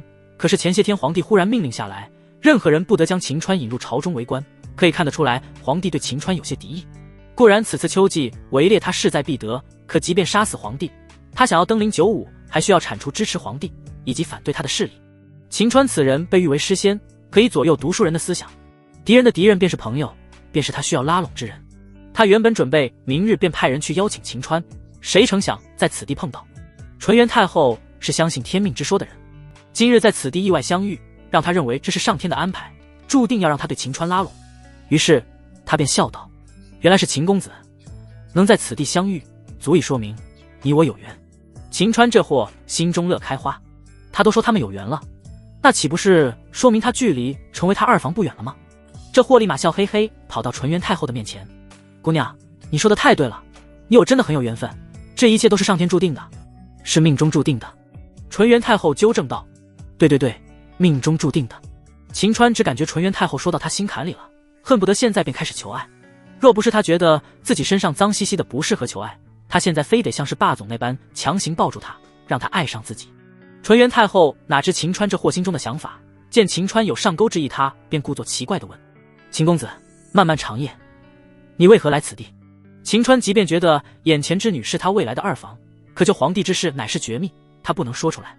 他离开抬头看向天空中那一轮明月：我秦川乃是漂泊之人，居无定所，今夜是想在此地过夜，明日便会离开。姑娘为何来此地？正好路过歇息一番而已，等到帝都城门开启后，再准备启程返回帝都。纯元太后回道：秦川其实根本不关心他为何来此地，这货想着在这里遇到不容易，想着该如何能带给二房好感。再一抬头看向明月，他心中便想起苏轼的水调歌头，他还记得此词还被谱曲由王菲演唱，当年他可是迷王菲好久，曲调都还记得。若是唱给他听，说是为他所写，岂不是能大大增加他的好感？一念至此，这货便按捺不住道：姑娘，自从上次见过你之后，在下久久不能忘怀，甚是思念，为此在下创作了一首词，还希望姑娘能愿意听上一听。纯元太后对于秦川此话并未震惊，他的长相不弱于天下所有美人，对他一见钟情之人多如繁星，他本身很讨厌男人的献殷勤，可秦川作为他的拉拢之人，他还是需要给他点面子，便点头道：公子请讲。这货清了清嗓子，便想着那首歌的调调唱了起来：明月几时有，把酒问青天。秦川刚刚一出口，纯元太后整个人愣在原地。虽然秦川的嗓子不是特别好的那种，但无论是他此词的内容，还是他从未听过的优美曲调，都令他仿佛打开了新世界。很快他便沉入其中，体会着水调歌头中的思念之情中。等到秦川一曲过后，纯元太后感觉整个世界都安静了，她感受到的仿佛只有秦川对于她的无限思念，似乎在撼动着她那颗冰冷的心。苦海大师见势不妙，便来到她身后低声道：娘娘清醒一些。他的声音蕴含着内力，瞬间将纯元太后给拉回到现实之中。纯元太后向来都是杀伐果断之人，被苦海大师提醒过后，她便知晓自己绝不可深陷诗词曲调之中，她需要暂时远离秦川。她低声问苦海地形是否记下，得到肯定答案后，她便道：秦公子才情可谓是天下无双，只是魏王人还有要事在身，便先行离去，也许7、8日后魏王人会再次与公子见面的。话罢，他便上了马车，随着苦海抽了马一鞭子，马车便向远处而去。喂，姑娘，你还未告知在下你的芳名呢。秦川大喊道：届时会告诉你的。纯元太后留给秦川这么一句，马车便消失在黑夜之中。秦川无奈地耸了耸肩，他的大房与二房怎么都那么喜欢快速离开啊？不过想到他还会与他见面，秦川心里好受了一些，只不过他还有些奇怪，为什么大房二房都是约定7、8日时间？也许只是巧合罢了，届时说不准还能白天见二房，晚上搂着大房睡觉呢。令秦川这货不由得歪歪起来。3天的时间很快过去，前国秋季围猎今日开始。皇帝寝宫，南宫婉一早便起来，换上金色铠甲，看着镜中的自己，即便身材苗条，也有了威武霸气之感。血位很快便出现在南宫婉面前，现在的她身着宫女服饰，若是仔细去看的话，会发现她的长相与在秦川相见之时变得年轻了至少10岁有余。血姑，他们都来了吗？南宫婉盯着镜子道。2大供奉血梅花、冯熙都已经在教场等候，此次秋季围猎定然可保全您的安危。血卫回道。南宫婉抽出象征着帝王的金龙剑，既如此，便前往教场。诺。随着南宫婉行动，在前谷岭内，纯元太后出现在一处山洞之中。此刻的她身着黑衣，蒙着面，在她的面前站着数百杀手。她大手一挥，压低声音道：出发吧，你们兵分2路，一路牵制住血卫、血梅花等4大宗师，另一路前往牵牛坡埋伏起来，等待皇帝出现。之前他是想雇佣江湖杀人，直接杀死皇帝，可此法难度实在不小。如今有冯熙这位已经投靠他们的大宗师存在，他便可以让他们拖住大宗师，让冯熙动手，成功率大大提升。天运站在他这里，今日他便要让南宫婉身首异处。随着纯元太后一声令下，数百人便一同离开山洞，按照他的命令埋伏在前谷岭牵牛坡附近。此刻位于地洞里的秦川竟睡得死死的。牛大力为人痴傻，可秦川给他下过命令，若是有动静便提醒。老大，老大，有人来了。牛大力小声晃了晃秦川，秦川这才悠悠地醒过来。当他听闻外面的动静后，面露狂喜之色。他窝在此地3天3夜，吃喝拉撒都在里面，早就待腻歪了，无时无刻的都在想着赶紧来吧，他救了皇帝老儿，当了大官，好去迎娶他的大房。他稍微掀开地洞上面的盖扫了一眼后，便看到数百人正在找地方躲藏，一个个功夫似乎都很强，都可以像是清月那般身轻如燕快速的移动，脚底一踩便能上树。几个呼吸的时间，他们便已全部藏匿完毕。藏匿的技术也远超秦川的想象，藏匿过后，秦川竟发现不了他们的具体位置。秦川固然有枪有炸药，可如果对方暗中对他出手，一个照面也许就把他给杀了。为了稳妥起见，他还是需要等这些人全部都出现后，他再出来动手，一窝蜂把他们全部给端了。一念至此，秦川打了个哈欠，便继续窝在地洞之中，等待着他们对皇帝动手。2个时辰后，前谷岭内，南宫婉身着金色铠甲，骑着一匹高大威武的白色战马，手持一把金黄色的长弓，气势宛如战神一般。进入前谷岭后，他已射中3头野猪，2只鹿。按照大前传统，还未到牵牛坡时便射中4头以上的猎物，便意味着将来秋收前国五谷丰登。此时牵牛坡方向出现一只白鹿。陛下，白鹿，天降祥瑞啊，若是将其猎杀，定然让前国运亨通啊。冯熙忽然激动道，他作为新来之人，此刻说话有些不合时宜，可他所说的并没有错。传说中牵牛坡附近经常出现白鹿，先帝便曾经在牵牛坡射杀一头白鹿后，从此征伐天下，屡战屡胜，南征南蛮，北击北齐、北燕等国，风光无二。5年时间，便令各国无法与前国相提并论，纷纷俯首称臣，将其称之为天朝上国，前国成为霸主。若不是先帝成为霸主后贪于享乐，导致国力日益衰落，前国国力会更加的强盛。即便先帝晚年遭受耻辱，可依旧改变不了当年射杀白鹿，前国国运大起的事实。南宫婉有强国，洗刷先帝耻辱之梦。今日再次遇见白鹿，南宫婉也不由得激动起来。只是他此刻脑海里想，不仅仅是强国之梦，他还想着一旦他做到，他便可以向世人宣布他的身份，可以正大光明与秦川在一起随朕前去。脑海中的2股信念令南宫婉不想有丝毫的停歇，快马加鞭便向着牵扯破方向而去。前谷岭最高峰之上，一袭黑衣的纯元太后与苦海大师注视着前谷岭的动向。苦海兴奋道，太后娘娘，陛下中计了，他已追击那白鹿而去。禁卫军跟随前去了吗？纯元太后问。哈哈，皇帝对于祖制向来都是极为遵守，此次也不例外。他已让禁卫军在牵扯坡外等候，他遵循祖制，只率领9人进入牵牛坡。苦海大师狂笑道，迂腐！殊不知牵牛坡只能10人进入的说辞是哀家命人偷偷更改的祖制，他却选择遵守。如此迂腐愚蠢之人根本不配做皇帝。纯元太后绝美的脸蛋上写满了不屑，只是牵牛坡距离他们还是太远，他们也只能看到皇帝带着人进入，无法看清楚牵牛坡具体情况。太后娘娘请安心，此次邀请的江湖杀手数量达到300余众，最弱的也是6级高手，8级9级高手也在80人左右，他们可以轻松拖住4位大宗师，给冯熙创造出来轻松虐杀皇帝的机会。您只需要在此地等待着冯熙将皇帝项上人头带过来便可。苦海大师轻松写意地说道。哀家对此也是势在必得，看向牵牛坡也只是想亲眼看到皇帝是如何被杀死的，想看到他被杀之前是何种表情，不过看不到也无妨，只要他死便可。纯元太后越发期待。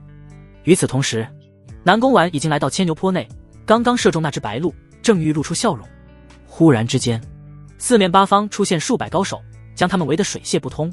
尔等何人，竟敢围堵当今圣上？冯熙这位叛徒故作愤怒道。他们作为杀手，可不会说一些场面话，立刻便开始动手，每个人都手持弓箭，向着南宫婉击射而去。杀无赦！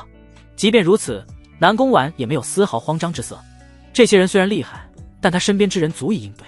弓箭如雨点般击射到南宫婉的上方，却被2名老者看似轻松的一挥手，弓箭便仿佛失去动能一般纷纷落地。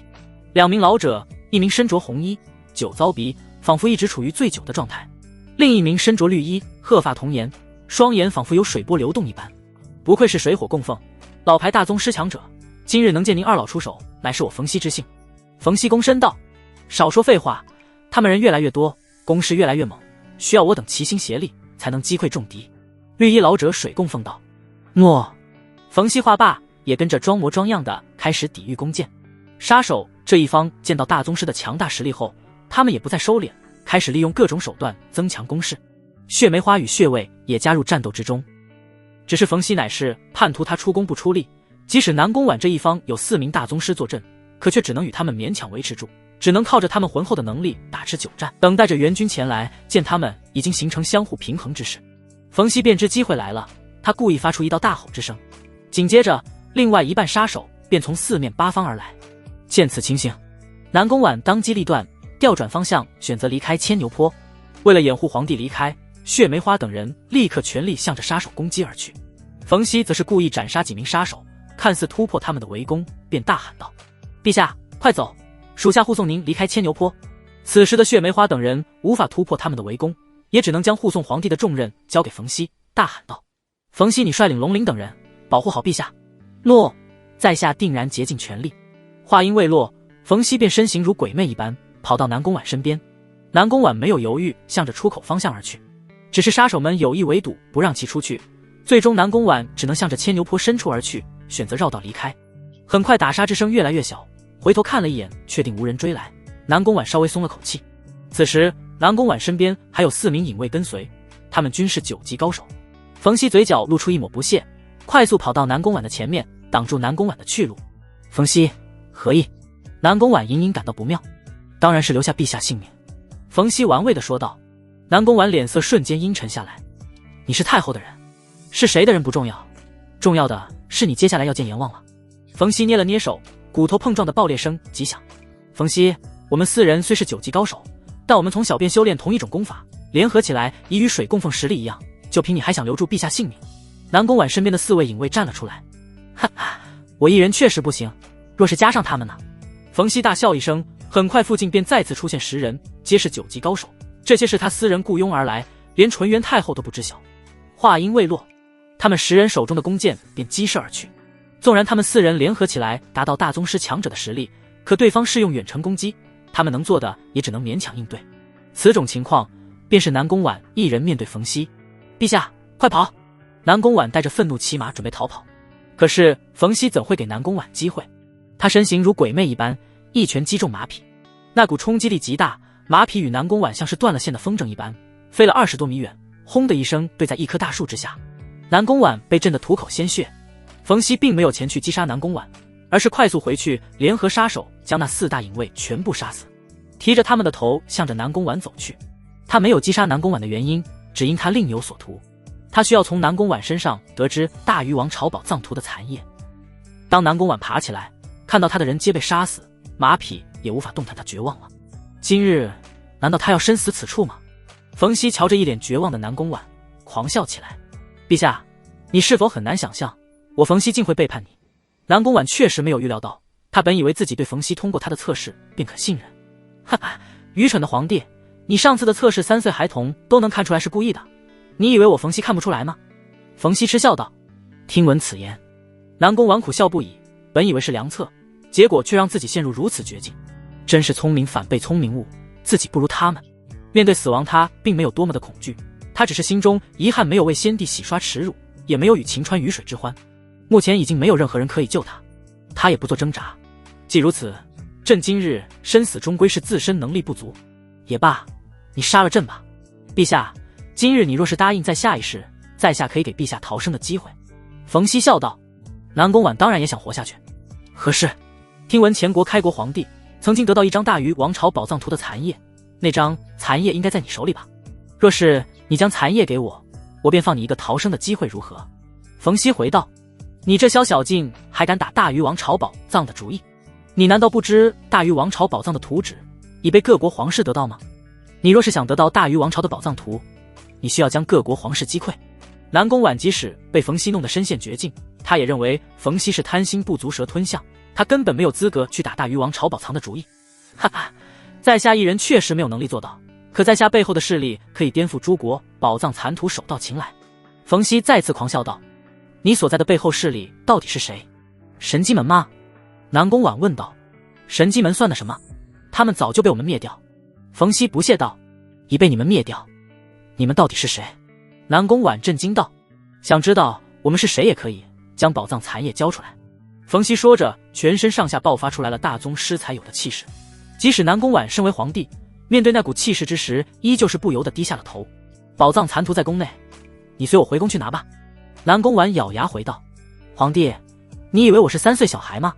跟你回宫岂不是落入隐卫大阵之中？冯熙将龙鳞的人头扔到地上，眼神里出现一股强烈的杀气。皇帝，我给你3息考虑时间，若是不说实话，我便结果了你。说着，冯熙手中带血的剑便指向南宫婉。南宫婉确实在欺骗他，宝藏残图乃是他们前国皇室的心秘，一直都是在他的身上。邀请他前往皇宫，也只是想利用驻守在皇宫的隐卫将他杀死。如今被识破，南宫婉深知即使给出宝藏残页，对方也会杀人灭口。他再次开口道：杀了朕吧。冯熙狰狞的一笑：看来不给你吃点苦头，你是不老实了。正欲动手，忽然之间却看到2道人影从地下爬了出来。只看一人还伸了个懒腰，打了个哈欠，另外一人高大威猛，却一脸痴傻。冯熙完全不认识，南宫婉却心头狂震。这不是秦川与牛大力吗？他们怎么跑到这里来了？南宫婉能在临死前见到秦川一眼，他很开心，可他却不能让秦川跟着他死。于是他便低着头压低声音道：无关紧要之人，速速滚开。秦川却是有些不爽，虽然他听着这皇帝老儿声音有些熟悉，但他可是来救皇帝老儿的，竟然让他滚。喂，皇帝老儿，今天本公子可是你来救你的，你对待救命恩人是这个态度吗？秦川不满道：什么？来救他的？南宫婉觉得秦川疯了，他没有看到那么多高手都身首异处了吗？就靠他以及一个痴傻的牛大力，怎么可能救他？他也算是明白，为何秦川那么自信能当官，原来是打着救皇帝的主意。既是感动，又是着急。秦川如此对他，他这辈子也算是值了。可他更加不能让秦川留在此地。速速滚开！你即便救了朕，朕也不会让你当官的。快滚！南宫婉再次压低声音道。秦川无语了。皇帝老儿，你什么人啊？老子救你，你都不给个官当当！快滚！南宫婉再次怒声道。你真是惹到小爷我的脾气了，我今天就不相信了，我把你给救了，你还不愿意给小爷我一个官当当？对于秦川来说，这是他当官的唯一机会，如果皇帝被杀死了，他还上哪里当官？还怎么完成他家大房的梦想？怎么迎娶大房？瞧着秦川像是犟驴一般，南宫婉心急如焚，差点就想表明身份让秦川离开。哈哈，你这小子倒是有趣。冯熙大笑几声，本尊观察你体内毫无内力，实在看不出来你有何能耐，你能否告知本尊，你如何救走皇帝？接下来你会知道的。秦川说着便给牛大力使了个眼色，他便点燃了4捆炸药包扔向冯熙。冯熙虽不曾见过炸药包，但他也是选择躲避，身形一闪便躲过牛大力扔过来的炸药包。南宫婉苦笑不已，此物不正是秦川所说的炸药吗？此物连冯熙都打不中，怎么可能对他造成危害？冯熙仿佛看到天大笑话一般，小子，你是哪里来的山野村夫？是不是根本不知大宗师有多么的强大？南宫婉也是比较赞同冯熙所言，秦川是真的不知大宗师到底多么的强大，所以才会如此肆无忌惮。只是他们却看到秦川咧嘴一笑，区大宗师在本公子面前都是土鸡瓦狗的货色。有趣有趣！冯熙再次狂笑，下一刻你便笑不出来了。秦川微微一笑，同时也暗骂自己蠢货，怎么把引线弄得那么长啊？竟然还没燃烧完笑不出来的是你，本尊现在便杀了你！冯熙不想在秦川身上找乐子。秦川，快跑！南宫婉急声道。话音未落，轰隆，引线燃烧完毕，炸药爆炸，惊天动地的响声令整个前古岭都听得清清楚楚。秦川与牛大力并没有停手的意思，炸药疯狂地扔向冯熙与那些杀手所在之地，爆炸之声不绝于耳，硝烟弥漫，炸光他们身上携带的所有炸药，秦川与牛大力才停了下来。硝烟弥散过后，可以清楚地看到那些9级杀手皆是被炸得尸体飞溅，死得不能再死了。倒是那冯熙虽然受了重伤，但他还没死。他从树上落下，吐口鲜血，整个人都变得狰狞且兴奋起来。狰狞是因他痛苦，兴奋是他看到此物的威力，若是能将其献给宗门，必然可以加速完成颠覆前国的进程。南宫婉震惊得无以加复，他完全没有预料到秦川的炸药竟有如此神威。只可惜冯熙速度极快，成功躲避，如今还是无法解决掉他。冯熙擦了擦嘴上的血道：小子，你应该没有了方才那物了吧？本尊杀死你犹如杀死一只蚂蚁，快点告诉本尊，方才那物是何物？秦川心中也是震惊，这大宗师也忒强了吧？那么密集的爆炸，他还能躲开？现在除了地下埋的那些炸药外，他还真没有其他炸药了。不过他有枪啊！秦川微微一笑，按下扳机，向着冯熙打去。冯熙瞳孔一缩，身形一闪，竟然给躲了过去。我擦，受了伤，反应能力还这么快，大宗师还是人吗？冯熙心中也惊骇于秦川手中之物的威力，让他想到，杀死卢云琛的那位神秘大宗师是你？胡说八道，本公子可不会随便杀人，你去死吧！杀人之事，秦川才不会承认，开始疯狂射击起来。冯熙终归是受了重伤，连续躲闪过后，还是被秦川打中了胸口，倒在血泊之中。秦川招呼牛大力过去，一枪打中他的心脏。只瞧着冯熙脑袋憋红，青筋暴起，带着不甘一命呜呼。瞧着冯熙死了，秦川这才大松了口气。这大宗师杀死实在是难啊，若是再多一位，恐怕他都不会成功。此次前来确实有些拖大，可运气好的是只有他这么一位。现在的他开始给皇帝老儿邀功了。于是他便吹着口哨来到那位皇帝老儿跟前，居高临下道：喂，本公子现在救了你，你给不给本公子大官做？南宫婉千想万算都不曾想过秦川竟有如此本事，这也让他明白青田村救了他的人是秦川，如今身陷绝境救他的人还是秦川。他心里惊喜，可却恐慌，他完全不知接下来该如何面对秦川。皇帝老儿，你怎么不说话？秦川开始不满起来，伸手将皇帝的下巴托起。下一刻四目相对，秦川目露疑惑之色，这皇帝老儿怎么长得像是他的大房啊？南宫婉心中甚至比方才面临死亡之时更加的慌张，无论怎么说，他还是堂堂大前皇帝。他很快便强行镇定下来，心中也有了说辞。怎么，你觉得朕与婉儿很像吗？婉儿，皇帝你不要告诉我，你和婉儿是兄妹吧？秦川紧紧盯着南宫婉道。没错，婉儿正是朕的妹妹。南宫婉压低声音道。你们的事情，婉儿已经告知过朕。可南宫婉话音未落，秦川的狗爪便摸向南宫婉的胸口。此时南宫婉的铠甲早就被方才冯熙一击打碎，秦川的狗爪直击而入，顿时柔软传来，还是那熟悉的感觉。秦川露出找到新大陆的表情。南宫婉心头一惊，立刻推开秦川，摆出皇帝才有的气势。混账，朕乃是龙体，岂是你能碰的？可他却不曾想到，秦川却是仰头大笑道：哈哈，娘子，你就别再装了，你的声音可以伪装，气势可以伪装，可你的胸嘛，相公我可是摸过，那感觉太熟悉了。南宫婉还想反驳，可还未等他开口，却被秦川抱在怀中。只瞧着秦川狂笑起来，哈哈，太爽了，太爽了！我秦川打死也没有想到，我的大房竟是皇帝，看来我秦川拥有天下第一的桃花运啊！哈哈哈哈！这南宫婉还以为秦川知道他的身份后会害怕的，会失望，谁成想他竟兴奋的口水都快流出来了。和他之前的预料完全不同，原本还想掩饰的他也不再掩饰，他顺势坦白：秦川，我不告诉你我的身份，是因我是女儿身之事，一旦敌人知晓，我的地位不保，届时愧对于先帝，愧对于大前，还请你能理解我。哈哈，那就不让别人知道不就行了吗？你我在一起也没有必要大张旗鼓吗？秦川这货再次大笑，说着手还不老实在南宫婉身上揩油。南宫婉没有反抗的意思，如今既然已经暴露身份，他需要一次性给秦川讲清楚。可是你不想为你们老秦家开枝散叶吗？若是我们在一起，我作为皇帝对外宣称是男儿身，怎能为你生养子嗣？秦川这才想到此问题，他挠了挠头说：娘子，方才说被敌人知晓你的身份，你地位不保，是不是只要将你的敌人解决掉，你便可以大大方方告知天下你的身份，与为夫在一起？南宫婉没有否认，他还想说让秦川能不能等等他，给他一些时间。还未开口，秦川便抚摸着南宫婉的绝美脸颊，眼神里透着一股真诚。那么为夫便助你解决掉你的敌人。原本秦川是想着穿越到此世界后赚赚小钱，喝喝小酒，娶上一群老婆，为他们老秦家开枝散叶，并没有想过搅动世界。可如今他发现他的大房竟是皇帝，似乎让他想低调都不能低调了。既如此，他当然要搅动世界，问鼎天下，青史留名。更何况南宫婉是他的大房，他的女人只有他才可以欺负，其他人想要欺负他，想要夺取他的皇位，那便是他的敌人，杀无赦。南宫婉心头一震，原本他始终是觉得自己孤零零一个人，秦川温柔沉稳的声音令他感觉到从未有过的依靠感。他缩卷着自己的身子沉在秦川的怀中，享受着那股依靠感带来的美妙感受。告诉为夫，目前谁是你的拦路虎，谁是你的敌人，为夫帮你对付他们。秦川再次问道。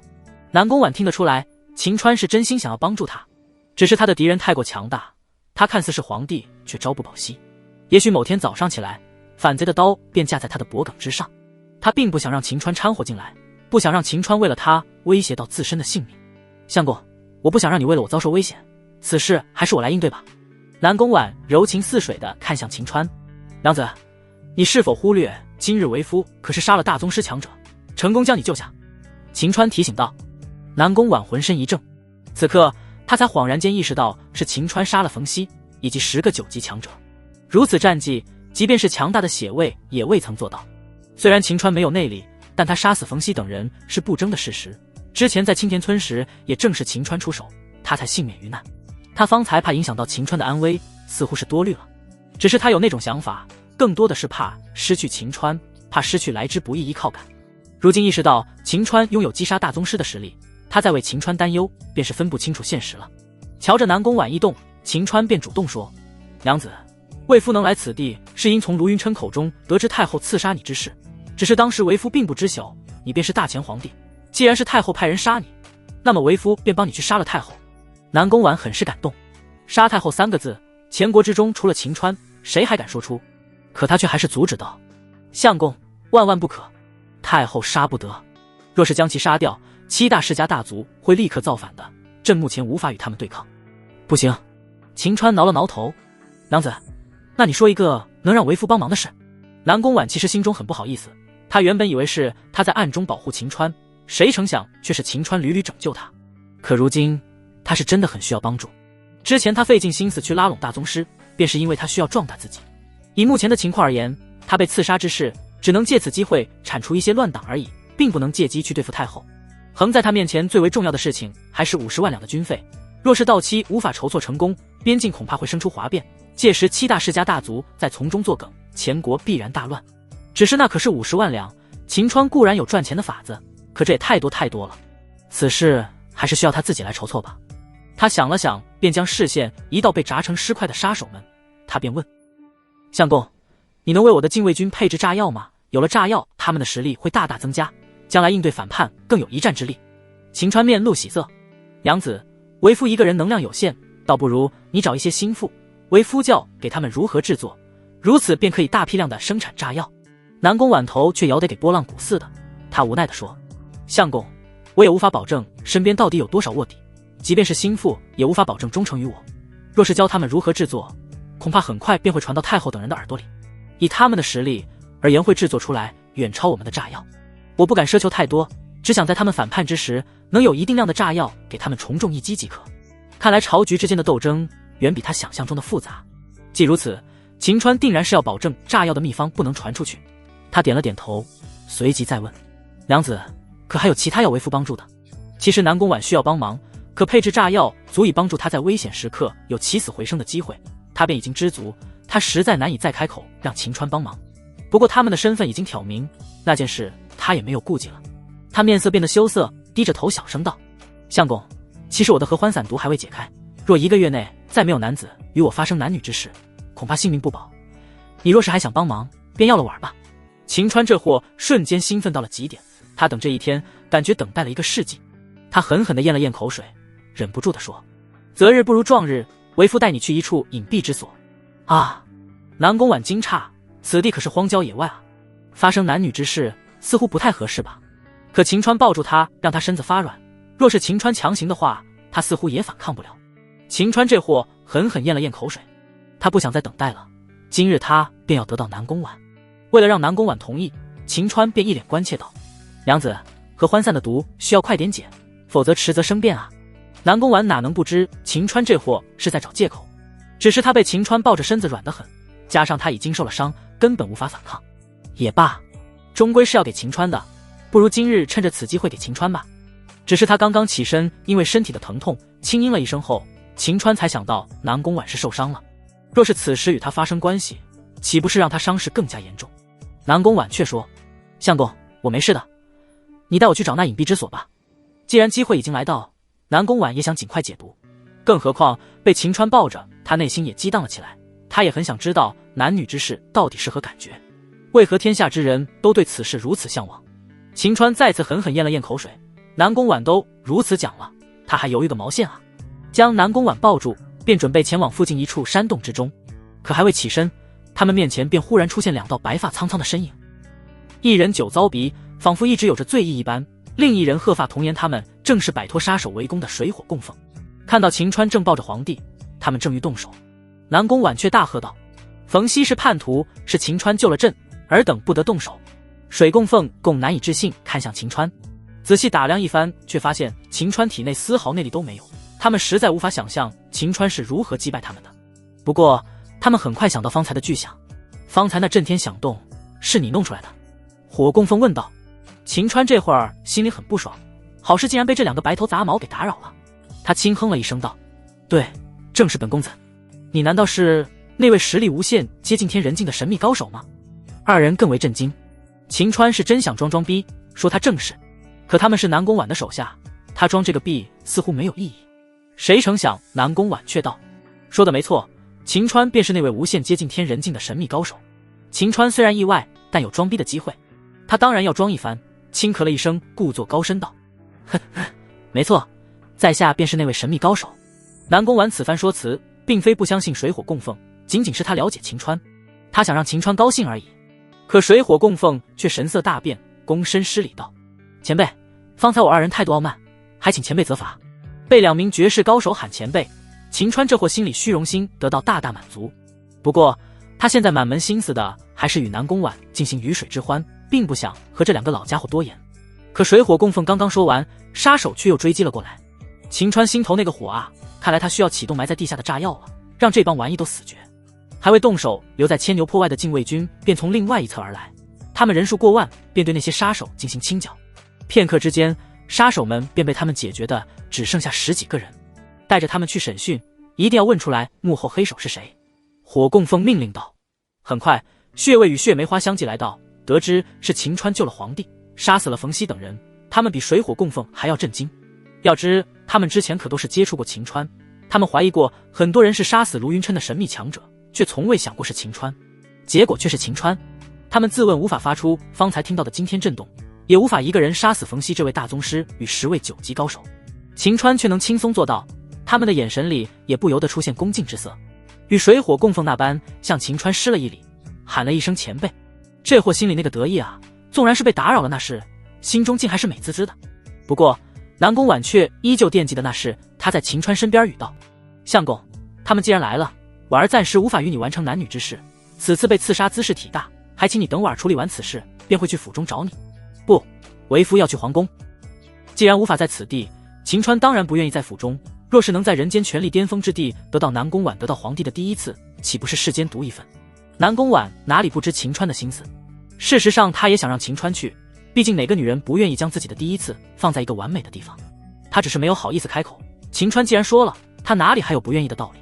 他轻声道：“相公，婉儿处理完事情后，便派人将你接去皇宫内。”说完这句话，南宫婉便展现他的帝王之威，冷声道：“回宫，彻查今日刺杀之事，凡是有牵扯者，杀无赦。”秦川这货顿生自豪之感，老子的女人果真霸气啊！只不过秦川并未跟着南宫婉回去，埋在此地的炸药并未使用，他也需要收回。若是留在此地被雨水浸湿，怕是又要浪费一番功夫。南宫婉得知秦川之意，便安排今日才回城的清月协助秦川。清月与南宫婉、秦川共度生死，自然值得信任。南宫婉带队离开后，帝都便戒严，一股肃杀之气在帝都弥漫起来。清月得知秦川杀死冯熙之后，他也是震惊不已，实在无法想象秦川竟如此厉害，也明白当时在青田村确实是秦川将上关雄等人杀死的。当时清月还不相信，顿生羞愧之感。前辈在上，还请责罚晚辈之前对您不信任之举。清月也是秦川信任之人，在他面前，秦川可装不了前辈高人。他大笑道：“哈哈，我也只是靠着我的聪明才智罢了。”说着，秦川就把埋在地下的炸药拿出来，当场给清月演示了一番。即便事实证明秦川不是拥有极强内力的高手，可能制造出如此威力之物，秦川也值得他去尊重。前辈，喊个毛线前辈，喊川哥。是，川哥。瞧着清月变得乖巧，秦川便让他与牛大力一起将地下的炸药全部都挖了出来，拉上马车准备回去放在府中。在回程的路上，秦川便看向清月，脸色认真道：告诉川哥，婉儿现在有哪些难题需要解决？他看得出来南宫婉有着诸多难题让他头疼，作为他的男人怎能坐视不管？这一世既然老婆是皇帝，他定要搅动风云，创造不世之功。清月可没南宫婉那么多的顾忌，既然双方都已经知晓身份，他也没有瞒着秦川，把军费之事、党派斗争、税收之事、敌国威胁等等都告诉秦川。秦川揉了揉太阳穴，南宫婉的情况比他想象中的糟糕多了，看似是皇帝可位置，却摇摇欲坠，只要各方平衡某一处被打破，恐怕便是遭遇灭顶之灾。他思虑了片刻，便觉得首当其冲要解决的便是军费问题。当初那50万两银子不翼而飞，定然是7大世家大族的人做的，目的便是让边境士兵造反，届时他们便会趁机作乱。看来他赚钱的大计不能落下。心中有了计划，秦川还要求清月答应他一件事，接下来，川哥，我做的每件事，除非我让你告诉婉儿，否则你都不能告诉婉儿，知道吗？为何？欺骗皇帝可是欺君之罪啊！清月不情愿道：婉儿有她的自尊心，并不愿意让我费心费力的去帮助她，若是让她知晓我在帮助她，她可能会阻止我的。秦川威严耸听道：若是没有我帮助，皇帝恐怕很难度过各个难关，会因此导致前国改朝换代，你便是最大罪人。清月脸色巨变，他可不想做罪人。川哥，我答应你。秦川这才露出笑容，赚钱之事他已有眉目，他更想何时能与南宫婉合体，享受那男女之事。随即他搓了搓手，有些猥琐地问：清月，今日之事不知婉儿何时能处理好呀？清月瞧着秦川那猥琐的笑容，便知皇帝与秦川在那件事上已达成共识，这倒是让他大大松了口气。他虽不知皇帝与秦川未来结局会如何，但至少皇帝愿意与秦川结合，和欢散的毒可解，皇帝性命不用再担忧。对于秦川的问题，他想了想说：陛下被刺杀，此乃前国头等大事，陛下定然会趁机处理一些人，过程应该很快，最慢不超过3天。3天时间也不算长。秦川点了点头，这货这辈子还没有尝过女人滋味呢，想到3天后便可告别处男，这货兴奋不已。喂，川哥，你还是好好赶马车吧，车都要掉落山崖了。清月拍了拍秦川的肩膀，这货低头一看，车子几乎在山崖的边缘，吓得他脸色巨变，忙是收回思绪，扬鞭策马，将马车赶回正道上。与此同时，站在前古岭最高峰上的纯元太后这才知晓冯熙等人失败的消息。为何会失败？冯熙被谁杀死的？皇帝身边怎么可能还有能杀死大宗师强者以及10个9级高手的战力？纯元太后那张雍容华贵的脸蛋上挂满了问号。苦海大师手中的佛珠也不再转动，对于此事他也是满心的疑惑。皇帝身边的战力他们早就摸清楚了，哪里来的如此强大战力？娘娘，未经之计是尽快赶回宫内，小皇帝此次遭受刺杀，必然会利用此事大做文章，还需您尽快回去坐镇。苦海进言道。纯元太后当然知晓这一点，她说了句：命令卧底给哀家好好查清楚，到底是谁帮助皇帝的。话罢，她便与侍女们骑上快马，以最快的速度向帝都赶去。只不过他知道的还是太晚了，南宫婉已经以最快的速度开始了反击。对于敌人，他也只需要利用无耻之法，立刻调动禁卫军对太后在皇宫外的爪牙进行一番杀戮。理由是从杀手口中得知他们是同伙，为了还给太后一个清白，需要将他们清剿。等纯元太后回到帝都后，一切都已经晚了。他在皇宫外的爪牙们杀戮得干干净净，这些人大多数都是他的情报系统之人，将其全部剿灭。他们所在的位置也已经被皇帝的人占据，等于是将他与帝都外的联络给暂时切断。若是接下来庆阳卢氏亦或者其他势力给他寄送消息的话，皇帝会第一时间接收到。其中信件若是有谋反密性的话，皇帝绝对可以利用此理由正大光明地对付他。小皇帝，你还真有2把刷子，哀家倒是小看你了。坐在凤辇里的纯元太后脸色阴沉到极点，她低头思量了良久，凤眸猛然间睁开。苦海，我们不要回宫了，派遣给皇帝送消息，告知他哀家娘家亲人命丧，需要返回庆阳城。娘娘，为何如此？若是您回庆阳城，小皇帝岂不是更加无法无天？苦海常挂着笑容消失。哀家在朝中的根基是儒家渗透的各个官员，杀他们与杀死宫外那些负责情报之人完全不同，没有确凿证据。他若是乱杀，只会给他遭受不利，不同担心他们。纯元太后面色依旧阴沉，倒是哀家的身家性命如今有了威胁，目前无法确定有没有谋反的密信传到帝都。若是有的话，皇帝必然以谋反对付哀家，届时帝都内谁敢助哀家，谁便是同谋。谁敢站出来？以哀家身边的战力，断然是抵不过皇帝身边3万禁卫军的。娘娘，皇帝不敢这么做吧？他难道不怕卢家抓住此机会对付他吗？苦海说道。纯元太后却是摇头道，纵然皇帝怕7大世家大族动手，可哀家的谋反被证实，即便是庆阳卢氏也不敢以此理由造反，否则可能会被其他势力趁机联合将其剿灭。唯有暂时回到庆阳哀家才能保全，届时重新建立起情报网络，确定皇帝身边没有得到造反密信，哀家便可重回帝都，才能给皇帝好好清算他杀死哀家之人这笔账。苦海倒是没有想到事情会发展到此种程度，他轻叹口气道，看来一切的转折点都在那位帮助皇帝杀死冯熙以及10位9级高手之人，若是没有他的话，皇帝现在变成一具尸体，您便可扶持傀儡上位，这前国便是您的了。纯元太后何尝不知他凤眸浮现一抹浓烈的杀意，待到哀家取了前国，定要那人挫骨扬灰。为了防止继续有信件送往帝都，纯元太后换上夜行衣，骑上快马出城之后，便命令手下分散开来，截取所有的消息。当南宫婉得知纯元太后离开帝都的消息后，他当机立断，也让人去邀请江湖杀手对纯元太后进行了追杀。在皇宫内，他需要有证据才能对纯元太后动手，可在皇宫外，他被江湖之人见色起意杀死，可与皇帝无关了。说来也巧，在秦川回帝都的路上，竟与匆匆逃离帝都的纯元太后擦肩而过。纯元太后戴着面具，身着黑衣，秦川这货满门心思地想着南宫婉处理完政务便去找他，并未关注对方是谁。倒是纯元太后看清楚了秦川，前几天在牵牛坡之处，秦川为他所做之事，他历历在目。再次碰见秦川相信天命的纯元太后，顿时觉得自己逃生路上还能遇到秦川，可以说是天命所致。他相信拉拢秦川为他所用，定然大有用处。正欲下马拉拢之时，苦海却道：太后娘娘，陛下定然不会甘愿放您离开，我们还是尽快逃离吧。若是想拉拢此人，等您从庆阳回来也不迟。纯元太后回头看了秦川一眼，也罢，既然是天命所致，哀家回来之后定然还能拉拢此人。随着纯元太后再次离开，秦川这货忽然停下马车。清月警觉起来，川哥，你难道看出来方才那黑衣人有问题了？秦川摇头道，本川哥正在想怎么给婉儿赚取到50万两，给他解决军费的燃眉之急。单单一个帝都恐怕无法让我赚那么多银子，你现在告诉我，前国除了帝都之外哪里最有钱？若是刚认识秦川时，清月不会相信秦川能做到，可前些日子秦川已经赚取到几万两纹银，如今又救了陛下，他已经被打脸多次，自然愿意相信秦川可以为皇帝解决此事。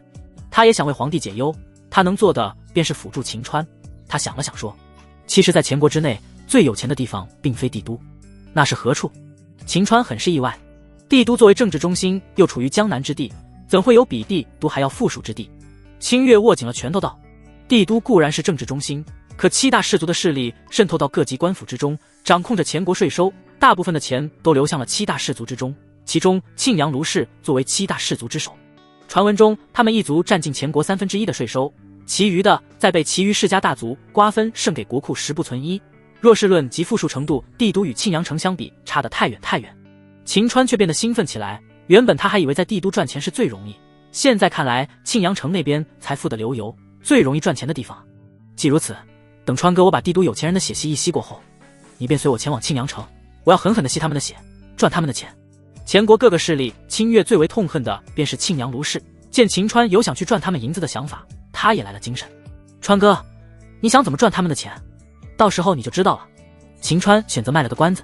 清月却翻了翻白眼道，你不说我也能猜出一二，是不是想到那边卖口红呀？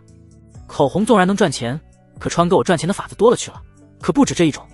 秦川得意道，无论是蚝油还是口红，都让秦川认识到可以利用现代知识去赚钱，只不过赚钱还是要因地制宜，不能一概而论。秦川说是卖了个关子，实际上他对于庆阳城还不是特别了解，需要彻底了解那里才能制定出来具体赚钱法子。虽说在帝都也能赚钱，但南宫婉军费迫在眉睫，他当然要去最有钱的地方，才能最快速度赚到50万，帮助他解决掉燃眉之急。只有这样才能稳定朝局，也才能让南宫婉为他老秦家传宗接代。为了更加了解庆阳城的情况，秦川便让清月给他详细说说。只是清月并没有去过庆阳城，只知道卢家有问鼎之心，为了吸引人才，他们颁布了一系列吸引人才的政策，目前全国各大势力、各大商会都在那边设立分部。由于是天高皇帝远，管制并没有那么严格，庆阳城应该比帝都还要热闹。其他的他就不怎么了解了。听此，秦川想知道庆阳城的情况，还是需要亲自实地探查一番才行。于是他便决定着眼于该如何吸收帝都那帮有钱人的血，也正好利用他们来验证哪些东西能赚钱，将来到了庆阳城便可以有现成之物去收割。秦川仔细想了想，还是要从女人身上动手。目前口红他还是可以利用宁烟的名气来收割一波，之后等无法收割时，便可以大批量的生产口红，卖给青楼女子以及达官贵人的小姐、妾室等等。虽说不可能再会出现一支卖几千两的盛况，但目前口红一支卖上几千两之事早就传开，它又贵又好用的概念已经植入到不少达官贵人的脑海中，将来也可以卖出去不菲的价格，可以做长久的生意。只是单一商品赚钱能力终归是有限的，秦川需要想办法再弄到一种可以收割他们财富之物。他的第一个想法是制造肥皂，此物若是出现，定然也会让帝都为之一振。可制作此物需要猪油等物，这类原料目前价格挺高，成本远超口红，利润也就没那么多了。现在他身边人太少，精力有限，他需要追求带来更多利润之物，等将来他时间充裕，有诸多手下之时，再去制作肥皂去卖也不迟。要么使用硝石制冰，倒卖冰块，也是不行。他还要为禁卫军配置炸药，增强他们的实力。南宫婉怕被敌人在他身边的卧底获取到制作炸药之法，并不敢让他的人跟着秦川学习制作炸药，所以制作炸药等物的原料还需要秦川与他信任之人去做，产量实在有限，并没有闲置的硝石去制冰。那该做什么能收割？秦川坐在马车上想了一路，直到城门前时，这货才猛然间看向清月。你们早上醒来洗脸都用什么东西洗？这把清月给吓了一跳。川哥，你问问题时能不能别这么一惊一乍的？秦川摸了摸头，做出一副绅士的模样，重复了方才的问题。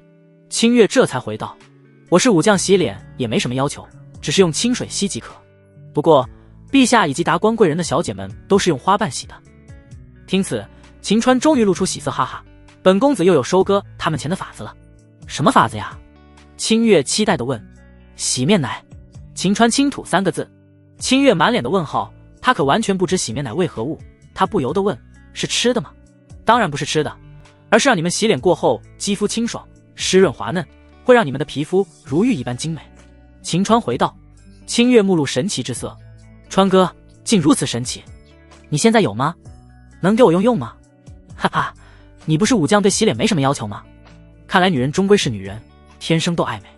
秦川大笑道，哼，你不是想赚钱吗？我只是帮你把关而已。清月并不愿意承认。清月的反应倒是让秦川更为有底起来，连他这种武将对于肌肤都有追求，更别提那些达官贵人之女以及那些青楼女子们了。他再次大笑了一声。那行，等川哥我配置好后，第一个给你使用。这可是你说的，若我不是第一个，有你好看。清月轻哼了一声。见到城门紧闭，他便拿出来他隐卫的令牌，城门便再次大开，他们得以回到帝都之内。等回到府中后，秦川便将剩余的炸药全部都搬到后院之中。这些天他一直在地洞里，浑身臭不可闻，立刻命令欧阳蓉儿给他与牛大力烧洗澡水。欧阳蓉儿这些天过得简直比跟着秦川还惨，他原本以为下了山便可以逃出去，以他的能力制服区区田天赐不成问题，可田天赐刚来到府中，便将他锁在房间之中，让下人严加看管。若不是秦川回来了，他还在屋里锁着呢。原本他是痛恨秦川的，可如今秦川来了之后，他才得以恢复自由，愣是让他觉得看到秦川还挺亲切，乖乖的为秦川和牛大力烧洗澡水。见到来自于欧阳氏的大小姐被调教得如此乖巧，清月觉得心里畅快的同时，也觉得秦川这家伙别看有些猥琐，调教女人确实有手段。痛快的洗好澡之后，秦川便开始琢磨怎么配置洗面奶了。以古代目前的材料，想要制作成现代的洗面奶那是不可能的。好在他上大学当舔狗追求女神时，不仅仅制作过纯天然的口红，还特地学习制作一种叫做八白香的洗面散。此物是当年清廷皇宫御用洗脸之物，功效不次于市面上售卖的洗面奶，原料也全部都是天然之物，十分容易找得到。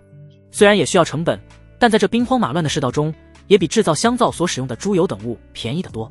秦川立刻列了一道清单，让田天赐明日便去购买，买得越多越好。吩咐过后，已是入夜时分，秦川在院中舒服地躺在躺椅之上，让欧阳蓉儿给他舒舒服服捶腿。看着欧阳蓉儿气呼呼的脸蛋，秦川便越是高兴。正在他享受之时，一道黑影从天而降。不等秦川反应过来，那黑影便击中欧阳蓉儿的背后，他瞬间便倒在地上。秦川刚想去掏怀中的枪时，那黑影便消失不见。什么意思啊？此人来这么一趟，就是为了打晕欧阳蓉儿的。可等秦川刚刚想到这里之时，院门前便出现了一道他渴望的身影，正是南宫婉。秦川又惊又喜，清月不是说3天时间南宫婉才处理好事情吗？怎么今夜便来了？一旦他来了，那岂不是说今夜他便可以告别处男生涯了吗？秦川心头瞬间火热起来。借着院中灯笼的光芒，秦川可以清楚看到原本冷艳尊容的南宫婉，脸蛋羞红，娇艳欲滴，风情万种，让人看上一眼就有想将其扑倒将其吃掉的想法。秦川这货只感觉嗓子眼越来越干，咽口水都缓解不了。前几次不是被人打扰，便是突发情况。如今南宫婉主动前来，这货可不想再错过任何机会。他几步上前，一把将南宫婉抱入怀中，就想往屋里跑。南宫婉娇嗔了一声道：“相公，你不是说要前往皇宫吗？”秦川这霍光想着赶紧办事了，倒是把此事给忘了。婉儿，那现在能去皇宫吗？秦川咽了咽口水问。相公，我既然来了，那肯定可以前往皇宫。若是你没有其他事情的话，我们可以现在便去。南宫婉羞涩道。哈哈，好，现在便去。秦川激动坏了。话罢，秦川向着门外走去，瞧着欧阳蓉儿躺在地上挡路，秦川从他身上直接踩了过去。来到门外，南宫婉的马车正在门外候着，驾车的正是血卫。此时他再次变成了一副中年美妇的样子。他见到秦川后，跳下马车，恭敬地对秦川施了一礼。秦前辈。秦川这货得意不已，此女是南宫婉身边的人，定然是大宗师水准的强者，如今却认为他是无限阶尽天人境的超级强者，对他恭敬有加。若是被他人知晓，还不得震惊的下巴都掉下来。不过秦川这货满门心思的还是与南宫婉共赴雨水，得意的心情很快收起，他同样学着对方施了一礼。在血卫看来，秦川击杀冯熙以及10位9级高手，实力远胜于他，还给他施礼，实在是令他受宠若惊，忙是说：“秦前辈，晚辈在您面前实力微弱，实难受您之礼，还请您收回方才之礼。”相公，你收回吧，在他们武者眼中，强者为尊。南宫婉说道。秦川这货装出来一副前辈高人的模样道：“既如此，本尊便收回方才之礼。”血卫则是大大松了口气，又是施了一礼，便给秦川做了一个请的手势。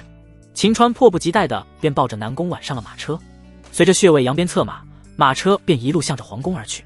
半个时辰后，秦川与南宫婉来到前国皇帝的寝宫之中。南宫婉已经散去宫女侍卫太监们，偌大的寝宫只有血卫、清月、血梅花负责守卫。秦川这货猴急的要命，在车上他就已经不老实，把南宫婉全身上下都摸了个遍，令南宫婉全身酥麻发软，一点力气都没有，完全是一副人均彩的姿态。寝宫内的蜡烛也被南宫婉提前换成光度昏暗的红灯，她原本是因羞涩才如此，可如今昏暗之下又增添了许多暧昧的氛围，令南宫婉眼神越发的迷离，心跳也越来越快。她觉得自己需要尽快进行那事，否则她会难受死的。还没有等秦川开始动手，她那烈焰般的红唇便主动吻向秦川，一股异香传来，令秦川感觉到血脉都要沸腾。这货也立刻回应了起来。两个人都像是干涸多年的田地，忽然之间遇到了从天而降的甘霖，二人就像是着了魔一般，疯狂地亲吻着对方的同时，相互之间毫不怜惜地撕扯着对方的衣衫。不多时，南宫婉与秦川便在疯狂之中一丝不挂，赤果相对。那一刻，秦川看着身下的南宫婉，只觉得她美得令人窒息，看得他都快呆住了。即便是上一世最为漂亮的女明星，也难以与南宫婉相提并论。他更是无法想象，之前他连一个破鞋都追不到，如今身下却压着美艳无双的前国皇帝。南宫婉同样是觉得不可思议，她本身厌恶男人，以为这辈子她都将与男人无缘，谁能想到今夜她便在寝宫内将自己最宝物之物奉献出去。相公，要了碗吧。南宫婉情不自禁道。秦川这货哪里还受得了，立刻学着岛国爱情片里的动作，开始了人类最为原始的运动。不多时，皇帝寝宫内便传来一道道令人想入非非的靡靡之声。翌日，阳光洒落在殿中，一切才结束。南宫婉像是一只猫躺在秦川的怀中，贪婪地享受着秦川带给他的那种温暖的感觉。想起昨夜的疯狂，南宫婉顿时露出不可思议的神情。虽然他从未经历过男女之事，但他从小被要求以男子示人，先帝为了让他更了解男人，也曾经派遣宫中的嬷嬷告诉他一些男女之间的基本知识。关于时常之事，南宫婉也是记得清清楚楚，大多数的男人都在1刻钟左右便缴械投降了，可秦川昨夜却像是牲口一般，完全没有停歇。若不是他练过武功，还有些底子，恐怕会被他给折磨的连动都不能动了。这般想着，秦川也悠悠地醒了过来，看到怀中的美人，这货兴趣再次涌上心头。又是一番大战过后，战斗才算是结束。秦川与南宫婉发生男女之事，南宫婉便是属于秦川的真正的女人，也令秦川更加想要帮助南宫婉解决掉他所遇到的难题，更加坚定秦川前往庆阳城狠狠赚一笔的想法。只是庆阳城那边各个势力都有驻扎，想虎口拔牙可没有那么容易。若是有势力能助他一臂之力，赚钱的路子才会更加通顺。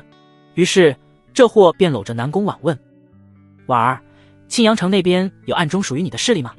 听到庆阳城3个字，南宫婉心头一紧，那里可是庆阳卢氏的大本营，更是纯元太后的老家，也是南宫婉最为忌惮的地方。相公，你为何会问此事？庆阳城是前国最富有的地方，为夫想去那边好好赚他们一笔钱。秦川如实回道。南宫婉听此，第一个反应便是秦川是不是要为他去筹集军费，可刚有此想法，他便放弃了。此事他都没有告诉过秦川，秦川怎会知晓？秦川大概率只是为了赚更多的钱，将来能娶更多的妾室。南宫婉知道自己也许永远都没有机会击败所有敌人，没有机会向天下宣告他的人与秦川正大光明的在一起，所以秦川找妾室他并不反对。哼，真是个牲口，有他一个人还不满足吗？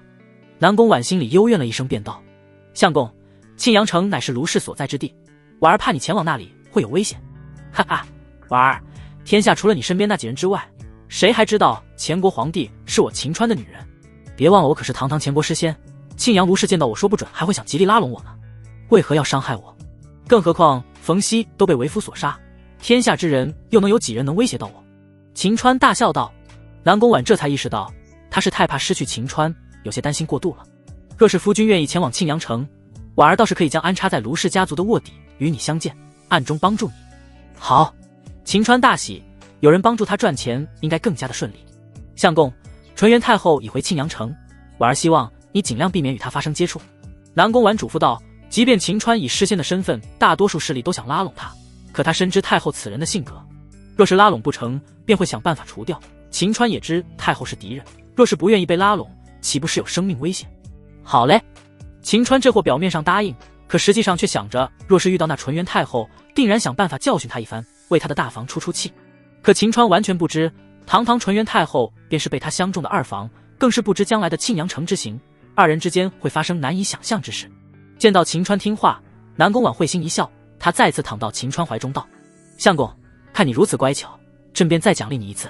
哪有比女人主动更能让男人兴奋的？秦川立刻像是饿狼一般扑了过去。等结束之后，南宫婉就有些后悔了，他本以为秦川经过昨夜的奋战，战斗力应该减弱，谁成想他依旧像是牲口一样。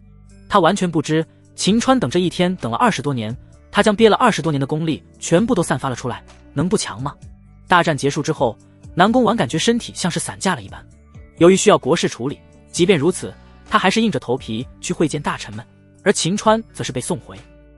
二人相约，南宫婉若是不忙时，便会前往秦川那里，与秦川再次共赴巫山。秦川回府之后已至午时，昨夜欧阳蓉儿被打得够狠，秦川回来好一会儿，他才面容痛苦地醒了过来。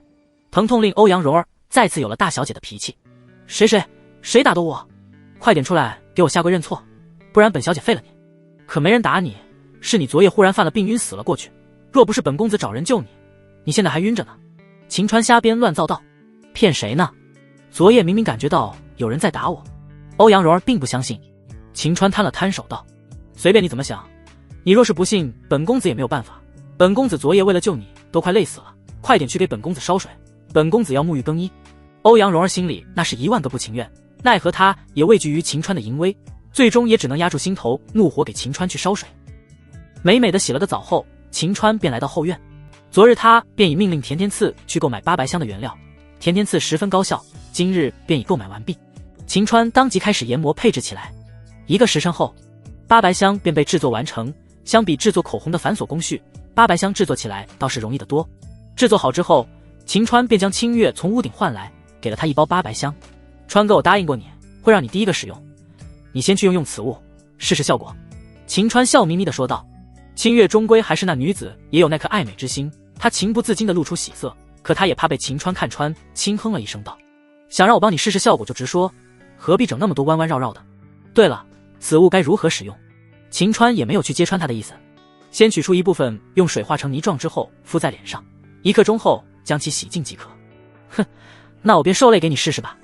清月迫不及待，赶忙跑到房间之中鼓捣起来。一刻钟后，清月看着铜镜之中的自己，露出难以置信的表情。洗过之后，真如晴川所说的那般，肌肤清爽、湿润滑嫩，如玉般的精美。他立刻跑出房间，忍不住赞叹道：“川哥，你真是神了！”看到效果之后，晴川也颇为震惊。洗过之后，清月的肌肤简直是判若两人。这玩意效果这么神奇吗？细想一番，晴川便有了答案。此物算是洗面奶与面膜的结合体，具体功效与它们差不多。可是古代之人，尤其是清月这种武者，每日风尘仆仆，平日里洗脸也只是用水，哪里被类似于洗面奶此类物件惊洗过？陈年附着在脸上之物都被洗得干干净，肌肤能不显得判若两人吗？这也让晴川对于八白香的前景更有信心。欧阳蓉儿看着这一切也是震惊不已。她乃是北淮欧阳氏的大小姐，平日里洗漱也都是用这花瓣，甚至还用过花瓣做的香露洗脸，可也从未见过能让判若两人之物。她相比清月自然更加的爱美，原本心里还有怒火的她，这会儿却笑眯眯走到晴川面前道：“公子，能不能也给我一点使用呀？我也给你测试测试效果。虽然你只是本公子的丫鬟仆人，地位卑贱，但念在你给本公子烧洗澡水，便给你一些使用吧。”晴川勉为其难道。欧阳蓉儿心里纵然是把晴川骂翻了天，可她表面上还是装着笑容接过来晴川给的八百香。一番使用过后，欧阳蓉儿抚摸着自己更加滑嫩的脸蛋，兴奋不已。死晴川，别看那么猥琐，可本事却不小。这般骂着，欧阳蓉儿却脸色一喜，她似乎想到可以恢复自由的机会。她用完后便跑到晴川面前故坐镇惊道：“公子，此物实在是太过神奇了，若是拿出去卖，定然可以卖上高价。我们欧阳世家的商会遍布全国，若是你能将此物授权给我们欧阳世家，定然可以让你赚得盆满钵满。只是我们欧阳世家的商会要求非常高，你若是想让我们为你出力，你需要先给我自由。”晴川听此却是满脸的问号，这欧阳蓉儿真把他当脑残了，想得到他的授权，还要让他给他自由，给他好处，做梦呢！此物若是他们花钱买授权，他倒是乐意，还想一分钱不给，门都没有。晴川一把将欧阳蓉儿推开，滚一边去！想得到老子的授权，除非你们欧阳氏能拿出来100万两银子。你想获得自由，那也行，再给100万两。一句话把欧阳蓉儿正懵逼了。100万两，他觉得晴川是在说梦话，此物纵然神奇，也不可能价值100万两。在他看来，别说100万两，即便是1万两也不值啊。他摇了摇头，用着一副专业的语气道：“公子，我们欧阳世家时代经营着商会，对于物品定价极为了解。我作为欧阳世家的小姐，自然受到诸多熏陶，对此也颇为了解。此物固然颇为神奇，可价值也不会太高，一瓶最多也只能卖到5两左右。此物你若是售卖秘方的话，也最多能卖1000两。秘方才能卖1000两？”晴川眉头一挑：“你信不信本公子一瓶便可以卖得上1000两？”哈哈，公子，你说笑了，此物不可能卖得1000两。欧阳蓉儿摆了摆手，完全不认同。看来他是打脸还没有被打够。若是此物能卖得上1000两，该如何？晴川故意问。欧阳蓉儿是完全不长记性，完全忘了他之前与晴川赌约输了的事情。自认为专业的他，对于他自己依旧是自信无比。他甚至认为现在是他脱离晴川掌控的好时机。若是能卖得1000两，我可以用欧阳世家大小姐之名，让我们商会免费为你推广此物。若是你卖不得1000两，你便恢复我的自由身，再向我跪地道歉。晴川心中狂喜，这妮子随随便便一激将便上钩了。若是欧阳世家的商会能给他推广此物，定然能以最快的速度在整个全国推广开来，赚的钱速度定然会急速加快。纵然欧阳世家见到利益，定然会玩一些把戏，可欧阳蓉儿在他手中，他们敢玩把戏，那别怪他辣手摧花。至于会不会输，当然不会，即使最终卖不到1000两一瓶，难道他不能找个托去买吗？欧阳蓉儿他拿捏定了。与此同时，纯元太后已经成功逃离追杀，自从来到距离帝都50里处，便出现了诸多江湖杀手，对他们围堆堵截。若不是苦海等人实力高强，他怕是也要命丧途中。好在他们卢氏势力遍布全国，遇到增援之后，便将杀手击退，纯元太后才得以安全。皇帝派人刺杀，令纯元太后怒不可遏，她无比的渴望着能将皇帝拉下马。在路上，他也与苦海商量该如何进一步对付皇帝。目前刺杀失败，此招已废，他们最终得出一个结论，那便是阻止皇帝凑到50万两军饷，让边境的军队哗变，他们再趁机选择拉拢边境军队。为了防止皇帝能凑到50万两军饷，他们也想到了办法。其一，尽可能给皇帝制造麻烦，让他不得不到处花钱，各处都需要银子，便可增加凑齐的难度。其二，为了防止皇帝向民间赚取银子，他们便决定让各地卢氏之人拉拢各地富商，谁都不得与皇帝合作，若是发现，便是与他们卢氏为敌。有了这番结论后，苦海大师忽然想到一人。娘娘，大多数的富商与我们卢氏都有些关系，很容易拉拢。可前段时间帝都内忽然出现口红一物，乃是戴着面具的神秘人所售卖，一支便卖到数千两，此人身份未明，若是被皇帝争取到，恐怕会对我等不利。那便将此人想办法找到，哀家亲自拉拢。哀家一定要得到他。纯元太后当机立断道：娘娘，贫僧这便通知帝都手下，若是那人再次出来售卖口红，定然调查清楚他的身份。苦海大师回道。听此，纯元太后便放下心来。不过他对于一支卖上数千两的口红倒是有了些兴趣。苦海，你可见过那名为口红之物？娘娘，奴婢手上还真有一支。站在身边伺候着萝莉长相的夏荷开口道。说着，他便手袖口之中掏出一支口红，呈给纯元太后。纯元太后将口红拿在手中打量了一番，即使见多识广，可她却不知该如何使用。娘娘，您将其打开，涂抹在嘴唇上即可。夏荷说道。纯元太后照做之后，夏荷便将铜镜放在她的面前。看到铜镜之中的自己，涂抹口红后，香唇变得红润诱人，魅力值大大增加。纯元太后不由得心情愉悦起来。此物确实不凡，夏荷你从哪里得到？胭脂楼的宁烟为救他的父亲，收到口红后便以此物贿赂一些官员，希望他们能帮助他将他父亲给救出来。只是他对于朝政实在不懂，找的人皆是您的人，他们便将此物交与奴婢手中。夏荷回道。宁烟那丫头倒是有些毅力，只可惜他的父亲忘了哀家对其知遇之恩，非要帮助小皇帝做事，哀家是绝对不会放过他。纯元太后愤愤道。刚刚说完，纯元太后便轻笑一声道：好一招一唱一和。宁烟与那售卖口红之人定然是相互合作，赚那帮蠢货公子哥们的银子。既如此，苦海你不要再派人去寻找售卖口中之人。夏荷你通知那宁烟，若是想救出他的父亲，务必要把售卖口红之人的身份说出来，让其投靠哀家。娘娘圣明。苦海与夏荷异口同声道。如今虽然追击的杀手都被解决掉，但纯元太后也无法保证后续还有没有杀手，当即便再次启程，以最快的速度向着庆阳城赶去。而此时此刻的秦川与欧阳蓉儿已从府内出来，方才他已与欧阳蓉儿约定成型，他若是将八白香卖到1000两银子一瓶，他便需要让欧阳世家的商会将来免费为他推广八白香，卖不到便给他自由当众跪下道歉。为了100%赢得约定，秦川已暗中吩咐田天赐去找一个合适的托，若是八白香卖不到1000两，便让托来买。无论如何都要赢了欧阳蓉儿，拿捏他。欧阳蓉儿自诩聪慧，可人心险恶，他是一点都不懂。在路上还在给秦川滔滔不绝地说着，按照他们欧阳世家的经商经验来讲，八白香该如何定价，秦川售卖1000两简直是痴人说梦。必胜之事，秦川也懒得与他打嘴仗，此次出来的目的地自然是胭脂楼去找宁烟，想要售卖此物还是要靠宁烟。秦川失陷的名头远超之前4大才子，当他来到胭脂楼，立刻引起轰动。秦川这货也好好享受了一番，什么叫做众星捧月，所到之处女人们都是目露花痴的模样。若是在地球时能有此等待遇，秦川非得高兴的吐血不可。只是得到冷艳尊荣乃是皇帝的南宫婉，见识到他二房的华贵美貌后，仅仅是有些俊俏的女人已入不了他的法眼。娘的，优秀也是一种罪，害得老子少了多少桃花。如果在地球，他非得一个个把他们都给上了，奈何现在要求高啊。秦川当场便赋诗一首，再次震惊全场，获得与宁烟相见的机会。5楼的宁烟得知秦川前来，他激动不已。原本他便将拯救他父亲的希望都放在秦川身上，可之前1个月秦川像是人间消失了那般，令他心里着急不已。他也不得不想办法接近其他的官员，希望能在他们帮助之下将他的父亲给救出来。事与愿违，他无论是送钱还是送口红，最终却都是石沉大海，无人敢去做此事。再次听到秦川要来，宁烟发现他想见到秦川，不仅仅是秦川能带给他拯救父亲的希望，还因为他真的很想见秦川。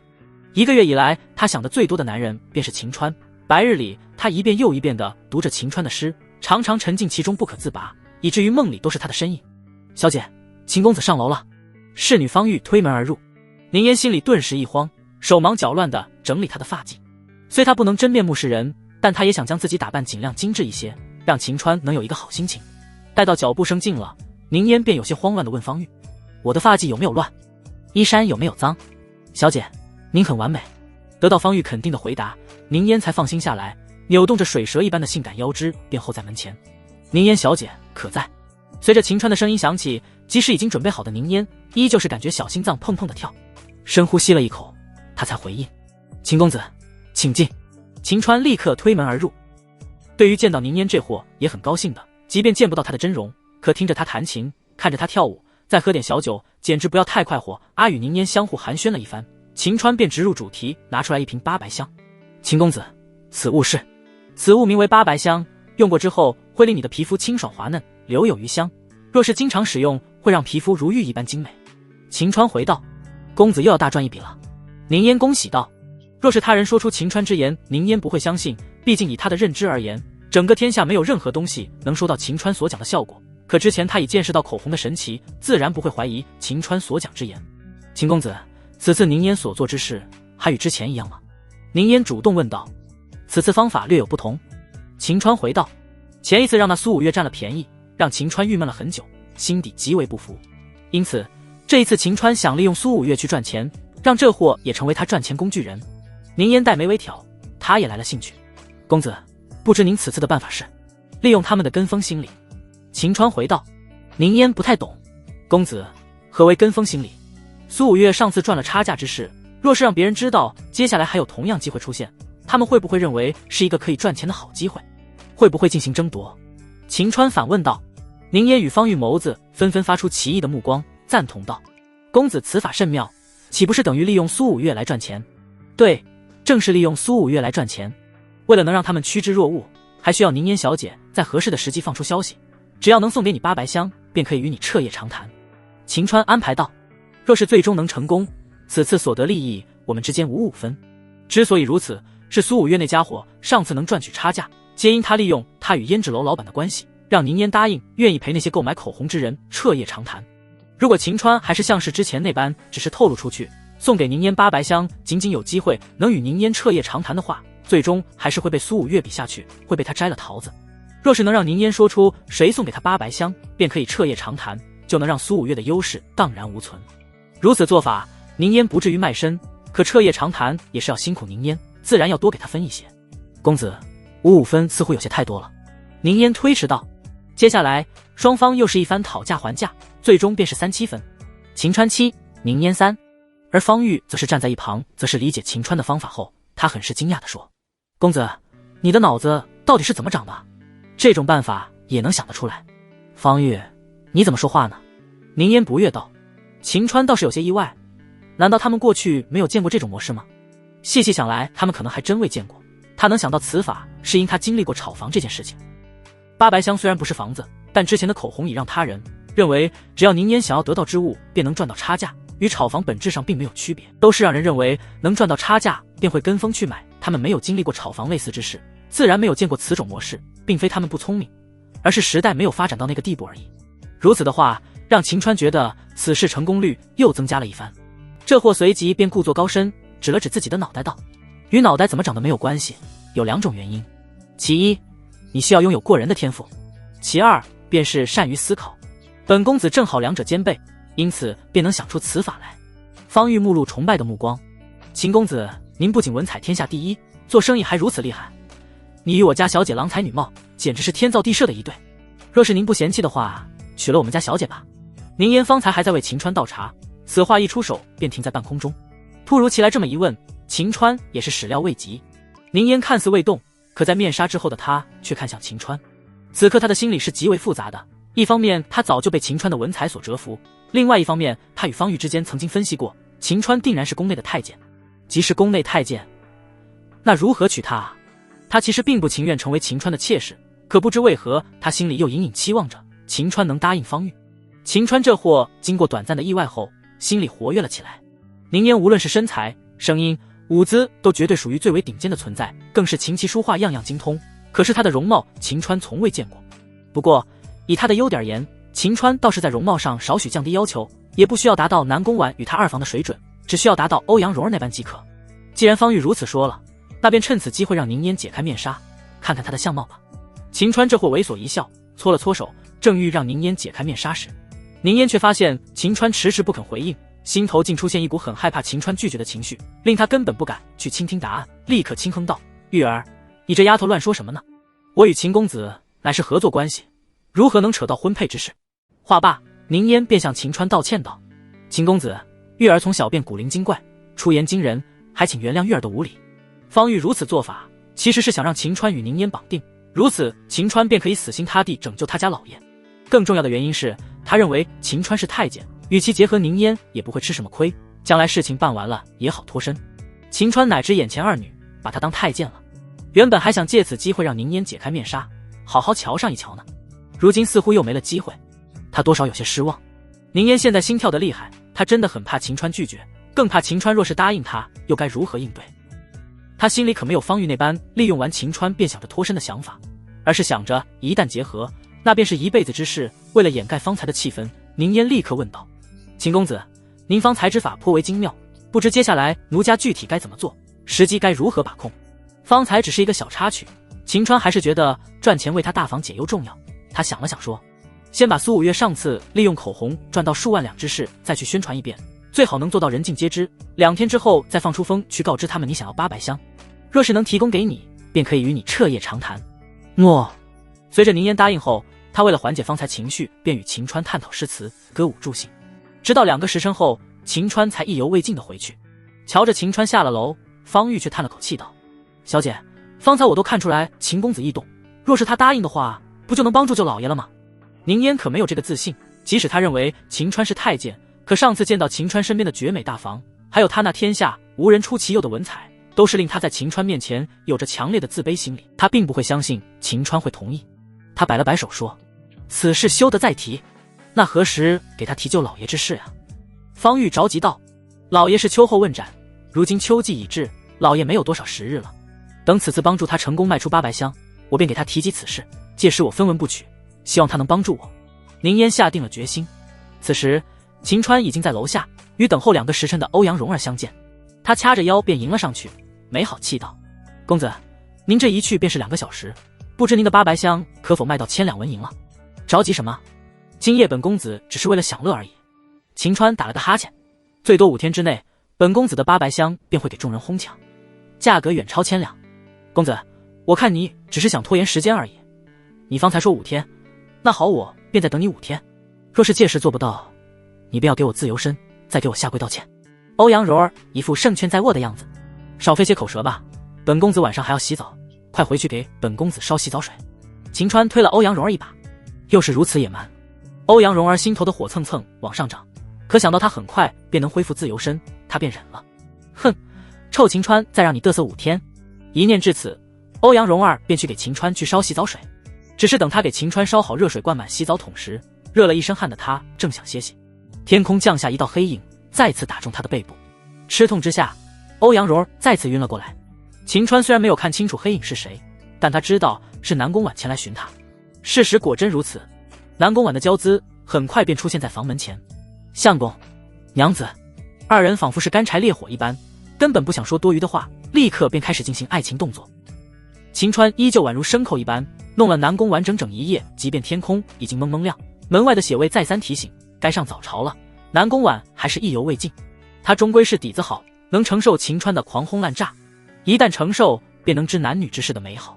他原本要准备祭祀之事，按照祖制，皇帝需要吃斋念佛，不可进行房事，可架不住把身子给了秦川后，他便满脑子都是秦川，满脑子都是渴望着能与秦川共赴巫山。如今一夜过去，他依旧想沉浸在秦川带给他温柔乡之中。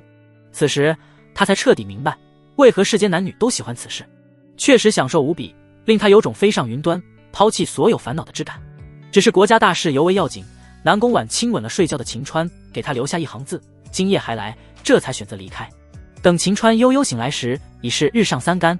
瞧着南宫婉留下的字句，这货心头又是一阵火热，看来他的大房已经彻彻底底被他给征服了。只可惜他二房现在到底在哪里？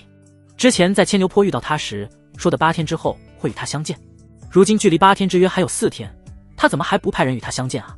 正在他思索想着要不要主动去寻找时，欧阳柔儿面带痛苦在院子里挠着头，似乎很是疑惑。他也发现秦川醒了过来，他疑惑地问：昨天夜里有没有人打我？哪有人打你，是你得了病而已，这下你相信了吧？秦川笑眯眯地回道。欧阳蓉儿之前是不相信的，可接二连三的出现忽然晕厥之事，令他也害怕了起来。他忽然想到自己之前吸收了秦川挖来的毒物之气，难不成他是中毒了。之前他还想着把秦川骗过去让他中毒，没成想自己却中毒了。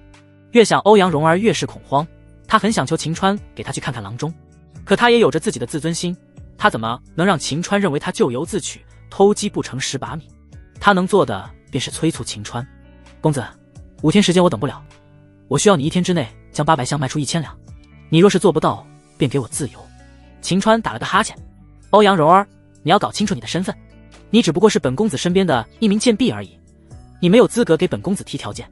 欧阳蓉儿握紧袖拳，那该怎么样你才能答应我？秦川这货心里瞬间活跃了起来，这不是一个可以加条件的机会吗？既然有了，他为何不争取？反正他已经找好托了，随时可以上门收购。秦川方才还想着找他的二房呢，欧阳蓉儿混迹帝都多年，说不准认识他家二房呢。一念至此，秦川便看向欧阳蓉儿，正巧不巧，眼睛看向他那飞机场。他警觉起来，护住自己的胸口。秦川，你可不要想那种事情，我宁愿死也不可能从你的。秦川一脸嫌弃。本公子说过，除非你那里变大了，否则你可没有资格成为本公子的女人。你白给本公子睡，本公子都不愿意。这句话简直比秦川说想要那个他还令欧阳蓉更为恼火。可他现在还需要与秦川协商约定之时，即使如此，他还是咬牙道：说吧，怎样你才能答应我？你在帝都混迹多年，应该认识很多达官贵人家的小姐夫人吧？秦川问道。欧阳蓉露出一抹傲然之色。当然，本小姐乃是北淮欧阳氏的大小姐，达官贵人家的小姐夫人们都争先想与本小姐相识。怎么？难道你想让我帮你找人？对，若是今日本公子配置的800箱能卖的1000两，除了之前的约定外，你需要帮助本公子找人。秦川回道：好，我答应你。欧阳蓉儿一口答应，随即他看了看天色，公子，都快到午时，你的时间不多了。秦川却是大笑道：不着急，昨夜本公子在胭脂楼已经透出风趣，相信用不了多久便会有人前来求购。说着，秦川便舒舒服服地躺在院中的躺椅之上，命令道：本公子饿了，快点去给本公子做饭。哼，想到自己马上便能脱离苦海，欧阳蓉儿便决定再忍忍。殊不知他刚刚进厨房的那一刻，秦川便给甜甜刺伸出来了5根手指头。甜甜刺心领神会，一溜烟的便跑了出来。当欧阳蓉儿将煮好的热粥与鸡蛋给秦川端上来后，便听到有人在门外道：不知秦川公子可在否？那人声音颇具磁性，一听便不是一般人。秦川暗道：甜甜刺找的人还真挺专业啊。何人啊？秦川故意扯着嗓子道：老夫乃是从外地来帝都的客商，昨夜听闻您手中有800箱，便前来求购。对方回道。此言一出，秦川望向欧阳蓉儿，他翻了翻白眼，有求购的又如何？给不了1000两白银，你还是输。秦川也不与他浪费口舌，进来吧，本公子手上正有800箱。很快，一名圆脸身着华贵服饰，身边跟着一名妙龄少女的老者便走入进去。正主是那圆脸老者，可秦川这货却看向那名妙龄少女。此女大概16、17岁的样子，双眸灵动，给人一种古灵精怪之感。他看到秦川时，那双眼睛便盯着秦川看，似乎很有兴趣的样子。秦川顿时有种沐浴春风之感啊，哥有那么帅吗？一进来就看。那名圆脸老者表演十分的专业，进来之后便自我介绍，说他名为向碧书，乃是南阳人士，身后女还是他的孙女，名为向碧玲。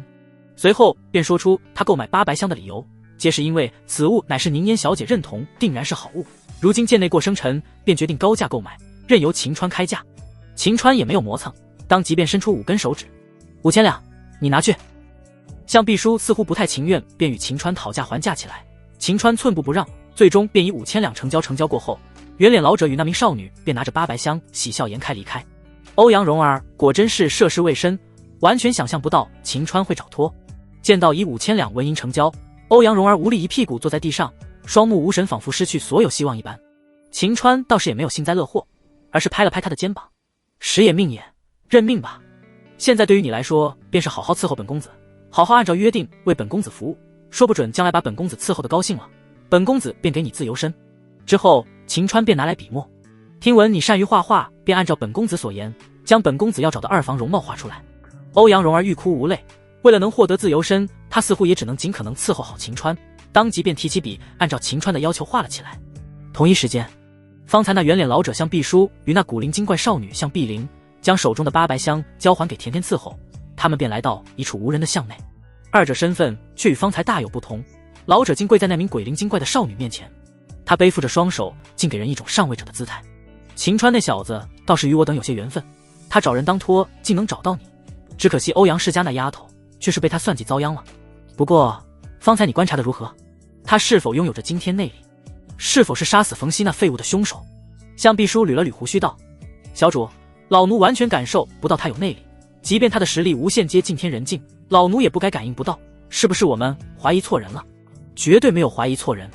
碧灵十分肯定道：冯熙那废物被杀死前，钱谷岭附近的平民早就被清空，可在冯熙失败后，他却与一女子驾着马车出现在钱谷岭附近。那名女子只不过是区7级实力而已，不是他还能是谁？你感受不到此人内力深浅，怕是他的功力修为远超我等想象。说到最后，碧灵那灵动的双目出现深深的忌惮之色，向毕叔也是目露忌惮之色，赞同的点了点头。小姐所言极是，如此看来确实是他。那么接下来我们还要继续刺杀皇帝吗？将其取而代之吗？有此人在恐怕很难，我们需要改变策略，尽可能挑起7大氏族与皇帝的矛盾。之前我们已经里应外合将50万军费给抢了过来，此次无论如何都不能让皇帝凑齐50万两，即便是30万两、20万两、10万两、5万两也不行，他无论凑齐多少都要让其不翼而飞。如此7大氏族定然会利用此事大做文章，前国定然大乱。碧灵安排道：诺。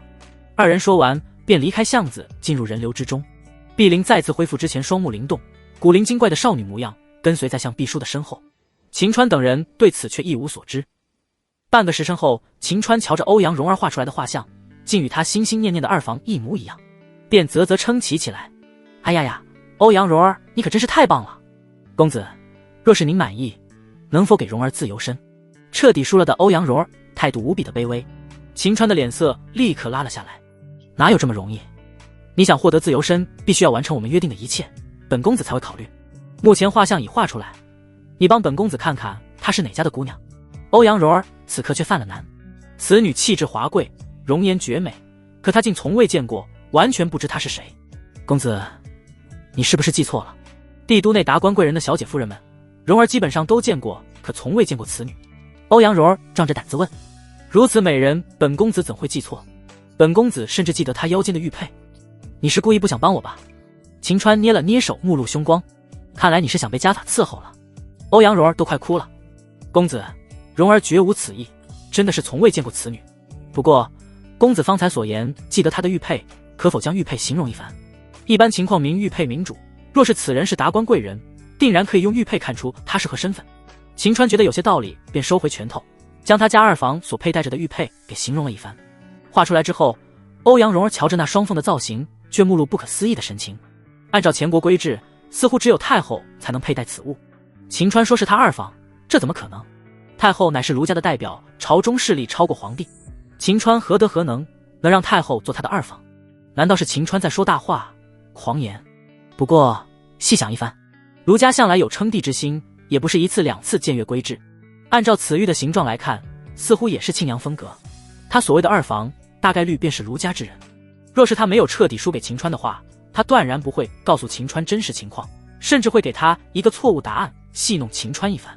可如今他太想恢复自由，太想拯救他自己的身体，他也只能如实相告。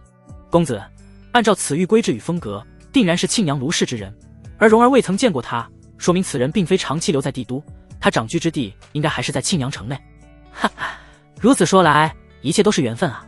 秦川大喜，他正好有未来前往庆阳城的想法，结果便发现他的二房却是庆阳卢氏之人。不是缘分是什么？只是庆阳卢氏不是觊觎他大房的皇位吗？二人说不准还是敌人呢。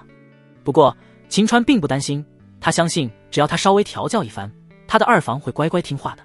欧阳蓉儿根本听不懂秦川为何说是缘分，可庆阳卢氏乃是前国第一大族，皇亲国戚想要娶他们的女人都是难上加难，那女人敢僭越带双凤玉佩，定然是庆阳卢氏大人物。秦川纵然有诗仙之名，他也没有资格去娶。不过想到这里，欧阳蓉儿却觉得眼前是一个脱身的好机会，若是秦川去找那女人得罪了庆阳卢氏，岂不是等于踢到铁板之上？一旦被庆阳卢氏解决掉，他不就能脱离秦川了？于是他便故作感动道：公子，您对于您的二房极为上心，可见您是一位用情极深者。既然他是庆阳卢氏之人，那便尽快前往庆阳城去寻他吧，蓉儿会侍奉您左右的。欧阳蓉儿的吹捧之言令秦川这货很是受用，他大笑道：“哈哈，说的没错，本公子确实是一位用情极深者。如此美人，别人怎么可能不惦记？若是晚了一步，她嫁给别人，岂不是白白浪费如此上佳的姻缘？”欧阳蓉儿表情夸张的危言耸听道。秦川确实有这方面担忧，只是二房固然绝美令他心动，可南宫婉是他这辈子第一个女人，二人经历过生死，在他心里的地位，任何女人都无法高于南宫婉。他还想着尽快帮助南宫婉扫清敌人，为他老秦家传宗接代呢，哪能因为其他事情耽误此事？他还是需要以帮助南宫婉筹集军饷为主，至少需要等八百香与口红狠狠收割帝都的人一波后，他才能前往庆阳城。更何况他与二房的8日之约还没到期，也许在那时他便出现了呢。于是他笑了笑说：“本公子与他既有缘分，那便是天注定的，谁也抢不走本公子的二房。”啊，公子您的意思是不去庆阳城了？欧阳蓉儿大失所望。呵呵，去肯定要去的嘛，需要过一些时日。秦川如实回道。多久呀？应该用不了多久，等着便可。秦川并没有继续说下去的意思。按照昨日的安排，宁烟向帝都之人宣传苏五月利用口红大赚特赚之事，发酵2天后才能说出800香之事。如今胭脂虫也几乎都已经成熟，秦川决定趁着这段时间好好配置口红，将来好收割那些人的财富。接下来的时间里，秦川白天在家里配置口红与800香，晚上便与南宫婉共度春风。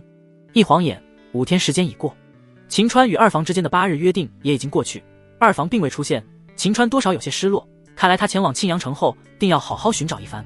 不过这些天秦川一直都派甜甜刺上街打听，如今经过这些天发酵，已经有不少人开始高价寻找800香，他们并非全是之前购买口红的公子哥们，其中多了一些商人。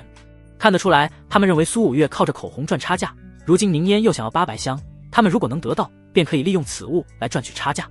秦川当机立断，便让甜甜刺带上面具开始联系求购之人，准备再次将他们召集到胭脂楼内，让他们进行竞拍，同时通知宁烟也做好准备。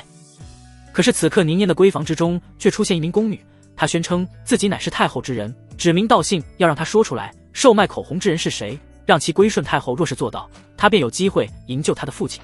对方给了宁烟1炷香的时间考虑，待到那宫女离开后，方玉激动不已地拽着宁烟的裙边：“小姐，此机会天在难逢，不可丢失，告诉她售卖口中之人是秦公子吧。”宁烟自然也知此事是一个机会，可她却摇头道：“方玉，你告诉对方售卖口红之人向来以面具示人，我们并不知其身份。”方玉并不能理解：“小姐，告诉太后秦公子的身份，似乎对秦公子没什么丝毫影响吧？甚至秦公子被太后拉拢，便等于被拉上凤辇，说不准还能有另一番机遇呢。”宁烟轻声叹息道：“昨日我从掌柜那里得知，卢氏已命令各地富商绝对不能与皇帝合作，绝不能背地里给皇帝捐银子，谁若是如此，便是与卢氏为敌。皇帝正在筹措边境军饷，卢氏命令富商不得与皇帝合作，便是想阻止皇帝筹措军饷。届时若是皇帝失败，恐怕前国会生出大乱。秦公子赚钱能力你也看到了，他若是能赚钱给陛下的话，说不准能帮助陛下解决军饷之事。”方玉无奈道：“小姐，秦公子与皇帝又不相识，即便是秦公子没有被太后争取，他赚的钱似乎也没有必要给皇帝用吧？可你忘了吗？秦公子是太监，他也许是陛下的人呢，说不准他便是陛下派遣到民间为陛下赚钱之人，若是泄露了他的身份，岂不是等于害了陛下？”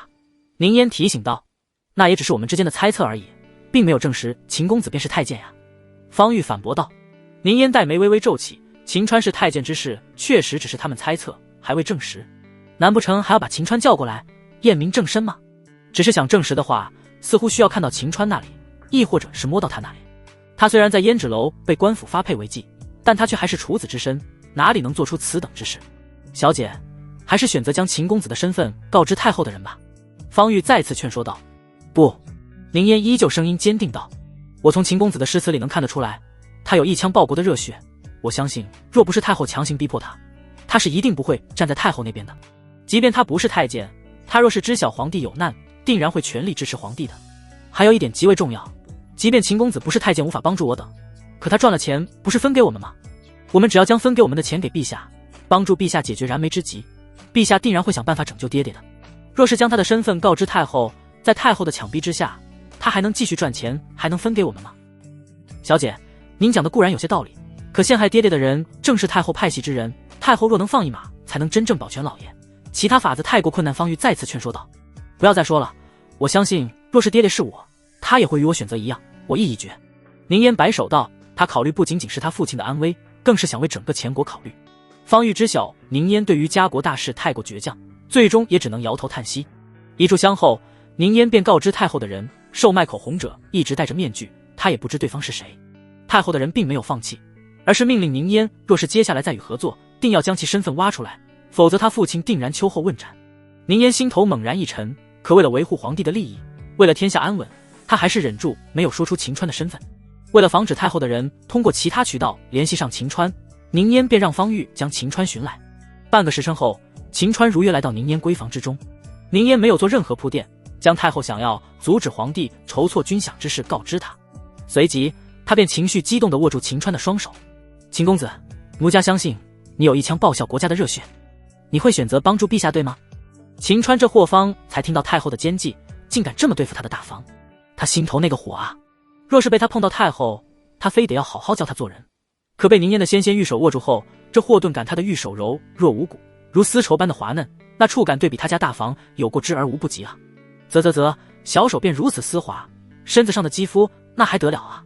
秦公子，秦公子！见秦川没有反应，宁烟也着急了起来，他即刻许诺道：秦公子，您若是选择帮助陛下，奴家定然尽全力帮助您赚取银两，还请公子为天下苍生，为社稷安稳能帮助陛下一次。秦川这才从幻想中走出，他赚钱本来就是为了给他大房解决军饷之事，即便宁烟不求他，他也会这么做。而宁烟似乎与南宫婉见过面，却不知对方是皇帝，说明宁烟并没有见过南宫婉。既如此，却还要放弃拯救他父亲的机会，来想办法帮助皇帝，足以可见宁烟不仅忠义，还心系天下，心怀苍生，让秦川顿生佩服之意。更何况他若是全力帮助，想必接下来会赚更多的钱，怎能让他继续着急呢？这货便摸着他的玉手，一脸正义道：宁烟姑娘，你说的没错，在下却有一腔报效国家的热血，皇帝有难在下，定当相助。宁烟顿时激动了起来，再次许诺道：秦公子，若是您打算帮助陛下售卖800香与口红的分成，奴家分文不取，全部都由您交给陛下，只求届时您能告知陛下，交给他的钱有奴家一部分。秦川又是一阵佩服，为了国家大义，简直是视金钱如粪土。他越发觉得宁烟有魅力，也让他更加想看到宁烟的相貌。之前他觉得以宁烟的才学、身段、声音，即便相貌不如他的大房二房，他也愿意让其做他的三房。如今感受到他那颗心怀天下的心，让秦川再次下调了标准。只要他的相貌达到小家碧玉的水准，他便愿意让其做他的三房。于是这货便摸着宁烟的纤纤玉手道：将钱给陛下不成问题，只是宁烟姑娘也能为在下做一事。公子请讲，将你的面纱摘下来，给在下看一看真容，如何？秦川摸着手，笑眯眯地问。宁烟头摇得给拨浪鼓似的，歉意道：公子，奴家真容只能给未来的夫君看，若是如此，宁烟小姐便错过成为在下女人的机会。秦川遗憾道。宁烟何尝不觉得遗憾？秦川无论是相貌、才学、能力，在他眼中都是完美的存在，是他目前为止遇到的男人之中最符合他理想标准的男人。可他一直以来都认为秦川是太监，让他根本就没有过成为秦川女人的想法。不过这倒是让他想起来与方玉对话之时的想法，给秦川验明正身。方才他是觉得自己不能做此事，可如今秦川表现得对他有益，他也不想因此错过此番缘分，也让他心底对秦川验明正身的想法愈发强烈起来。很快，他心底那股强烈的想法冲破他内心的枷锁，让他说出来这辈子最大胆的一句话：秦公子，你若是真想看宁烟的真容，还请您让宁烟为您验明正身。验明正身？秦川心中疑惑，怎么验？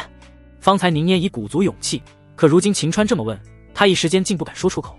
倒是方玉胆子大上前一步道：秦公子，我们小姐的真容只能是未来夫君才能看，而我们一直以来都认为你是太监。你想得到看小姐真容的机会，除了让小姐脱离奴籍外，你还需要证明你不是太监。秦川只感觉脑袋里瞬间被装满了问号，什么玩意？认为他是太监？他可是堂堂热血男儿，一弄便是一整夜的男人，放在地球上那绝对是一夜七次郎的存在，竟会被认为是太监？为何会认为本公子是太监？秦川需要一个答案。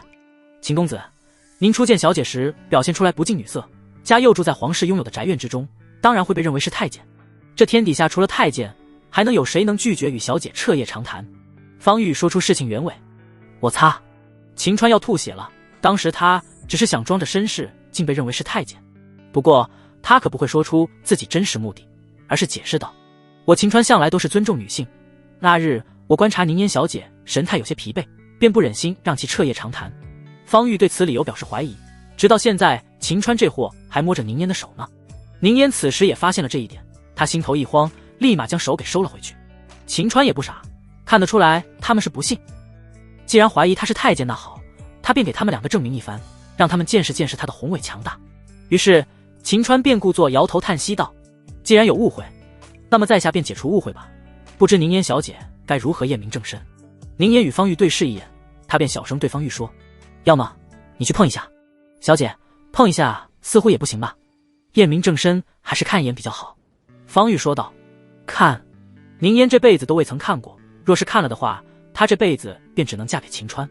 至于方玉看不看到她并不在乎，毕竟方玉是她的丫鬟，将来她若是与秦川喜结连理，方玉也会作为陪床丫鬟，也会与她一起伺候秦川的。只是此事实难开口。方玉倒是胆大，他正想开口，忽然秦川却捂着自己的小腹，趴在地上嗷嗷直叫起来：秦公子，您怎么了？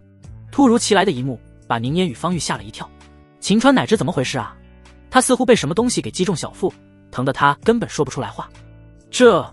见秦川也不回应，二女一时间不知如何是好，却都不知门外站着一位风情万种、面如桃花的极品美妇，此女便是胭脂楼的掌柜楚凤舞。此刻她的玉指握着像是主管一般的暗器，她掩嘴一笑：臭男人，若是不阻止你，岂不是头牌要被你给撬走了？随即他便开口道：宁烟、方玉，房间里怎会有男人的叫喊声？宁烟与方玉却面露喜色，他们掌柜虽是胭脂楼的老板，看似是做着皮肉生意，但实际上他可是一位神医。胭脂楼里的姑娘得病，皆是被他妙手回春。如今秦川忽遭小腹疼痛，他们便觉得掌柜来得太及时了。宁烟立马开门，将楚凤舞迎接进来。秦川还是第一次见到胭脂楼的掌柜，那风情万种的模样令这货即使很疼，也觉得魅力非凡。可他越是觉得魅力非凡，小腹却越是疼痛。原来是秦公子，您怎么了？楚凤舞故作震惊道：来，让妾身给您瞧上一瞧。随即他便半蹲在秦川的面前，冲着宁烟与方玉摆了摆手。他治病向来都是一对一，宁烟与方玉也不敢破坏他的规矩。宁烟给秦川说了句：秦公子，风掌柜医术很好，一定会治好您的。宁烟便与方玉退出去，将房门关闭。楚凤舞一副好心肠的模样，询问秦川哪里疼之后，秦川还以为他是好心，便收起猥琐之心，告知他过后，便看到他的手便按在他小腹轻轻按摩之后，令秦川震惊的事情发生了，他的疼痛感竟然逐渐消失。古代神医这样牛吗？一刻钟后，秦川除了感觉全身无力外，那股疼痛全部消失。这货竖起大拇指道：多谢风掌柜施救，你的医术真是神了，在下佩服。区区小事，何足挂齿，秦公子在此稍作休息再回吧。楚凤舞嘱咐道：好。秦川没有多想，现在的他实在没力气，眯了眯眼睛竟睡了过去。他已经脱离危险，不用担心了。楚凤舞主动来到门前告知宁烟。宁烟松了口气，随即他关切地问：掌柜，您为秦公子找到病根了吗？他是为何忽然腹痛？是他太想重新长出男人的宝贝，吃了太多有毒的药，最终导致只要他有那种歪想法便会腹痛。楚凤舞叹息道：实在想象不到，堂堂前国诗仙竟是一位阉人啊！宁烟与方玉惊呆了。方才他们见到秦川有想给他们验明正身之意，他们还以为是误会秦川了，他应该不是太监。谁成想他竟然真的是太监。见他们没有怀疑，楚凤舞再次叹息一声道：这也是秦公子的无奈吧，他做太监应该是从小被人送进宫内的，现在他想恢复能力也是人之常情。宁烟不知该说些什么好，虽然他原本便认为秦川是太监，但方才秦川带给了他希望，让他觉得秦川也许不是太监。如今希望又破灭，让他心里出现强烈的失落感。失落感过后便是心疼秦川，觉得他也挺可怜的，从小便被送进宫内做太监，太苦了。而等记住，为了他的安全着想，不能再让他有娶妻的想法，否则他的小腹还会疼痛，并且会越拉越痛，甚至会危及性命。为了他的自尊，你们也不要揭穿他是太监的身份。楚凤舞嘱咐过后便离开此地。宁烟与方玉若有所思的点头，他们二人瞧着秦川已睡下，也没有去打扰之意。等到秦川悠悠的醒来之后，他们才回到房间之中。秦川这货见自己恢复体力，便主动提出验明正身。可宁烟相信楚凤舞所言，觉得秦川是太要强了，心疼秦川的同时，也不想让秦川难堪。当即便说：“秦公子，我们相信您是真男人。”秦川这货还以为宁烟与方玉可能趁着他方才睡觉之时偷偷看他了呢。瞧着他们两个人有些奇怪的目光，他便认为应该是他们见到他的雄伟被震惊到了，顿时自豪的情绪涌现全身。他大笑了一声道：“那快点给在下看你的真容吧。”宁烟心底叹息一声，他不知秦川为何身为太监还想要看到他的真容。想到楚凤舞的嘱咐不能让他再有娶妻的想法，他便决定拒绝秦川。只是为了保住秦川的颜面，他不能直接挑明他是太监之事。他当即便抱歉道：“秦公子，奴家之前唐突了，在您睡觉这段时间，奴家仔细想了想，奴家还有件事情没有完成，目前还不是成家之时，因此暂时无法给秦公子显示真容。何事没有完成？说出来听听，也许在下能帮助你解决呢。”秦川笑眯眯道。宁烟原本还认为秦川被拒绝后会伤心难过，谁成想他却一点影响都没有。对于秦川的问题，宁烟并不打算回答他一开始接近秦川的目的，一是才学，二便是认为他是宫内太监，有他在能给说上话，从而让皇帝拯救他的父亲。如今在楚凤舞的操作之下，让他误认为秦川是太监无疑。他本应该恳求秦川对皇帝说好话，可他仔细想了想，暂时还是不让秦川帮忙去说话，等赚到钱，他将钱献给皇帝后再让他去说吧，否则一点孝敬都没有，皇帝也许都不会搭理他。于是他便道：“秦公子，那件事情目前还没有眉目，时机一到，奴家会主动告知公子的。那你的意思是，解决那件事后，你便可以给在下看你的真容？”秦川期待地问道。原本宁烟是想说不的，他却不知为何鬼使神差地说：“可以这么理解。”哈哈，如此甚好，那么在下便等到宁烟姑娘的消息了。秦川高兴起来。宁烟心底又是一阵叹息，他有些后悔方才所言，可话都已经说出去，他不能再反悔了。他已决定要全力帮助秦川。待到秦川离开后，他便找到正在配制草药的楚凤舞，嗅着药方里的浓烈的草药味道，宁烟上前主动帮忙。“不用帮忙了，说出你的目的。”楚凤舞摆手道：“掌柜不愧是掌柜，宁烟任何事情都瞒不住您。”宁烟会心一笑，便说出他的目的：“掌柜，宁烟希望您能告知帝都之人，您准许宁烟可以自主决定30位彻夜长谈的名额，无需文采，只凭借宁烟的喜好即可。”楚凤舞并未停止配制草药，如此做法至少可以帮助秦川高价卖出上30瓶800香，若是操作得当，能获利10万余两。看来你是对秦川那小子动情了。见楚凤舞一语中的，宁烟并未震惊。他家掌柜向来都是极为精明，任何事情只要稍微观察便能看破。只是对于秦川是否动情，宁烟也无法确定，亦或者是他不敢面对自己真实的内心。他否认道：“掌柜您说笑了，秦川是太监之事已被您证实，宁烟怎会对太监动情？宁烟只是想尽快与他合作，赚取银两。”听此，楚凤舞便露出满意的神色，看来此次他污蔑秦川确实有效果。他放下手中的草药道：“宁烟，我与秦川非亲非故，并没有义务去帮助他。掌柜，宁烟愿意将他分给我的钱分给您一半。”“不，70%。”“行吗？”宁烟恳求道。“若是我答应你们，你们便能以极高的价格卖出去30瓶800香，所赚取银两顶天也只是10万两。你即便将你的那份全部分给我，也只不过是区3万两而已。”楚凤舞一副不感兴趣的样子。“你是知道的，我并不缺钱，那您如何才能答应宁烟？”宁烟为难地问道。“看看此物。”楚凤舞说着便拿出来一个模样奇怪的令牌。看到令牌之后，宁烟神色大惊：“掌柜的，你竟然是……”楚凤舞却捂住宁烟的香唇：“不可说，若是被他人听见，我也只能将听到的人杀死。既然你认得此令牌，你便知我的身份。你若是答应加入我，便会帮助秦川。”宁烟迟疑了，可最终他为了帮助皇帝解决军饷之事，为了他的父亲，为了前国大局稳定，他还是豁出去了。“掌柜，宁烟愿意。”“很好。”楚凤舞那风情万种的少妇脸上微微一笑：“等会儿我便会按照你的要求告知帝都的达官贵人们，我已准许随你心愿给50个人彻夜长谈的名额。”听到楚凤舞还在他提出条件的基础上增加到50个，如此他与秦川便可利用这50个名额，至少能以极高的价格售卖50瓶800香。宁烟颇为感动：“多谢掌柜，无人之时，你需要叫我统领。”“诺，统领。”半个时辰后，宁烟便将楚凤舞答应之事让方玉告知秦川。这货完全不知楚凤舞在宁烟面前污蔑他是太监，导致宁烟与方玉都认定秦川为太监了。想到他在胭脂楼救了他，此次还选择帮忙，秦川脱口而出道：“这个世间还是好人多啊。秦公子，小姐说既有50个名额，还请您尽快准备50瓶800香。方玉留下这句话，便匆匆离开。秦川原本为了保持物以稀为贵，只想售卖10瓶800香，如今被楚凤舞这么一番操作，确实有机会能售卖50瓶800香。即使单瓶价格卖不到之前口红的价格，可架不住数量多，总额定然远超售卖口红的价格。他再次赞叹，楚凤舞真是一个好人啊，将来需要好好感谢他一番。随着楚凤舞将消息传递出去，帝都之内的公子哥以及一些听闻苏五月之前赚差价准备入手的商人们纷纷表示800香势在必得。也有一些聪明人感知到此事是售卖800香之人与胭脂楼所设下的圈套，谁往里进谁是傻子。可此言论刚刚出现，却被楚凤舞直接给压了下去。秦川再次感叹，他真是一个好人啊。由于祭祀原因，南宫婉这段时间都需要在太庙之中，无法前来与秦川鱼水之欢，秦川便全力配置800香起来。3天之后，秦川见到消息发酵的差不多，他也该收割了，便让田天赐再次邀请各个买家齐聚胭脂楼。为了防止不必要的麻烦，他们依旧是戴着面具，拍卖也颇为顺利。50瓶全部拍卖完成，只是数量太多，也导致单价无法与口红相提并论，平均单价2000两。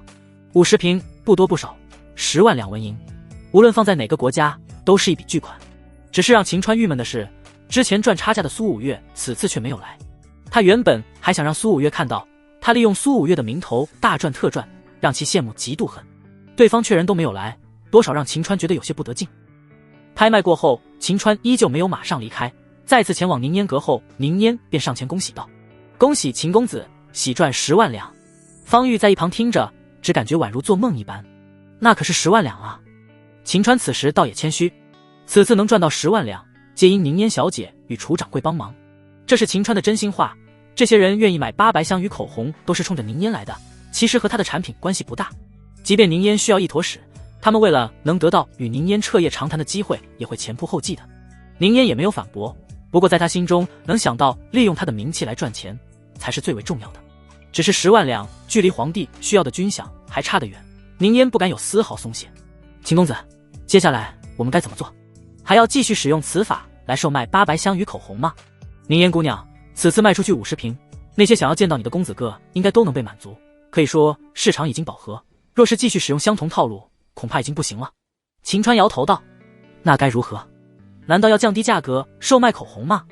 宁烟问道：“在帝都绝不可能低价售卖，否则那帮公子哥与富商们会暴跳如雷，以他们的能量，若是爆发起来，恐怕会有大麻烦。”秦川再次摇头，随即话锋一转：“不过却可以拿着口红与800香去庆阳城卖。”啊，秦公子，你不会是想让小姐跟着你去庆阳城吧？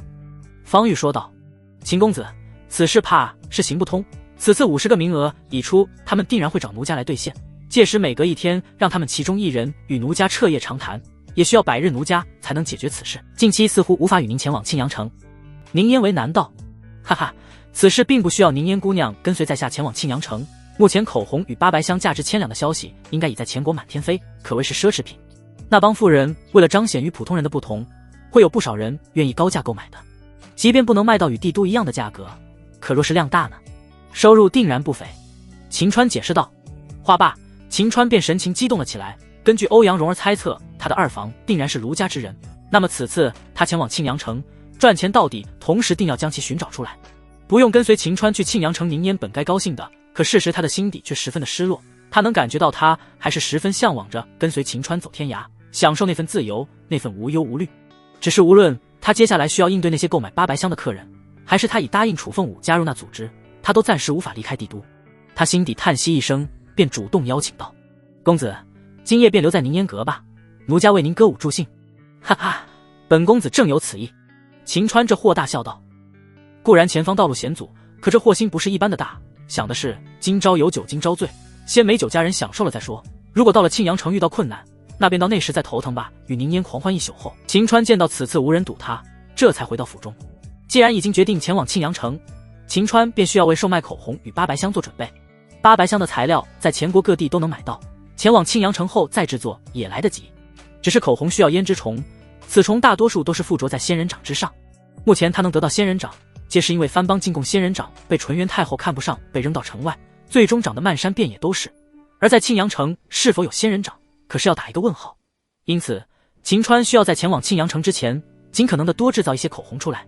为了保证原料能源源不断，秦川在开始制作口红之前，让田天赐去城外寻找柿子林，有多少株柿子树便买多少。之所以如此，是因胭脂虫喜好甜食，柿子也是它们理想的栖息地，可以将胭脂虫卵种在柿子上面，便可以生长发育。从此，秦川在培养胭脂虫方面，不需要全部依靠仙人掌，原料供应也会源源不断。田天赐办事极为高效，仅仅2个时辰，他便在城外10里处的山上寻得一处10亩柿子林。山上的地皮价格低廉，秦川仅仅花费了10两，便将柿子林连地皮都给买下。10亩山田是种植柿子林的老农全家的收入来源，却也只不过卖了10两。帝都的富人们仅仅是为了与宁烟促膝长谈，连手都碰不到摸不着，却愿意付出数千两。可见无论社会再怎么乱，富人永远都不会受到影响，受苦受难永远都是普通人。秦川这货心生怜悯，在接收柿子林，将胭脂虫卵种在还未成熟的柿子上后，还特地前往那老农家中，多给了对方30两银子。那老农倒是懂得感恩，主动揽下看守柿子林的活。对于秦川来说，制作口中的原料越是低调越好。此老农作为原主人，让他继续看守柿子林，倒是不会令人怀疑。为了让他更加用心看守，秦川便告知那些虫子将来都是可以入药，他若是能看守到成虫，便再奖励他20两银子。那一刻，在老农眼中，秦川宛如财神爷一般，激动到了极点，发誓定然会给秦川看守好。秦川没有逗留，越是显得重视，越是会遭人怀疑。回到府中后，秦川便开始在后院忙活了起来。2天后，上千支口红晾晒在秦川的后院之中，只需要等待晾晒干透，他便可以离开帝都，前往庆阳城。晾晒干透至少需要5天时间，这段时间他便前往山中，在离开之前，尽可能给他家大房配置更多的火药。心中有了打算，秦川便带上牛大力与清月前往山中。至于欧阳蓉儿与田天赐，则是留在府中。之所以没有带着田天赐，并非对他不信任，而是他体格太小，干体力活几乎帮不上太大的忙。倒是看守欧阳蓉儿，他有2把刷子颇为阴险，还有一股狠劲，有他在，欧阳蓉儿绝对跑不了。清月对于南宫婉的忠心，秦川是体会到的，绝不可能被太后渗透。更重要的是，他实力强大，有把紫力气配置火药起来，能帮上大忙。来到山上之后，秦川再次忙活起来。5天时间一闪而过，在牛大力、清月的帮助之下，5天时间他们配置500包炸药。这些炸药还真的做不到让南宫婉的禁卫军人守一份，可熬销的速度实在太慢，数量有限，仅仅靠着他们3人得到这些已是极限。好在只要他能将军饷搞定，短期内定然不会出现士兵哗变之事，他可以等从庆阳城回来之后继续配置。这令秦川更想前往庆阳城。正准备回去之时，山洞外边出现秦川朝思暮想的身影。南宫婉主动来寻秦川了。在看到秦川的那一刻，南宫婉那张冷艳绝美的脸蛋终于浮现笑容。这些天南宫婉被军饷之事搞得头疼不已。自从刺杀之事过后，全国各地都在上奏各地出现洪涝灾害，漕运不利，请求朝廷速速拨款施救，让原本便空虚的国库更加吃紧。南宫婉便召集皇室贵胄们，希望他们能出些银子。结果他们明明过得锦衣玉食，奢华无比，却都哭着喊穷，最终屈辱性的给了1000两而已。可见这帮皇室贵胄都在隔岸观火，想看着他与太后争斗，他们也许能坐收渔翁之利。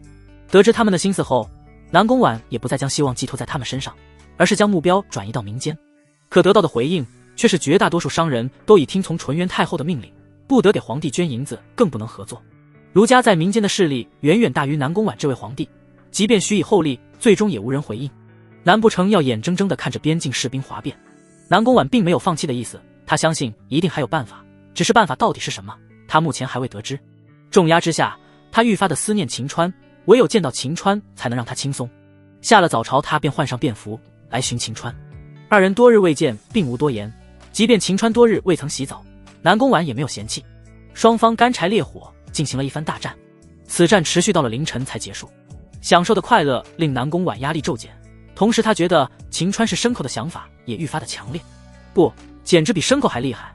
他可从未听闻哪个牲口能像是秦川这般，看来他是捡到宝了。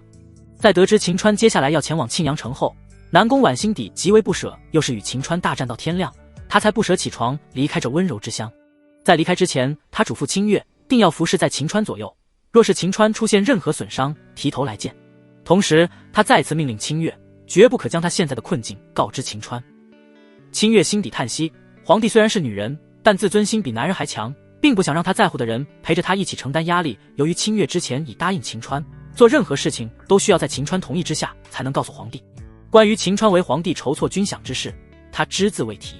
随着南宫婉离开，秦川便将上千支口红封箱装，与之前剩余的火药均是装在马车之内，带上欧阳蓉儿、田天赐、尤大力与清月离开帝都。此行秦川不仅仅是售卖口红与800箱，除了到达庆阳城因地制宜去想一些赚钱的法子外，这货还想着他可是诗仙啊，区区如云琛、江宣臣那种货色都有多人仰慕，他觉得自己长相也不比他差吧。仰慕他的人定然远超如云琛与江宣臣。若是搞一个粉丝见面会，再故意宣传能教导他们如何写诗，岂不是也能捞一笔钱？这绝对是一个捞钱的好法子。秦川看向一旁不服气，却还在给他扇着蒲扇的欧阳蓉儿：“你们欧阳家在庆阳城的产业有哪些？”欧阳蓉儿顿时有了傲然之色：“那多了去了，酒肆、马场、布坊，有没有胭脂楼、天鹤楼那种地方？”秦川打断欧阳蓉儿的话：“当然有，我们欧阳市在庆阳城的北怀酒楼乃是仅次于卢天宴的第2大酒楼，规模比胭脂楼至少大上2倍有余。”欧阳蓉儿越发的傲然。很好，秦川决定在此地当做他的粉丝见面会所在之地。随即他拉了拉正在驾着马车的清月的衣角：“清月，你可知江湖之上有什么人可以帮忙散发消息吗？”清月吁了一声，停住马车，回头看向秦川：“川哥，你要做什么？”“川哥，我贵为前国诗仙，想必天下文人墨客对我早就仰慕已久。既然此次前往庆阳城，便与他们见见吧。为了能让更多的人知道我会出现在庆阳城，完成他们想要见到我的夙愿，我需要让他们知晓我前往庆阳城之事，所以需要他人来帮忙散发消息。”秦川自恋地回道。可无论是清月还是欧阳蓉儿，却都觉得秦川在此事方面不是自恋，他的诗仙之名早就声名远播，在文采之事上，至少整个前国无人出其右，仰慕秦川想要见到他的人数不胜数。在帝都无人寻找秦川，皆是因秦川成为诗仙过后便忙于他的事情，其他人根本找不到他的身影。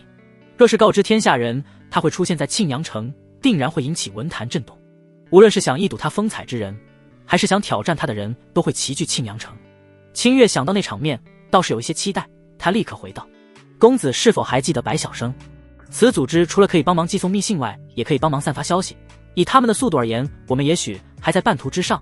关于你前往庆阳城之事，便已传遍前国。”秦川猛拍了一下脑袋，他怎么就把白晓生给忘了？他立刻让清月调转马车，再次回到帝都，找到白晓生的组织，花费100两告知他们，他将前往庆阳城，快则5日，慢则7日，他便会达到庆阳城。若是有想见他之人，尽可前来。至于见面收钱之事，秦川并没有提。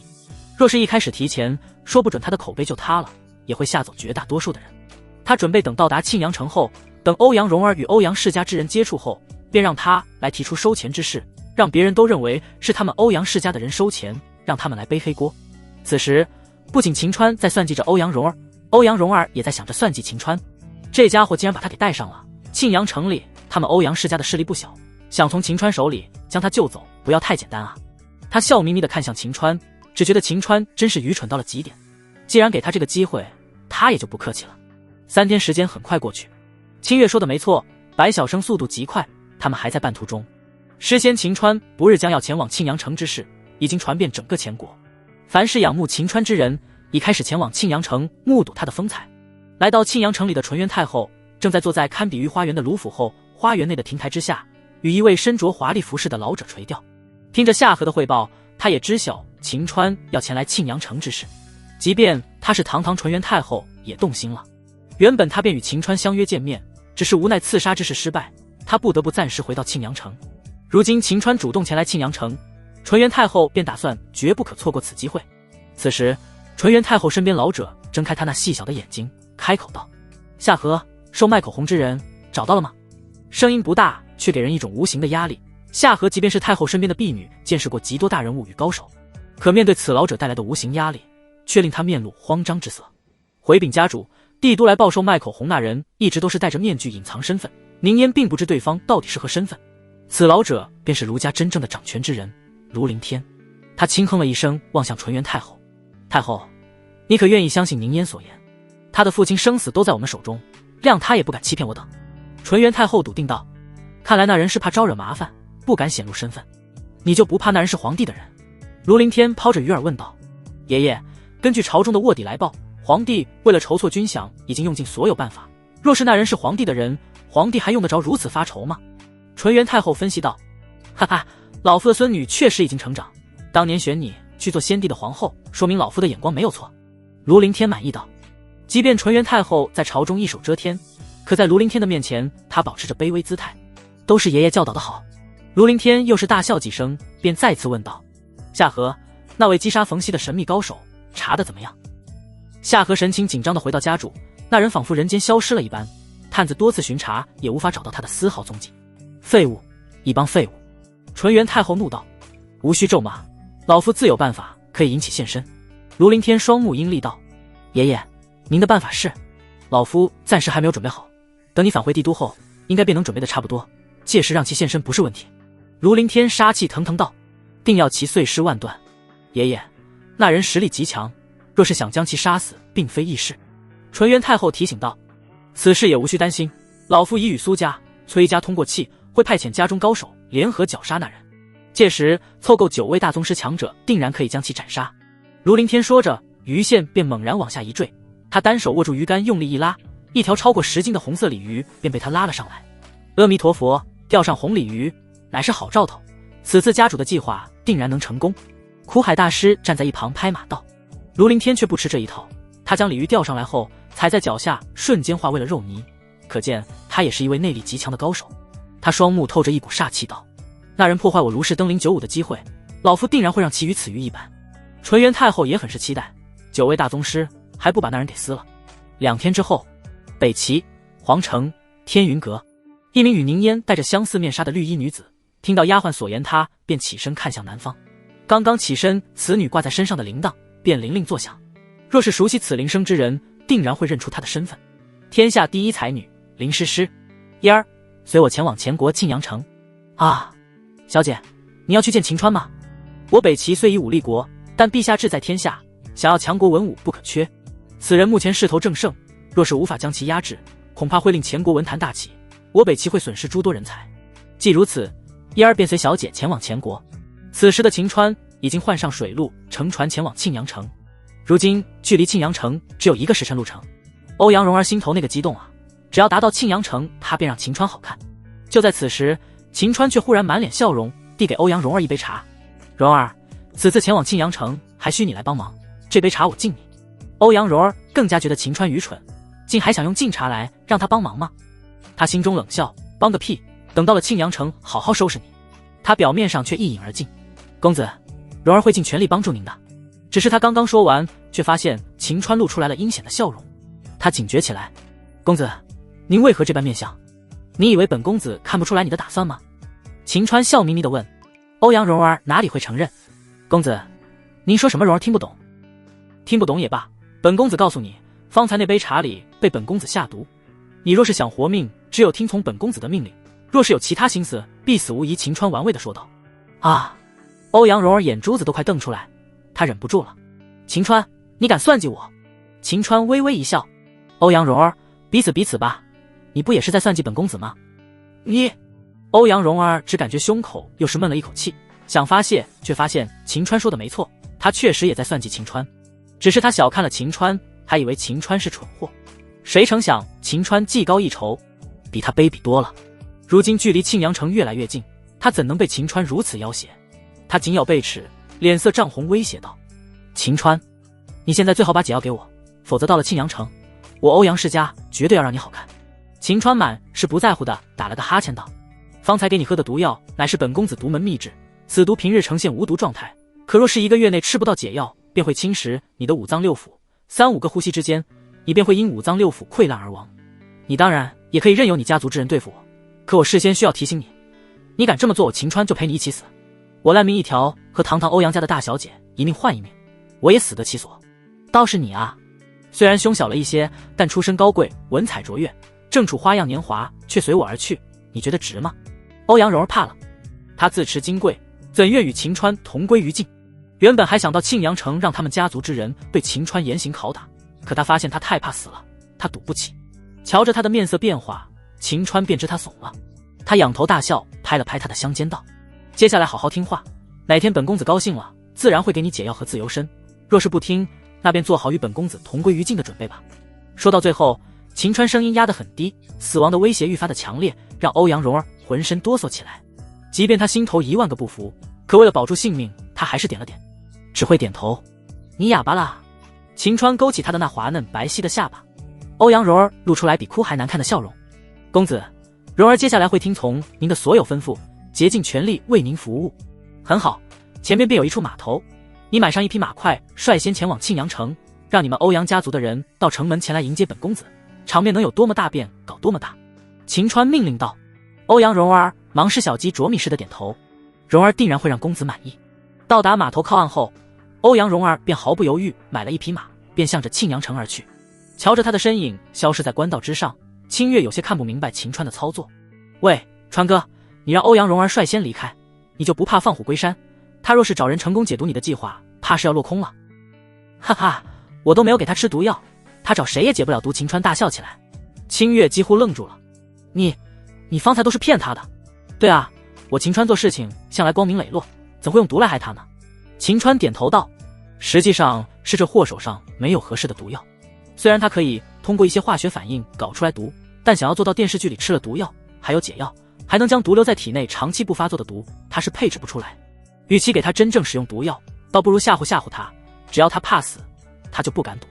这也是为何秦川会说此毒只要不发作便是呈现无毒的原因。欧阳蓉儿即便去找人治疗，显示不出来有毒，他治疗个毛线啊。清月很快也意会秦川的目的，他双手抱拳佩服道。川哥，你可真是不一般的卑鄙。小妹佩服，人不卑鄙枉少年吗？秦川这货倒是引以为傲起来。此次他选择让欧阳蓉儿先去通知，便是想弄得动静大一些，会让更多的人知晓他秦川已来到庆阳城，更有利于他搞粉丝见面会。半个时辰后，水路结束，秦川等人再次乘坐马车，再次快速前行。半个时辰，一座规模远超前国帝都的巨城赫然出现在秦川等人的面前，可谓是恢宏气势。清月握紧拳头，满是杀意。修建的如此规模规制早已僭越，是诛九族的死罪。奈何此地虽为前国领土，但此地一切事由均有儒家说了算，他们实在罪该万死。你放心，有你川哥我在此地定然会被婉儿拿下。秦川自信一笑。清月心中燃起一些希望，可很快便熄灭。秦川固然厉害，可皇帝目前所处的环境能守住地位便已属不易，哪能奢望攻占此地。来到庆阳城下时，他们便看到已有人成群结队吹锣打鼓在城门前等待。秦川仔细看了看，城门外至少数千人张望翘首等待，这货顿时有些得意起来。清月，看看这便是哥的魅力。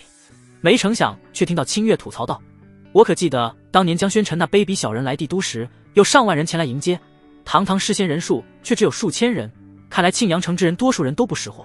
秦川得意的笑容瞬间凝滞，想到江宣城那货不仅躲过他当时的刺杀，还入朝为了官，秦川便10000个不服。如今堂堂诗仙竟然还不如那卑鄙小人江宣城，他便更加不服了。这货也是要面子的，他故作云淡风轻道，欧阳蓉儿率先进城定然会去找人看病，哪有功夫宣传我此刻前来，现在人少倒是也正常情况。清月也不知信还是没信，只是又吐槽庆阳城之人不识货，便继续驾着马车向前。欧阳蓉儿的身影正在其中，现在的他脸色满是阴霾，可见他来到城中却如秦川所言，以寻找神医准备治疗一番，结果可想而知，定然是束手无策。待到秦川等人的马车靠近时，欧阳蓉儿便强行露出笑容，与一位白发老者率先迎了上来。那白发老者服饰华丽，对欧阳蓉儿也有恭敬之意，应该是欧阳世家在庆阳城内产业的管事。马车停下，此人便躬身来到马车前，躬身作揖道：老朽欧阳通，恭迎诗仙降临。秦川并未走出马车，此时此刻的他需要的是摆谱，只是嗯了一声道：欧阳通是吧？我记住了。随即便命令道：欧阳蓉儿前方带路。欧阳蓉儿方才确实找人去解毒，却人人都说他没中毒，说他没事，可他内心对于死亡的恐惧让他根本不敢赌一把，最终还是决定先服务秦川。当即便来到马车前恭敬道：诺。随着欧阳蓉儿命令欧阳家的家奴开道，秦川在万众瞩目之下进了庆阳城。刚刚进入时人群并不多，可随着口口相传，马车没走多久便已呈现夹道欢迎之势。清月轻哼道：哼，这才是诗仙应有的待遇。秦川这货则是大大松了口气，方才城外人数不如江宣城，他差点都没自信了，如今夹道欢迎人数至少数万远超江宣城，可见他这诗仙大名早就名震天下，仰慕者众多。这货很快便又得意起来。随着他下榻北怀酒楼，庆阳城内的各大势力也都收到诗仙来到庆阳城的消息。纯元太后在庆阳城内手眼通天，自然第一时间得到，他当即吩咐夏荷，傍晚时分你便派人前往北怀酒楼，将秦川请到清雅别院之中，暂时不要告知他哀家身份，只说卢府之人邀请即可。诺。夏荷领命过后，便寻找合适人选前去邀请秦川。此时的纯元太后正在与她的娘亲莫如雪在后院中散步。莫如雪虽已40岁，但由于天生丽质，让她与纯元太后仿佛姐妹花一般。与纯元太后的华贵气质不同，她那丰腴的身子却充满人妻的诱惑。待到夏荷离去后，莫如雪便笑道：“芷言，你对于秦川似乎很是上心。”娘亲，哀家乃是前国太后，怎能对民间男子上心？纯元太后否定道：“哀家让夏荷去约他，也只因此人不仅文采天下第一，为人更是贪财，许以后力定然会愿意为哀家效力。以他在文坛的影响力，定然可以帮助哀家拉拢一帮文人。”莫如雪美眸流动，并没有相信的意思。芷言，天下女子哪有不喜欢才子的？你若是有意大，可将其收为男宠。纯元太后完全没有想到，她娘亲竟会说出此言。娘亲，哀家乃是前国太后，似乎不能吧？先帝早就驾崩，你为何不能？总不能为了从来都没有碰过你的先帝，永远守身如玉吧？你现在是桃李年华，可若是8年后你30岁时，你便会体会没有男人滋养的痛苦了。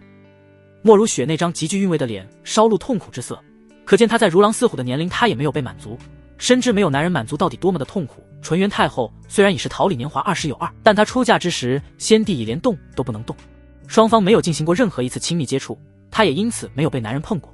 很多女人在没有被男人那啥之时，并没有那方面的想法，更不知男人滋润的妙处。纯元太后正是其中之一，她完全无法理解为何没有男人滋润便会痛苦。她狐疑道：“娘亲，你所言当真？”芷言，娘亲是你最亲近的人，怎会说谎骗你呢？莫如雪无奈道：“也许是她那里规模实在夸张，摇头之时隔着衣衫也能感觉到晃动。若是秦川在此，肯定会惊呼大奶牛。”纯元太后依旧是很难理解，她摇了摇头说：“娘亲，哀家目前的目标便是夺取前国，让前国变成我卢家的。男宠之事暂时还是算了吧。”莫如雪再次摇头，守寡多年的她太痛苦太痛苦，她真的很不想让自己的女儿再走和她一样的路。她关切地劝说道：“芷言，我相信以你的定力而言，即便有男宠也不会影响你的最终目标。娘亲给你说这些，只是不想让你与娘亲这般过的痛苦。乖，听娘亲的话，若是遇到合适的男人，便收为男宠吧，他们带来的快乐一定会让你意想不到。”纯元太后依旧不想，可她却不想让莫如雪太过担心，便道：“等回帝都后，若遇到合适的，哀家便将那为男宠。”莫如雪却笑道：“为何还等帝都？娘亲听闻秦川不仅文采天下第一，还是一位花样美少年，娘亲感觉此人便可以成为你的男宠。”他，纯元太后这才明白，原来她的娘亲是想让她收秦川为男宠。她脑海里浮现之前2次见到秦川场景。秦川的相貌固然不如江宣臣，可也算得上相貌出众。他身上似乎还有一种与他人截然不同的随性潇洒气质。再一想到秦川在牵牛坡为他所唱之词，他顿感秦川魅力大增。他的心底不禁想到，若是哪天真想收纳男宠，秦川确实是一个好的选择。芷言，你可能对他不了解，不过娘亲会为你先考察一番。莫如雪忽然说道。纯元太后本想拒绝，虽然她一想到秦川是一个男宠的好选择，但她是想到等他夺了前国之后，再将秦川纳为男宠，可从未想过现在便纳入。可她仔细一想，对于男宠的要求她并不知晓，倒是可以让她娘亲对秦川考察一番。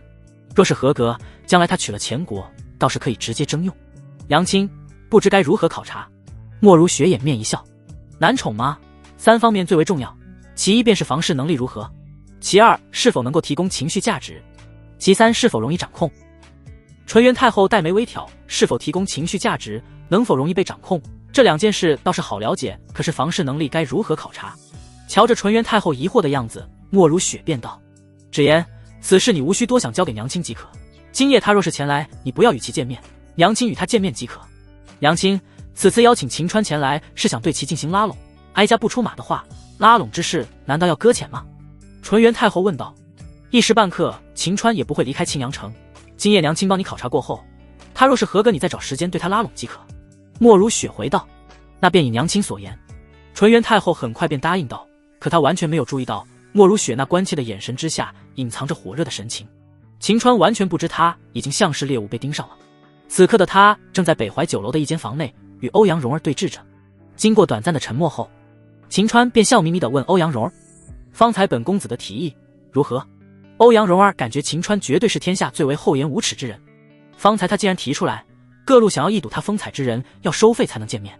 古往今来，才子佳人何曾有过收费之说？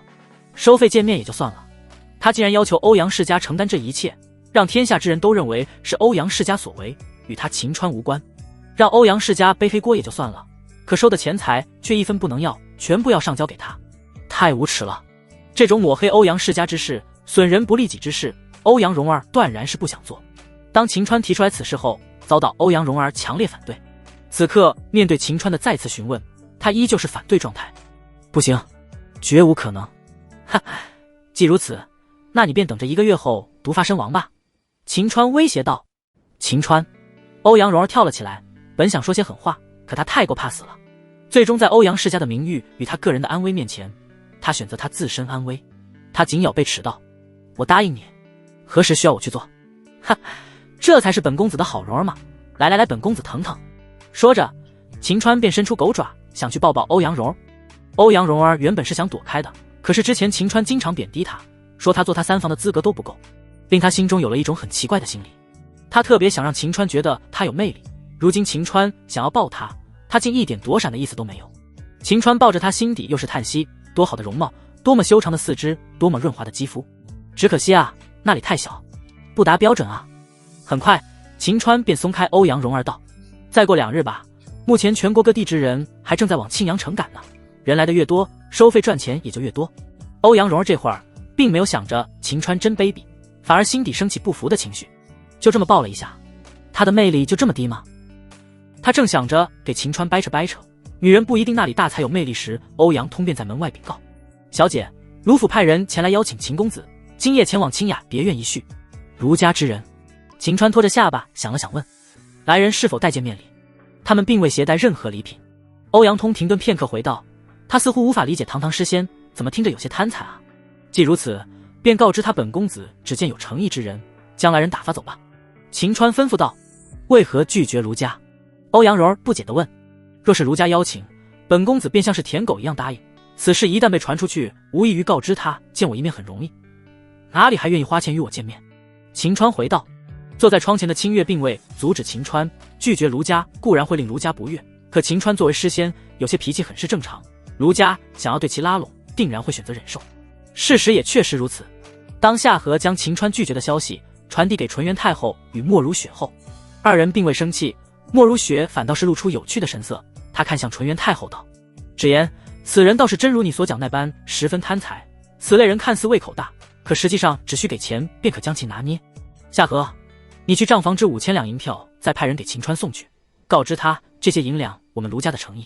依照卢氏的财力而言，5000两银子只不过是卢氏某个核心人员一晚上赌博的赌资而已。纯元太后并未阻止。半个时辰后，夏荷接收到派去的下人传来的回复，他便立刻来到二人身边道：娘娘，二夫人，派去的下人说秦川再次拒绝了，真是一个贪财的小家伙，再加2000两。莫如雪再次命令道。又是半个时辰，秦川又拒绝了。有趣，给他10000两。莫如雪再次加码。等夏荷再次前来禀告时，莫如雪与纯元太后却发现夏荷的表情有些奇怪，一副想说什么却又不敢说的样子。难道秦川又拒绝了？莫如雪问。二夫人，秦川此次并未拒绝，而是提出来了一个条件。夏荷回道：讲出来。纯元太后命令道。他首先说10000两银子让他见识到卢家的诚意，只是他向来不想侍奉权贵，若是想与他见面，便需要先让他点名的女子与他相见。夏荷回道：胆子可不小，难不成他还想让我卢家女子陪他睡不成？纯元太后声音冰冷道：娘娘，秦川说他与卢家之女算是旧识，只需见面即可，并无他意。夏荷回道：哦，他竟然认识我卢家女子，是谁？莫如雪感兴趣起来。二夫人，娘娘，派去的下人说秦川也不知姓名，他只是写了一首词，说是曾经写给他的，让卢府女子们听到此词，他便知晓是他在寻他，他自会愿意相信。不知姓名，有意思。莫如雪更加兴趣，把词念出来吧。诺。夏荷拿出来派去的下人带回纸张念了起来，明月几时有。刚刚念完此词第一句，纯元太后便心头一震，此词不是秦川在牵牛坡给他唱出来的吗？那优美深情的曲调，绝佳的词句，无不透露着思念之情。纵然纯元太后在前国极具权势，可那时听到秦川所唱，也是几度失神。如今又听到此词，纯元太后心里震动的同时，也解除她心中的疑惑。她原本很奇怪，秦川不在帝都好好待着，怎么忽然之间跑到庆阳城了？之前她想不到理由，可如今她便想到理由。秦川千里迢迢来到庆阳城，是来找她的。纵然她不太理解为何秦川能知晓他是儒家之人，可他此次让夏荷传达此词，不是来找他，还能是来找谁的？由此答案，他似乎再次感受到秦川对他那极深的思念之情，令他再次有了些失神之感。好词，好词，不愧是诗仙。莫如雪的赞叹之声，将纯元太后的心思给拉回现实。看来秦川那小子有心仪之人了。莫如雪说着，便面露寒光。既如此，那便找出来将其斩杀，断了秦川的念想。娘亲，为何如此？此词绝佳，更让为娘认为秦川乃是男宠的最佳人选。他若是心里有其他人，将来还能好好伺候你吗？只有斩草除根，断了他的念想才行。莫如雪解释道。纯元太后本想承认秦川想找的人便是他，可他了解莫如雪，他与如林天一样，都是杀伐果断之辈。此次牵牛坡刺杀失败，他们一直都在寻找相关人员。若是被他知晓秦川曾经在刺杀前3天出现在过牵牛坡，定然会抓过来严刑审讯，甚至最终会杀人灭口。他虽然对于秦川没有所谓的情，但他并不舍得秦川就这么被他们杀死。于是他便开口道：娘亲，卢府之中的丫鬟皆是对我们忠心耿耿，为此将其杀死有些小题大做，命令府中女子不要与秦川接触即可。若是秦川问其是否在府中，便告知卢府之中无人听过此词，他可能找错了。至于他未来若是与秦川相见，该如何去解释，纯元太后也已想到理由。她是嫁出去的人，并不属于卢府，其他人又怎会想到是他，并不会找他去问，他自然也不知秦川找他。莫如雪倒是没有紧抓着此事不放，若是仔细观察他的表情，可以看到他眼神里跃跃欲试的神情，似乎恨不得立刻对秦川的防事能力进行所谓的考察。紧接着他便说道：既然秦川有心仪的女人，那么魏娘便必须要与他见面，尽快对其考察。其实纯元太后还真想与秦川直接面对面，毕竟当时他与秦川有约定，可现在他并没有理由与秦川见面，那便还是让他娘亲先去见吧。若是秦川能通过他的考察，未来等他掌控前国之时，便可以直接将其收为男宠。二夫人，既然告诉秦川我们卢府没有那名女子，他若是因此不愿意与您相见，该如何是好？夏荷问道。给他1万两之后，再给他2只金币，我相信他会来的。莫如雪吩咐道。你再派人去北怀酒楼吧。诺。2刻钟后，欧阳通再次敲响秦川房间的门。秦公子，卢府回信说卢府内并没有您要找的女子，不过他们愿意再给2只金币以表诚意。秦川这货顿生失望之色，一旁的欧阳蓉儿却心惊肉跳，他是真怕秦川不会同意。他连忙劝说道：公子，儒家的诚意足够了，还是答应他们吧，若还是拒绝，定然会惹怒他们。秦川却打了个哈欠，没事啊，他们如果找我的麻烦，不是还有你们北怀欧阳氏保护我吗？你不是我们北怀欧阳氏的人，凭什么为了你而与儒家作对啊？欧阳蓉儿不服道。哈哈，你体内毒的解药只有我秦川有，我如果被儒家给弄死了，你觉得你的下场能好到哪里去？秦川起身大笑地问道。欧阳蓉儿浑身一怔，此时他才想到他的小命可是与秦川绑定在一起的，若是秦川被儒家给弄死，他没有解药的话，下场确实会比秦川还要惨。他明明极为讨厌秦川的，却需要为了秦川与儒家为敌，开什么玩笑？哈哈！欧阳蓉儿几乎抓狂了。别抓狂了，此事因果由你而起。你不是说本公子的二房定然是儒家之人吗？怎么不在儒家？秦川质问道。欧阳蓉儿当时也只是猜测，哪能100%正确？可他也不敢反驳，生怕秦川因此不答应，他当即认错。公子，是蓉儿之前考虑不周，不过接下来我一定会使用欧阳家族的资源，帮助您寻找您的二房，行吗？只求您现在答应儒家今夜之约吧。秦川等的就是这句话。固然找不到他的二房，他很失望，可他多次拒绝儒家，无非就是想趁着他们对他有意多捞一些银子而已。如今儒家的底线他也摸着差不多，自然是见好就收，今夜便与儒家之人见见吧，也正好看看这儒家之人到底是什么货色，能让他的大房如此头疼。随即他便不情愿地说：哼，看在你诚心悔改的样子上，本公子便答应与儒家见面。欧阳蓉儿大喜，连忙违心的拍马：公子明智之举啊！秦川这货得意的大笑起来。很快，纯元太后的娘亲莫如雪便收到秦川的回复。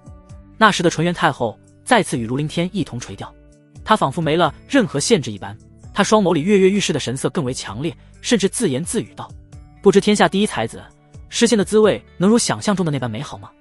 真是期待啊！”自言自语过后，莫如雪整理了一番自己的表情，露出灿烂笑容，走到纯元太后与如林天的面前。他给纯元太后做了个成功的手势，纯元太后华贵娇容，露出满意之色。固然纯元太后并不是想立刻拥有男宠，可被莫如雪多次劝说，让她也挺是期望秦川能否通过莫如雪的考验。父亲大人，诗仙秦川已答应与妾身见面，今夜需要前往清雅别院与之见面。莫如雪上前躬身禀告道。相比纯元太后，她在卢凌天面前表现得更加小心翼翼。卢凌天一直盯着浮飘，却连看他一眼的意思都没有，只是轻嗯了一声。莫如雪眼神里闪过一抹阴厉之色，很快便又恢复笑容。再次给卢凌天行礼，他这才便退了下去，前往自己的别院之中。随即他便吩咐手下，今夜跟随他前往清雅别院，若是秦川身边跟着其他人，全部都要挡在门外。可他不知的是，他的命令过后，一名长相极为普通的丫鬟便匆匆离开府中。此时的秦川在北怀酒楼的最顶层，望着绝美的落日斜阳，顿生遗憾。若是他的大房、二房都在此地，他左拥右抱之下，那得是多么的潇洒，多么的爽啊！他有些嫌弃地看向一旁正在给他捶着腿的欧阳蓉。哎，你说说你的胸大一点该多么好啊，本公子不就能收你做三房了吗？欧阳蓉儿气的身体再次颤抖起来。忽然之间，一名长相普通的陌生女子不知何时出现在他的房间之中。秦川暗叫不好，正想掏枪应对时，那名陌生女子便击中欧阳蓉儿的后背，前一秒还怒气冲天的欧阳蓉儿，下一秒再次晕倒在地。清月的身影也出现在秦川的视线当中。川哥，他是自己人，是陛下安排在卢府内的卧底。清月开口道。秦川紧张的心落了地，也将枪收了回去。只不过瞧着躺在地上晕死过去的欧阳蓉儿，这货想到之前南宫婉去找他时，也是有人先打晕欧阳蓉儿，如今又是如此，他倒是有些无语。我说，你们的手法怎么都一个样？川哥，我们都是师承穴位大人，自然手法都一样。若是你不想让我们打欧阳蓉儿，下次我们不打他，便是清月承诺道。哈哈，这倒不用，你们打他也只是为了保密嘛。秦川大笑道。渊柳，陛下曾经吩咐过，只有重要之事，你才能主动前来寻我们。此次前来，难道是卢家今夜邀请川哥别有他意？清月谨慎地问道。秦川也从窗户上下来。渊柳点了点头，脸色凝重道：我此次前来是想劝说秦公子不要赴约。为何？难道卢家今夜想取了本公子性命？秦川倒是很淡定，他有枪和炸药在手，除非好几个大宗师强者以及数百人一起围攻，其他的他根本不怕。更何况欧阳蓉儿为了保命，他也会拼命地守护着他。卢家想要杀死他，并不是那么容易。秦公子贵为诗仙，卢家只会拉拢您，怎会杀您呢？渊流否定道。既如此，为何不让川哥前去赴约？清月不解道。若是卢家其他人拉拢秦公子，倒是没什么危险，只要秦公子不招惹他们，定然以礼相待。可是此次拉拢您的人是莫如雪。渊柳回道。清月面露忌惮之色，竟是此女莫如雪，怎么听着名字似乎不是卢家之人啊？秦川奇怪道。她乃是当今纯元太后名义上的母亲。渊柳回道。名义上？传闻中不是说她乃是太后的生母吗？清月也奇怪起来。太后自幼丧母，莫如雪是太后的后娘，只是外界不知而已。渊柳解释道。秦川也听了个大概，他打了个哈欠道。即便是太后名义上的母亲，那又有什么？他又不知我与皇帝的关系，即便不知也对您不利。他虽然是卢家门面上的二夫人，但他也有称帝之心，他也在暗中发展自己的势力，想要击败卢家与陛下，成为前国皇帝。只是他背后的墨家实力不足，为了增加他这一方的势力，他往往都是通过色诱，再利用他乃是卢家儿媳的身份去威胁对方，让对方不得不顺从他。渊流解释道。色诱？一把年纪了，他色诱谁啊？秦川这货不屑道。秦公子，此言差矣，固然他已经40余岁，可他专程修炼拥有养颜功效的心法，看年龄也就20多岁的样子，加之他那绝美的容颜，丰腴的身材，常人难以抵抗他的诱惑力。渊柳生怕秦川不相信，几乎是一字一句道。他花费万两想与您见一面，定然想色诱您，再威逼您为他所用啊。哈哈，既如此，那么本公子更要去一趟了。秦川期待的大笑道。渊柳与清月却是着急万分。渊柳继续说道。秦公子，您难道能认为自己能抗住他的诱惑力吗？您千万不要高看您的定力。事实上秦川都没有打算抗住诱惑力，若是莫如雪真的如渊柳所言，那不就是极品熟女、极品阿姨吗？试问哪个男人不想尝尝这种女人的滋味？更何况此女竟觊觎他大老婆的地位，实在是欠收拾。他今夜正好把她收拾一顿。至于他会用卢家儿媳妇的身份威胁他，秦川根本不在乎，他就不相信了。莫如雪敢让天下知道他与外来的男人有染，一旦传出去，卢家绝对把他赶出去，他便无法再利用卢家的威势来培养他的势力。他想要做皇帝的春秋大梦就别想了。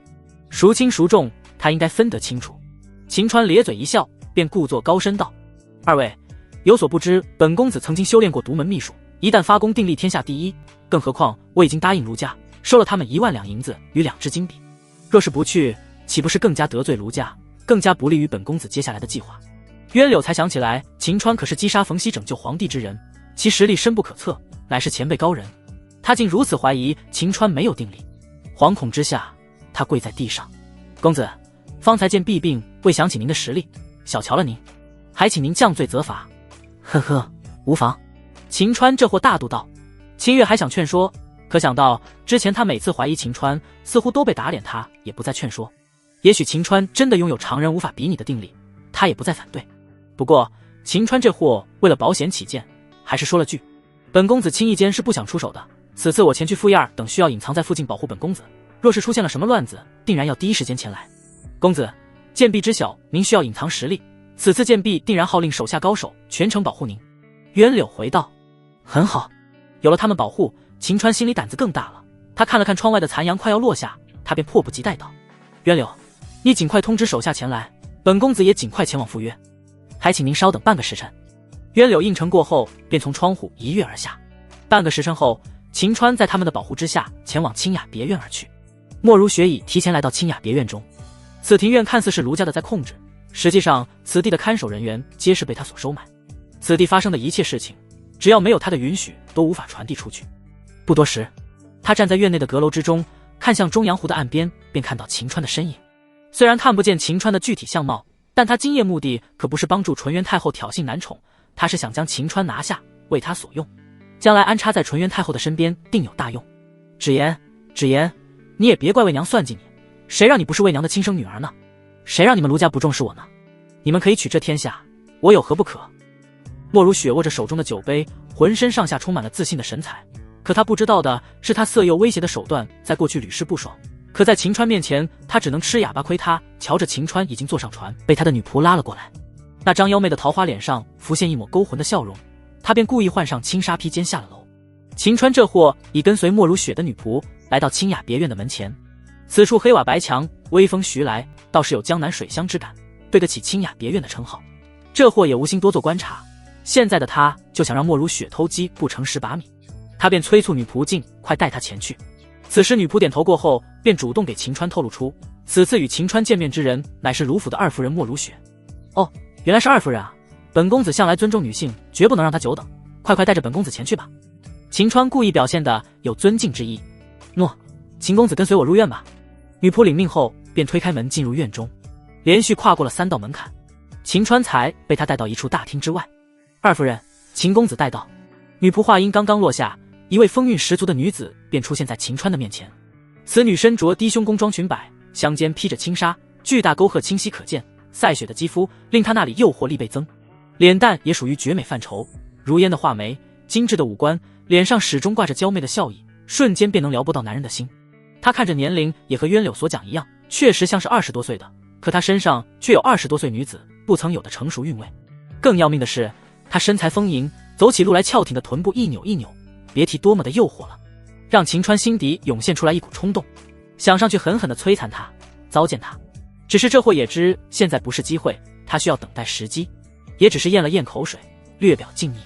莫如雪捕捉到秦川的反应，他心头一喜，既然对他有想法，他有自信，今夜定然可以拿下秦川。他也观察了一番秦川的相貌，也算是清秀吧，算不上的绝世美男。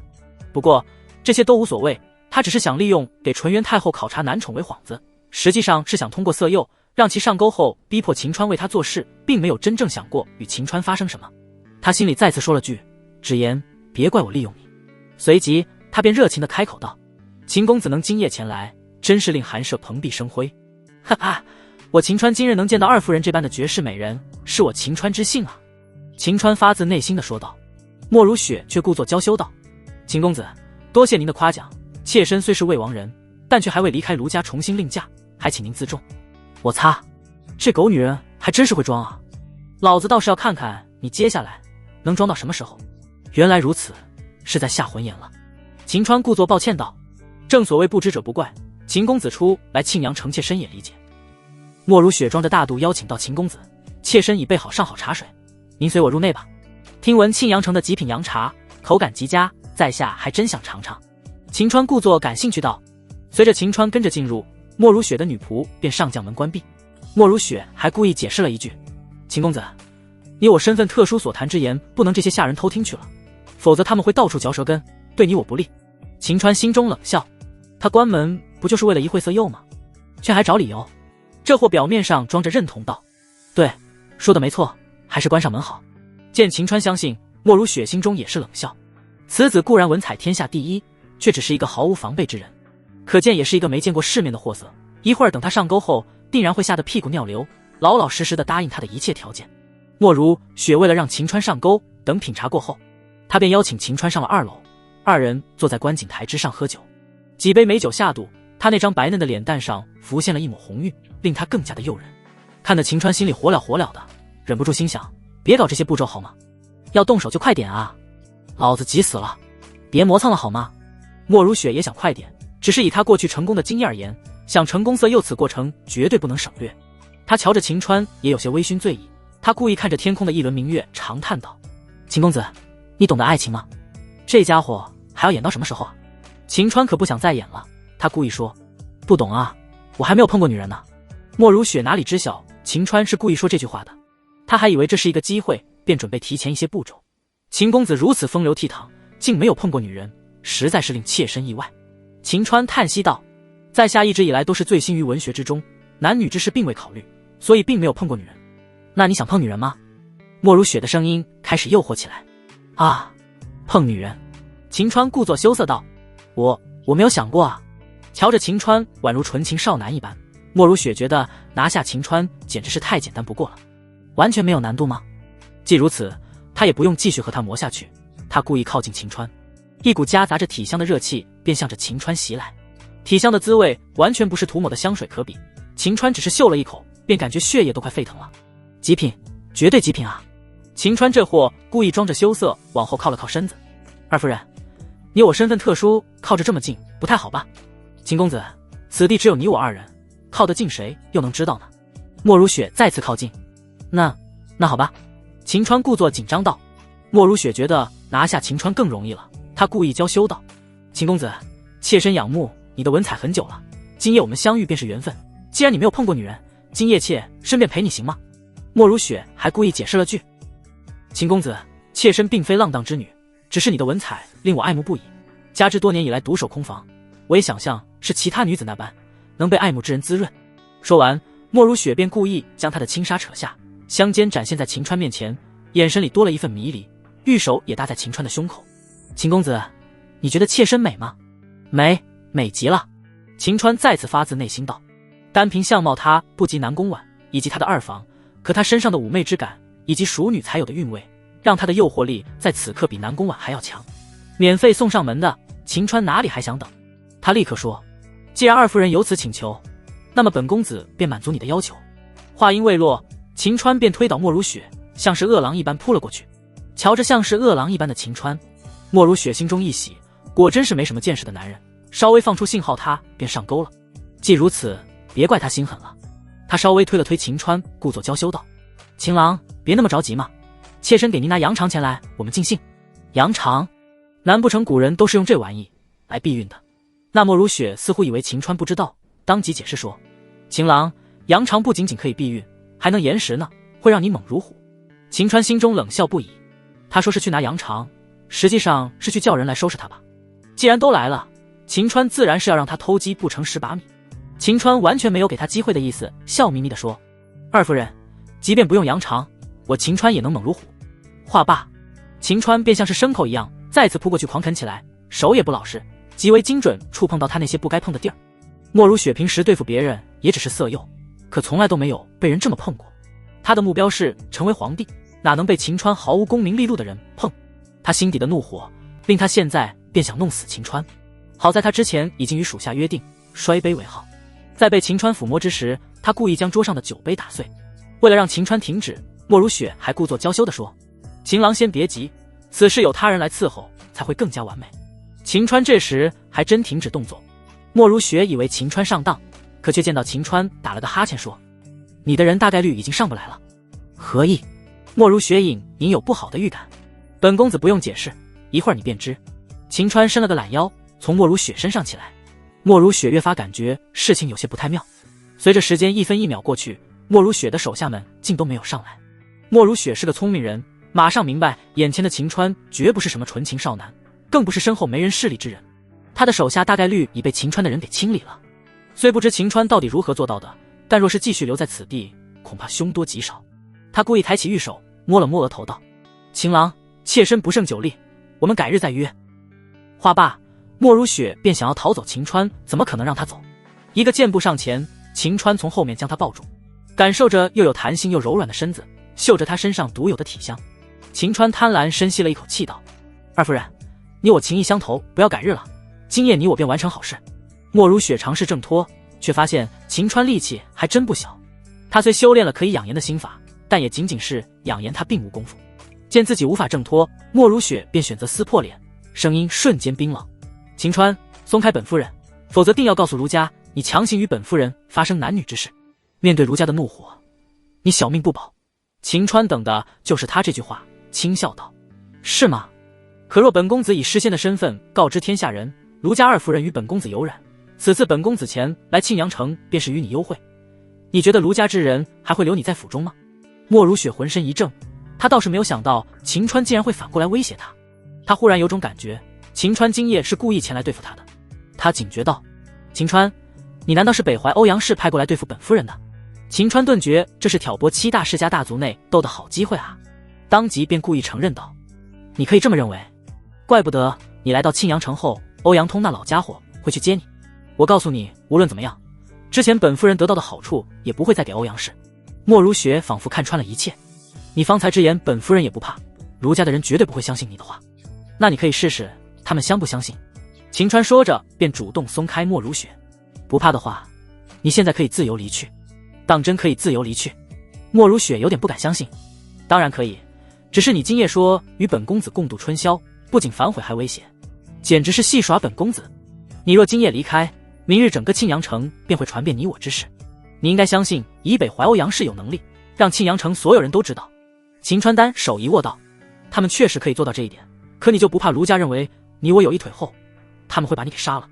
莫如雪再次威胁：“别忘了，你的目标可是要做皇帝，我秦川烂命一条，死不足惜。”秦川满不在乎道。莫如雪心头猛然一沉，方才秦川说他们二人有染，他并不怕，可他做想做皇帝之事乃是他的心命，本身他在卢府内便不断被排挤，若是被卢凌天察觉到，定要将他扼杀在摇篮之中。他真的怕了。相比之前嚣张的态度，如今他再次恢复开始见面时的温柔。“秦公子，您在说笑呢？妾身只不过是一名普通女子，岂敢觊觎皇帝之位？你不承认也没关系，本公子既然知晓此事，便有能力让其他人相信。”秦川说了说，便摆手道：“你现在可以自行离去了。”莫如雪哪里敢走啊？附近手下全部都没了声响，他没有任何人保护，不能保证秦川会不会因此便杀了他，他更加不敢赌秦川明日会不会将他想称帝之事弄得满城皆知。他未经之计，只能暂时稳住秦川，获取他的信任，让其不说出来他的秘密。等待他安全回去后，再找人把秦川抓起来，严加拷打，问出卧底是谁，再将其碎尸万段。为了稳住秦川，他便故作娇嗔道：“哼，秦公子，你可真开不得玩笑哦。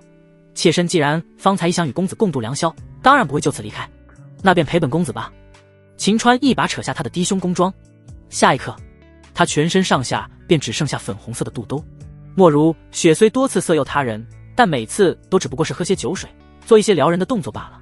自从他男人死后，他便再也没有被男人这般看过，如今竟被秦川看到了。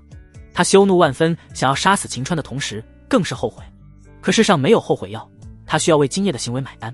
即便心中10000个不愿意，他为了稳住秦川，还要表面上装着自己很乐意，尽可能的让自己看着主动，尽可能让自己看着诱人。秦川瞧着莫如雪那别有一番风味的身子，他那妩媚的娇容，撩人的动作，简直诱人到了极点。在地球时，这种女人是他可望不可及的。如今机会在眼前，他里还会等待。狠狠咽了咽口水后，他便毫不怜惜地将莫如雪身上最后一件肚都给撤了下来。完美，绝对完美的身子。秦川看的那是热血沸腾，一步上前便将其抱在怀中。莫如雪感觉到浑身都在颤抖着。如今他知晓自己必须要陪着秦川疯狂一夜，可他还是提出来一个要求：秦公子，你能使用羊肠吗？如此机会，秦川怎么可能使用那玩意？他捏住莫如雪的脸蛋，野蛮地说：使用个屁啊！老子不喜欢有任何保护措施。秦川那粗鄙之言，野蛮的动作令莫如雪心都快碎了。他做梦都想象不到，堂堂诗仙不应该是翩翩君子吗？怎会是卑鄙还粗鄙野蛮之人？为了稳住秦川，莫如雪纵然1万个不愿意，可他也只能忍受这一切。很快，清雅别院便响起来撩人心弦之声。秦川这货是带着为南宫婉教训莫如雪想法的，对其毫不怜惜。直到太阳升起时，秦川这才肯放过莫如雪。莫如雪浑身瘫软地躺在地上，昨夜对于他来说既是噩梦又是美梦。噩梦是他的计划失败，还被人反向算计；美梦是他没有想到秦川会那么的强，简直和牲口一般，让他再次体会到做女人的快乐。这也令他改变了想法，若是将秦川抓起来后，他定然要将秦川严刑拷打之后，将其囚禁成为他发泄的工具。就在他心里盘算着此事时，秦川这货竟将他的肚都给收了起来。公子何为？莫如雪有气无力道。秦川嗅了嗅还有着莫如雪体香味道的肚兜，面露贪婪之色，本公子留个纪念而已。莫如雪却是急了：公子，你若是有收集此物的癖好，妾身回头可以给你准备数件款式不同，还请你将此物还给妾身。秦川再次嗅了嗅说：别，本公子还是喜欢原味的，其他的你就算是给我1万件我也不要。话罢，他便揣在自己的怀中。事实上秦川并不是有此癖好，而是在他前来此地的路上，渊柳曾经告诉过他，卢府每个人衣衫都是特制的，各有各的规制。莫如雪作为卢府二夫人，自然也有相应的规制。他只要拿着此物便可以遏制住莫如雪，毕竟这贴身之物被其他男人拿着。秦川说他俩有一腿，他一张嘴怎么能说得清楚？瞧着莫如雪急了，秦川便更加确定渊柳说的没错。公子真的不行，你若是带走妾身穿什么呢？你就忍心妾身被他人看吗？莫如雪变得可怜兮兮。秦川蹲下身子，抬起莫如雪那滑嫩的下巴，颇有些无奈。你的身材韵味模样综合起来，倒是能符合成为我秦川女人的标准，奈何你年龄太大了，无法成为本公子的女人。既然不是本公子的女人，我管你会不会被别人看啊。一时间，莫如雪只感觉遭受到双重打击。她当年也是被称之为庆阳城排名前10的美人，竟被他嫌弃年龄大，连成为他女人的资格都没有。昨夜他们可是经历了鱼水之欢，秦川表现的也太凉薄，他感觉自己仿佛变成了泄欲工具一般，这令他心底报复的想法愈发强烈。相比欧阳柔儿一点就诈之人，他则是更能忍。既然秦川这么做，那么他便更加需要安全回去，之后纠集人马将秦川抓起来。于是他也故作无奈道：公子凉薄之情，妾身已明，接下来我们便大路朝天各走一边，秦公子请回吧，希望我们接下来永远不要再见面。永远不要再见面的话，不要说这么早，万一你想再次尝尝本公子的强大，又想来找我呢？我相信我们很快会再次见面的。秦川留下这句话，他便狂笑几声，离开清雅别院。随着秦川登上船只，莫如雪娇容已满是寒霜。说的没错，本夫人确实还想尝尝，只是下次见面时，你会是本夫人的阶下囚。秦川乘船回到对岸的树林里时，清月与渊柳携带着诸多黑衣人前来。公子，您没事吧？渊柳关切地问。哈哈，你看我好好的，当然没事了。秦川这货亲切无比看着渊柳。昨夜渊柳为了让秦川更加的安全，便在赴约的路上提出使用迷烟将莫如雪此地的手下都给迷晕，这才给了秦川轻松拿捏莫如雪的机会。想到莫如雪那丰盈的身子带来的非同一般的感受，秦川只感觉渊柳真是个好人。哼，他不仅没事，昨夜还很风流呢。清月没好气地说：哈哈，清月，昨夜清雅别院里传来的声响，你是不是也听到了？川哥我强吗？秦川这货自豪地问。你强不强大与我无关，昨夜为何不让我们将莫如雪给杀了？是不是你贪恋她的美色不舍得了？清月质问起来。秦川还未回答，渊柳便道：清月，秦公子此举定有深意，我们听从秦公子命令行事即可。哈哈，渊柳所言极是，本公子如此做法定有深意。秦川这货故作高深，哪有什么深意？我看啊，就是贪恋她的美色而已。昨夜明明是杀死莫如雪的好机会，却给白白浪费。清月说着便指向了湖对岸。现在莫如雪还未逃走，我们还是有机会将其击杀。若是等他乘船逃离到对岸，此机会便白白浪费了。当然不浪费，接下来他肯定还会向着报复我的，机会有的是。秦川笑眯眯地回道，至于我留着他的性命之事，更不是贪恋他的美色，只因昨夜是他邀请我前来，我与他发生苟且之事，他不敢往外说。可若是将其杀死卢家，难道不会怀疑我吗？还会放过我吗？接下来还如何筹措军饷？连续几个反问令清月哑口无言。方才他发出质问，其实更多的是他为皇帝气不过而已。如今秦川的几个反问倒是让他清醒了起来。渊流也知军饷之事让皇帝极为头疼，听到秦川是为了军饷，他便期许地问，秦公子，接下来我们需要怎么做？渊柳定然全力配合。秦川这货再次装得高深莫测起来。本公子留莫如雪的性命，其实还有3个原因。其一，在我与他交谈之中，已让他认为我是欧阳家族之人，如此便可以挑拨他与欧阳世家的矛盾，甚至是整个卢家与欧阳家的矛盾。若是他们两个打起来，我们岂不是可以坐收渔翁之利？渊流与清月眼前纷纷亮堂了起来。其二，本公子已经有莫如雪的把柄，即便无法挑拨成功他们几大世家的矛盾，本公子也可以利用莫如雪去对付卢家，甚至对付其他的势力。其三嘛，我们此次前来是筹措军饷的，难道不能从他手里得到一些吗？再不济售卖口红与8白相识，也可以让他暗中帮忙。若是不肯，必让他后悔终生。秦公子果真高深莫测，渊柳佩服之至。渊柳佩服道，可如果莫如雪前来报复呢？他身边拥有的战力不可能只是昨夜清雅别院中的那些弱鸡。清月提出来道，清月啊，清月啊，你怎么又忘了？秦公子连大宗师都能击杀，有他在，还需要畏惧莫如雪的人吗？若是莫如雪前来寻仇，定然不会让卢家知晓，届时将其击败，岂不是想怎么处理他便怎么处理他了？渊柳连忙说道。清月听此，顿时像是泄了气的皮球一般，本想质问一番为皇帝出气，结果却发现秦川做事竟步步为营。也许在得知莫如雪是太后名义上的母亲时，秦川便有了全部计划。他叹服道，川哥，你真的非同一般，我服了。其实秦川这货也是赶事而已，若是没有渊柳出现提供帮助，他可没有本事将事情弄到现在的结局。不过他却装着谦虚道，我只是在别人喝茶喝酒时间用来思考罢了。渊柳与清月顿觉他们需要向秦川学习的还有很多很多。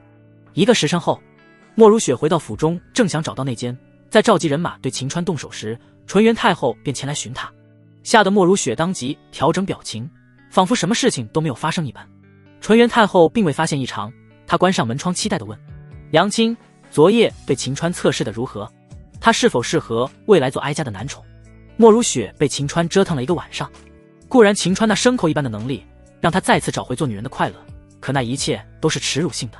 他的第一反应便是告知纯元太后，秦川此人阴险无比，还和欧阳世家有关系，绝对是敌人的敌人，速速将其除之而后快。可话到嘴边，莫如雪便改变了说辞，他故作满意道，只言秦川此人确实贪财，可只要给他足够的钱，他便会听话的像是哈巴狗一般，加之他那极高的文学造诣，若是收为男宠，定然可以移情。纯元太后那张华贵的脸蛋浮现浅浅的笑意，看得出来莫如雪的回答正是他所期待的结果。莫如雪见其相信，心中却是冷笑起来。他临时改变主意，是因他心中有了一石二鸟的计划。只要他将秦川搞定，那么他将来便可以威逼着秦川去做纯元太后的男宠，届时纯元太后的一切秘密，卢家的核心都将轻松被他掌控。他也可以利用秦川当作挑起卢家与欧阳家争斗之人。而他呢，作为幕后主使者，只需掌控秦川，便可不费吹灰之力坐收渔翁之利。娘亲，你方才似乎少说了一件事。纯元太后提醒的声音将莫如雪拉回了思绪。何事？莫如雪故意露出慈祥善意的笑容。纯元太后略微犹豫片刻说，不是说考察男人是否做男宠，还需要考验他房事的能力吗？不知秦川房事能力是否也能达到标准？莫如雪脑海里瞬间浮现秦川昨夜在他身上毫不怜惜，像是牲口一般驰骋的场景。该死的秦川！莫如雪心中大骂了一声，便再次故意露出赞许的目光。秦川房事能力也是世间罕见，将来定然能让你夜夜笙歌。娘亲，你是如何得到此结论？纯元太后问道。昨夜她也没怎么睡，找到几个曾有过房事经历的婢女询问了一番，得出结论的是，房事对于男女双方而言确实十分重要。未来他掌控前国后收罗男宠，自然也要那方面能力强大之人，因此他要问个明白。当然通过实战。莫如雪回道。纯元太后吃惊地捂住了樱桃小嘴。杨青，你难道与秦川？芷言，你想什么呢？杨青只是找了几个贱婢去试秦川的，以他的能力，一人大战10女都不成问题。莫如雪忙是否认道。纯元太后这才收起惊讶之色，随即变面带杀意道：杨青，那些女人都要处理掉，哀家可不想将来的男宠还记得曾与他发生过关系的女人。莫如雪心中一阵发虚，可表面却说：芷言你放心吧，昨夜我已当着秦川的面命人将那些女人沉尸江中，彻底断了秦川的念想。杨青办得不错。纯元太后喜上眉梢，随即她期待地问：对了，他可告知你，此次他前来庆阳城到底是为了什么？在莫如雪看来，秦川此次前来是与欧阳世家联合起来，想要对付卢家的。不过他并没有说实话的意思，若是告知实情，纯元太后可能就会把秦川杀了，届时他还怎么利用秦川来对付他们？他故作回忆了一番说：他之前不是说来卢府中找一名女子吗？他来到庆阳城当然还是来找那名女子的。你确定吗？当然确定。莫如雪点头道。得到肯定的答案，纯元太后露出少女怀春般的笑容。固然她对于秦川没什么感情，可是想到自己未来的男宠心中有他，她觉得也是美事一件。毕竟那些皇帝们不也希望自己的妃子对自己一心一意吗？这也让她更加想重回帝都将皇帝赶下马，从而可以让秦川成为她的男宠。一念至此，纯元太后便匆匆离去，前去询问卢凌天，他何时能回帝都。莫如雪似乎察觉到了什么，只是他并没有表现出来的意思。待到纯元太后走得远后，莫如雪舔了舔有些干的香唇。卢芷言，卢芷言，原来秦川那狗东西想来找的女人是你啊！当时你竟然还不承认，看来你对我也并非真心实意。既如此，那也别怪为娘心狠手辣了。如今莫如雪已知晓秦川想要找的人正是纯元太后，他就更加需要快速将秦川掌控，否则等秦川与纯元太后相见，再想控制秦川可就没那么简单。他率先将卧底找了出来，昨夜只有渊柳在他命令过后跑了出去，是渊柳无疑。莫如雪那韵味十足娇容闪现寒霜，今夜掌控秦川后，必让你渊柳碎尸万段。即便卧底找出，莫如雪也不太放心使用他的人，而是改头换面，亲自前往位于庆阳城的黑水街。此地乃是庆阳城地下世界，只要愿意花钱，即使是7级高手、8级高手也都能雇佣得到。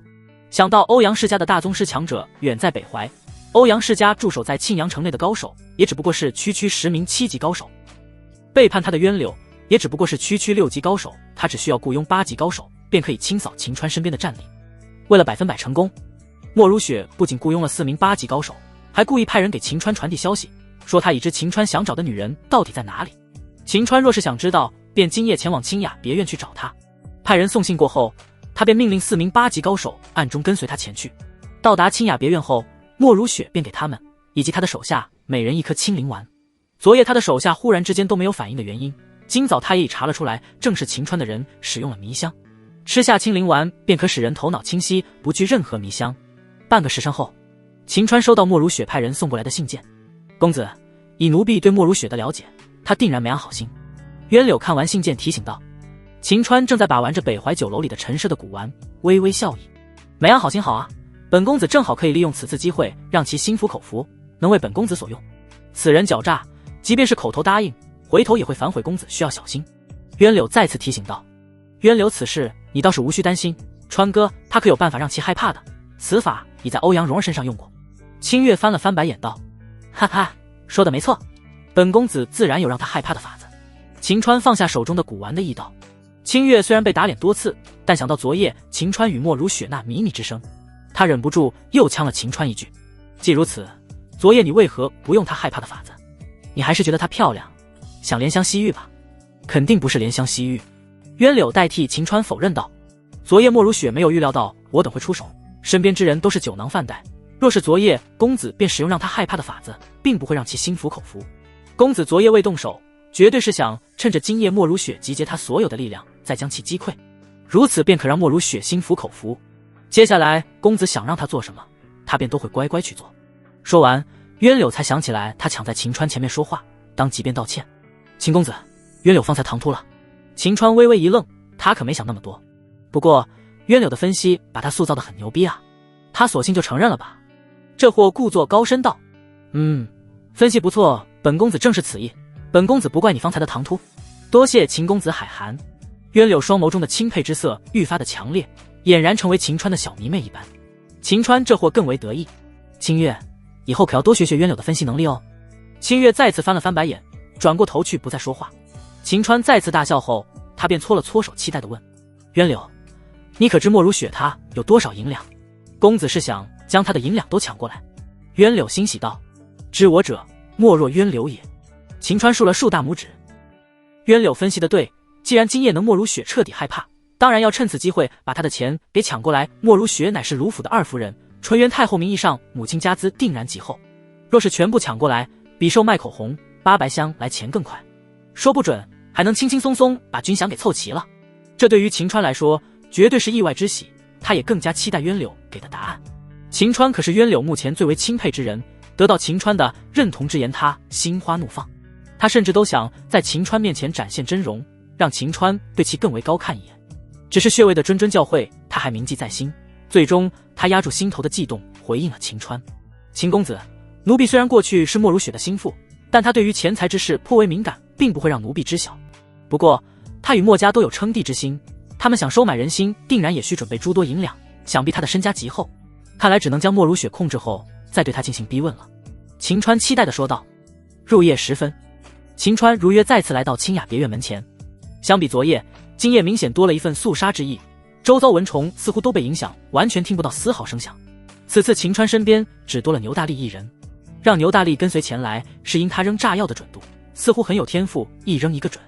今夜有其他的高手在，若是秦川来不及处理他们，牛大力便可以让那些所谓的高手尝尝被炸死是什么滋味。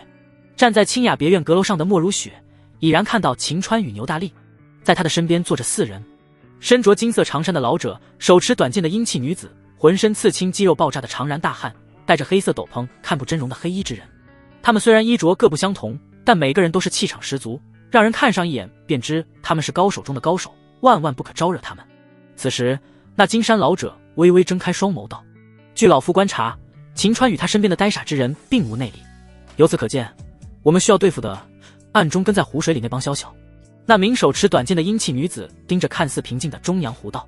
莫如雪美眸流转，思考一番道：诸位大侠，你们都已吃下金灵丹，不用在乎那些宵小再次使用迷香，我们需要先将秦川擒住，其他宵小不足为虑。哼，区区2个没有内力的废物，还让我们蒙山四友联手对付，你难道是小看我等？英气女子不悦道。此次莫如雪并未透露真实身份，忙是陪笑道：英姐女侠，妾身当然不是小看你们，只是此人与妾身有仇，妾身报仇心切，想要尽可能做到万无一失，才希望诸位联手应对。哼，我一人便可将他们轻松捉拿住，无需我兄长他们动手。银杰傲然道。莫如雪知晓，他们这些江湖高手都是有着自己的尊严，想到秦川与他身边之人根本没有内力，他最终需要对付的还是秦川那些隐藏在湖中的手下，他便点头到此次还依仗银杰女侠出手将他们捉住。银杰并不知晓莫如雪的具体身份，傲然之色依旧挂在脸上。他看到秦川与牛大力已来到门前，他便向下一跃，身体便如飞燕一般落在庭院之中。秦川没有内力，自然无法感知有人在庭院中，不过为了防止对方偷袭，这货还是手里一直握着枪，对方一旦敢偷袭，他便突突死。很快清雅别院的门便被昨日的女仆打开，他也真能演戏，依旧是和昨日一般亲切。秦公子，请跟奴家前来。秦川今夜选择出手，那么除了莫如雪还需要被他利用外，其余人等皆是会被杀死。眼前女仆自然也是难逃死运，好在她容颜只能算是稍好，秦川等会儿灭杀起来倒也不心疼。将秦川带到庭院后，那名女仆便很快逃离。咣当一声，大门便被其他仆人从外面关上锁住。银杰也举起手中的短剑指向秦川，冷言傲然道：与你这般毫无内力的废物打斗，简直是辱没了我8级高手的身份，因此本女侠便给你一个投降的机会，速速跪下。8级高手？秦川眉头一挑，怕了是吧？那便快点跪地投降。莫如雪也从阁楼之上走了过来，命令道。秦川怕个鸟毛啊，他还以为莫如雪会请来大宗师呢，这才把牛大力叫过来帮忙。如果只是区8级高手，简直是浪费他的子弹和炸药。为了尽快将他们都解决掉，秦川便打了个哈欠道：8级高手在本公子面前都是土鸡瓦狗，若是有胆子便全部都出来吧，本公子单挑你们一群。狂声。秦川此举惹怒楼上3位8级高手，他们身形都如飞燕一般，轻轻落在院中。兄长们，此狂生小妹将其解决便可，不劳烦诸位动手。银杰做了个手势，便挥舞着手中的短剑，仿佛野兽盯上猎物一般道：“你这废物本没有资格让我等8级高手动手，可你太过狂妄，今日便让你体会体会你这种蝼蚁与我们8级高手之间的差距。银杰女侠，莫要伤了她的性命。”莫如雪提醒道。虽然秦川方才的狂妄之言令莫如雪觉得秦川实在是该死，但她还想利用秦川对付欧阳世家以及纯元太后，她自然不可能让秦川死。雇主放心，此次我擒住他之后，便会将强横的内力注入到他的体内，让其生不如死。银杰玩味地看了秦川一眼，他的身影仿佛给瞬间移动似的，一个呼吸间便来到距离秦川仅仅只有1米的地方。蝼蚁，体验生不如。砰的一声巨响，秦川便开枪了。银杰应声倒地。秦川无语地说：“靠老子这么近，真的是找死啊！你对我们小妹做了什么？”其余3人大怒道：“我们蒙山四友绝对不会放过你的，反派死于话多，知道吗？”秦川摇了摇头，又是砰砰砰连续放了3枪。他们目前距离秦川只有10几米，以秦川颇为精准的枪法而言，自然可以精准打中他们的要害。那名金山老者倒是有些实力，被击中后并没有立刻身亡，他吐口鲜血，满脸的难以置信：“你难道是神迹门的大宗师强者吗？你们神迹门不是早就退出江湖了吗？”废话真多。秦川并不想为这种货色浪费子弹，给牛大力使了个脸色后，牛大力便搬起来附近的花盆，朝着那金山老者的脑袋砸去。受了重伤的他无力躲闪，牛大力是大力沉，他的脑袋被砸得碎裂，一命呜呼。莫如雪看着这一切，心头震撼到极点，他做梦都想象不到秦川使用暗器竟如此厉害。不是神迹门大宗师强者是什么？这简直是踢到铁板上。莫如雪哪里还敢继续待在这里，正欲逃跑，秦川却拍了拍手道：“渊柳，你们该动手了。”话音刚刚落下，门外便响起来惨叫之声。很快，渊柳等人便越墙而入，将四处逃散的女仆下人们杀得一干二净。整个清雅别院弥漫起来强烈的血腥味道。还想逃跑的莫如雪被渊柳的长剑指着，从阁楼内退到庭院之中。瞧着自己的退无可退，莫如雪不甘心今夜身死此地，她努力压制住心中的慌张，故作淡定地看向秦川：“秦郎，你竟是神迹门的大宗师强者，真是深藏不露。只不过你今夜不能杀妾身。”秦川凌空往下一坐，跟随渊柳清月进来的甜甜刺一溜烟便将他提前准备好的椅子放在秦川的屁股之下。秦川坐下后便拖着下巴，颇感兴趣地问：“为何不能杀你？难不成你认为你的美色还能吸引本公子吗？”莫如雪对于昨夜秦川弄完他之后展现出来的凉薄记忆犹新，此等男人定然将女人视作玩物，得到之后便一文不值，他自然也不会用此理由来保命。他故作有把握地说：“妾身来之前已告知家主来见你，若是妾身今日死亡，家主定然会杀了你。你们家主除非脑袋被驴踢了，否则怎么可能会为了你这个四处乱搞的荡妇去招惹本公子这位神迹门大宗师呢？既然他们都认为他是神迹门大宗师，那么这个身份秦川便选择使用了。”话罢，秦川掏出来莫如雪还带着缕缕香味的肚兜，贪婪地深吸了口气道：“果真是回味无穷啊！此物若是交给你们家主，相信他不仅不会对我动手，反而还会以我消灭他们卢府的荡妇而感谢我，最终趁机拉拢于我。”莫如雪在卢府中本身就不受待见，在卢凌天的眼中，大宗师强者重要性远远超过他，事情的发展定然会与秦川所说的一致。莫如雪无法保持淡定，双腿一软便半跪在地上，那双妖媚的双眸以满是泪水求生欲，令他神情激动地恳求起来：“秦郎，念在你我曾经共度良宵，能不能放过我？只要你能放过我，我可以为你做事，可以给你银两，这才是想要保命的正确手段吗？”秦川把玩着他的肚兜道。莫如雪大喜过望，忙是提出条件：“秦郎，你若是今夜放过妾身，妾身便给你3万两纹银，如何？”秦川的脸色瞬间拉了下来，他单手掐住莫如雪嫩白的脖颈。即便秦川不是什么神迹门的大宗师强者，可莫如雪方才见识到秦川秒杀蒙山四友，他对于秦川他已恐惧到了极点，心底根本生不起来丝毫反抗的想法，全身颤抖地说：“秦郎，我真的只有3万两，你当老子是3岁小孩？为了见老子一面，你便能拿出来1万两，现在为了保命，你却说只有3万两，看来在你的性命对于你来说不重要啊！”秦川说着，手上的劲更大了一些。莫如雪娇容痛苦狰狞，可却依旧没有反抗的勇气，他声音沙哑道：“秦郎，和你见面能拿出1万两，并不是用我的钱，而是使用卢家账房的银子，当时是征得纯元太后同意才能将银子给你的，不信你可以拿出来当时给你的银子看一看，上面都印着卢府银库专用的字样。公子，莫如雪所言应该没错，他很多支出都是使用的卢家的银子。渊柳上前道，紧接着便是话锋一转，即便如此，也不能保证他只有3万两。秦郎，妾身真的只有3万两。我们南维墨家本身便不是豪门望族，日常妾身还想拉拢各路强者，花费颇多，即便算上妾身金银首饰嫁妆，也最多只有4万两。莫如雪满脸真诚道，秦郎，若是需要妾身全部给你便是。哈哈，我秦川乃是大度之人，并不想把人逼上死路。既然你只有4万两，那么本公子便只收你3万两即可。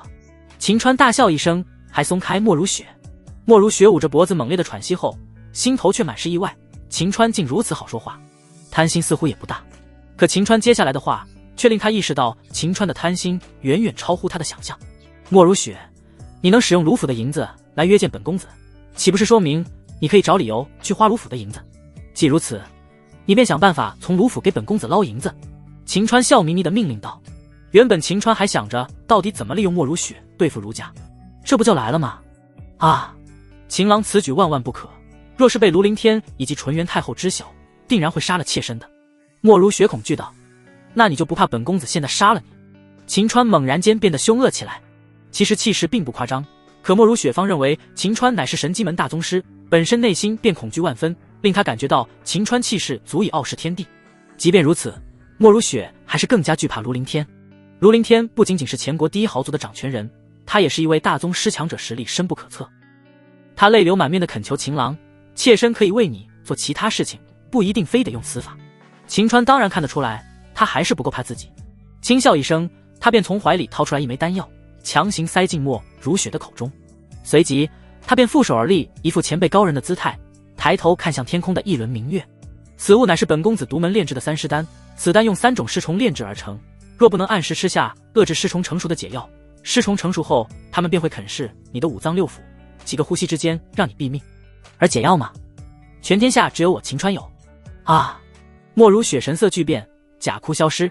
他伸出玉手去抠他的口中，希望能将吃下的药丸吐出来。别费劲了，此丹药本公子多的是，你抠出来，本公子也会继续给你吃的。秦川一甩手，10颗丹药便落在地上。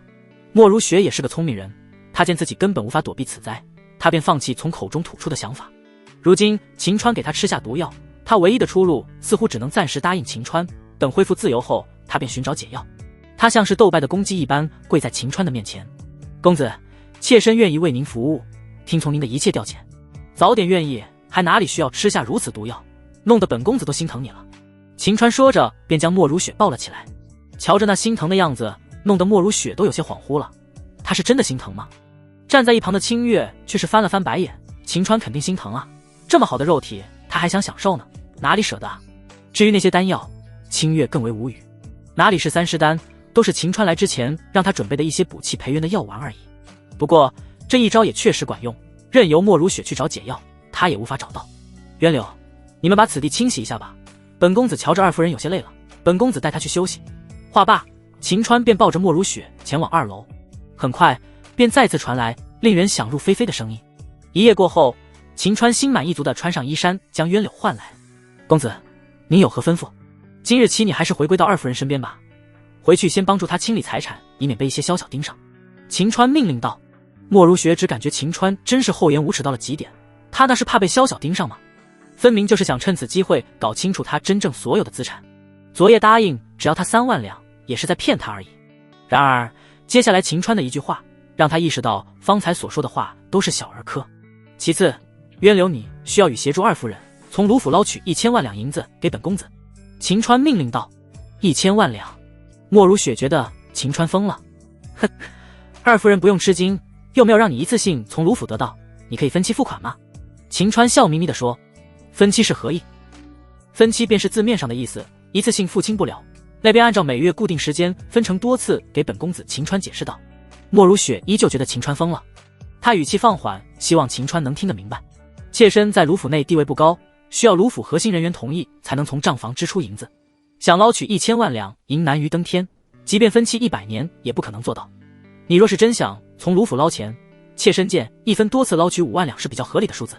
2夫人，本公子不接受你的建议。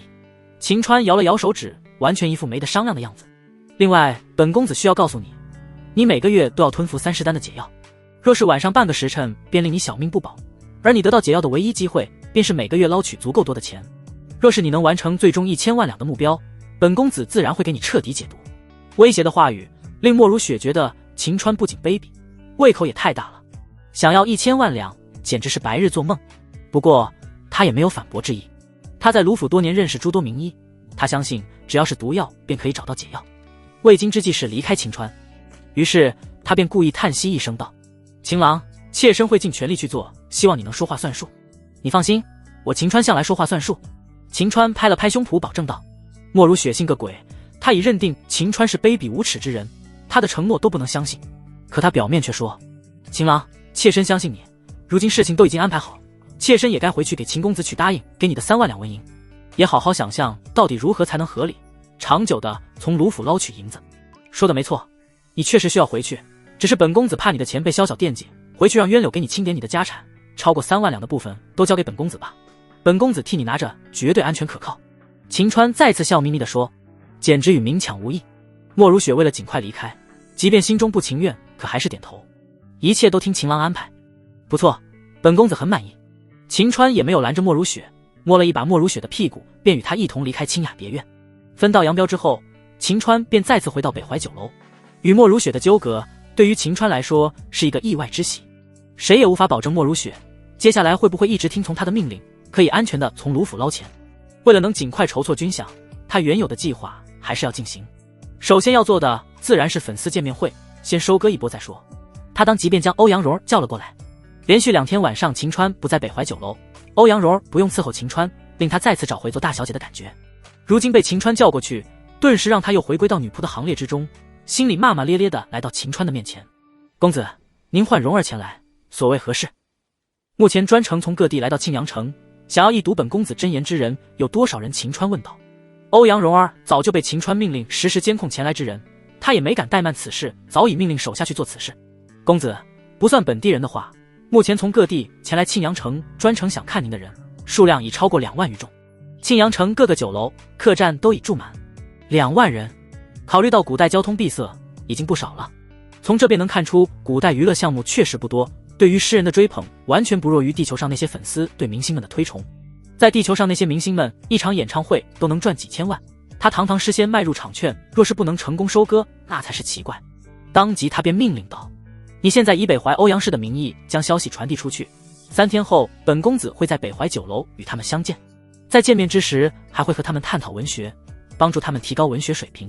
不过你还要告知他们，你们欧阳氏把我请过来不容易见我的人有2个选择，其一便是送上他们的大作，若是能打动本公子的心，本公子便可以免费见面；其二便是买票进入进场。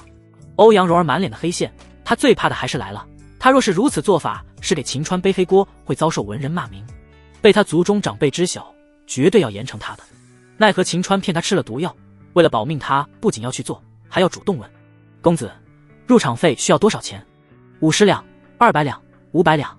秦川想了想回道：价格差异为何如此之大？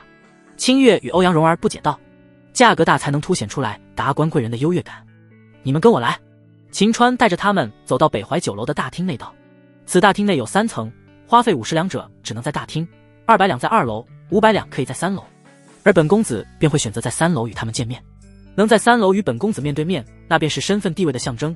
我相信那帮达官贵人们不介意花费几百两银子，买一个专属于他们的优越感。清月与欧阳柔儿瞬间明了，这便是和那些吃饭喜欢去雅间之人一样，为了面，为了他们的优越感，愿意多花数倍的钱。不过清月还是反对道：公子，最低的50两对于你我来说不算什么，可是对于普罗大众实在是太高了。清月说的没错，蓉儿觉得还是调整最低价格吧，做生意可不是这么做的，应该薄利多销。欧阳蓉儿小声的嘟囔道：你们要相信本公子诗仙的魅力，此事便按照本公子所言去做即可。秦川并没有改的意思，他想收割的群体是那些有钱人，他根本就没有指望着有多少普通人也能进来。若是将最低的价格调得太低，那些有钱人也会觉得似乎不太值，凭什么那帮穷鬼花费那么一点钱也能获得资格？既然收割有钱人的韭菜，那边要对他们的心理照顾得面面俱到才行。清月瞧着秦川态度坚定，他怕再次被打脸，也不再说。欧阳蓉儿更加希望秦川能闹出大笑话，不来的人越少越好。他方才劝说只是想展现他的见解而已，既然秦川不听，那便随他去了。那好，我现在就安排下去。欧阳蓉儿说着便想离开，秦川拉住他的玉手。此次见面会乃是文坛幸事，我希望你们欧阳氏所有的朋友们都能派遣代表前来参加，若是不来，便是不给你们欧阳家面子。欧阳蓉儿当然明白秦川的用意，秦川是想让他利用欧阳世家的影响力，让别人看在欧阳世家的面子上花钱购买入场券。他一下子就被点着了。秦川，这些人情将来我欧阳氏还是要还回去的。哈哈，还回去就还回去呗，和我秦川有什么关系？秦川无耻的大笑道。你……欧阳蓉儿被气得说不出话来。不愿意也罢，你也只能五脏六腑被尸虫啃食了。秦川二话不说便威胁起来。卑鄙，无耻！欧阳蓉儿咬紧牙关瞪着秦川了一眼，为了保命他还是选择按照秦川所言去做。与此同时，秦川也换来渊柳的手下，让他给渊柳和莫如雪送消息，让莫如雪也要利用他与卢家的关系，让与他们交好的势力前去参加此次的文坛盛事。半个时辰后，莫如雪便收到此消息，心里狠狠问候秦川，骂他卑鄙无耻，不要脸。方才他回到府中，渊柳便开始翻箱倒柜去寻找他的资产。好在他真正的资产并不在此地，倒是躲过一劫。渊柳，你已检查的差不多了，本夫人确实没有欺骗你们，现在我需要前往卢府内院面见纯元太后，你便留在本夫人的居所吧。莫如雪安排道。卢府规矩，除了卢家核心人员外，其余人等皆是不能进入卢府内院。渊柳自然知晓此事。夫人，属下虽不能去，但你们所说的话要一字不漏地告知于我。行了，知道了。莫如雪敷衍了一句后，便前往卢府内院见到纯元太后。他的第一句话便是：娘亲，听闻秦川要在北怀酒楼开一场见面会，你说哀家是去还是不去？莫如雪现在被秦川所控制，可他依旧没有放弃，反过来控制秦川，依旧没有放弃利用秦川去对付纯元太后，对付卢家，对付皇帝，对付欧阳世家。若是让纯元太后与秦川见面，很有可能会情不自禁提前将秦川收为男宠，以秦川的手段，搞不好还能把纯元太后给控制，秦川这货便能登堂入室，觊觎皇位。届时他还怎么去反过来去控制秦川？其次，他怎么可能给自己痛恨之人如此好的机会？他连忙回应纯元太后：直言，为娘觉得你暂时还是不要与秦川见面。为何？纯元太后不解。直言，此次牵牛坡刺杀之事影响还未消退，小皇帝正在四处找对你不利的证据，若是被他知晓你专门去见男宠，你觉得他会不会借此机会对你进行打击？莫如雪压低声音，小心翼翼地反问道。纯元太后黛眉微微皱起。娘亲，目前秦川还未是哀家的男宠，他是堂堂诗仙，哀家与他见面似乎也没什么问题吧？欲加之罪，何患无辞呢？莫如雪失望地摇头道：你贵为太后，乃是我卢氏希望这一点都不知晓吗？你明显是被男色迷了，心智丧失最基本的判断力。过去那个睿智的芷言去哪里了？纯元太后似乎还是不太认同莫如雪的说辞。以他现在的权势而已，皇帝除非找到确凿证据，否则哪里有胆对他胡乱加罪名。正欲开口说话时，莫如雪便再次主动说：见秦川的事情，魏娘帮你办了，魏娘年纪大了，也不怕他人嚼舌根。纯元太后并不想同意，可莫如雪又紧接着说了句：其实对于秦川的考察还是没有结束，之前只不过是彻夜长谈，稍许了解了一番，真正的人品还是需要长期观察。若是你去见他，他知晓你的身份后，绝对会为了接近你，从而故意隐藏他的缺点。而且他现在和欧阳世家走得很近，保不齐他已是欧阳世家的人。为了你的安全，为了我卢氏大计，还是需要娘亲继续帮你考察，等到娘亲将其彻底了解后，你再与他见面不迟。和欧阳氏有关系，纯元太后不得不重视起来，她思考再三便决定：娘亲，那便请你继续帮助哀家考察秦川吧。只是帝都传来消息，情报系统已重新恢复，皇帝那边并没有得到哀家任何谋反的密信。目前西北边境军饷之事已在我们卢家的推波助澜之下，闹得愈演愈烈。哀家计划月底便返回帝都主持大局，给小皇帝致命一击，希望届时你能将秦川考察之事完成。听此，莫如雪心中一动，先是口头答应他会尽量做到，随即便问：直言，依你所言，1个月后西北边境的守军便会造反？可以这么说吧，家主已派人收买西凉城守军的廖副将，他已在军中造势，若是1个月后朝廷还没有给军饷的命令，他便率领心腹斩杀主将，起兵造反。纯元太后此刻华贵之意消失，取而代之的是一股掌控天下之势。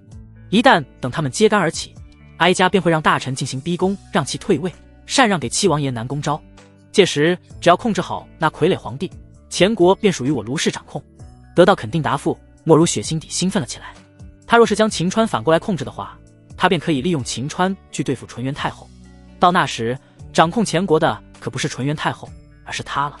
至于该如何控制秦川，他确实有一个办法，只不过那办法他需要先将秦川给他下的毒解决掉，才能去实施。为了能尽快解毒，他也不与纯元太后多言，先是恭喜纯元太后用不了多久便能掌控前国，将来改朝换代之后必是天下第一位女帝。随即他便以身体疲劳为由匆匆离开，发动他所有人脉资源去寻找解毒之法。对于秦川下令邀请与卢氏交好的人前去参加他的见面会之事，莫如雪也没有落下。毕竟只有迷惑秦川，让其认为他彻底服软了，他才能暗地里准备解决掉秦川之事。2天时间一闪而过，秦川在北怀酒楼里最豪华的房间中得意的哈哈大笑着，放眼望去，整个房间里满是银子。站在一旁负责给秦川记账的欧阳蓉儿心头那个火啊！自从秦川命令他将见面会收费之事传递出去，他们欧阳世家遭到文人墨客集体唾骂。而秦川呢，为了展现他的无辜，竟主动向众人解释说他也是身不由己。他为了偿还他家族的债务，不得不给欧阳世家签订卖身契。欧阳氏只有靠着他赚到足够的钱财，才能还给他自由。不仅令欧阳氏遭受的谩骂很多，那帮愚蠢的文人们竟还都相信秦川所言，纷纷主动恳求有钱人多买一些入场券吧，早点还给诗仙一个自由。在他们呼吁之下，2天时间，50两的入场券卖了100份，100两的卖了50份，整整1万两银子。然而真正的大头可不是这些，而是价值500两的入场券，净售卖80张，整整4万两纹银。其中除了10几张是看在莫如雪的面子上购买的之外，其余的皆是有钱的势力给了他们北怀欧阳氏面子才买的。那些家伙都是人精，将来会想尽办法搞什么典礼、生辰、开新店等等理由，都会让他们家族再还礼过去的。秦川收的钱越多，他们还回去礼金便越是多。而无论是遭受的骂名，还是还过去的礼钱，将来的责任都是欧阳蓉儿自行承担。想到还有一天那所谓的见面会才会开始，期间还是会有人前来购买入场券，欧阳蓉儿便头疼不已。他将手中的笔放下，喂，公子，适可而止吧，收的钱太多会令人眼红，会多出许多麻烦。秦川这货满心欢喜地数着银票说，谁知钱都跑到本公子手里来了，找麻烦也是找你们欧阳世家的，与本公子何干？欧阳蓉儿被秦川这句话整得差点吐血。为了防止自己不会被秦川气死，欧阳蓉儿选择了闭嘴。不过这仇他欧阳蓉儿记住了，一旦将来他能成功解毒，定然要让秦川好看。与此同时，落日斜阳，二人窈窕身姿来到北怀酒楼之下，他们一人头戴面纱走路起来铃铛作响，另一人牵着腰挎短剑，手中牵着2匹名贵马匹，正是从北齐皇城骑着快马赶来的天下第一才女林诗诗与婢女红烟儿。小姐，我们终于达到秦川所在的北怀酒楼。红烟儿欣喜道，也算赶得及时。林诗诗颇为淡定。红烟儿看到北怀酒张贴告示所写的见面会的要求，以及正在排队的人领取笔墨之人，他便不屑道，秦川可真是贪财，竟以诗仙之名捞钱，真是有辱斯文。林诗诗仔细看了看张贴的见面会条件后便道，有辱斯文倒是谈不上，他如此做法应该只是想赚取那帮达官贵人的钱，有学识之人还是可以通过文章免费开放。不过秦川作为古往今来第一位称之为诗仙之人，此举定然可以赚取数万两，倒也算是有些脑子，只可惜不用在正道上。红烟儿却掩嘴一笑，嘻嘻，他不走正道不更好吗？若是走了正道，岂不是我齐国大敌？烟儿分析得不错，让你去贡院跟随老夫子学习，没有白去。林诗诗夸赞道，小姐，你可别说那老夫子了，我能有提升，皆是因为跟随在小姐左右，和那老夫子无关。红烟儿故意拍马给林诗诗捶了捶背，便期待地问，小姐，今日我们要不要给秦川一个下马威？林诗诗此次前来便是想要搓一搓秦川的威风，既然能在见面会开始之前来到此地，自然要给秦川一个下马威。他饶有兴趣地问，烟儿，下马威该怎么给？红烟儿身体扭了扭，露出机智的笑容，小姐，这还不简单吗？北怀酒楼贴的告示不是说不想花钱的人可以写一篇诗词亦或者文章让秦川看，只要秦川觉得行，便可以获得见面资格。那您便写一篇给他，正好震惊他，让他体会到天下第一才女的水平是他望尘莫及的，确实是一个好办法。林诗诗点了点头道，不过以他诗词的造诣，即便是我也无法与之相提并论。小姐，您的文采天下第一，万不可妄自菲薄，即便他是诗仙，也最多能与您打平。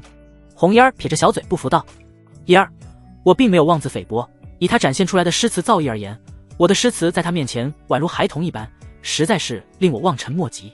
林诗诗自叹不如道。不过文学载体不仅仅有诗词，还有赋、骈文、说、杂记、名、赠序等等文体，都可以展现文采。诗词方面我不如秦川，可我的杂记、赠序等水准绝对天下第一。此番我前来便是要一己之长，攻其之短。红烟双眸闪现兴奋的神色。小姐，您真是才智过人，此次秦川定然会被您打得灰头土脸，从此前国文坛便会一蹶不振。那还不快点前去排队？林诗诗指了指前方正在排队领取纸笔，在此地挥毫之人。诺。红烟欣喜之下便前去排队。半个时辰后，林诗诗便写好了她的大作《梁溪记》，看似只是一篇杂记，可实际却是她抒发志向之文。此杂记是他前段时间对忆齐国排名第5的文学宗师魏涵所写，当时经的魏涵主动认输。由于为了保全魏涵的面子，林诗诗并未向外透露。此杂记虽不是他的最高水平，但也足以给秦川一个下马威。很快，欧阳蓉儿一脸不爽的前来收走他们所有人送来的作品。由于具体名单需要等明日才能颁布，他们两个作为敌国之人，自然不能在大庭广众之下长久留足。林诗诗便与红烟儿便离开此地，前往齐国在此次的一处情报点住下。欧阳蓉儿回到秦川的房间后，便没好气地将那些才子交上来的作品扔在地上。公子，最新递上来的作品又交上来了。秦川将数完手里的银票后，他便一屁股坐在地上。能选择用文章来获取进入见面会资格之人，定然都是穷苦书生，秦川可不会寒了他们的心。而且嘛，他秦川想让南宫婉为他老秦家传宗接代，必须要将前国强敌都给解决掉，自然需要真正有才能之人为南宫婉所用。他正好可以利用此次机会，挑选一些真正有才干之人举荐给南宫婉。不过2天以来，也确实有人的文采不错，足以获得免费进入的名额，可是真正能为南宫婉效力的还没有出现。他希望此次也能遇到。翻阅了10几篇后，林诗诗亲手所写的《梁溪记》便出现在秦川面前。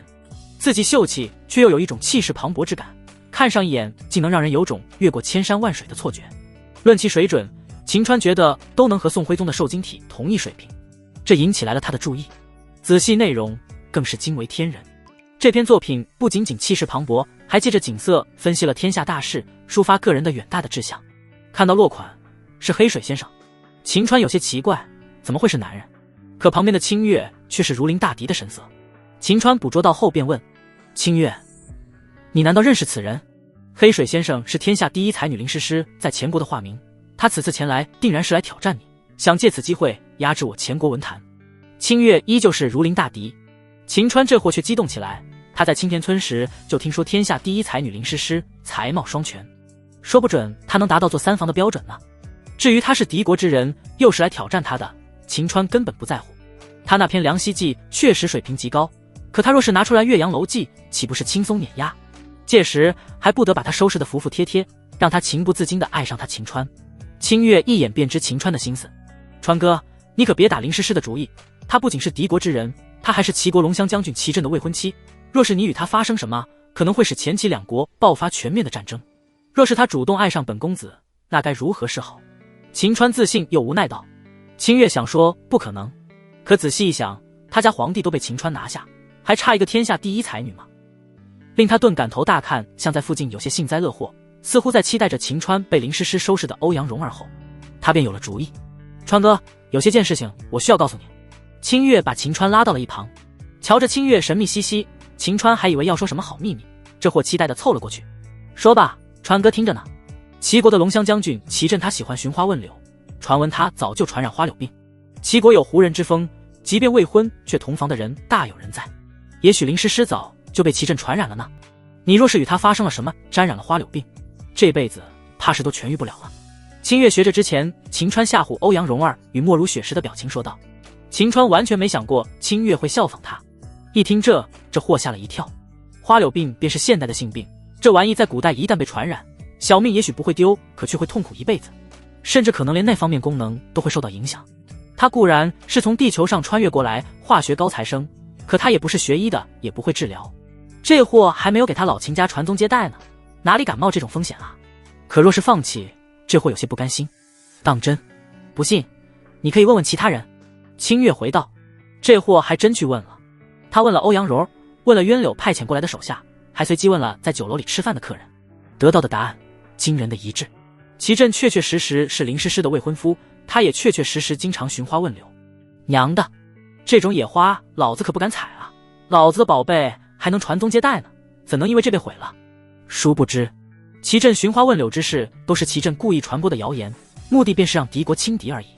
林诗诗也并非寻常女子，她极为重视贞洁，真正大婚之前断然是不会与齐震发生男女之事。更不知林诗诗是不达目的绝不会停歇的人，此次若是没机会压制秦川，他会追着秦川满世界跑的。秦川哪里知道这些，他原本还想着借此机会把林诗诗收拾得服服帖帖的呢。这下可好，他需要远离林诗诗，否则以他该死的魅力，被林诗诗发现疯狂爱上他的，他万一又控制不住，岂不是影响他老秦家开枝散叶的大计？秦川咬了咬牙，便将林诗诗的凉溪计给收了起来。公子，林诗诗难道不够资格吗？欧阳蓉儿却着急起来，他可是期望着林诗诗能教训秦川一番的。够是够，只是本公子乃是爱国之人，怎会见敌国之人？秦川不屑说了句，随即便话锋一转道：不过他的文采确实不错，你一会儿将这篇凉溪记装裱下来，再对外散发消息说明日还有一文坛重宝会拍卖，让各位都准备好。啊！清月与欧阳蓉儿自然听得出来，秦川是要拍卖林诗诗的大作，他们无语到了极点。秦川这货真是无孔不入啊！若是被林诗诗知道他不仅没有被秦川选上，他的大作还被秦川拍卖，岂不是气得吐血？瞧着他们二人无语的样子，秦川这货倒是得意一笑，这才是生财之道。你们想想啊，这篇凉溪记的内容还没有流出到市面之上，可比林诗诗写的那些书法作品要有价值的多，这得卖多少钱啊？虽然清月与欧阳蓉儿无语，但他们也认同秦川的说法，确实是生财之道。清月想了想说，此作最起码能卖数千两银子。欧阳蓉儿欲言又止，他是想说天下第一才女还未流逝的作品何止数千两啊？固然林诗诗已有婚配，可追求她迷恋她的人数不胜数，谁不想为薄红颜一笑买下她的作品？万两那都是起步。该死的秦川，怎么好事都被他给碰上？蓉儿还愣着做什么？快点去散发消息啊！秦川催促道。欧阳蓉儿暗骂了一声无耻，便按照秦川的吩咐前去。翌日傍晚，万千文人墨客们在北怀酒楼外翘首待驾。很快，欧阳通便走了出来，拿出一份花名册。诸位，今夜能参加见面会的名单已出。一时间人群攒动，激动不已。天下第一才女林诗诗与她的丫鬟红烟儿赫然也在其中。相比其他人的激动紧张，林诗诗即使戴着面纱，依旧可以看出来她从容淡定。红烟儿嘴角上扬，满是傲然。在他们看来，此次林诗诗拿出凉溪记足以震慑秦川。此次欧阳通全部的人员名单里，定然有林诗诗的化名黑水先生的存在。此次获得诗仙垂青之人共有100人，90人可以在一层，剩余10人乃是诗仙认为是国之栋梁，可以前往3层与诗仙面对面探讨文学诗词。尔等安静，老朽马上宣布。一时间，方才还嘈杂的环境瞬间安静了下来。王有田。欧阳通念出来第一个名字，一名黑脸汉子从人群之中跳了出来。是我，是我。能得到诗仙认可，不仅仅是见到诗仙对才学认可那么简单。今日达官贵人来此的不少，若是得到他们的赏识，说不准还能一飞冲天，怎能不让他兴奋？其余人等羡慕的同时，也都在祈祷着下一个是他们。孙长海、独孤秀。很快，欧阳通已经宣布了90个名额，无论是红烟儿还是林诗诗，都没有丝毫的着急的意思。最后10人是最被认可之人，林诗诗的化名黑水先生定然在列。剩余没有被选中的文人们，个个神情都紧张到了极点。前面宣布的90人虽然也得到诗仙的垂青，但诗仙对于剩余10个名额之人评价更高，他们若是能被选中，定然会被那些达官贵人直接拉拢。随着欧阳通念出一个又一个名字，每个被念到之后，相比之前都淡定了一些，由此可见他们对于自身的文采十分的自信。林诗诗同样也是。然而等欧阳通念完最后一个名字后，便收起花名册。诸位，所有的名额都已经念完，都散了吧。尔等也不用灰心，过几日诗仙还会乘船夜游庆阳城，届时都可以见得真容。剩余之人多数面露失望之色，固然能见到真容，可今夜不仅仅是见到真容，还能与秦川探讨文学。以他诗仙的造诣，只要稍微指点一番，说不准他们便能茅塞顿开，水平大增。这也是为何他们都想得到进入名额的原因。能见其真容固然不错，可与今夜相比，还是无法相提并论。林诗诗与红烟儿都是一愣，什么？念完了？怎么没有他的化名？小姐，是不是他们把您的化名给漏掉了？红烟儿紧锁着眉头问道。前去追问一番。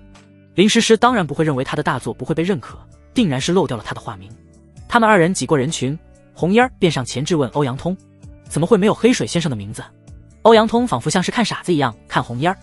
黑水先生乃是天下第一才女林诗诗的化名，她的名字怎么可能会出现在此地？他鼻子里轻哼了一声，老脸一沉道：哪来的野丫头，捣什么乱？插出去！话罢，欧阳世家的家奴便出现，一个个凶神恶煞。红烟却没有怕的意思，他可是堂堂8级高手，受的齐国龙骧将军齐震的真传，这些家奴即便一起上，也不会是他的对手。正欲给这些家奴一个教训时，林诗诗便开口道：欧阳掌柜，我们并非来捣乱，小女子只想知道是不是错漏了黑水先生的名字。今日乃是诗仙的见面会。欧阳通也怕打人影响不好，便面带不悦地将花名册扔给林诗诗。这是花名册自己看。林诗诗与红烟仔细看了起来，等看完确定没有他的化名时，红烟气得全身颤抖，属于8级高手的气势爆发了起来，吓得周围的人纷纷躲闪开来。回去！林诗诗叫回红烟。小姐，难道就这么算了吗？秦川那人简直是有眼无珠，定要给他一个教训。红烟跟着林诗诗进入人群中，不甘心地问：秦川乃是诗仙，他怎会有眼无珠？定然是因为我化名的落款，让秦川的下人认为是来闹事之人，便选择截留了。秦川应该并未看到我的作品。林诗诗还为秦川解释道，若是秦川听到这句话，定然会感动得痛哭流涕。林诗诗，你是一个好人啊。红烟觉得应该是如此，可总不能这么算了吧？秦川过几日不是还会乘船夜游庆阳城吗？届时再找他不迟。林诗诗话罢，他便命令红烟离开。可他们不知的是，秦川正在北怀酒楼的楼顶看着这一切。他虽然看不清楚林诗诗的脸蛋，也听不到他们在说什么，但根据清月所言，林诗诗身上佩戴着独有的铃铛，方才那戴着面纱之人便是林诗诗。瞧着他那婀娜的身姿，光看身材，秦川就已确定他绝对拥有着绝世容貌，绝对可以达到他3房的标准。可一想到清月告知他的事情，他便一脸的可惜。老子赌不起啊，万一有病，传宗接代的大事可就毁于一旦了。秦川摇了摇头，便回到北怀酒楼之中，开始了他的粉丝见面会。此次粉丝见面会过程也算是顺利。秦川除了赋诗10几首外，便学着他当年上高中时语文老师给他们讲解文言文的内容，给他们讲了起来。在这些文人看来，这些似乎有些太浅显了吧？可谁让秦川被称之为诗仙呢？即便是说狗屎是香的，也有人会跟着附和一声真香啊。最终他们都觉得文学最高点便是返璞归真，所以秦川才会给他们讲的浅显。他们一个个都仿佛受到了启发一般，个个文思泉涌。应付完他们之后，秦川便当众拿出来林诗诗的那篇《梁溪记》，开始了拍卖。林诗诗的字让人一眼便仿佛看到山水一般，独具风格，天下之人无人可以模仿。此篇文章一出，立刻便被认为乃是林诗诗真迹。见秦川拿出来，此物在场之人皆是一震，纷纷猜测秦川与林诗诗到底是什么关系。怎会有林诗诗从未发布出来的大作？秦川这货倒是不管，随便他们怎么想，他只想捞钱，立刻就开始了拍卖。最终林诗诗的从未流逝的大作被拍得3万两。不得不说，仅就狂热程度而言，林诗诗的粉丝要比想要追求凝烟之人狂热得多。随着拍卖结束，秦川首届粉丝见面会便结束。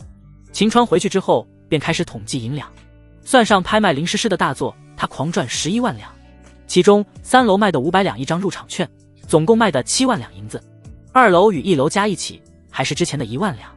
可见若是没有欧阳蓉儿和莫如雪利用欧阳家与卢家的影响力为秦川服务，秦川这次粉丝见面会仅仅靠着普通文人，最多也只能赚取几千两而已。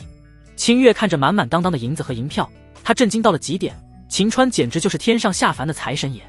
这下军饷之事似乎真的有机会凑齐了。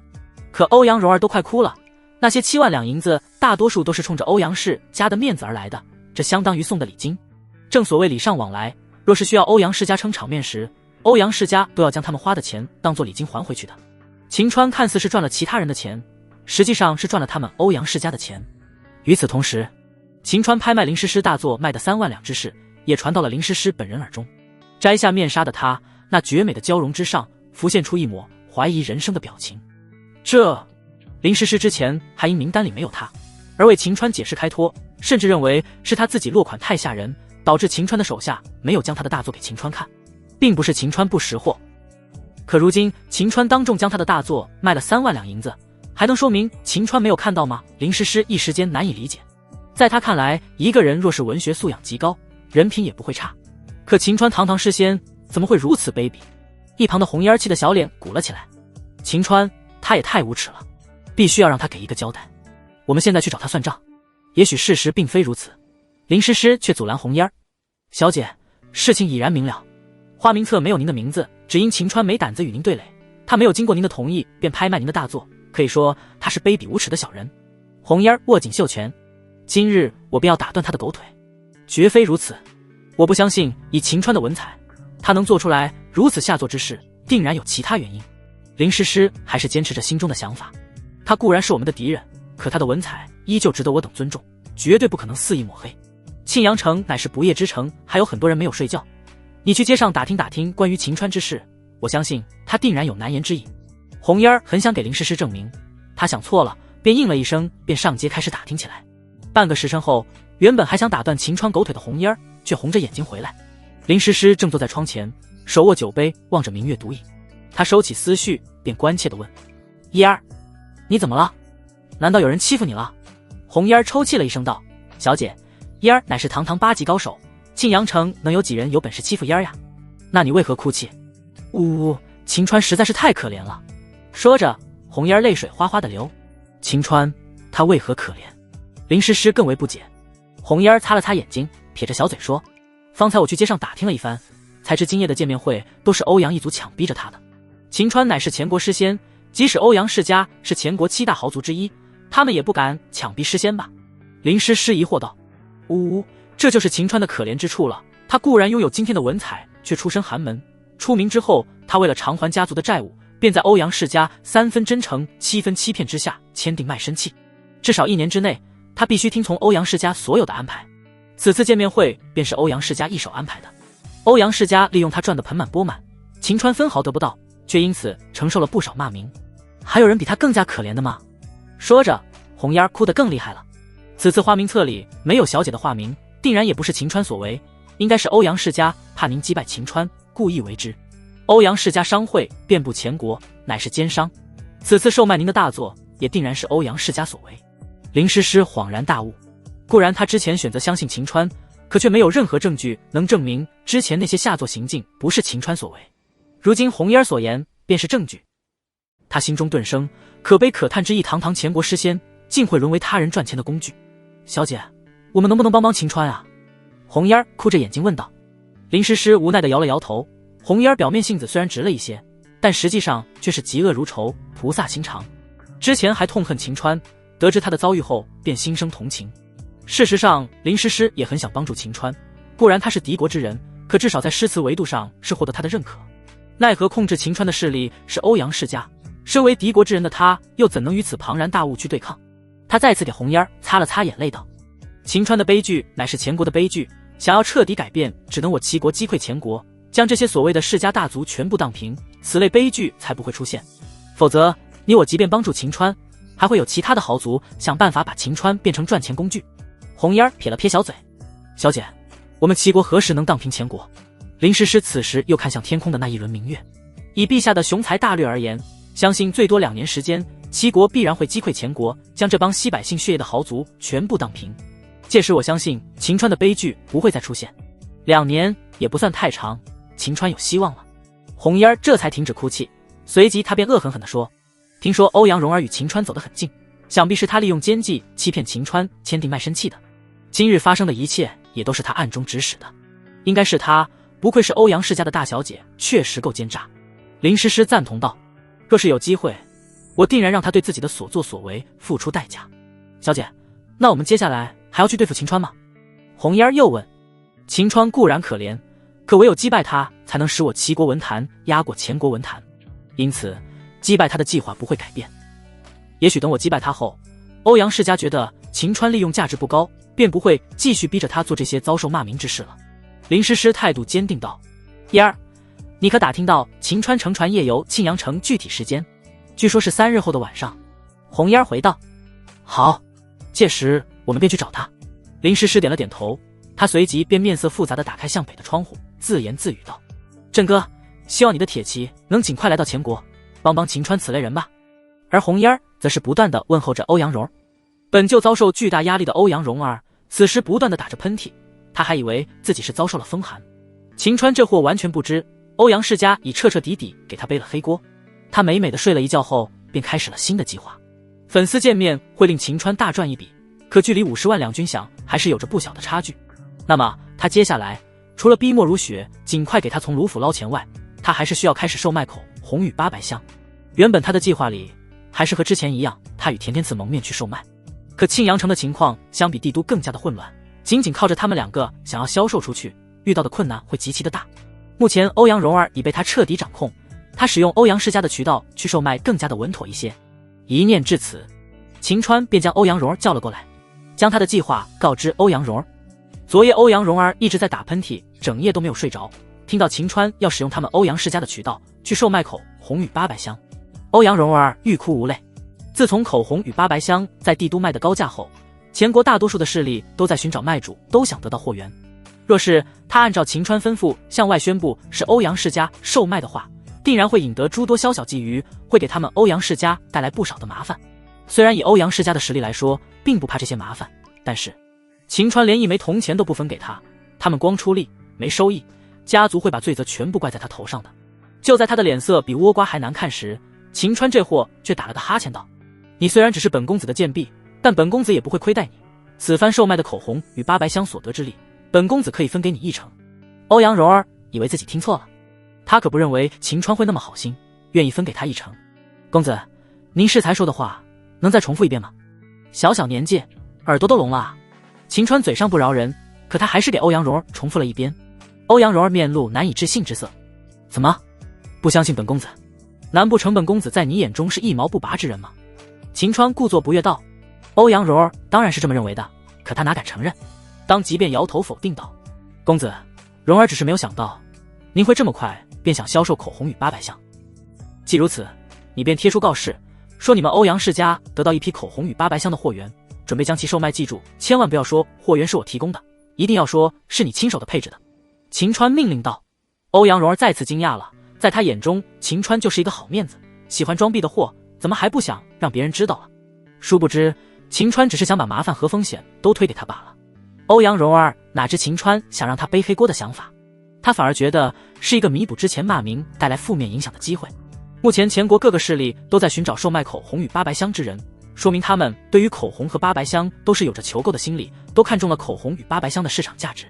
即使秦川给他1成的利润，他相信也能赚得不少钱。他不由得主动起来，公子，蓉儿一切都听从您的吩咐，不知口红与800香您现在手里有多少货？秦川也没有藏着掖着的意思。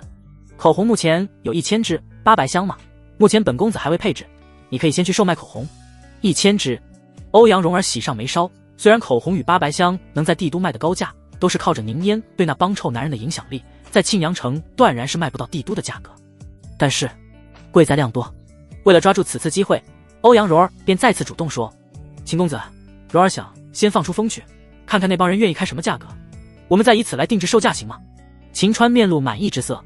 之前他在帝都售卖时，他一开始也没有定过价格，而是那帮达官贵人们听闻宁烟想要口红后，他们主动出价。得知他们的意愿后，秦川才进行拍卖。欧阳蓉儿知道事前需要先放风出去，说明他做生意还是有2把刷子，当即便点头道：按照你所说的去做吧，只是你一个人，本公子怕你累着，就让甜甜刺来负责帮你清点账目。欧阳蓉儿心里一阵问候秦川，这哪里是他累着啊，明明就是只想让他出力，结果钱却不经他的手。秦川当然能看出来欧阳蓉儿心中的不满，这货却毫不在乎，反而拍了拍欧阳蓉儿的香肩：本公子这是疼你的表现，你可要好生珍惜哦。欧阳蓉儿不想放弃此次机会，昧着良心说：公子，谢谢你为蓉儿着想，蓉儿好感动。哈哈，感动就好，感动就好。秦川大笑了几声后，他便将欧阳蓉儿打发走，将清月叫了过来。现在他需要一个配置800香的住所，也需要购买800香的配料。目前配料秦川还不能让欧阳蓉儿知晓，便让清月与渊柳的手下助他解决问题。住所之事，渊柳的手下有现成的，位于庆阳城东南角，之前是渊柳接待皇帝特使的秘密之所，房舍附近皆是高墙深院，是庆阳城老爷公子们私自圈养金丝雀的地方。由于都是偷偷摸摸，在那里即便住着不少人，却都是行色匆匆不敢张扬，倒是符合秦川目前的需求。确定住所后，秦川、清月以及渊柳的手下兵分3路购买不同的800香配料。庆阳城也不愧是全国最有钱兜的地方，可以说物欲横流，各类配料比帝都还要齐全。仅仅2个时辰，秦川便采购可以配置2000瓶800箱的原料，全部运送到渊柳手下提供的住所之中。秦川并未再回北怀酒楼，而是让牛大力与清月一同开始研磨配料，争取以最快的速度将2000瓶配置完成。入夜，北怀欧阳氏宣称他们手上有一批名震帝都的口红的消息，在庆阳城内不胫而走，很快便传到各个势力的耳中。作为庆阳城真正的主人，卢氏自然是第一时间接收到消息。纯元太后与卢凌天等卢氏核心正欲用膳，便听到下人汇报此消息。卢凌天放下碗筷，看向纯元太后：“直言，对于此事你怎么看？”爷爷，哀家先是松了口气。纯元太后回道：“为何？”一桌人皆是看向纯元太后。爷爷，哀家一直担心售卖口红之人与小皇帝有关，如今欧阳世家宣称他们有大量的口红，足以说明出售口红者不会是小皇帝的人，自然是松了口气。纯元太后解释道：“担心没错，只是还是需谨慎一些，必须得知他们手中的口红从何而来。”卢凌天满意道：“家主，此事让妾身去办吧，妾身在欧阳世家早已安插诸多卧底。”莫如雪主动请缨道。卢凌天对于安插卧底之事似乎也知晓，并未过多的考虑。此事便交于你来吧，若是发现售卖给欧阳世家口红之人来路不明，不管他是否与小皇帝有关，都必须杀死，以绝后患。诺。饭后，卢氏核心人员均是散去，在返回住所的路上，纯元太后便找到莫如雪问：“娘亲，昨夜您也去参加秦川的见面会，有没有对其进行考察？”莫如雪心中却是冷笑，看来这太后距离思春不远了。正好，太后越是看重秦川，等他使用准备好办法将秦川拿下时，便更有利于控制太后。他故作无奈地回道：“直言，心急可吃不了热豆腐哦。昨日人多眼杂，并不好考察。明日我准备再约他见面。”哦。纯元太后多少有些失望。对了，娘亲，你安插在欧阳世家的人是否可靠？当然可靠，你就放心吧，绝对可以将来龙去脉都能调查清楚。莫如雪没有与纯元太后多聊，二人告别后，他便将渊柳给叫了过来，故作紧张地告知渊柳，卢凌天要彻查口红的来历，让其尽快通知秦川做好应对。他虽然不知口红到底是谁售卖的，但他总感觉这玩意与秦川应该脱离不了关系。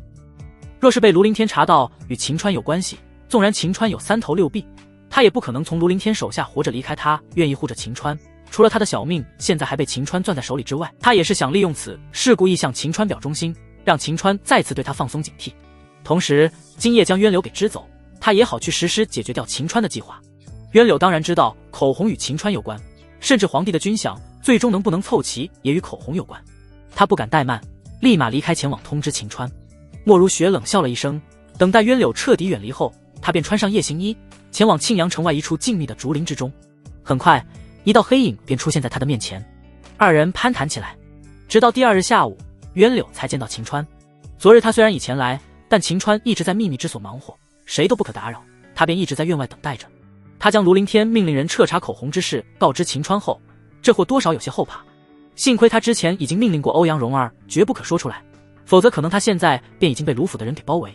即便他手里有枪有炸药，可此地乃是卢家的地盘，他绝无可能是对方的对手。秦川意识到他需要加快速度捞金离开此地，否则待得越久越是危险。渊柳，你回去之后把莫如雪叫到清雅别院，本公子有事情要吩咐他。秦川命令道。诺。随着渊柳离开，清月便翻了翻白眼。川哥，你都连续干了1天1夜的活，你还想与那莫如雪做那男女之事？你的体力可真好啊！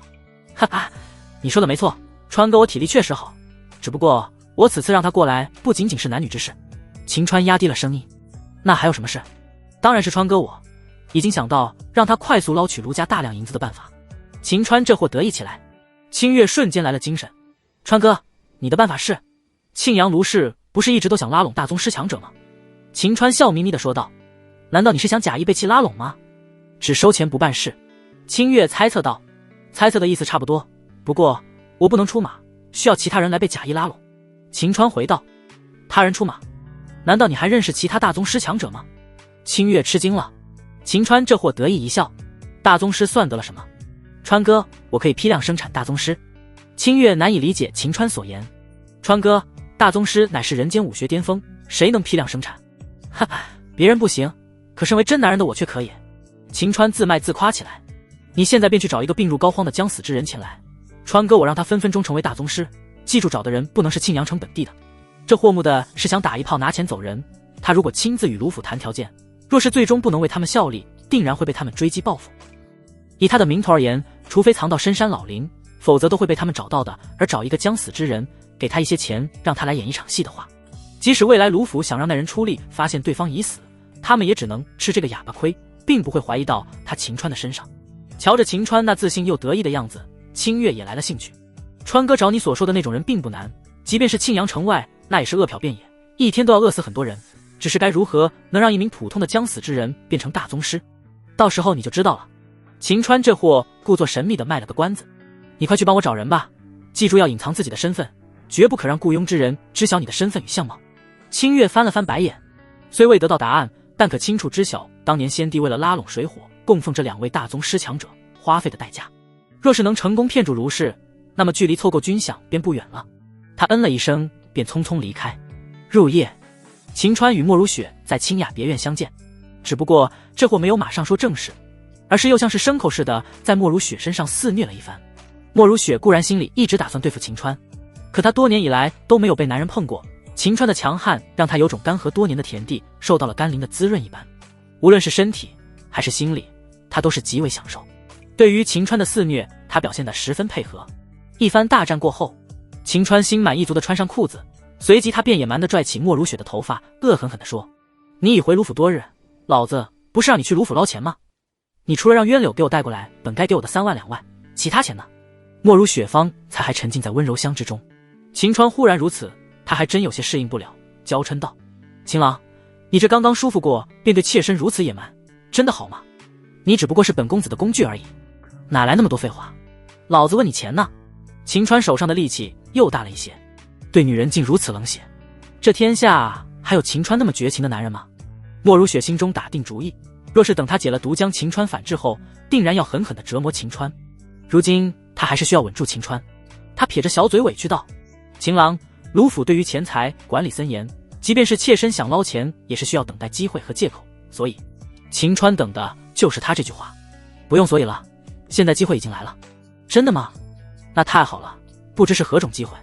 莫如雪违心地说道。他才不管秦川说的是什么机会，总之他会尽可能给秦川拖下去，直到他成功解毒为止。你们卢府不是一直在招揽大宗师吗？我们神机门正好准备让一些大宗师入室历练，本公子想让你作为中间人给你们卢府介绍一番，至于拉拢的费用嘛，自然是越高越好。秦川脸色一正道：既然他们都认为他是神机门之人，那么他便好好利用此名头一番。莫如雪神色一喜，他原本还以为秦川是想了什么卑鄙之法，让他巧立名目去卢府捞钱，此种风险极大，并不安全。可若是为卢府拉拢大宗师，让卢府多出钱，不仅仅没有什么风险，反而算是立功表现。如此好的机会，他当然不想放过。只是他还是有些奇怪，秦郎，你不是欧阳世家的人吗？怎么还愿意将同门之人介绍给卢府？秦川早就想好了说辞，本公子比较看好欧阳世家，他比较看好卢氏而已。此理由倒也合理，莫如雪并未怀疑。秦郎，妾身定然尽全力让卢府多多出钱，不知你所说的大宗师强者在哪里？瞧着他动心了，秦川便知他挖的坑，他已跳入其中了。这货笑了笑说：我那位大宗师同门目前还在庆阳城外，只是他对于利益比较看重，不知你们拉拢大宗师强者会给多少银两？大宗师乃是人间武学巅峰的存在，各个势力都在抢着拉拢，想要拉拢起码需要20万两，之后每年至少要给2万到3万两银子的俸禄。除此之外，爵位、良田、美女都是缺一不可。莫如雪回道。来之前，秦川也曾经问过渊柳的手下，莫如雪所说的报价与其所讲的差不多，倒是没有骗他。只是秦川是想打一炮就跑路的，哪里需要他们给爵位、良田、美女啊？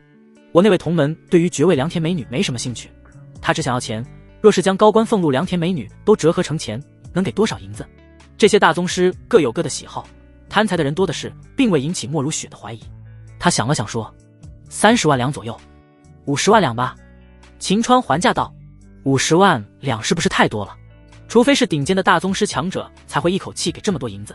莫如雪为难道：先不说我那同门实力确实强大，绝非一般大宗师强者可比，若是你连提升价格的能力都没有，老子要你做什么？倒不如让你毒发身亡。秦川脸色阴沉了下来，又是一把掐住莫如雪那嫩白的脖颈。莫如雪怕了，目前他虽然已想办法去解毒，但还未成功。若是到期没有解药的话，他必死无疑。为了稳住秦川，他便硬生生挤出来一丝笑容道：“秦郎，妾身自会尽全力去说服家主，让他给50万两。希望你能说到做到。”秦川这才松开莫如雪。秦郎，你真的好野蛮。莫如雪喘息了几声，便撇着小嘴问：“不知何时能让家主与你那位同门见面？”这货也没忘了答应文人墨客们，他乘船夜游庆阳城之事，他便推迟了1天回道：“后天晚上吧，具体见面地点我会派人提前告知你们。只不过关于我是神机门以及那位是我同门之事，不得告诉卢府之人，知道吗？”秦郎，你放心，我绝对不会告诉卢府任何人。若是让其他人知晓，我莫如雪不得好死。莫如雪丹手举天发誓道。事实上，即使秦川不这么要求，他也会为秦川保密的。越是与秦川相处，他便越是认为秦川是个大宝贝，将其掌控起来，得到的好处绝对远超他目前所能想象的。若是让卢凌天与纯元太后知晓秦川那么强大，定然也会有拉拢之心，事情绝对会进入不可控的范围之内。秦川可不相信毒誓，又是一番威胁过后，他才与莫如雪分开。等他再次回到配置800箱的住所时，清月也已回来。他掀开轿帘，指了指轿内：“川哥，我已找到符合你要求的人，他已被我喂下安神汤，处于睡梦之中。”秦川提着灯笼往里一看，一名身材瘦弱、白发苍苍的老者闭着双眼坐在轿内。清月给他换上了白色长袍，倒是还有一丝仙风道骨之感。他面露满意的神色：“不错，此人正符合要求。”清月并未因认可而高兴，反而愁眉不展：“清月，你怎么了？”唉，清月叹了口气：“川哥，此人看着实在是弱不禁风，小妹实难相信他能变成大宗师，还能唬住卢府的人。你能不能告诉我到底想怎么做？也好让我安心一番。”说到最后，清月几乎是恳求着语气。此次面对的可是卢家的人，风险极大，他不得不慎重起来。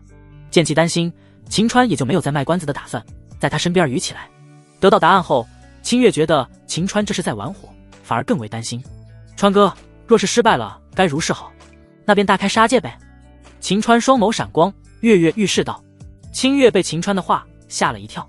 纵然秦川曾经斩杀过大宗师冯熙以及数位9级高手，可对方是前国第一豪族卢家，他们不仅仅也有着数位大宗师强者，数十位9级高手，数百位8级高手，7级以下的高手更是不计其数。除了高手之外，卢凌天暗中早就招兵买马，卢家军数量已达到骇人的20万之巨，他们正隐藏在庆阳城附近的山林之中。此次招募大宗师强者，说不准卢凌天会亲临，即便不会出动卢家军，可身边高手也会跟随一大批。秦川很难是对方的对手。为了让秦川搞清楚现实，避免风险，清月将具体情况给秦川说了一番。秦川也知此事风险极大，即便如此，秦川也没有放弃的意思。此事一旦成功，意味着的不仅仅是的到50万两。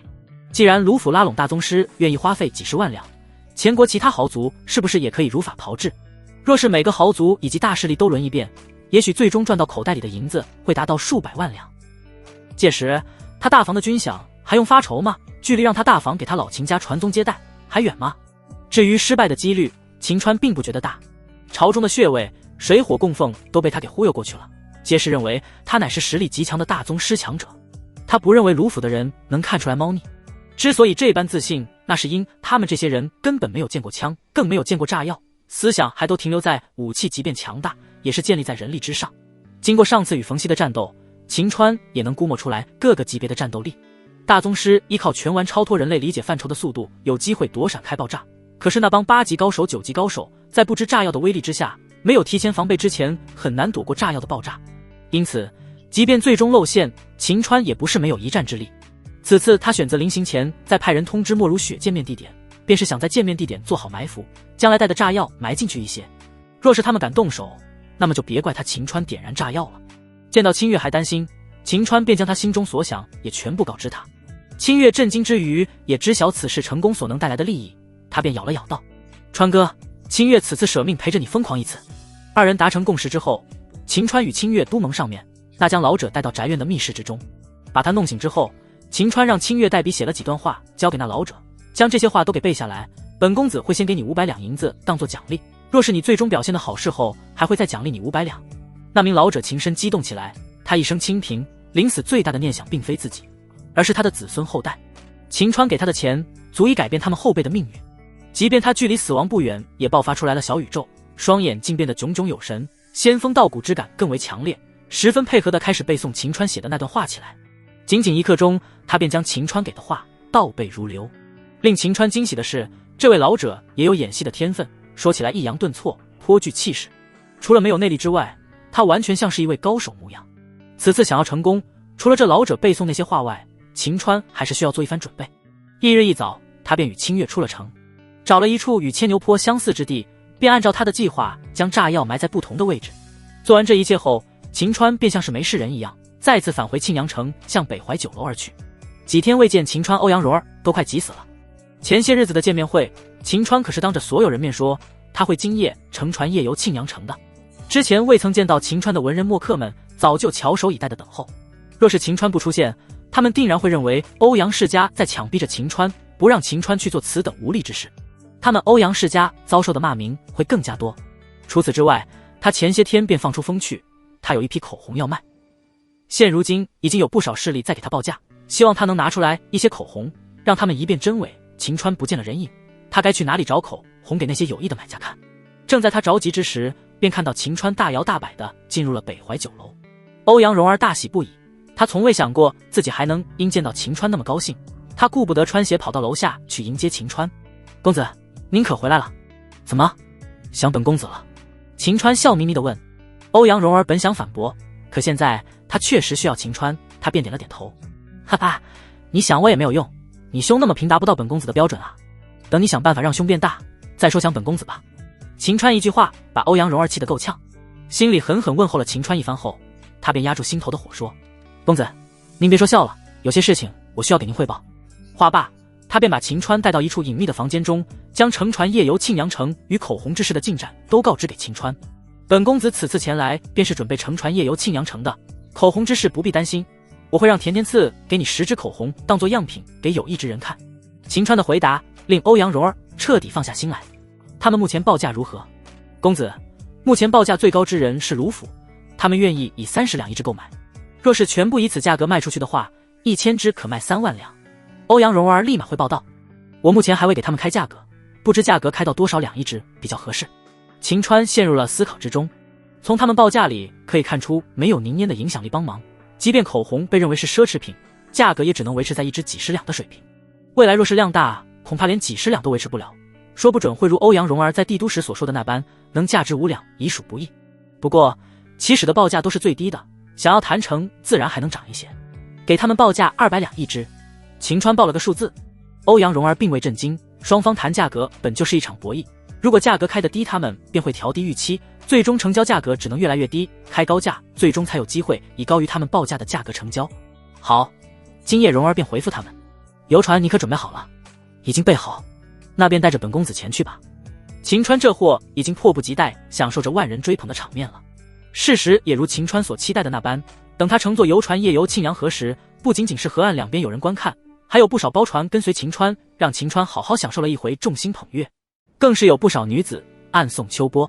虽然长相他们的长相与南宫婉、莫如雪等人相比还是差了不少，但也让这伙心情大好。可正在他春风满面之时，站在他身边清月却提醒道：川哥，前方船上站着的2人似乎是天下第一才女林诗诗与她的丫鬟。秦川抬头一看，距离他们20-30处的一艘船上站着2道倩影，一人身着绿衣戴着面纱，另外一人手持长剑，一脸的傲然，正是林诗诗与红烟儿。秦川这货脑海里立马想起清月告诉关于林诗诗的事情，明明是谎言，可这货却选择相信，而且这货卖了他的大作，也怕他来找麻烦，心里发虚得很啊。当即便命令船老大调转方向，可是秦川低估了红烟8级高手的实力。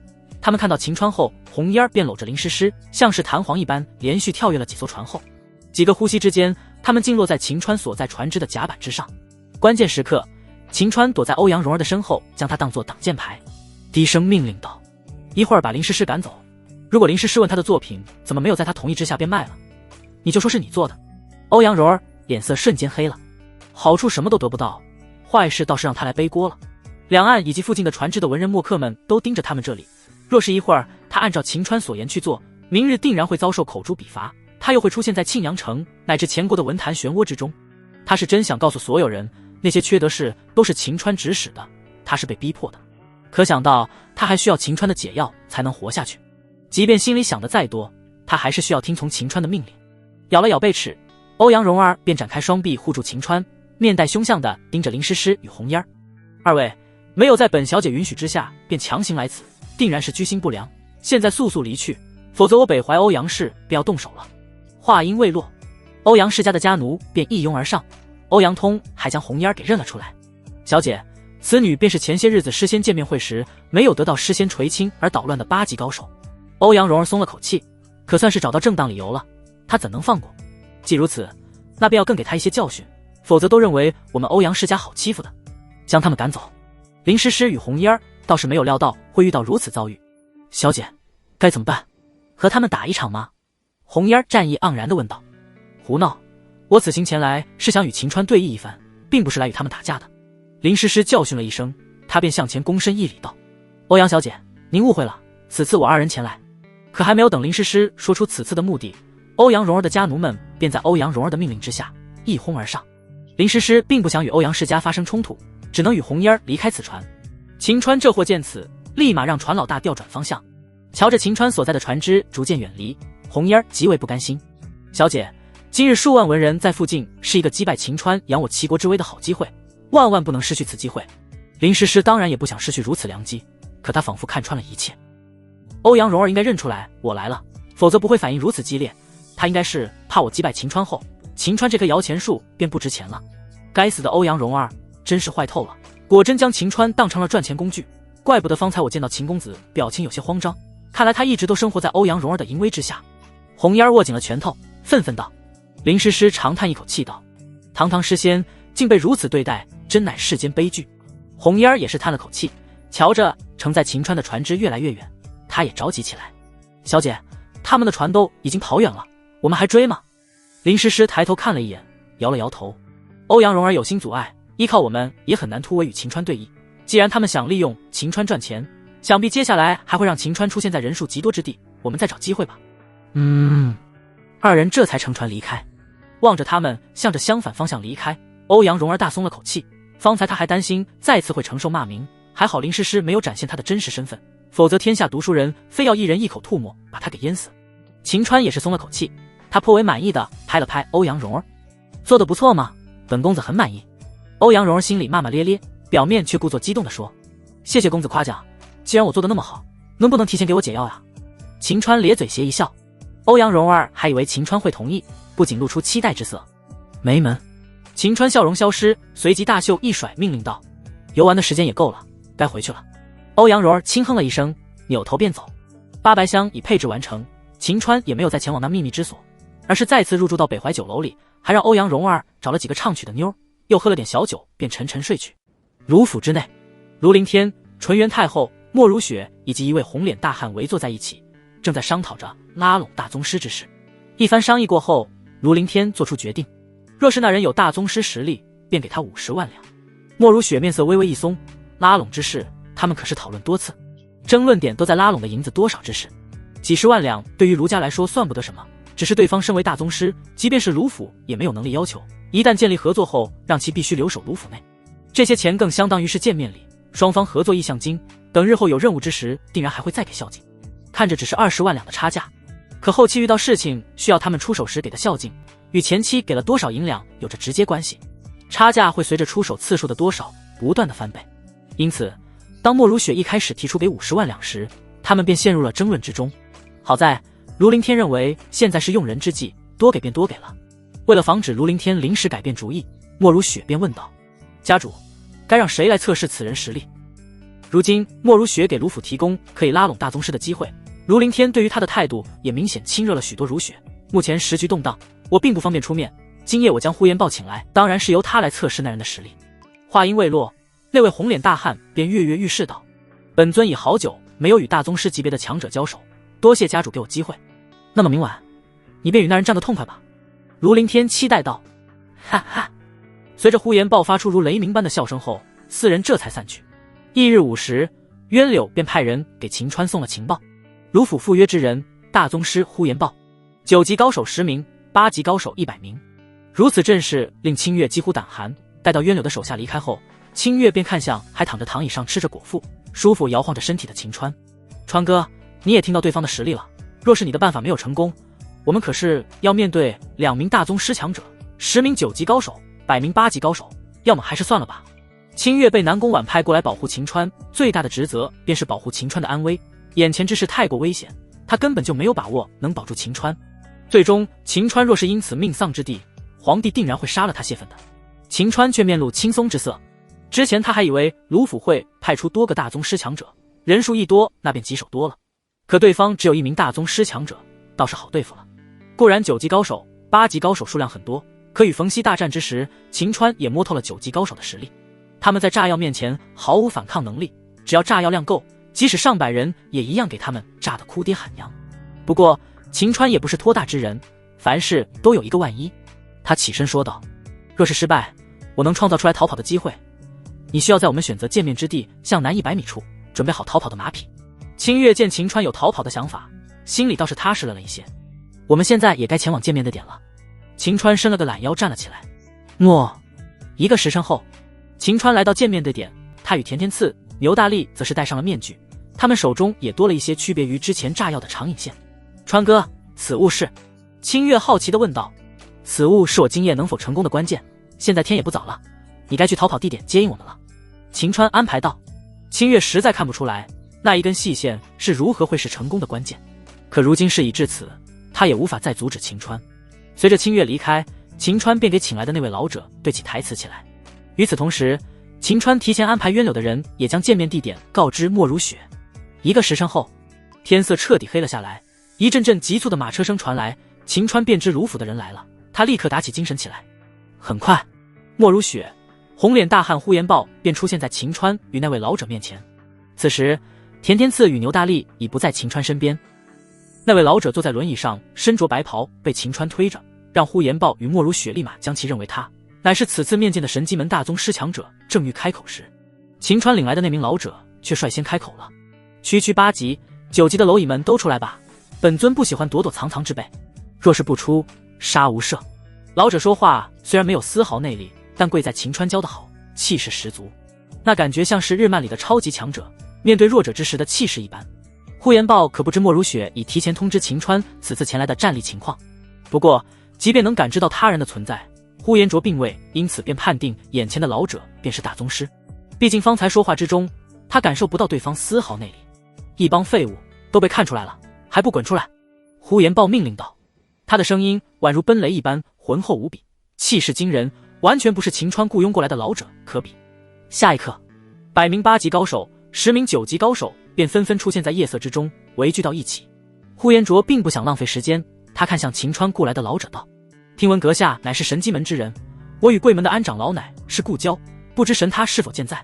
秦川信他个鬼，他来之前早就打听过神机门，他们早就在江湖上销声匿迹多年，即便是血为这等前朝强者，也不曾认识神机门的人。这货若是认识神机门的人，早就对其拉拢了，今夜还怎会赴约？秦川压低声音道：我神机门从未有过安长老，如此试探的手法是否太过低端，对得起阁下大宗师的身份？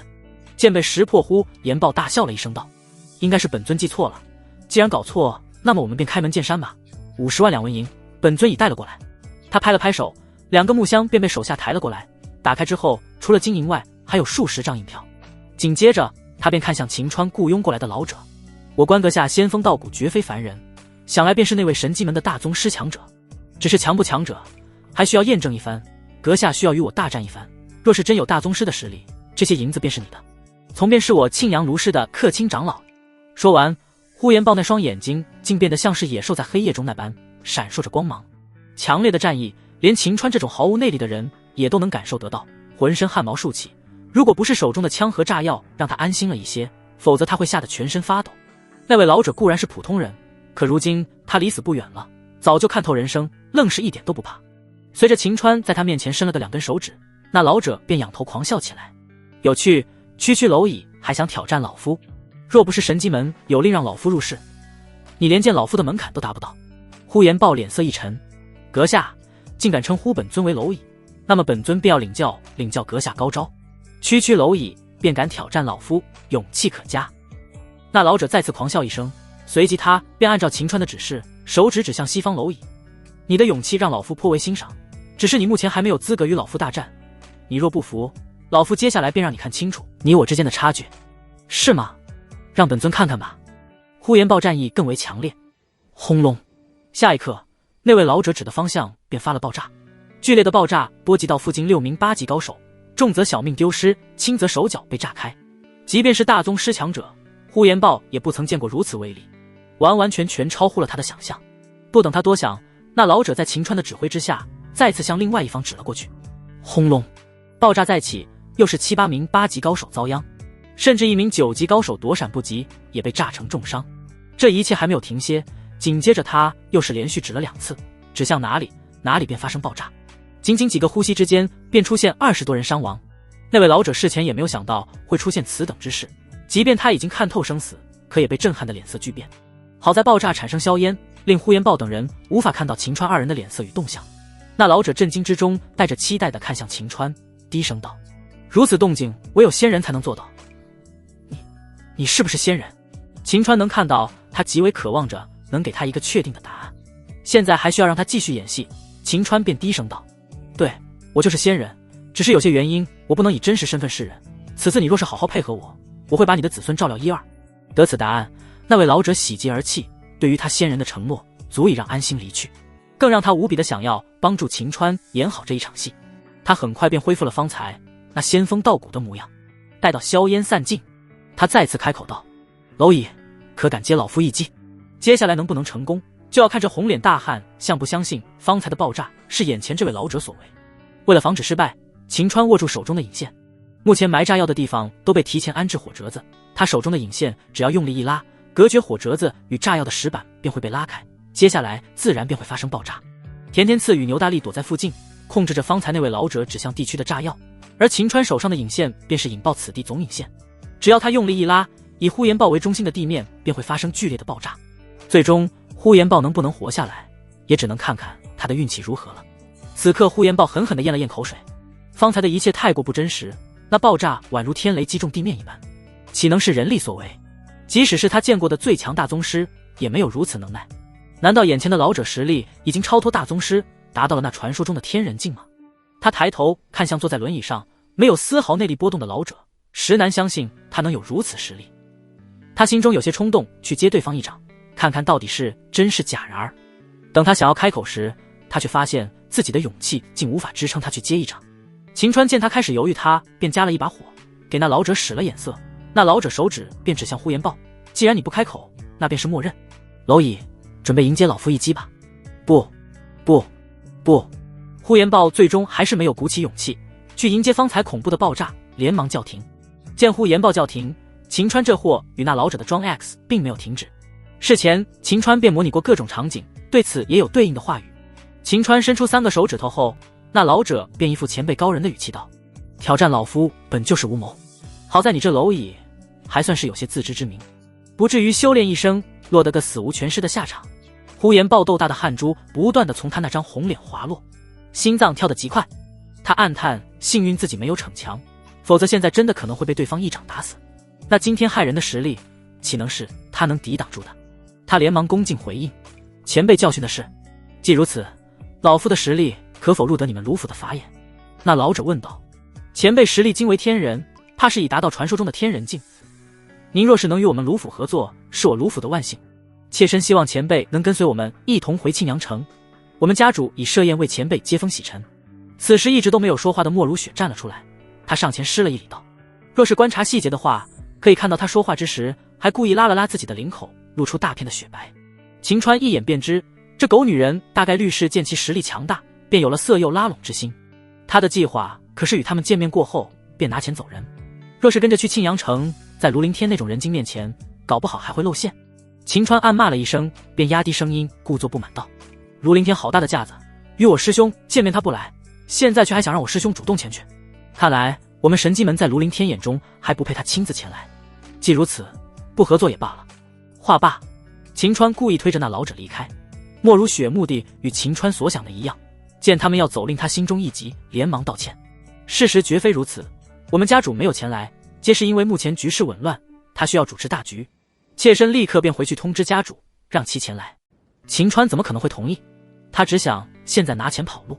他做了个停止的手势，再次压低声音道：不重视便是不重视，你再怎么弥补也是无用。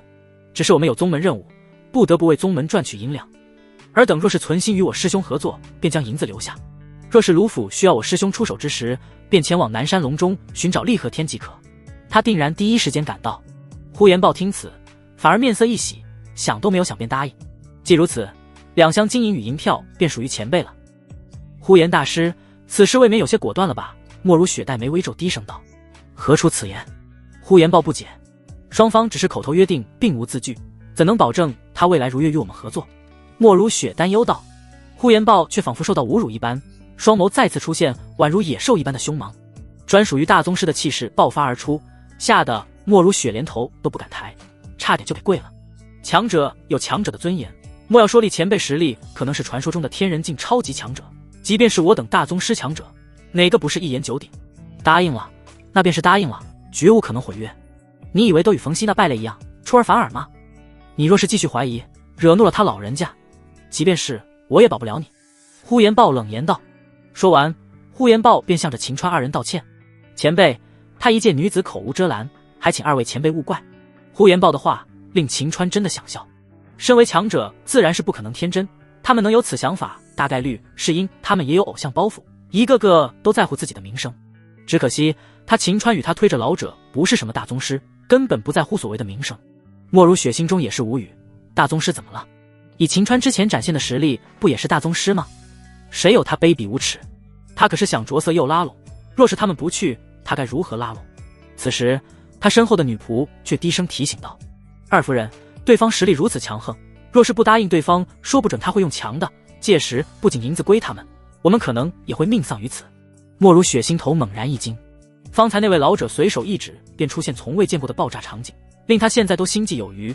他可没自信能从那爆炸中活下来，大不了前去那南山龙去色诱他。一念至此，莫如雪便也上前道歉道：“厉前辈，小女方才口无遮拦，还请前辈赎罪罢了。箱子留下，若是需要我师兄厉鹤天帮忙，便去南山龙邀请。你们可以走了。”秦川副手厉命令，即便是他戴着面具，对方也能看出来他的傲然姿态。呼延豹并未马上离开，而是再次一拜道：“2位前辈，在晚辈离开之前，能否为晚辈解疑惑？”说吧。秦川摆了摆手：“厉前辈的实力是否已经达到天人境实力？”呼延豹恭敬地说完，便连忙解释道：“晚辈并无窥探前辈实力的想法，只是晚辈进入大宗师境界多年，寸步未进，若是真的可以突破到天人境，晚辈下半生也能有所目标。今天秦川若是能成功，这位呼延豹大宗师可谓是功不可没。若不是他没有勇气打一场，又有着偶像包袱，今天这事不一定能成。既如此，秦川便给他一个希望吧。”他轻咳一声，再次压低声音：“我师兄并未进入到天人境。”呼延豹面露失望之色，他叹息道：“前辈如此强大，却还不是天人境强者，人的极限终归只是大宗师吗？当然不是。我师兄虽未达到天人境级别，但我们确实见过天人境强者，尔等未见过，只因实力太弱，并未达到能见他们的资格。”秦川这句话令呼延豹立马仿佛看到了希望一般，他激动道：“前辈，依您所言，晚辈实力如果继续提升的话，便有机会见到天人境强者吗？以你目前实力而言，还差得远，继续修炼吧。将来等你实力达到之时，我与师兄自然会为你引荐。”秦川承诺道：“话不多言，你可以走了。”呼延豹更为激动，本以为今夜只是拉拢人而已，没成想他却有如此机遇。他连忙称谢过后，便作揖往后退：“晚辈告辞，届时需要厉前辈出手时，晚辈会亲自前往南山龙拜访。”呼延豹一挥手，他们便全部退去。倒是那莫如雪还是没有忘了色诱之事，临走前还故意给秦川雇过来的老者抛了个媚眼：“狗女人，到处发浪，看老子回去怎么收拾你！”秦川并没有马上离开，而是确定他们已走，才吹了一声口哨，将藏在附近的牛大力与田天赐唤来。牛大力天生神力，一个人便扛起那2个箱子。随即秦川便将附近剩余的炸药都给挖了出来，便逃也似的向着与清月相约的地点去。很快便与清月再次相见，看到秦川等人毫无伤痕，还拿来足足50万两，清月顿时有种做梦之感。之前皇帝想尽一切办法都没有凑齐，却被秦川短短几天时间搞定了。清月，我们带着银两不方便行动，这2箱除了银票之外，剩余的金银我们需要前往其他城池将其换成银票。